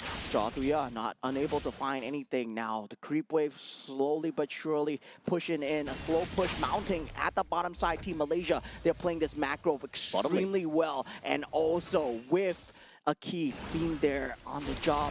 This would put Shailin out onto creep defending duty, and now they know that they're the 4 and 5. Team Malaysia, they want to force it out right now, and they go for the Lord Rush. Now we do see Han Tu Shui. He's trying to go into that retreat battle. Now with that forwards, he's not able to get anyone, but Amar does go down. There will be no RWM this fight. This is looking good for the side of Team Myanmar, and Shine is here as well in the back line, and Myomin, he does get the damage through, and the Lord goes the way of Team Myanmar, and now all 5 members as well as Team Malaysia goes down through a triple kill. That open play coming from Tech Ooh just went straight in with a flicker followed by an onwards. That gave a pretty amazing start coming in from for Tusui to just jump right in and being able to melt 2 of them at the same time. This rush down might actually be possible as long as they tank up the initial spot and allow the Ballista to stay alive, which they will. Team Myanmar get a clean 1-0 win, a lapse in concentration coming in for the side of Team Malaysia, and Team Myanmar, they strike. A single mistake, or I wouldn't say mistake, a single great play from Team Myanmar immediately led to all of that. And does it at that point in time, the moment that Tusui went straight in and being able to find 2 kills, that was the point in time he was able to get a nice snowball from that point in time, because there were no one that essentially is able to stop him. He did lose his life in the end of the day, but the main thing is being able to have a claw that still can rampage through the battlefield. Yeah, respecting the damage that needed to come out, right? During that point of time, that turtling, all that macro was for a reason. While all this was happening, you can see Tu Shui on that Suyo. He was trying to get the farm up on the Suyo, trying to get the damage through. Eventually, it came at the sacrifice of his own Edith, but it all worked out. It all worked out. To be fairly honest, Edith, the only job at that point in time is not about breaking out the Phylax or anything anymore. The point is to get an opening. The initiation is so important in order to pave a way for the team. Yeah, Mr. Shine Lin Aun, the man himself, 202, 727 GPM, MVP of the game. He held on extremely well. That little micro adjustment to put up that flicker, going for that flicker play into the Harif at that point was just so well done. Honestly, amazing job. Even though it's just 0-2 and Team Myanmar didn't even have a lot of kills, to be fair, it doesn't really quite matter because they won the game and that's what is important. Yeah, definitely. 10-8. You can see Team Malaysia leading in terms of that kill counter, right? Receive was a problem that they could not deal with, and they were like, yeah, let's leave it to a later date.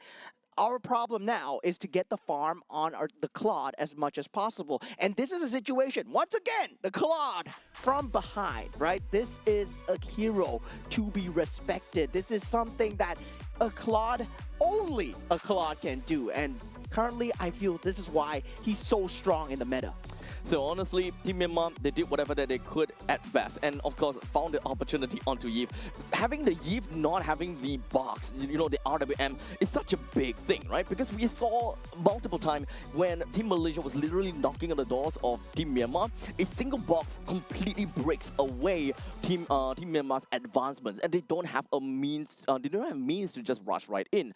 And Tet-U saw the opportunity, went right in before Amar had the opportunity to just open up the box. And from that point on, the whole team just crumbles. Yeah, Tet-U, man, that man going in with the onwards during that period of time, that was the pure genius play coming through. If you look at paper, if you look on the stat board, Team Malaysia, they were all but set to take that Lord, but that wild card play, them taking the 50-50s, this is what makes Team Myanmar, I feel, right? They're willing to take these fights, they're willing to take these small little adjustments and push things into the favor, even when there's 6,000, 7,000 go down. There is so much things that happen within a very short span of time, right? This fight is essentially split into two all the way through, and they had their own specific jobs that they needed to fulfill in that short span of time. And this is actually a point in time where it actually worked out for Team Myanmar when they man-marked someone. And that marker worked out pretty amazingly, and by that point in time, they managed to burst down that Fredrin, they managed to burst down the Yves. Most of that front line plus the utility is already gone. You do have a damage dealer coming in from the side of Ilton, and at that point, he may have full HP. He does have his summon force, but to be fair, the entire team would just collapse onto you, and there's really nothing much that you could do. Yeah, and that's just great concentration coming up in from these players as well. Team Malaysia, I would say, at the end, they forgot that RWM was the key factor that they were winning these team fights, right? That box, very important in locking key players, especially the Cho up. And without that capability, when he positioned himself slightly in front, Team Myanmar, they saw that chance. Yep, it was a split-second decision that they had to make. And to be fair though, there was actually not much of a reason for Amar to rotate all the way to the northern part of the Turtle's Pit. He just had to be behind of the Fredrin throughout the entire time, because they even have got a Keith that is hovering around in the southern side. The only reason why he made his way up to the northern side is because of, well, Paquito. However, Paquito is actually playing more of an assassination style kind of gameplay. Doesn't really quite require too much support in this case. Yeah, they were feeling the gold advantage, right? Yep. When they felt the gold advantage, at that point, I can understand the decision-making coming out from It was side of Team 5,000 gold Malaysia. advantage, by the way. Yeah, they were understanding it because they wanted to use the box with the Paquito to just prevent any form of entryway. But the entryway came onto Amar. Yep. And yeah, that was just pure decision-making genius right there. Now going into game 2, right? Feels like both teams, they got a good feel of each other right now. Team Malaysia, sadly, down 1 point, but still, they played an amazing game. They were just so ahead, and with that, hopefully, their mental is still intact. Yep, I'm pretty sure that they will be able to bounce back strongly from this point in time, because I'm pretty sure that Team Malaysia, they're pretty well tempered. You know, they have went through so much, and they have played a lot of MLBB as well. So I have great hopes for them. Pretty sure that that is not going to let them down. Yeah, MLBB is indeed a hard MPL to play. And now, with the ban stages coming through, we have the Phobius, Stefani, and the Arlott being taken out from inside of Team Malaysia. Team Myanmar, they choose to ban out the Freya and also the Glue. And this time, they're saying, go for it. Go for the Paquito once again, right? We've dealt with it in game 1. We're going to deal with it again. And yeah, I mean, letting it out, I mean, Team Myanmar, that's just pure confidence right there. Okay, but it's time Team Myanmar have decided to steal away that Fredrin away from the hands of Team Malaysia and double down with a gourd as well. Oh, this is not good. Team Malaysia is just going to pick up the Claude for themselves. Claude Paquito, might be a lapse in draft here. There's Harif as well. Yeah. There is a Harif that's available. And I think that Team Malaysia might actually want to go towards that certain direction though. Having a Paquito plus the Harif, they can actually play a very aggressive setup coming for themselves. And oh, they actually went for the Claude and down with an Akai. Yeah, now it's a very different lineup, right? A Paquito with a Harif versus a Paquito with a Claude. Now, Team Myanmar, they go for a Moskov here, and I really respect this, right? Generally, when you see a Claude being picked up, you want to go for the Moskov because you have slight bit better entryway into the team fight, especially if you land the SOD, you land the Spirit Destruction, you're always one member up. And that's that advantage you have going as a Moskov, but you got to land it. You have to let. I think that is the main caveat in order for you to do these kind of cross-map plays and have global presence. Landing the SOD is not easy. Let's remember that. Is a long way ahead for a Moskov to land that in, and of course projectile speed it definitely needs to be remembered. So we'll see how that is gonna go. For Team Malaysia, they're lacking of a single roamer and a mid laner, while for Team Myanmar, they are looking at a roamer and an XP. So both sides, they're lacking of roam.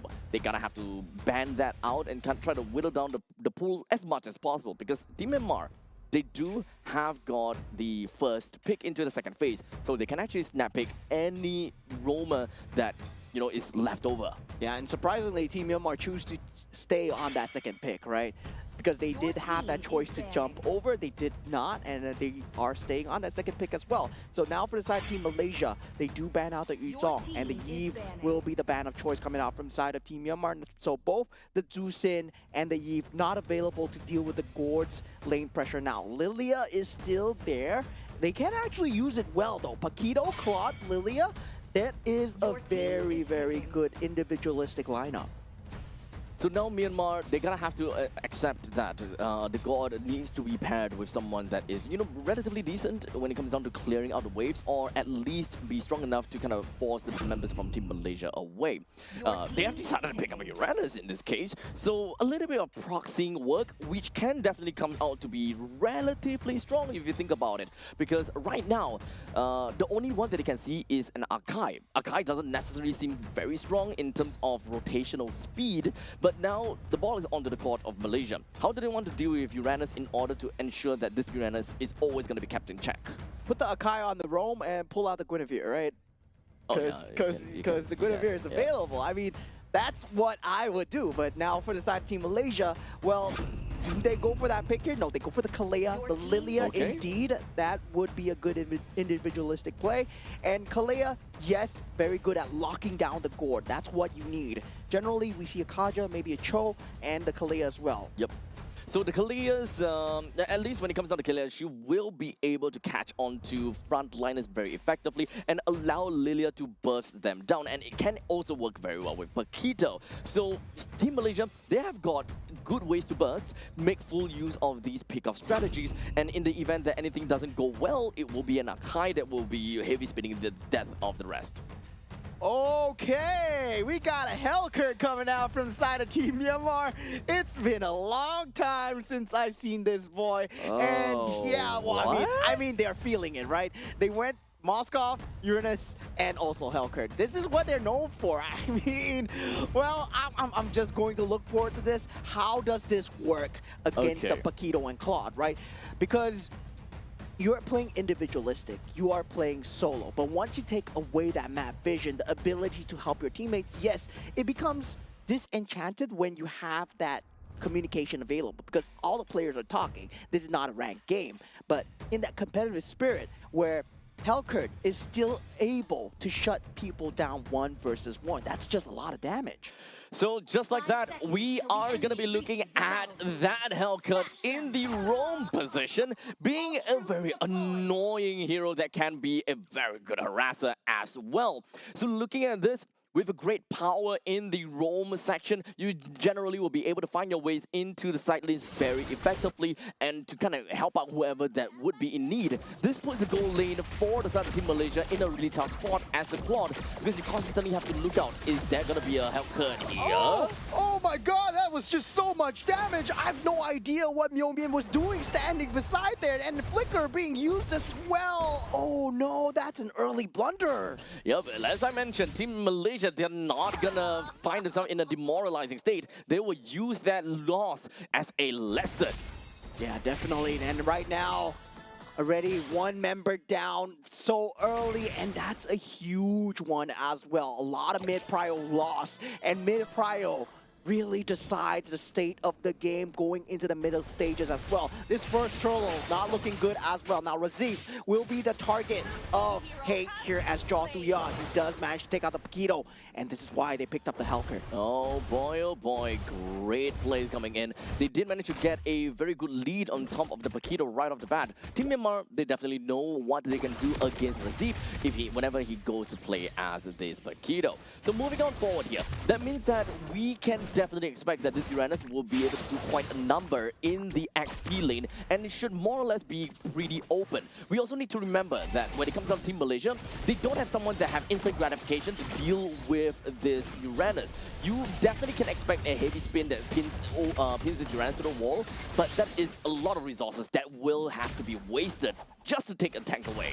Yeah, very good usage of spacing now as Team Myanmar is starting to respect damage coming out from side of Team Malaysia. And with that, now having that first turtle up, they do get the recovery through with that kill onto the Hellcurt as well. But Kalea going into the backline, heavy spin. Azad does get the first turtle for himself. Appraisal's Wrath is there, but it's not enough as Hantu Shui, he will go down in tandem as well. Team Myanmar, they cannot fight this as they have to get out. Tsunami Slam onto Jatuya as he's trying to escape here. Mystic Gush being used. Razif, he will not be going down here, I feel. He does have the flicker, and Spear of Destruction is there though.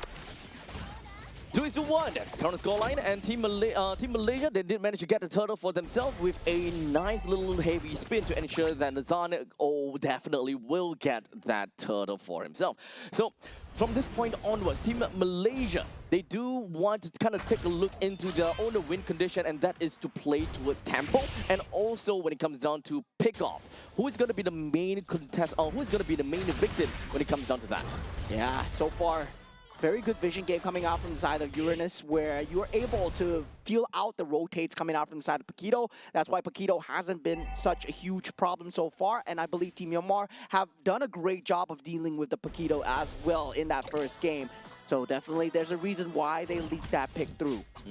Now, you can see that U is generally going to be at that spot where he wants to open up the XP lane as much as possible to kind of give information to the team. They already know that the Akai is down in the bottom lane, and it will take some time before he will eventually make it up to the top lane. So this is going to open up quite some opportunity for Tuya to find some ways to kind of play around with the top, especially since the turtle is eventually going to pop up in 30 seconds. If they do want to get any form of control or any form of control over the river lines, the time should be soon. Yeah, I mean, I just don't see how this Hellcurt is going to have the damage. Sure, he's going to have that pick-off capability. Sure, he's going to have that threat of that map presence. But once that mid-game is reached, right, when Akai is going to be heavy spinning the rest of the team, I don't see how he comes into the team fight as well. There's also a lack of utility from Team Myanmar the moment that we advance over to the later part of the game. Now, ultimate being popped from side of Jatuya. The Hellcurt is there. Spear of Destruction lands, but the turtle will just be given for free to the side of Team Malaysia. Now do note, even though we're looking at a Hellcurt in the roam position, which can be very aggressive, however, we do have two heroes that are generally very greedy, that requires a lot of items in order to perform, that being the Moskov as well as the Uranus. So having the Hellcurt really just allows Team Myanmar to breach themselves over to the later stages of the game. However, as you mentioned, the moment that we hit mid stages, this is when the team will have a very big drop in power, while Team Malaysia, they will have a massive raise in that due to the fact that they are a pick-off comp, having a Lilia onto their side, and Razif, they will go downtown. Yeah, traditional win conditions coming out inside of Team Malaysia. Very strong front to back here, but the proxy does come true from the Uranus all the way in that top side, already starting to begin his shenanigans here as both oracles have been picked up from both sides as well. Now, they need to start to deal with the macro pressure that has been mounting up from side Team Myanmar. If they do get the farm through, if they put themselves on the even footing, this Hellcurt is going to become a problem. The bottom lane tier 1 turret seems like it's about to go down, and Team Myanmar unfortunately will not be able to answer for that. Team Myanmar, one of the main problems is also when it comes down to initiation and execution. You don't really have a way to keep Team Malaysia in place, as you can't just hold them down right there. You need to slowly play around, you gotta feel it out a little bit, and technically speaking, harass the opponents. And this is where Tet-U comes into play. Yeah, the Kalea is also there for the side of Team Malaysia as well, right? So Tet-U with that just vision game, Razif will be having a hard time. Now going in on the Hellcurt as well, but that's not enough damage, man. You don't have enough farm. Blade of Heptacy is being picked up, but yeah, it's not gonna be enough. Yep, all they want to do is be pretty much just harass Razif as much as possible. But with the help of the Hellcurt, they could actually potentially bring down the tier 1 turret, which was something that they really wanted to rush down, because there is, of course, some sort of timer that they will want to reach out for when it comes down to Suya. Yeah, now just putting a lot of utility onto Tet-U, and this is exactly what Team Myanmar want. As you fall into that Mystic Gush, Myomin takes out the Kalea at this point. Now with that heavy spin, Razif just takes out the turtle, but SOD is there, not able to jump in, but Tet-U still being a menace. The SOD managed to land, but unfortunately that was not a fight for them to win. They will want to play a little bit more on the macro ground, as he's all the way down to the bottom lane, being able to take the T1 turret. However, Malaysia, they will respond in kind and will do the exact same thing by taking down the T1 turret up to the top lane. Right now, the big change will happen very soon, and that is the middle lane contest. Whichever team that is able to secure the middle lane for themselves first by taking down the T1 turret essentially will be able to win in, the early parts of the mid stages of the game because of their control in the opponent's jungle. Yeah, this is where Team Malaysia starts to group up, and with that Mystic Gush, not able to catch onto Nazan. Mystic spin, heavy spin, pin onto the wall. Tan Su Shui does go down. SOD is there, but Razif already dealing unfathomable amounts of damage. Does seem like Team Myanmar is the one that have their back against the wall. Team Malaysia, they are still very strong ahead and very strong-willed. They bring down the middle lane T1 turret indeed. While in the meantime, what we wanted to see from Shine was to go in with that SOD, but he did not. He decided to try to split push down to the top lane. However, that was completely dispelled because we got Razif going up top. Yeah, and the problem is still there, right? The Claude Paquito that Team Malaysia, they managed to get for themselves. This is not exactly a combo that you want to give away. Now that macro pressure is starting to mount, and now 4,000 gold ahead is Team Malaysia, but they aren't supposed to be ahead. That's the thing. Now, there's other thing that we need to look out for is the power spike that we are talking about in the mid stages of the game. And this is where Amar and Razif will start to pop off. Amar has just picked up the Blood Wings for herself, which makes things so much more difficult for the members of Myanmar to harass her. Right now, the only one that can realistically harass is going to be Tet-U. We talked about that, and it's constantly just going to be in their face time and time again with the disc just spinning around. But with the Blood Wings, the movement speed coming in from Lilia will make things a little bit more difficult for the Uranus to do his job. Yeah, there's farm trying to be secured on the Hellcurt at the moment as Chua Tuya going in for the flank movement, but Tet-U falling extremely low. But he's a Uranus after all, ultimate being popped, your blazing wet. Tu Shui has to get out, Mystic Gush is not there, but Chua Tuya takes out a kid, and this is huge. No Tsunami Slam being used so far, but no Mystic Gush is there, and Shailin out being taken out. That's a 1-for-1, but it's a gold laner for a roamer. Yep, it is definitely not a favorable trade for Team Myanmar, but the good thing is they did not get completely wiped out. They can still continue to go for a fight and try to repel this lot as much as possible, which is going to be marching in from the middle lane. This very first lot that marches in, the main thing that it wants to do is to take down every single one of these outer turrets. Team Malaysia can still look into playing into the mid stages of the game, which is the timer from now until somewhere about 16 minutes. minutes. The moment that they have got a larger income gap between them and Myanmar, the longer that they can kind of drag the game out to 17 or to 18 minutes even. Yeah, they're playing an extremely dangerous game here. Team Myanmar getting tsunami slammed in the back line, and Tu Sui, he's falling extremely low. Mr. Gush used to defend here. Heavy spin comes through from the side of Nazan just to try and disengage. Now he does have that SOD to pop away, and very clean disengage coming out from the side of Team Malaysia, despite being forced into that position. Now, with the Holy defense being popped here, Team Malaysia, they were trying to go for inhibitor turret damage, and this looks very familiar, right? Team Myanmar holding on to the inhibitor turrets, but this time, the Claude is on the other foot. Not too big of a damage over to the side of Team Myanmar, to be fairly honest. The whole defense would have went down at the 12 minutes mark either way, which will be happening in, which will reach that within 1 minute mark.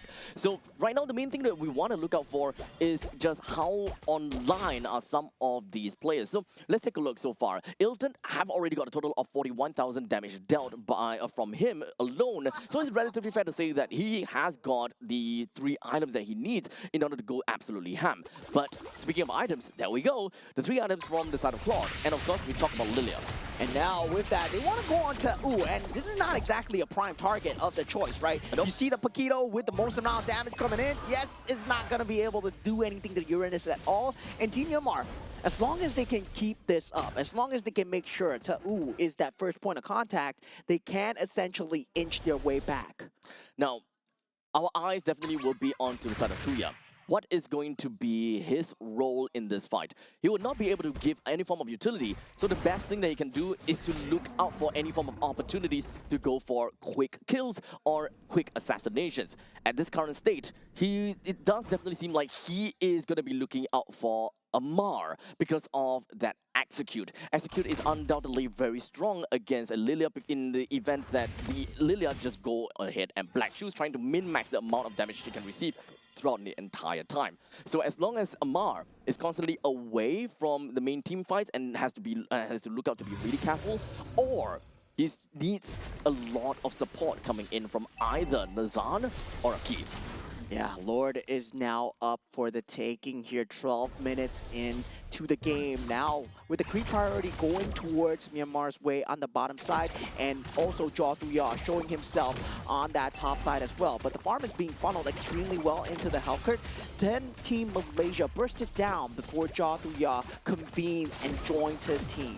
We also need to remember the way that Team Myanmar usually play. But hold a second, take a look. Yeah, heavy spin being used here, just being forced out with that Mystic Gush. It's just going to be a trade of utilities, but we do see good movement from Razif to feel out where Jaw Thuya is. Now, with the rest of the team members here, Myanmar, they actually want to force this out, but Tushui is gone. They don't have the retribution here. And Team Myanmar, they're still jumping in. SOD has already been committed. They have to cut their losses here. Jaw Thuya is in, and he might be in no man's land here. He takes out Nazan, but at what cost? Jaw Thuya now running for the hills. He's not able to get out. Is he going to be getting out here? Oh my God, what a great escape. Ilton is there though, and with the rest of the team coming through, BMI is there. Oh man, what is this? This is some early bird gameplay, man. Oh man, still managing to just casually run away. It's really unfortunate right now, but we do have the Lord that will be marching into the middle lane, and that is the inhibitor turret that will eventually go down, and so will the bottom lane. Team Myanmar, they're lacking of shine, but he will be back in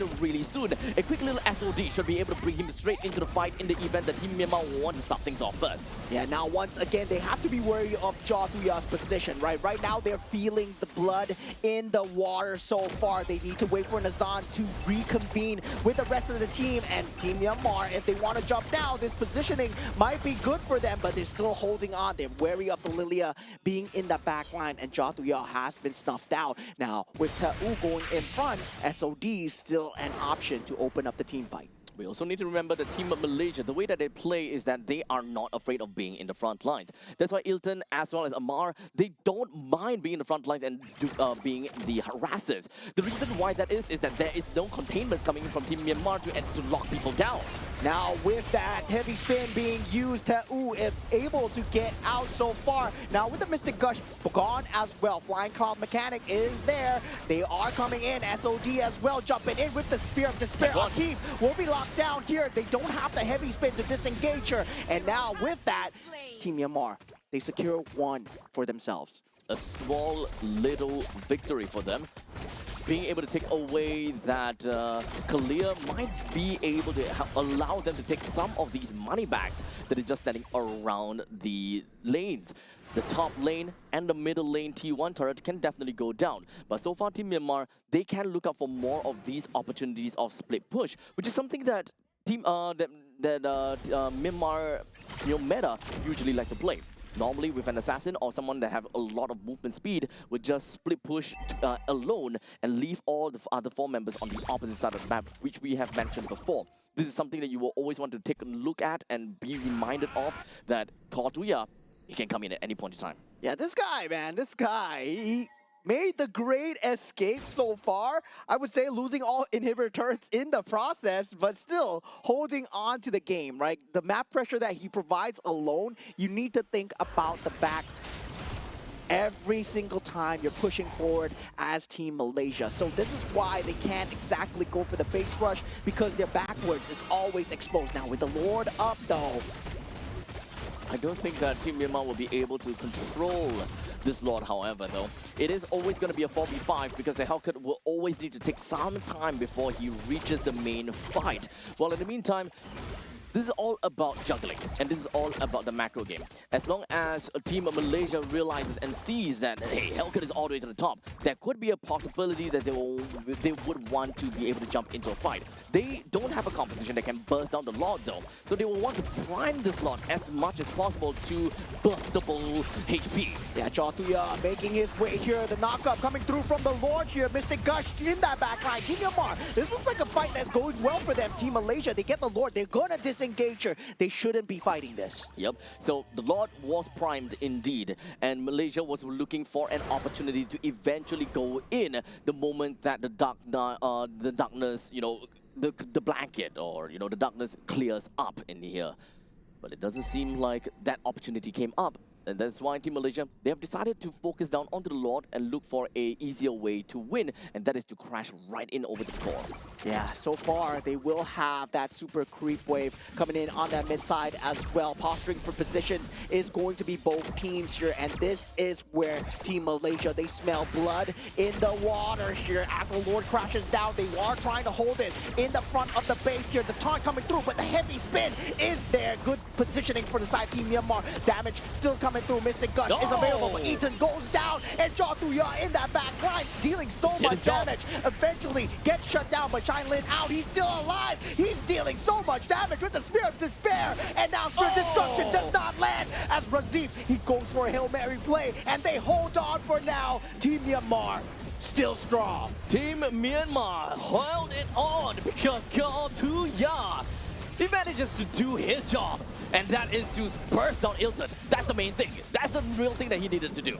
And from that point on, even though he would have to sacrifice his own life, Shine would just literally go downtown and get all these free hits. Yeah, I mean, Team Myanmar, they are not shy about giving up their own lives for the objective, right? In the previous game, we saw the Edith going in, and now Jotuya going on to Ilton, which is the main source of that physical damage onto the structures. And that is exactly what they needed to do to survive.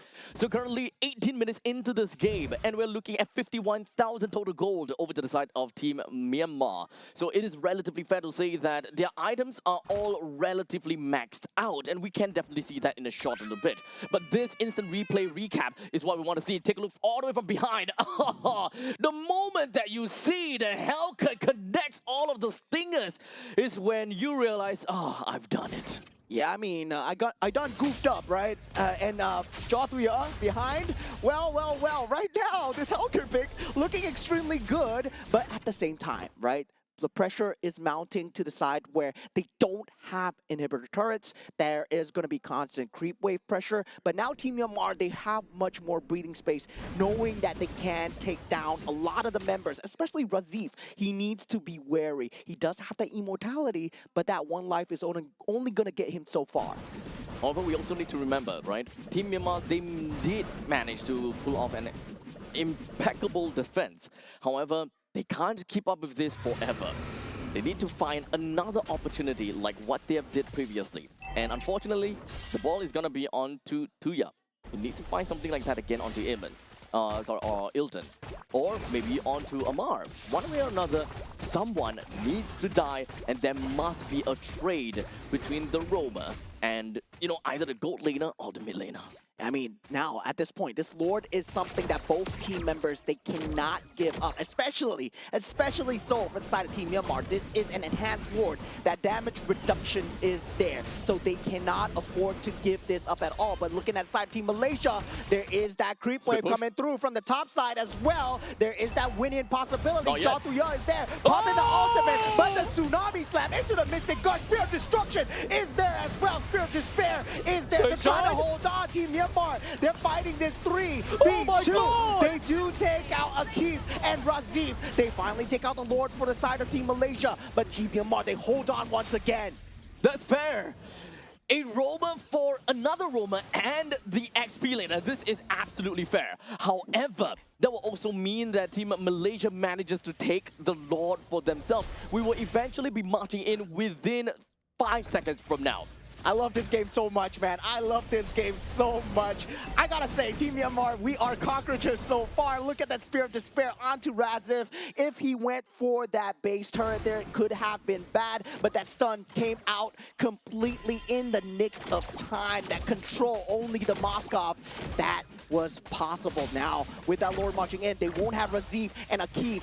Team Myanmar, they have a sliver of time with that play. They will have to chunk it down though. Now, Jatuya, he does have that ultimate available. Team Myanmar still posturing for position here, and now they have Ilton available. Flying Clouds coming in for the convene here. Spear of Destruction does go in, does not jump in here. Jatuya still dealing with the creep wave at the back, and this Lord is dealt with. Team Myanmar, they hold on, they breathe for now. The ball is once again back onto the court to Team Malaysia. They're pushing it right in, and there's a Mystic Gush that opens things up for Team Malaysia, or rather open things up for Team Myanmar. Now Malaysia, they can look for an opportunity now. Conceal play, Jatuya at the back, trying to find Ilton. He popped the Wind of Nature, he survived for it now. Now the base falling extremely low, Holy Crystal being picked up, and now with the creep wave, it's not there! Team Malaysia, they managed to tie things up 1-1. What a base race. Oh my, Team Malaysia literally just hanging on to that very thin thread.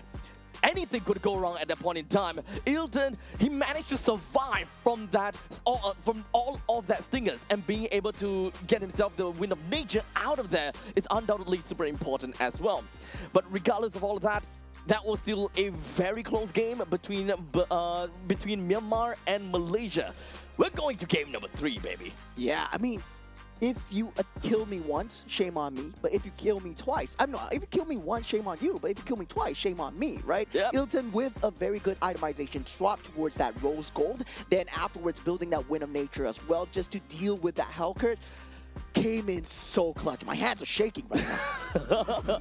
Well, in the end of the day, it is going to be crowning the MVP over to Amar with 2 kills, 0 death, and 8 assists. It's really unfortunate for Blink that he was not able to do anything towards this Lilia, even picking up that execute to hope to be able to take her down. But alas, this Lilia was still a little bit too slippery. Yeah, I gotta say, Amar 208, that first blood is a first blood that should not have happened, right? Given the fact that if you rewind that first blood away, that could have been a very different game, especially looking at the Hellcurt that was available. And Amar bought them that space. He bought them at least 3 minutes of breathing space in that early game alone, and that could have led to Team Myanmar winning as well. To be fair, at one point in time when there was just 3 members from Team Malaysia just tagging along with the Lord, it really seemed as though that Team Myanmar could have dove onto Malaysia in order to kind of repel them further away or try to cycle the members there. But I think that at that point in time, they really need to consider that this is a 22-minute game. This is a well-evolved Lord, and we need to realistically be able to deal with this masses of creep wave and the Lord. So the number 1 priority for them is to not to cycle the opponents, but to deal with the Lord first. But however, they were hoping to be able to kill the Lord fast and then cycle. Yeah, but they did it. It took a little bit too long, right, for the Lord to go down. So by the time that the Lord went down, every single one of the members from Team Malaysia got together already, and the cycling unfortunately would not be able to come into play. It became a full 5v5.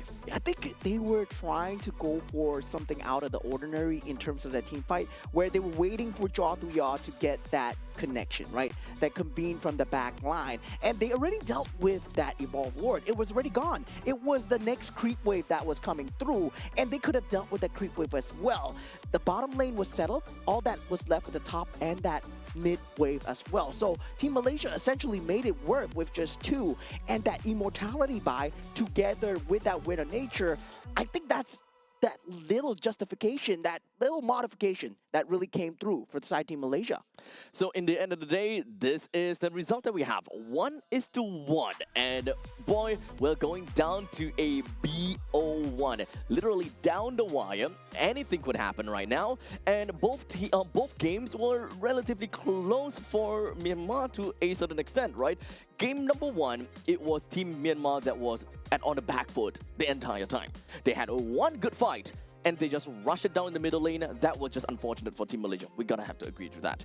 Game number 2, Team Malaysia did whatever that they can. They tried to get themselves a decent amount of lead, and they always have to keep a lookout for a random Hellcat. It worked out once, it worked out twice. However, finally, the Lord was just too much for them to handle. Yeah, definitely just having that a bit of the space, right, in that base where Team Malaysia was able to take up so much space. And I feel that if they took that fight a bit outside of their base, as you said, could have ended differently as well. And we were at a point in time where items didn't matter. Draft, it's all out the window, right? It's all about the full execution. Everybody is playing with the vibes, the execution, and also the decision making. And this is really top level MLBB when it comes down to these team fights alone. You see any lesser Claude would have perished right there. But Ilton, well, first time, okay. That's on me. That's on you. That's on you. Yep. But second time, it's not going to happen again. He did not crack under pressure. That's the main thing. Lolil, or rather Ilton, he made a very good play and ensured that, it will not happen again. Rest assured to his team, they can still continue to go on. They know that the lifeline is undoubtedly onto the Claude. That Blazing Duet and of course the passive auto attacks coming in from Claude makes a huge chunk of damage. After that, it will be on Amar that is playing as onto the Lilia. Lilia, MVP, 2 kills, 0 death. To be honest, it could just keep on going over for days and just keep on getting those glooms out over and over again. Yeah, I mean, that was twice as well, right? We saw the base rush down with the Paquito and the Spear of Destruction into the Spear of Despair into the own crystal. How many times have you used your own crystal as the target for the Spear of Despair as the Moskov? I believe even in a ranked game, there is very little chance that happens. And oh my God, what a play that was. Both teams, thank you for a great game of MLBB. But one of you guys are going to have to lose here as we head on into the game number 3. Now, all drafts out the table. Game 1, Game 2 didn't matter. Game 3 is now the main thing here. There's only one game now. Between these two, which region will be the one that comes up on top of all of these? We've had very different form of drafting, very different forms of playing, and of course, very different heroes, being a Hellcat coming in, being signature and all. So, what is going to be Malaysia's idea here? Technically speaking, game number 1 worked out great for them. They just made one single mistake. So, technically speaking, do they have to fix anything? That's kind of the question. What kind of things did they do wrong? Can they continue with the way that they have been constantly playing in order for them to get this game 3 in the bag? Yeah, I would say, all right, just don't give the Paquito and the Claude. You want to give one? Yeah, sure. That was game 1, right? But you give both the Paquito and the Claude?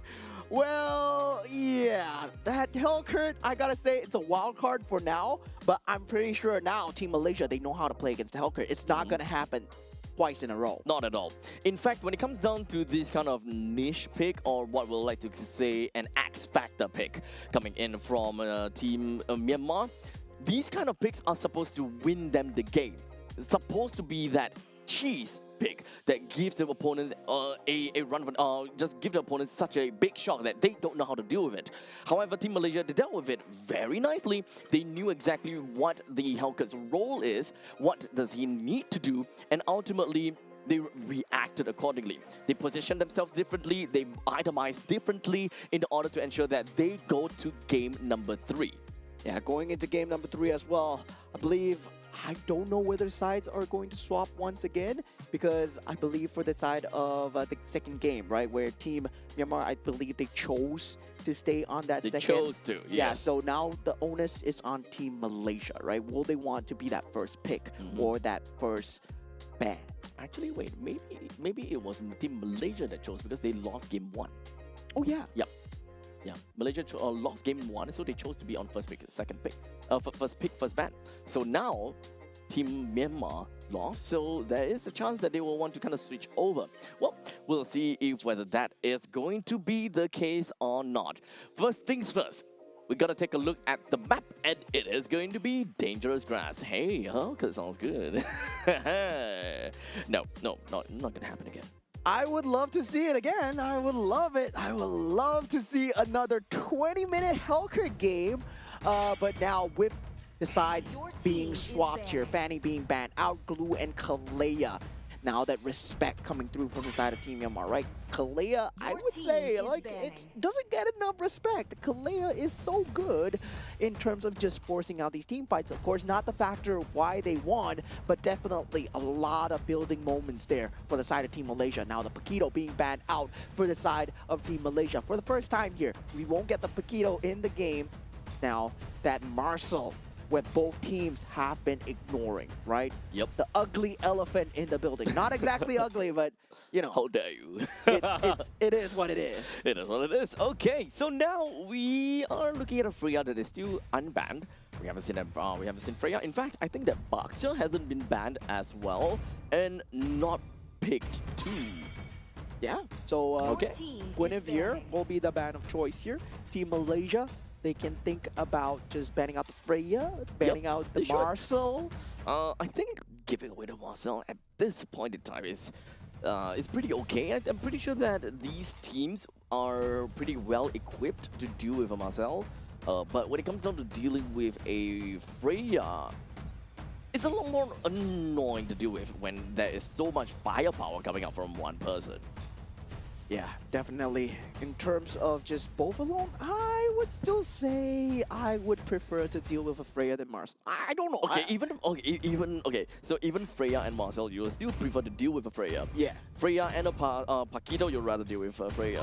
So basically, you're saying that Freya is not worth it. I think Freya not worth Freya. Freya bad. No. Okay. Just kidding. Okay.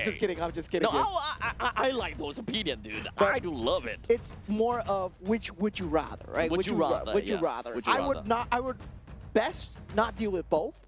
Okay. But if I had to deal with one, right? Now, Team Myanmar, they open up with Sin here, right? And usually the answer is, of course, you want to go for the Eve as much as possible. Team Malaysia, they don't have exactly to pick the Eve right now. Whether or not they want to go for that Claude opener, yes, they do. Claude into Fredrin. Uh-oh.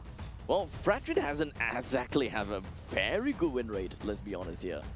Not at all, but maybe we'll be able to see something a little bit different being played by Nazan, possibly.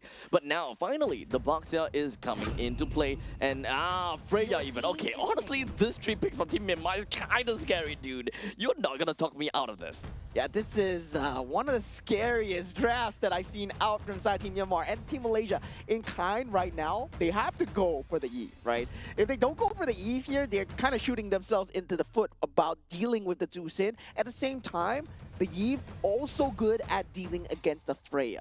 Does have some stopping power. Oh man. Okay, so moving on from this point, the last pick coming in from Team Malaysia, what do we gonna expect from here? Eve, okay, great. You gotta go for it. You gotta go for it. You gotta go for it. If it does get banned out, you're just not giving yourself a fair chance here. And also now for the side of Team Myanmar, well, now they can think about what's next, right? In terms of the Rome, the Kalia is already gone. The Cho is a possibility. The Arlot definitely needs to be banned out from the side of Team Myanmar because on that EXP lane, Fredrin, Arlot, that combo, definitely not something that you want to give. So now we are looking at Team Myanmar. They haven't yet have a Rome as well as a XP. No, Rome and a gold in this case. And in the side for Team Malaysia, they also do need a XP and a Rome in this case. Okay. What a respect ban, right? What a respect ban Primed. coming out from the side of Team Malaysia, banning out that Hellcurt. Well, I wouldn't want to deal with Jothuya's Hellcurt either. To be honest, at this point, I don't want to do it. Next time, if I see a Burmese flag and a Hellcurt pick, I'm gonna start shaking. It's like, oh man, oh no, Oh man. oh no, this man, he's watched the game. He watched the game, and now for that chip is also banned out for the side team Malaysia as well. Now, for that Arlot, right? That is still available. That elephant in the room, Fredrin, Arlot, extremely good combo in terms of getting a team fight, having the RW as well, able to disposition both that Baxia and the Freya. They will prioritize the Cho instead. But Khalid does sound good for Team Malaysia right now. They need someone that is able to open team fights right now. Either the Khalid or Khalid is bad. So right now the best thing I can think of is going to be the Khalid. Being able to open team fight, plays together with the will manipulation, and of course allowing a window of opportunity for Frederick to go in as well. Yeah, the Khalid. There we go. But now, last EXP lane pick, well, for the side team Myanmar, they're lacking that gold laner. Will they go for the Moskov once again, right? We know that Shineland out, well, great Moskov player. Harif still in that pool as well, but you can also put the Freya on the gold lane if you want to match him up against the Claude as well. So there is that Sora capability as well. I do like to think that the Freya is going to go over to the XP right now. So bringing out, okay, there we go. Bringing out the Harif right now would be nice. And of course, even Carmilla, okay. Tethering everyone together with the Thorns and, oh man, we actually haven't seen the Carmilla in a very long time here. Yeah, usually the combo that we see is the Carmilla Granger and also the Sicilian, right? Having the Curse of Blood available just to have that ability to deal that kind of splash damage. Now, for the side team Malaysia, I would say at this point, right? Arlot, very good. Yeah, you have the Fredrin, you have the Khalid, you have Eve, you have the Claude. But, of course, if they want to deal pound for pound against the Freya, Arlot doesn't look that good, but if let's say you want to go somewhat more of a team fight, there is also the Glue EXP lane available. They go for the Phobius. Oh yeah, it's there. Completely open, in fact. Okay. So, as a matter of fact, for Team Malaysia, they still kind of want to go for their team fight strategy. They want to pounce right in and kind of play front to back. While in the meantime, for Team Myanmar, they do have got pretty good ways to deal a lot of single target damage, but not necessarily a way to kind of spread it across to everyone else. That is where the Curse of Blood kind of comes into play. Baxia, Freya, and Camilla, they can play pretty early into the game and try to find a way to open some window of opportunity in order to break through in the mid stages of the game. Feel that 5-on-5, there's no way that Team Malaysia want to clash into Team Myanmar, right? Yep. They're trying to find out that pick off as much as possible, try to play the macro game, especially for the Claude. Yes, they will have the AoE damage where it matters, but Team Myanmar's AoE damage is just so oppressive. But heading into game number 3, we've had 1-1 right now for Team Myanmar versus Team Malaysia as the series is tied. So just like that, this is the last game between these two teams, and only one team will be able to be crowned as the winner of this series. We start things off coming in for both of the junglers. They're starting up at the northwestern part, and they will end off at the southeastern, and that is where the turtle is going to be. So from this point, Team Malaysia starting to be a little bit more aggressive, immediately popping into the purple buff, trying to get a little bit more of an idea of what they are able to do. Yeah, definitely at this point, that lethal going to way of the side of Team Myanmar as well, right? Getting that slight mid roaming advantage. Now, for the side of Team Myanmar, it's really to the point where are you able to keep the Claude down? You want to take out the 5-on-5 fights, but at the same time, you're very reliant on that ultimate, especially the Curse of Blood coming in for the Camilla. You do have that stun available, but you need that level 4. As we move on right now, we can talk a little bit more about the side lanes, right? Shine versus Ilton, when it comes down to the Harif, he always do have got the presence of a lane bully to really do quite a lot of numbers over to the side of Claude. But in the meantime, down in the bottom, it is understandable that Freya is a lane bully too. So right now, Team Myanmar, they have very strong side lane control. How about the mid lane though? Having the Juicin and the Carmilla, generally they can be quite a bit of a harassers, and I think that is the main game plan that Team Myanmar is trying to do. Yeah, mid lane looking like a water for now, and now with that turtle spawning up really soon, we are trying to see whether Razif can get that level 4 in time for this turtle fight here. Having that Infernal Pursuit is going to go a huge way here as they go for the last EXP catapult. Both EXP laners hit that level 4, and they will start to collapse here right now. Shu Unity collapses as well. Real world manipulation is there. Nazar takes out Jothuya with the Appraisal's Wrath, but he goes down as well. They get a turtle, but they lose. The jungler team fight still goes on. Razif now has that Infernal Pursuit, has to flicker away though, does not want to jump into too far. The Juicin is still a problem, and Myomit dealing so much damage, being alive the entire time, pulling off a Delvin cosplay here. Look, that is just the doing Freya things, man. Right on the bat, 2 kills. Didn't even use Vengeance, by the way. He didn't even have to use the Vengeance, and he survived throughout that entire fight.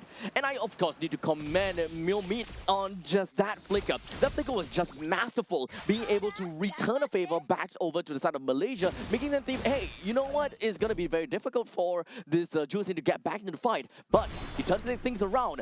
Just got to keep your eyes onto Myomit. He's constantly getting a very strong control on team fight and just allowing Tet-U to constantly just bring out all of these damage. Yeah, I mean, despite the fact that he was getting chased down, he flickered forward, right? Like, yeah, Infernal Pursuit, no problem. You flicker away, I flicker back at you. And definitely heads up play coming out from side of Team Myanmar, given the fact that now they have that Freya. So, yeah, it's going to be a very scary tool to deal with, especially with that Boxia as well. We saw the 3 coming out, right? Juicin, we have the Freya, we have the Boxia on that first 3 picks.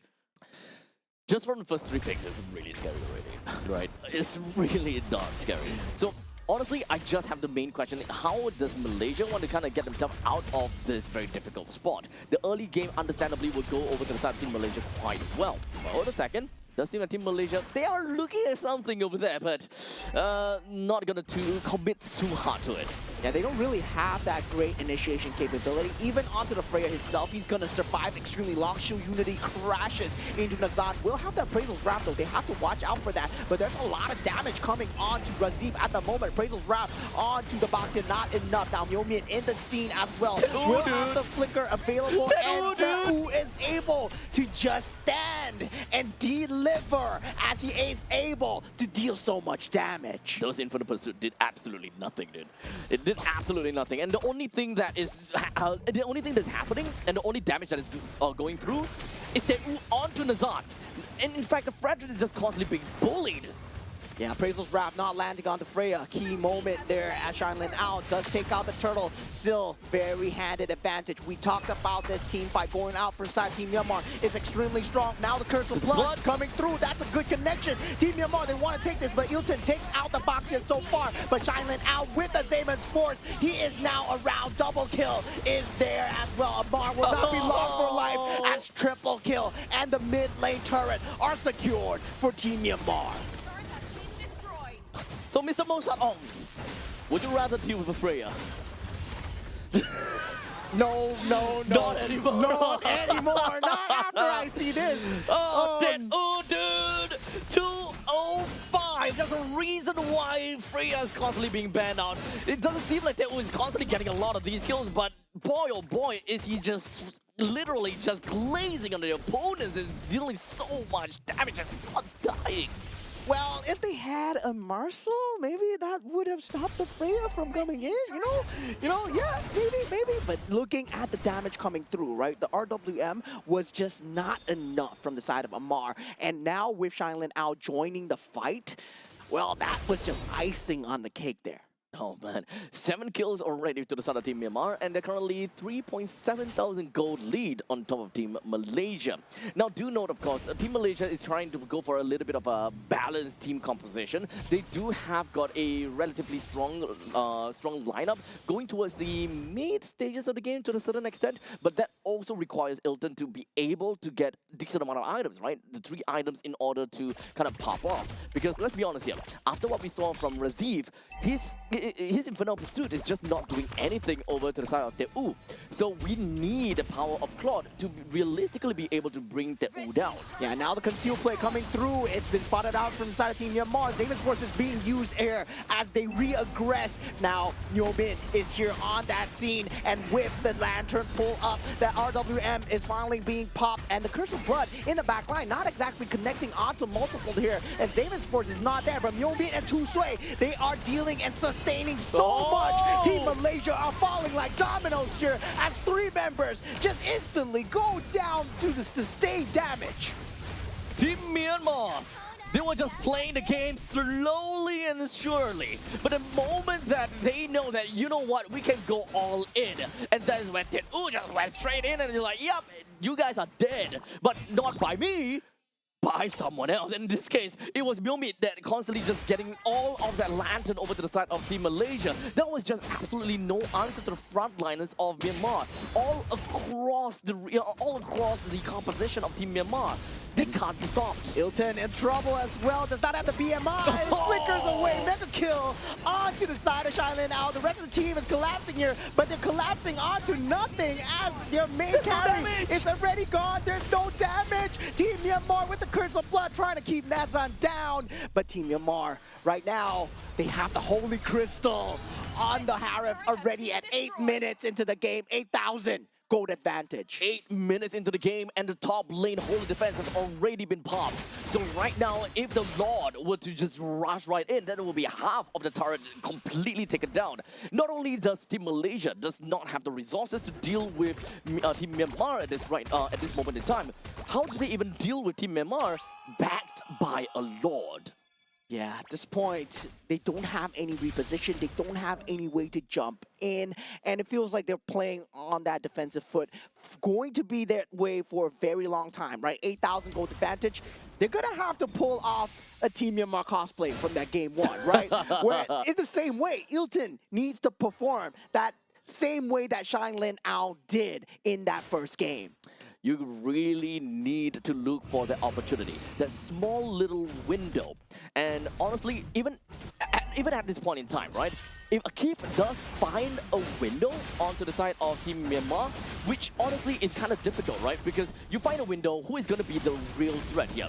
Is it Myomin that is constantly doing all of these control and harassment? Or is it Teu that has been constantly being the main bruiser that just can't die? Or is it just Shine that is the main aggressor and being able to free real estate all around the map? Zamon's force is there with the Curse of Blood. There's just so much AoE control, man. This Carmilla pick is going crazy. And now with that Freya just going in ham, Teu, he does not give a rat's ass about anyone at the moment. Oh, speaking of that, look at Ilton. No. He's way too far out, but at least the Cyclone's Eye is going to help him open up a little bit more. Ilton, you want to run? You want to run, buddy? Can you even run? Because Tuya's here, baby. And this time, I don't know. Is this even really a point in time where Ilton can run away? Well, no. Yeah, he needs Here's Johnny. He needs like 6 Wind Talkers, man. And yeah, at that point, Tu Sui was like, oh, freebie for me? For me? Oh, so nice of you, Team Malaysia. Now, with that going in, they will have that Lord as well. Now, Ilton up in 10 seconds. Curse of Blood already in the backline. Shu Unity crashes. There's just going to be so much damage here as Teu does crash in. RWM is there. They won't overcommit for the kills. They will get the inhibitor turrets, but look at that. Ooh, once again, jumping in and out. They have the Lord here, Team Myanmar. They smell blood in the water here as they go for the blazing duet, but it's not enough. Instantly disrupted as Myo-Min still going for more. Gets the double kill. Make it a triple. Can he get the Maniac here? It doesn't matter. They get the base. They win 2-1 for Team Myanmar. Myanmar, they came in with a bang. When it comes down to game number 1, it seems like they were not getting the win. It seems like they are not able to get themselves out. One team fight, one single push, one win to themselves. Game number 2, it's definitely a close game. We saw the base rush coming in from Team Malaysia. They were getting desperate. They were doing whatever that they can in order to close the game out. Eventually, they did. Game number 3. The moment that we kind of see the first 3 picks out coming in from Team Myanmar, honestly, I was shivering already. I know what kind of things that a Freya could do. And the game pretty much explains itself. Yeah, I mean, we got the drafts. We were just messing around here too. You know, we wanted to play the Hellcurt. Our boy Tuyao, he was like, oh yeah, let me play the Hellcurt. I want to do well. You know, 2-0, and then yeah, that's exactly what happened. And then in game 3, okay, lock in, guys, lock in. We got this. Okay, guys, this Burmese is getting real smug. We got this, guys. Lock in. For the Malaysians out there, I will do something about him off stream. Okay. Yeah. Hey, you are Singaporean. Hey, look, I can't. We're neighbors, dude. We are the Malaysian. We're neighbors. We're all part of one community here, and that was some great MLBB, right? Given the fact that Team Malaysia did falter in that game 3, but Myo-Min, man, this man, he was able to deal so much damage the same way Team Indonesia, Delvin, right? That playstyle was there. His lantern rate was just insane. 89% kill participation. The damage didn't matter. Him having that Sky Piercer so early just gave him so many stacks. Yep. Of course, I would say that the MVP of the game goes over to Myo-Min. 9-0-7 because of the amount of space that the team managed to get for this Jusin. In my honest opinion, Jusin is a scary hero, and the moment that you give her the opportunity, she will run. She will get a home run with it. But my heart goes out to Tedu, playing as that Freya. Without the Freya, this is not going to be the result they will be expecting. They will not be able to destroy the XP lane like that. He will not be able to get free reigns all across. He will not be able to just dive the turret and do whatever that he wants. Yeah, it was a great start coming in from side of Team Malaysia. They did have very good picks of themselves as well. Going for that Eve, they were having a great time, right? Given that first minute, but it all went to nothing after that first engage, and the dominoes started to fall. This Carmilla pick also another X factor. That Curse of Blood, they couldn't fight into it at all. We saw Team Malaysia's game plan was, we want to fight into this, but same time, you were picking a Fredrin, and instead of the Baxia, where you had that more mobility and also that guaranteed coverage. Yeah, initiation as well. It's really difficult at one point in time, the moment that Team Malaysia realizes, hey, we don't have damage. The whole idea of this composition is that they want to crash onto one person, or rather they want to crash into a team fight. They have Amar as a Yve that is able to control everyone within of the box. They do have a Keith that is able to initiate with a great Raging Sandstorm, and hoping that Razif as well as Nazan can just take everyone downtown and just be the main bruisers for the team. However, the moment that we have someone on the opposite side who is willing to stand their ground, fight it out, and have so much mobility, by the way, being able to just escape all of the dives coming in from the Phobias right there, then it meant absolutely nothing. There was no damage. Even if you throw everything over to Freya, she don't care. She have heals. Whenever she's in Valkyrie form, she has so much shields, she splash damage, and Curse of Blood. Yeah, that was just a stellar game 3 coming through. The amount of stamina that you need to pull off a 3-game series like this. Team Myanmar technically could have lost 2-0, right? That first game didn't go in their favor at all. That second game, they did lose. And now that third game, they pull off a rise from the ashes move. And Team Myanmar now 1-1, putting themselves ahead of Team Malaysia. currently still at that 6th seed. They will have to go against more teams, as the teams ahead of them, they have played 3 matches so far. Team Vietnam, Team Laos, Team Cambodia, Team Philippines, and Team Indonesia. And speaking of Team Philippines, well, we got a little game lined up for you guys later. Well, we shall see how that is gonna work out. But of course, the Group A is fun to watch. The Group A is gonna be real scary to really understand how that is gonna look out to be. So understandably, I want to see the next game. Wait, next game is next game the last game? Yeah, next game is gonna be the last game of the day here. This Damn. was game series number 6. And you said Group A is fun, but Group B is fun as well. Group wait, C. Group C is fun. Group D, Everything is fun every group here. is fun. If you have not watched the games that were happening during Group C and Group B, guys, let me fill you in. We had a savage today from Team Jordan going up against Team Iran as well. And then Team Uzbekistan against Team Kyrgyzstan, as nail-biting as the matches Full that three we games. had today as well. Every single team has been representing hard today. Really, they are definitely feeling the pressure. However, they are not crumbling at all. In fact, they are tempered like steel right now. No matter what it is, they will do whatever. They will do their absolute best to be the representative that they came in here for, and they do not disappoint. Yeah, everybody's getting into that competitive spirit right now. This is day 2. We still have day 3 and day 4 left to go, but we have one more match left for you guys, and we're going to be going on a short break, so see you guys shortly after.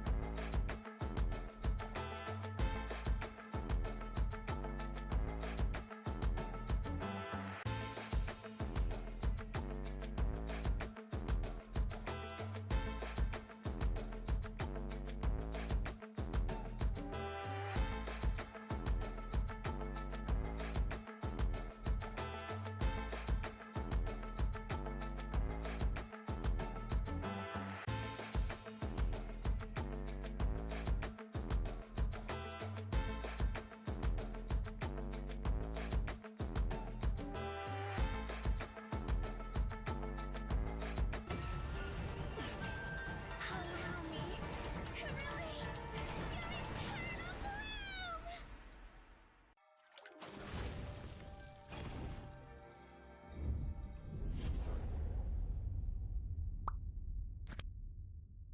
The human body was built to move, not trapped at a desk in one singular posture for 12 hours a day. It's time your chair evolved. This is Secret Lab Titan Evo. Ergonomically engineered for you, gamers, hybrid workers, artists, backing your every move.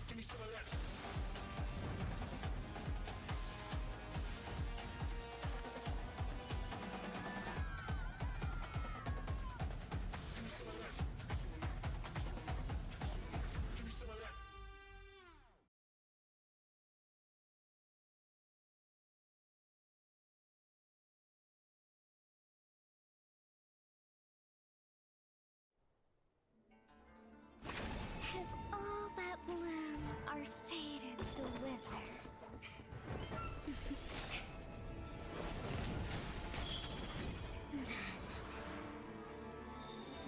I'll enshrine your most brilliant moment in crimson splendor. Even something so crude can be graced with a splatter of beauty.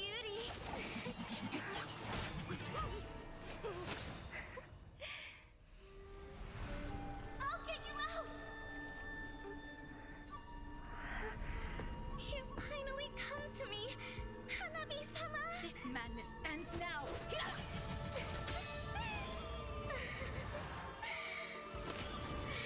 last, I'm shivering with excitement!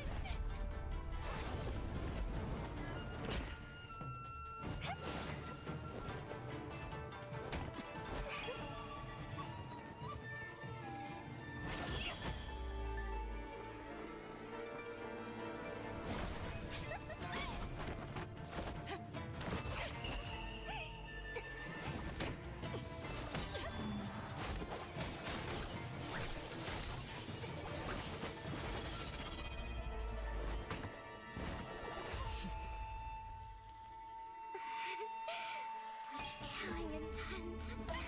Does this mean Hanabi-sama finally understands Hinata?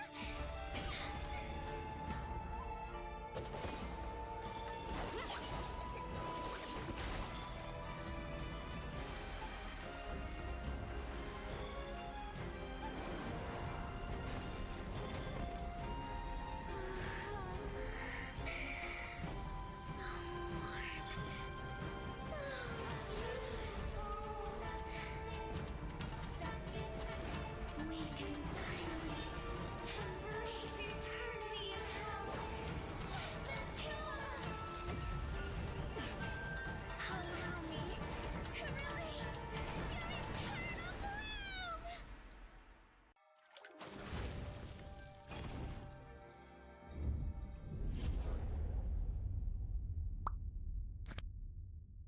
The human body was built to move. Not trapped at a desk in one singular posture for 12 hours a day. It's time your chair evolved. This is Secret Lab Titan Evo. Ergonomically engineered for you, gamers, hybrid workers, artists, backing your every move.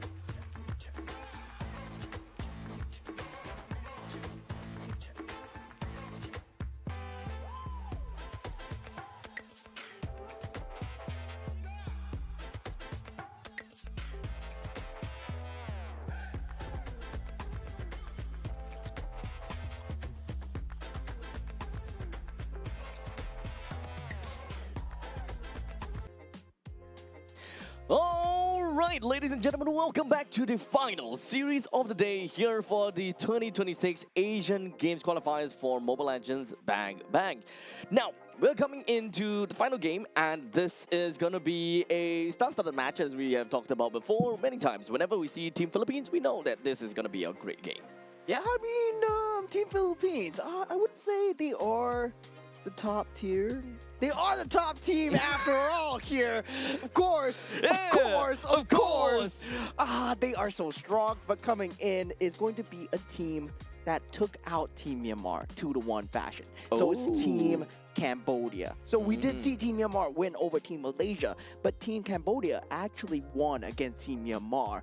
So yeah, you can look forward to the tenacity as well as they go up against that top seed in that Group A. Yep, at least for Team Philippines, they haven't exactly played too much matches that really showed off how strong they are as of yet. So at this point in time, Team Philippines, they've played a total of 2 matches, and well, to be fair, they are all 2-0s. Indonesia is at the top now because they got a total of 3 games played. Yeah, and Team Philippines, once again, the boys in blue coming in. From the side of the goal lane, we are going to have Viana, also known as Teddy QT De La Cruz on the roam, also known as JP Pabico in that mid lane, aka Sanji and Nepomuceno on that jungle, also known as Mr. Carl, and Vinuya on the EXP lane, also known as Sanford.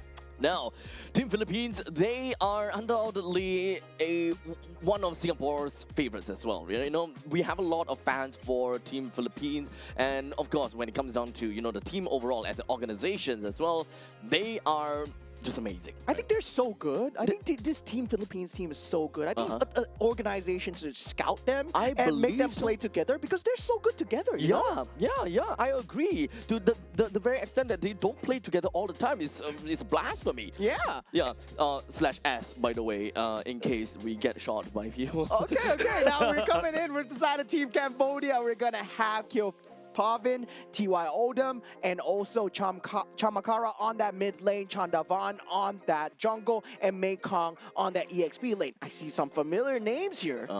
In fact, familiar faces. So at this point in time, when it comes down for Team Cambodia, they are primarily made up of members from Vigor Apex, which have already completed their game in MPL Cambodia. So one of the 2 teams that will make it all the way to the upcoming, or rather have managed to make their way over to the M series and all that kind of jazz. Now, understandably, for some of you guys probably have recognized the name D7 and Ra, for example. At least for me, I kind of remember them very well, right? Odom is D7, and of course Chamakara being Ra. Mekong is named by Shadow, and of course Chandavan is Detective, and he's the only one out of the 5-man that is not from Vigor Apex. In fact, he is from CFU Gaming.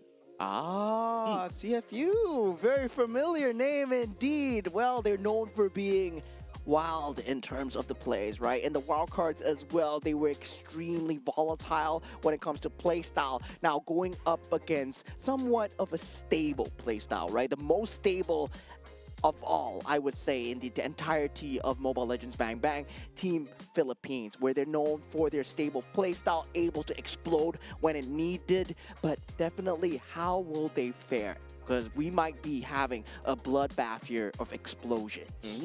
In fact, it is actually a little bit hard to really understand if whether Team Cambodia is gonna have a great time or not. But understandably, whenever we kind of look at Team Philippines, we automatically assume that they are the top dogs and they can't be bled by all the other teams, for example, unless you're constantly being in contention with Team Philippines, like whenever we are looking at international series, like against Team Indonesia, very tight back and forths. So this is the stage where we want to see people of other nations, other regions, to be able to kind of put a dent in the armors of Team Philippines and even to a certain extent Team Indonesia. Yeah, I would say, like, to the average eye, to people that have not watched MLBB before, well, if you compare Team Philippines to any other team, any other region, right? It feels like it's the Holy Land because it has birthed so many champions. And in terms of competitiveness itself, it feels like a very scary region to come out from. So Team Philippines coming to represent here. Well, a lot of the teams, you might not have the chance once again in your entire lifetime here. So luckily for them, Asian Games Qualifier, well, you get a chance to taste what is that apex. Indeed. And to be fair, while we are kind of talking about that, right, being here is definitely going to be a great honor to many of these players, and they will be happy to represent their team, or rather represent their region. Now, to all of the people that are watching on stream, we currently have this entire game at our official integrated resort partner, Resorts World Sentosa. So across the weekend, tomorrow and the day after tomorrow, if you guys are interested in watching the game, please come on down over to Sentosa and, you know, watch the game for yourself and look at some of these teams face to face. Yeah, do get your tickets on our socials as well. I believe there are details how to get the tickets going for you guys. Of course, it's completely free of charge. So if you are free to come on down,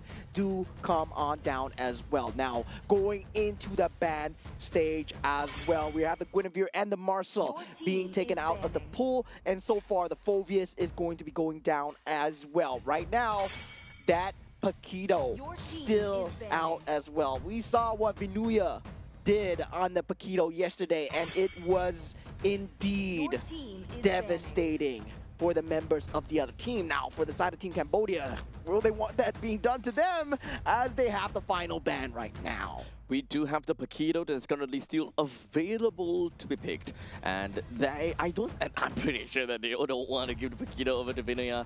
That's the last thing that we want to see even from our side. So Cambodia, don't have to think about it. Take it away. You're not first pick. You're not first ban. Don't bet on the fact that the Paquito will be passed over to you. Yeah, don't. You're not him, man. You're not him. Cambodia, Team Cambodia, come on. Come on. Oh. Okay, they poked the beast. They poked the beast. They bat out the Kalea instead. Team Philippines. Crikey. Oh no. Oh no, is it gonna come out? The Paquito! It's a Paquito. I'm gonna poke you with a stick. No! Okay, Team Cambodia, they feel like they can go up against it, right? Can they? Yeah, they want to test the punches. I mean, Paquito, he's wearing punching gloves, right? Maybe it's not that hard. Maybe it's soft. Maybe. Yeah, now for Team Cambodia, right? You can open up with Jusin there. You can open up with Claude as well. Definitely, you have to look to take the Claude away right now. That Boxia. And, they do here. They have a game plan. They have a game plan. So having a Boxia and the side of Claude is definitely great, and especially since we're talking about a lot of rotations that these two are able to do. They can play around the map quite a lot. Boxia will cover the grounds in order to allow Claude to just make his way around the map and, you know, really farm up at accelerated pace. In the meantime, Team Philippines, they are really happy with what they've gotten. At this point in time, with the Harif as well as Akai, Akai is always going to be a very solid pick. If they do want to play that into the jungle, it's almost guaranteed that he'll always be able to get himself a, I would say not guaranteed, but very high chance of being able to take the Lord or the Turtle down because of the heavy spin. Yeah, generally we do see it as a tool being used against the Boxia as well, where the shield unity does come in and the heavy spin is there to force out the disengage or also pin it onto the wall for that counter engage as well. Now for Team Cambodia here, they need to think about either the mid laner or the roam, and they do pick up the Atlas, so they will have that Fatal Links capability. Now going into the best of both worlds here is going to be the side of Team Cambodia, right? That team fight is going to be there with the Fatal Links and Boxia, but Claude is not going to provide that early game damage. Yep, so they need to be able to just kind of hunker down and be able to use a full sheer number in order to do anything to the side of Team Philippines. But the question is if whether Team Philippines is even going to let you do that. Well, we'll see how that goes. Yeah, I'm surprised they didn't go for the Jusin themselves, right? And that would have been a great opener. Jusin, Claude, Boxia against the Paquito. Yes, now you have enough stopping power, especially as a unit itself, right? And also in the macro sense, where you have that capability. Now the Jusin finally banned out, Glue as well. There's a Cho still available. Kalea already has been banned out. Meanwhile, from the side of Team Philippines, it's about limiting that side of that mid role as well. But at the same time, they haven't picked the mid role for themselves. Yep. So at this point, both sides actually needs to pick up a mid role for themselves. Unfortunately, the Juicin is going to be out of the question, and even Arlott will be taken away now. So quite a lot of these XP and roamers are currently are really out of the equation, and now we push that ball over to the side of Cambodia. What exactly are they supposed to look out for? They're lacking of a mid laner and they're lacking of an XP laner. As of now, Atlas and Baxia, they're all super tanky. They will probably want to look for something a lot more on the hybrid sense for the XP laner in order to, you know, deal good enough damage. Without glue, I would say that having a Lapu on your team would generally be really great since it's currently taken away. It's either going to be Lapu, I don't think it will be, Lapu, Yuzhong, they are generally going to be good answers. Yeah, they do snap up the E for themselves, but now from the side of Team Philippines, thinking of what they want to go for the mid, they have the Gord available with the Akai heavy spin as well, and now with the Matilda as well. Matilda Paquito, right? Oh my God, this is such a classic coming out from the side of Team Philippines. Such an early game comp from the side of Team Philippines. They are looking to be really aggressive with the Matilda and the Akai, and you kind of mix it up together with God. At this point in time, it's definitely a little bit difficult for God plus Matilda to be able to clear the wave really fast, but this is also just kind of, we're just gonna have to see what exactly Team Philippines have got in store for them and how do they rotate well enough to kind of cover the grounds for the lack of mid lane clear. Yeah, and we've seen this before from yesterday as well. Just all firepower, not having much of the frontliner. Akai will be there, yes, but heavy spin is mostly used as a disengage and engage tool. Now, for the last pick coming out from side of Team Cambodia, it will be that Yuzhong as well, right? Trying to match up against that Gord as much as possible. I would say Team Cambodia, right now, you have a good draft, but you let the Paquito through. I think that is the main problem here. You lack the Paquito through. This enables Team Philippines to play a very aggressive early game comp. And honestly, we have seen how that worked out. So hopefully for Team Cambodia, they're able to last all the way to later stages of the game, allowing the Yuzhong possibly, either the Yuzhong or the Baxia to be able to take the reins of the early game. But normally, during the laning phase, I think the Cambodia's lineup, they can do it. I think that they can do it. However, the moment that we kind of move past to 6 minutes into the game, that is where Team Philippines understandably will be a lot more annoying and they will have a lot more firepower and escape mechanism. And here we go, game 1 of Team Philippines. And for the first time ever on the stage, Team Cambodia as well. How will they fare against the top seed of Group A so far? Well, both of the junglers, they're going to be starting up at the northwestern part of the map and eventually make their way down to the southeast, which is going to be the XP lane. So with that all said and done, that means that we're generally going to be looking at the we're definitely going to be looking at the Akai that will be a little bit slower to reach the Little Wanderer. Well, Team Cambodia, they definitely can clear wave a lot faster though.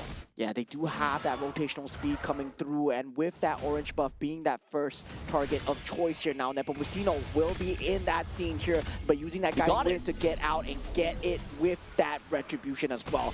Clean, decisive win coming out from side Team Philippines, and these kind of small wins, they add up here, but Vinuya going head-to-head against Mengkong here, and he will have the ability to have that shard residue, but this becomes a huge skill matchup here. EXP lane is massively skill-based matchup, so we'll see how that is eventually going to work out for Team Cambodia because this is a Paquito after all. A Paquito does have a lot of mobility that is able to escape from your Dragon's Tail, so you don't really have a lot of utilities that is able to ensure your Dragon Tail connects, and in the meantime there is also those jabs that gives him shield, which makes things not as painful for him. Yeah, Team Philippines right now still controlling the pace of the game towards that bottom of that side of the map where the turtle is going to spawn. You can see the early rotations coming through from the side of De La Cruz, trying to force out the rotations from that mid laner as well. Now that mid lane clear will eventually come through, and the turtle has spawned up. Heavy spin now available for Nepomuceno. Here, Shield Unity already popped. Not exactly at level 5 as of yet, but at least between him as well as the Baxia, Cambodia, there's not a lot of difference in terms of XP. But here we go, and check the form. Has been popped so far. Petrify will be available for this fight, but heavy spin with that Mystic Gush. De La Cruz will get that turtle for now. Now Team Philippines, it does come true with Esports in the back line. First blood being picked up from the side of the Kai, and Team Philippines, they will take the first victory. Fast rotations coming from Diana, immediately making his way down to the bottom lane and being able to get a pretty good assistance. Although no assist, no kill, but look at that, just how aggressive they can be with De La Cruz just being in the forefront. Yeah, that damage coming through, that damage buff from the Matilda, if you are winning, right? Currently at this stage of the game, Matilda is going to deal insane amounts of damage. You saw it coming out from the side of that circling eagle combined together with Nepomuceno. And now for the side of Team Philippines, well, masterful.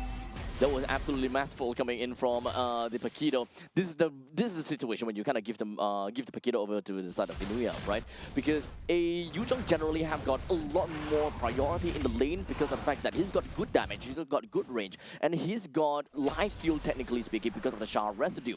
However, if you are really good at Paquito, you will naturally be able to use your dashes to get away from the Dragon Tail, number one, and you will be able to use your jabs to ensure that you don't lose any health, and the only thing that you lose is going to be shields. And throughout this entire time, Vinuya hardly lost any form of HP at all. yeah, at this point, Team Cambodia still 2,000 gold behind, 4 minutes into the game here. Team Philippines, you know them as a very strong macro team as well. You sometimes don't even feel you're losing, but right now, they're 2,000 gold behind already. Team Philippines just working the map, getting that shield value on that mid, and also the proxies on the bottom as well. This is something that only Team Philippines could do. I mean, I wouldn't say only, but they would definitely be able to do that. The proxy and ensuring that, you know, this Yuzhong is not going to have a great time as well. I don't think that even for Team Philippines, they can kill the Yuzhong that easily, but at least we'll be able to kind of keep him in check. And Team Cambodia, right now, they wanted to find that top lane re-engage, and that was a good force coming out from the side of Team Philippines, forcing out the flicker from the side of Pavin as well. Now, with this second turtle being up as well, Chandavan now up in that scene, Nepomuceno will have that heavy spin, and this second turtle taken. Let's also remember about the quality of Retribution.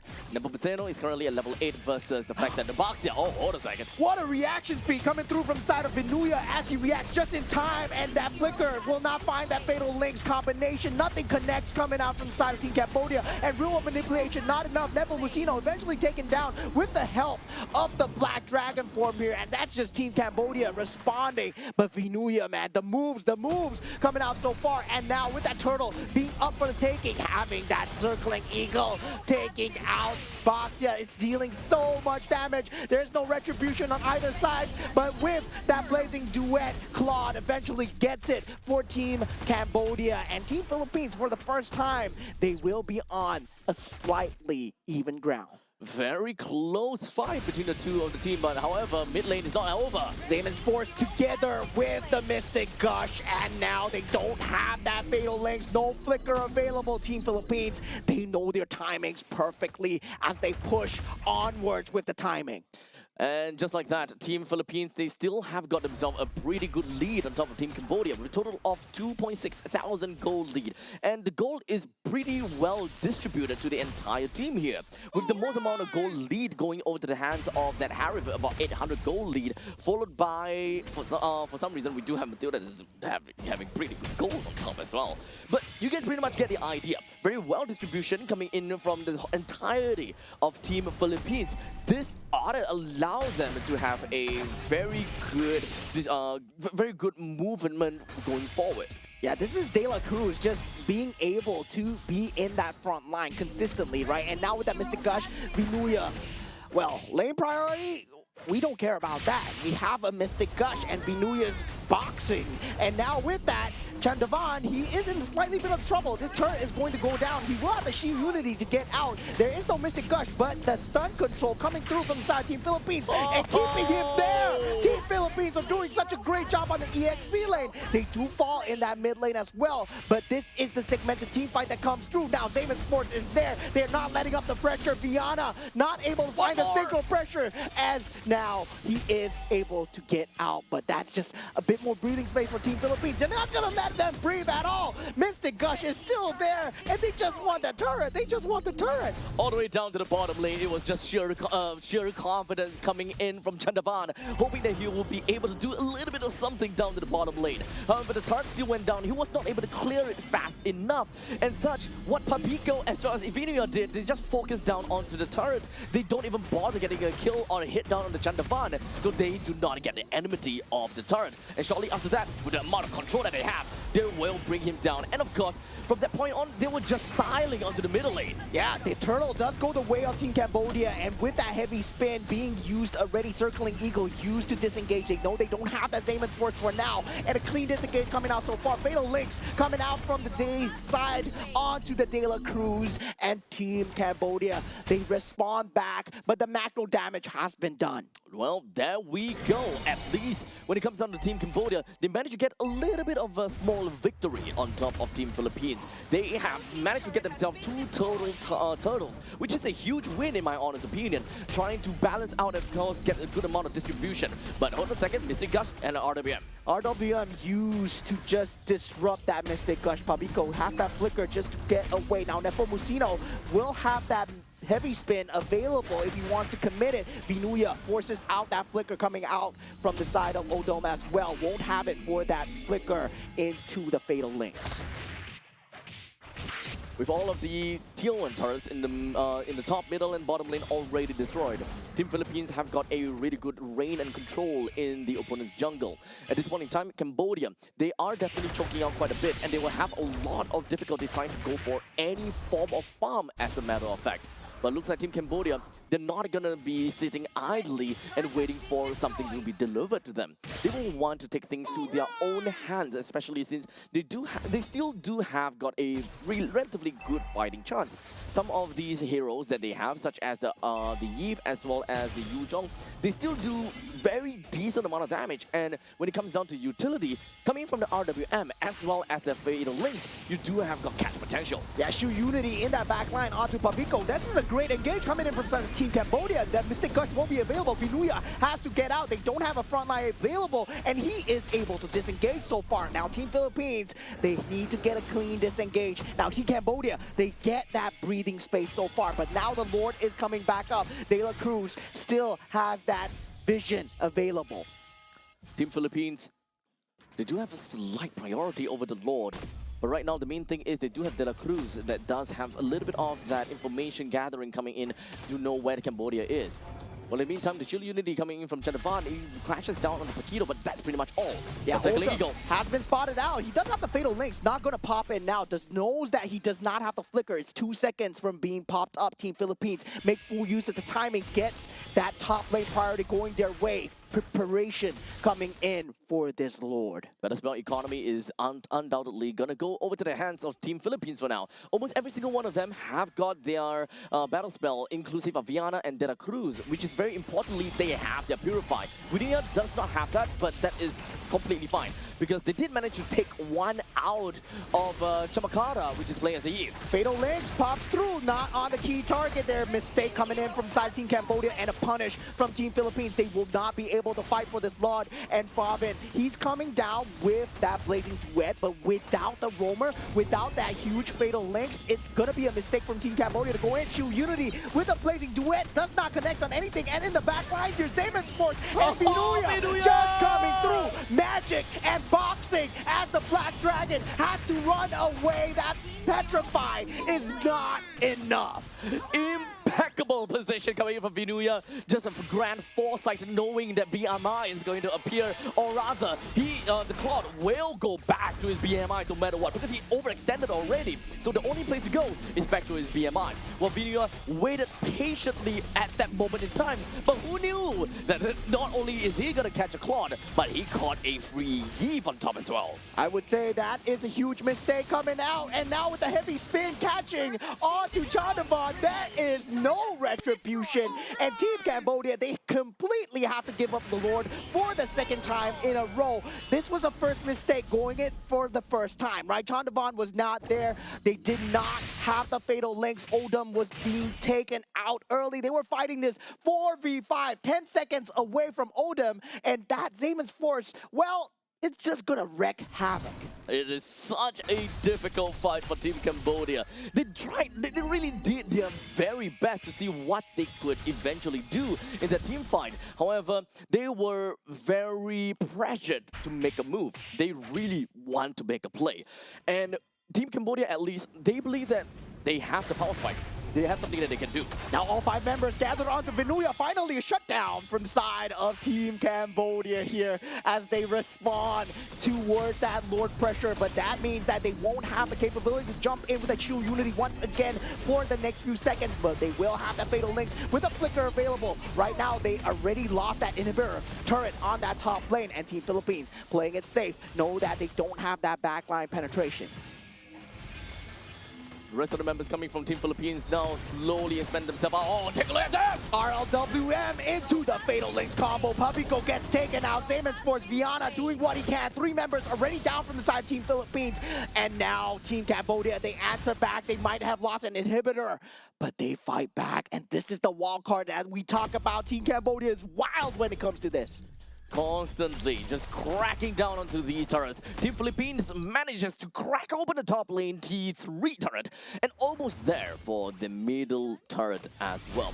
The Lord will of course spawn in 80 seconds and throughout the entire fight we can even have the instant replay to really show us what happened over there. Cambodia did a very good job when it comes down to a flawless defense. In fact, I wouldn't call it flawless, but a really good defense altogether. The fact that they did not lose more than 1 inhibitor turret is already pretty darn good, despite the fact that Team Philippines, at one point in time, they had, what, 8,000 goal lead? They managed to kind of square it down a little bit to 5,000 lead. And honestly, if you ask me, they're back to the point where they originally started. Yeah, this is the same situation that Team Myanmar were in. Now Black Dragon for being popped just to be on the defense. Your Circling Eagle finds its mark onto Odin. Mystic Gush still not there in time. Team Philippines, now it's your turn to disengage here, right? They have to watch out for the Fatal Links, but little they didn't know that that Flicker is not available for the side of Team Cambodia. As such, they are going to be grouping up once again. And definitely don't want to force things out too much over here. Especially since the Lord is going to be opening in 15 seconds. Once it spawns, that is where the priority will want to go over to the side of Team Philippines. Team Cambodia, they will want to look for an opportunity. Odom, he does have Flicker, he does have got his Fatal Links as well. But unfortunately, they are not capable or they are not equipped to be able to do a full-out team fight.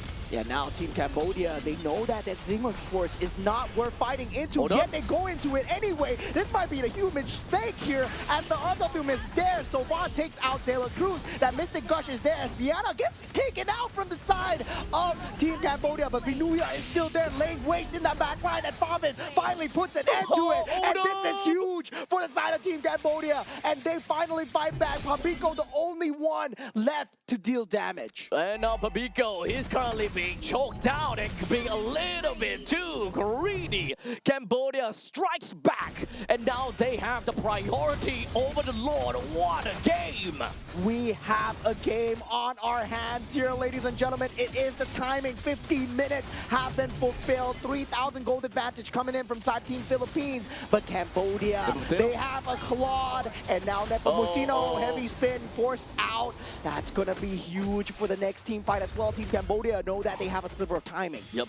Luckily for them, it doesn't seem like the Nepomuceno will go down despite all of that. This fight was very much spread out, and it was actually kind of scary to see how it all turned out to be. Before that fight happened, there was just a little bit too much pandemonium going on about, and Cambodia managed to make full use of all of that confusion and hysteria in order to zone in onto the right people as they man-marked whoever that they really needed to. Odom, though, bought a lot of time. We definitely got to give it to him. And by the end of the fight, he was still alive. Yeah, now with the fleeting time being picked up from the side of Odom as well, this Fatal Links has become just a lot more fatal as Team Cambodia, they look poised to strike here with the Lord marching down on that top side. And now for the first time, I believe the Giants are bleeding as Team Cambodia, putting them in equal ground. Just going to be jumping right in. Vinuya is not going to let go that fast or that easily. The top lane does have a Lord that will be marching in, while Team Cambodia, they are going to be looking for an opportunity to eventually jump in. Right now, Vinuya. Yeah, he does have that Petrify and is able to keep Vinuya there. The Flicker is there as well, but the rest of the team is coming in. And Vinuya in a lot of trouble. Immortality has been used. He's not going to be able to get this one out here. Wait. And with that RWF, Fatal Links has to be used. And that is, I would say, still a win from the side of Team Cambodia, but that Fatal Link's no longer available. Team Philippines, they can look for a fight going in. Viana is online with the orange buff. Yep, is that really a win though? They had to use the entire lot duration that just marched down from the top lane. They did not manage to take any of the other outer turrets as much as possible. They lost the Fatal Links, which would be able to do something over there. It's slowly creeping closer and closer for at least Cambodia, right? So when it comes down to the goal lead, indeed, you're right on that. Cambodia is catching up.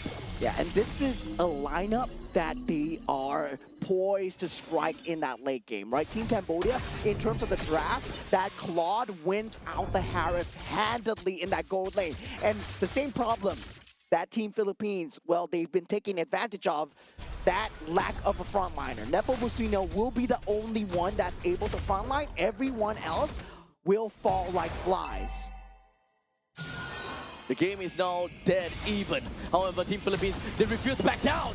And now with that Damon Sports being popped up as well, Viana going into safety. RWF catching him out here, and Mekong actually takes out the magic damage here. And now Team Philippines, they scramble for their lives here as Team Cambodia. They're doing it. Pabico takes out Odem at this point. Charm Residue not enough onto De La Cruz. He's taking him on a walk here. And Team Cambodia, they don't have the shield unity to crash back in. They're unable to get any form of macro damage. Team Philippines might have bought themselves enough time to fight for this Lord.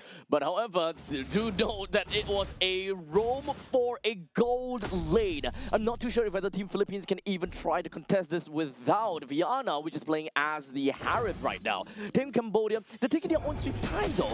I'm not too sure if whether they actually do have the opportunity or whether they have that window to do that. In the meantime, they keep beaking like, but it doesn't seem like the Tuna Unity managed to do too much. Vinuya all the way down to the bottom lane manages to clear a path in. Forces out the recall coming in from the side of Team Cambodia. Now two lanes are exposed with that mid lane at a sliver of HP. Man, the cuts are adding up for the side of Team Cambodia so far. The team fight might not be going their way, but the macro stays true for Team Philippines. That move from Vinuya single-handedly allowed Team Philippines to have a way higher chance to secure this evolved Lord. With a Mega Creep that eventually marches down from the bottom lane, this pretty much allows Team Philippines to play things a little bit slowly by around the Lord's Pit. This way, whenever there will be a slow push down to the bottom lane, Team Cambodia cannot go too far in because Vinuya could just push it any time. Yeah, this is going to be a case where they need to think about the base. Circling Eagle is there. Vinuya slowly inching towards the Team Cambodia's base, and now he will call off the assault, but definitely bringing the members back. See it now. Favin, he's over there with the BMI placed up, but Vinuya, he continues to stand his ground. But unfortunately, it does seem like the creep wave did appear, and that is going to halt that push down in the bottom lane. But the rest still stays the same. There is still going to be a lane priority coming in from the top and the bottom lane. And Team Cambodia, they always need to keep a valiant eye down on the bottom, if whether there's going to be a slow push oncoming.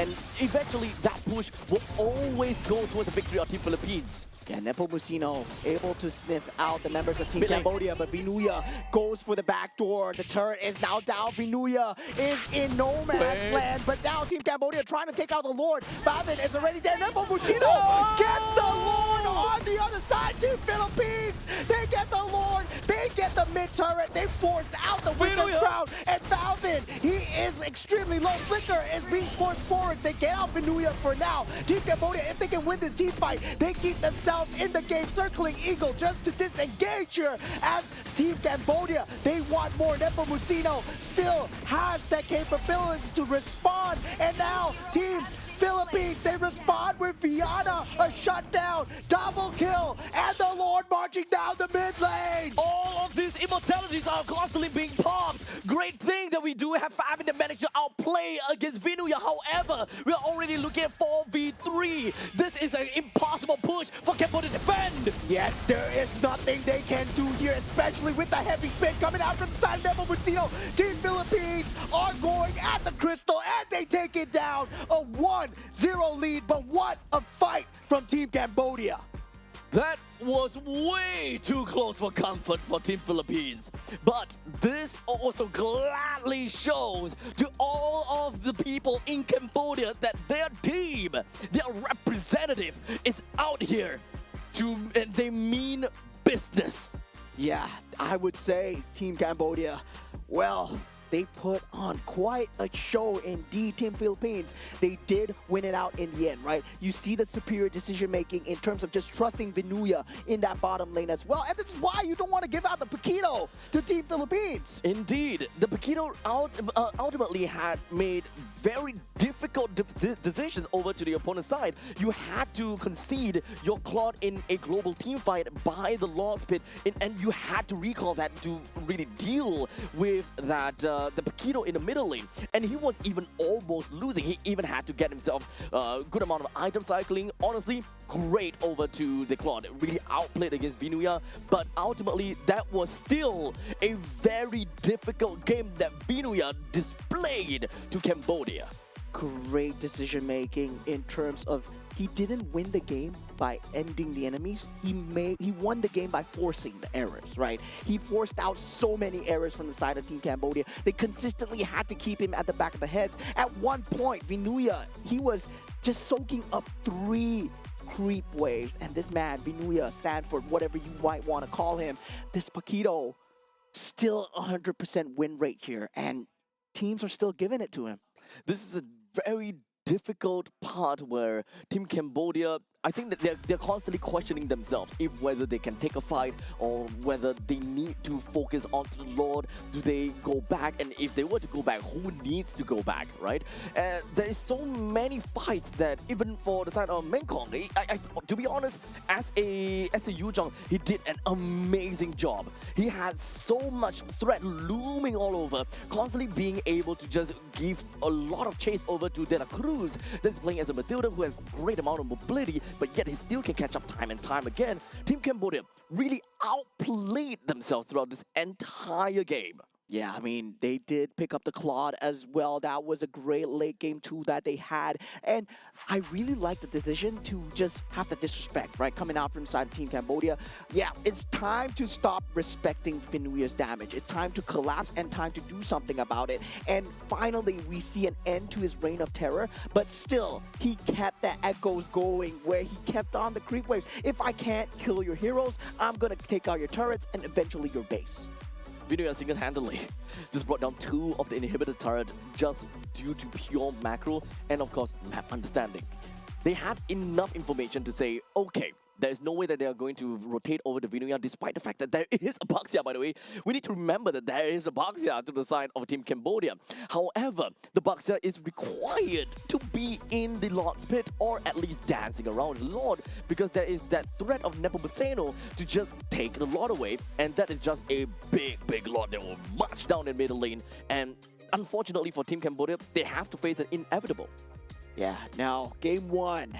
What a nail biter of a game, right? Team Cambodia show impressive mettle, especially against that top 1 team. And yeah, Team Philippines, for the first time ever, I felt threatened for them. I really did feel threatened for them. But still, that impressive decision making, a W is a W so far. Man, oh man. Now going into game 2, I believe Team Cambodia, they won't let out that Paquito ever again. I don't think so. Especially even for the side of Team Philippines, they won by the skin of their teeth. And right here, I think that they have something that they're gonna have to change about because that was way too close for comfort. And for a team like Team Philippines, naturally they are a team that can play really aggressive and they can be really good in the early stages. For them to be able to allow Team Cambodia to play such a late game all the way down to 22 minutes and to threaten so many different kinds of options or strategies that Team Liquid have to, Team Philippines have to kind of take out. this is a very difficult spot. Yeah, if I had to choose an MVP for the side of Team Cambodia, it's the Yeve, right? Where the RWM timing was just so immaculate, always catching the members of Team Philippines off guard, especially when they're trying to retreat and disengage, and then finally follow through with that fatal links. And everybody was playing as if they are one heart, one mind, one spirit, right? And this is the amazing thing about MLBB, where all 5 members, they look like, wow, a singular unit being controlled. To be honest, that game will not be forgotten by any one of us here. And this is just game number 2. The pressure is mounting up, and of course, the pressure cooker right now is just so much pressure. However, this is game number 1. We're moving on to game number 2. Team Philippines, they managed to just... They did not have a great time here. But game number 2, I'm pretty sure that they will want to do something about this, and they will want to end the game faster. They want to do things a lot more convincingly, because they don't want to concede any of these past mistakes in order for Team Cambodia to capitalize on. Yeah, definitely. I would say it was going to be a statement piece coming out from the side of Team Cambodia. But at the same time, well, Team Philippines, they keep their 100% win streak, right? Results are results, and definitely when it comes down to doing business, to getting the objectives done, to winning the game that is MLBB, Team Philippines have proved it once again. And yeah, this is what happens when you give out the Paquito. And once again, I'm very happy to see the Matilda and Viana as well, especially on the Harif. He was able to deal out so much damage in that 4v4 situation towards the end. Yep. Now, if you guys kind of take a look into the entirety of Team Philippines lineup, you also need to really remember that this lineup coming in from Team Philippines, they are ultimately a draft that can do very well in the early stages of the game. Not particularly amazing in the late stages. They can still play a very good game. However, it requires them to be really macro intensive, which is exactly what we saw coming in from Team Philippines. They did whatever that they could to make full use of this lineup. And for Team Cambodia, they did whatever that they could with this lineup, and they are the one that actually do have a slight bit of an advantage coming into the late stages with that Claude in tow. It could end up really badly for Team Philippines the moment that Claude were to win against Vinuya in the middle lane, and the fact that Team Philippines, they lost Vinuya, and Team Cambodia, they could actually just play it a little bit safer. At one point in time for Team Cambodia, they wanted to run it down over to the side of Team Philippines, and I think that that is the smallest and the biggest mistake at the same time, where they were stoked to make a play. They really wanted to make something to work out. They ran all the way down to the side of Team Philippines. They tried to make a play only to find themselves in such a difficult spot where they were unable to disarm Team Philippines. By the time that they wanted to back off, they were slowly losing in health, and they were unable to get themselves out of the death grip of Team Philippines. Yeah, I would say just that small little decision makings really influenced the state of the game there, right? And for all the team members involved here, I would say, wow, that stamina needed, especially as a pro player, not an easy thing at all, right? Given the fact, if you were in a similar situation, I believe any lesser player would have crumbled under that pressure. And right now, Team Cambodia are showing that they can withstand that pressure. Now, when we take a look at Group A, we always think about who's going to be that top 5. And right now, Team Cambodia, I think that they deserve a spot in there. yeah, they really look like they deserve a spot here. I'm now curious to see how Team Cambodia are going to do up against Team Indonesia as well. But that's looking forward. That's looking to day 3. We're gonna chill. That's looking day 4. Now we still have game number 2, and that was cutting it close for Team Philippines, Too right? close. Way too close. What if we have a game 3 here? Oh my goodness gracious. I don't think my heart can take it, to be fairly honest with you. And yeah, expanding rivers. And now for the side of Team Cambodia, they will be on that first pick. Now, themselves, they can force out the Paquito. We saw Main Kong on that Yuzong as well. His decision-making skills are good. He knows how to play the map macro, and you don't want to give that over. That Paquito right now is just extremely very strong. And mid also, that Marcel has been banned out in the first game as well. Now, we did see the Freya being a problem in the previous series. Whether or not that will be a problem now, we're not too sure. Looks like the draft is going a little bit slower. Both teams are taking their sweet time to really examine what has happened and of course and analyze a little bit more into this game. Because especially for Team Cambodia, they are on match point. They need to be really careful with how they draft. They do not want to give this game away to Team Philippines. Yeah, right now. So definitely at the side of Team Philippines, they will be looking towards that second stage of the ban. Kalea has been picked out, and now Your also the team ban is coming banning. through from the side of Team Philippines. It will be the Fredrin as well, right? Fredrin really, in terms of having that insane team fight capability, having that taunt available along with the Appraisal's Wrath turn, something that we've yet to see so far for the side of this game. Paquito, Fanny, Freya. These three heroes are yet to be thrown away into the banning pool as of yet. Let's not forget about Marcel. There's a lot of heroes that we need to talk about. Harif, you know, Claude, all of that jazz. But some of these, or if not most of these, are going to be leaked out. Paquito is finally team taken is away. banned. Cambodia, they do not want to deal with that. Yeah, and this is why, I mean, at the same time, right? This is limiting the Your options team is because picking. they can pick up the Marcel now if they want to go for it, right? I don't think See so, though. whether there was 3 in that pool, right? Marcel, that Freya, and also the Paquito. To be fair, I think that Boxer still worked out pretty darn fine for Team Cambodia. So, as much as possible, if they are able to get Your team is picking. I mean, you gotta pick it. It's a problem. As I said, if you are a good player, you are gonna play the Marcel. And yeah, we missed out Marcel in many of those games that where Marcel was just not banned, not picked. So to see Cambodia finally picking out, I wouldn't say finally, but to see Marcel being picked up for Cambodia is definitely fresh of breath Your air. team is picking. yeah, it's Fresh of Yi- breath air.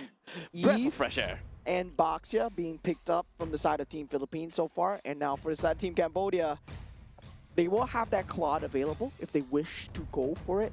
And also that Tusin as well, right? So Marcel, Claude, Tusin. That would be a very good opener for the side of Team Cambodia. Not revealing too much, not revealing the car strategy as well. But of course, same time, they don't have that catch available. Marcel is just information. He's just disrupt. He's not an initiation tool. So we'll see how that is gonna work out for them. And I do agree with you.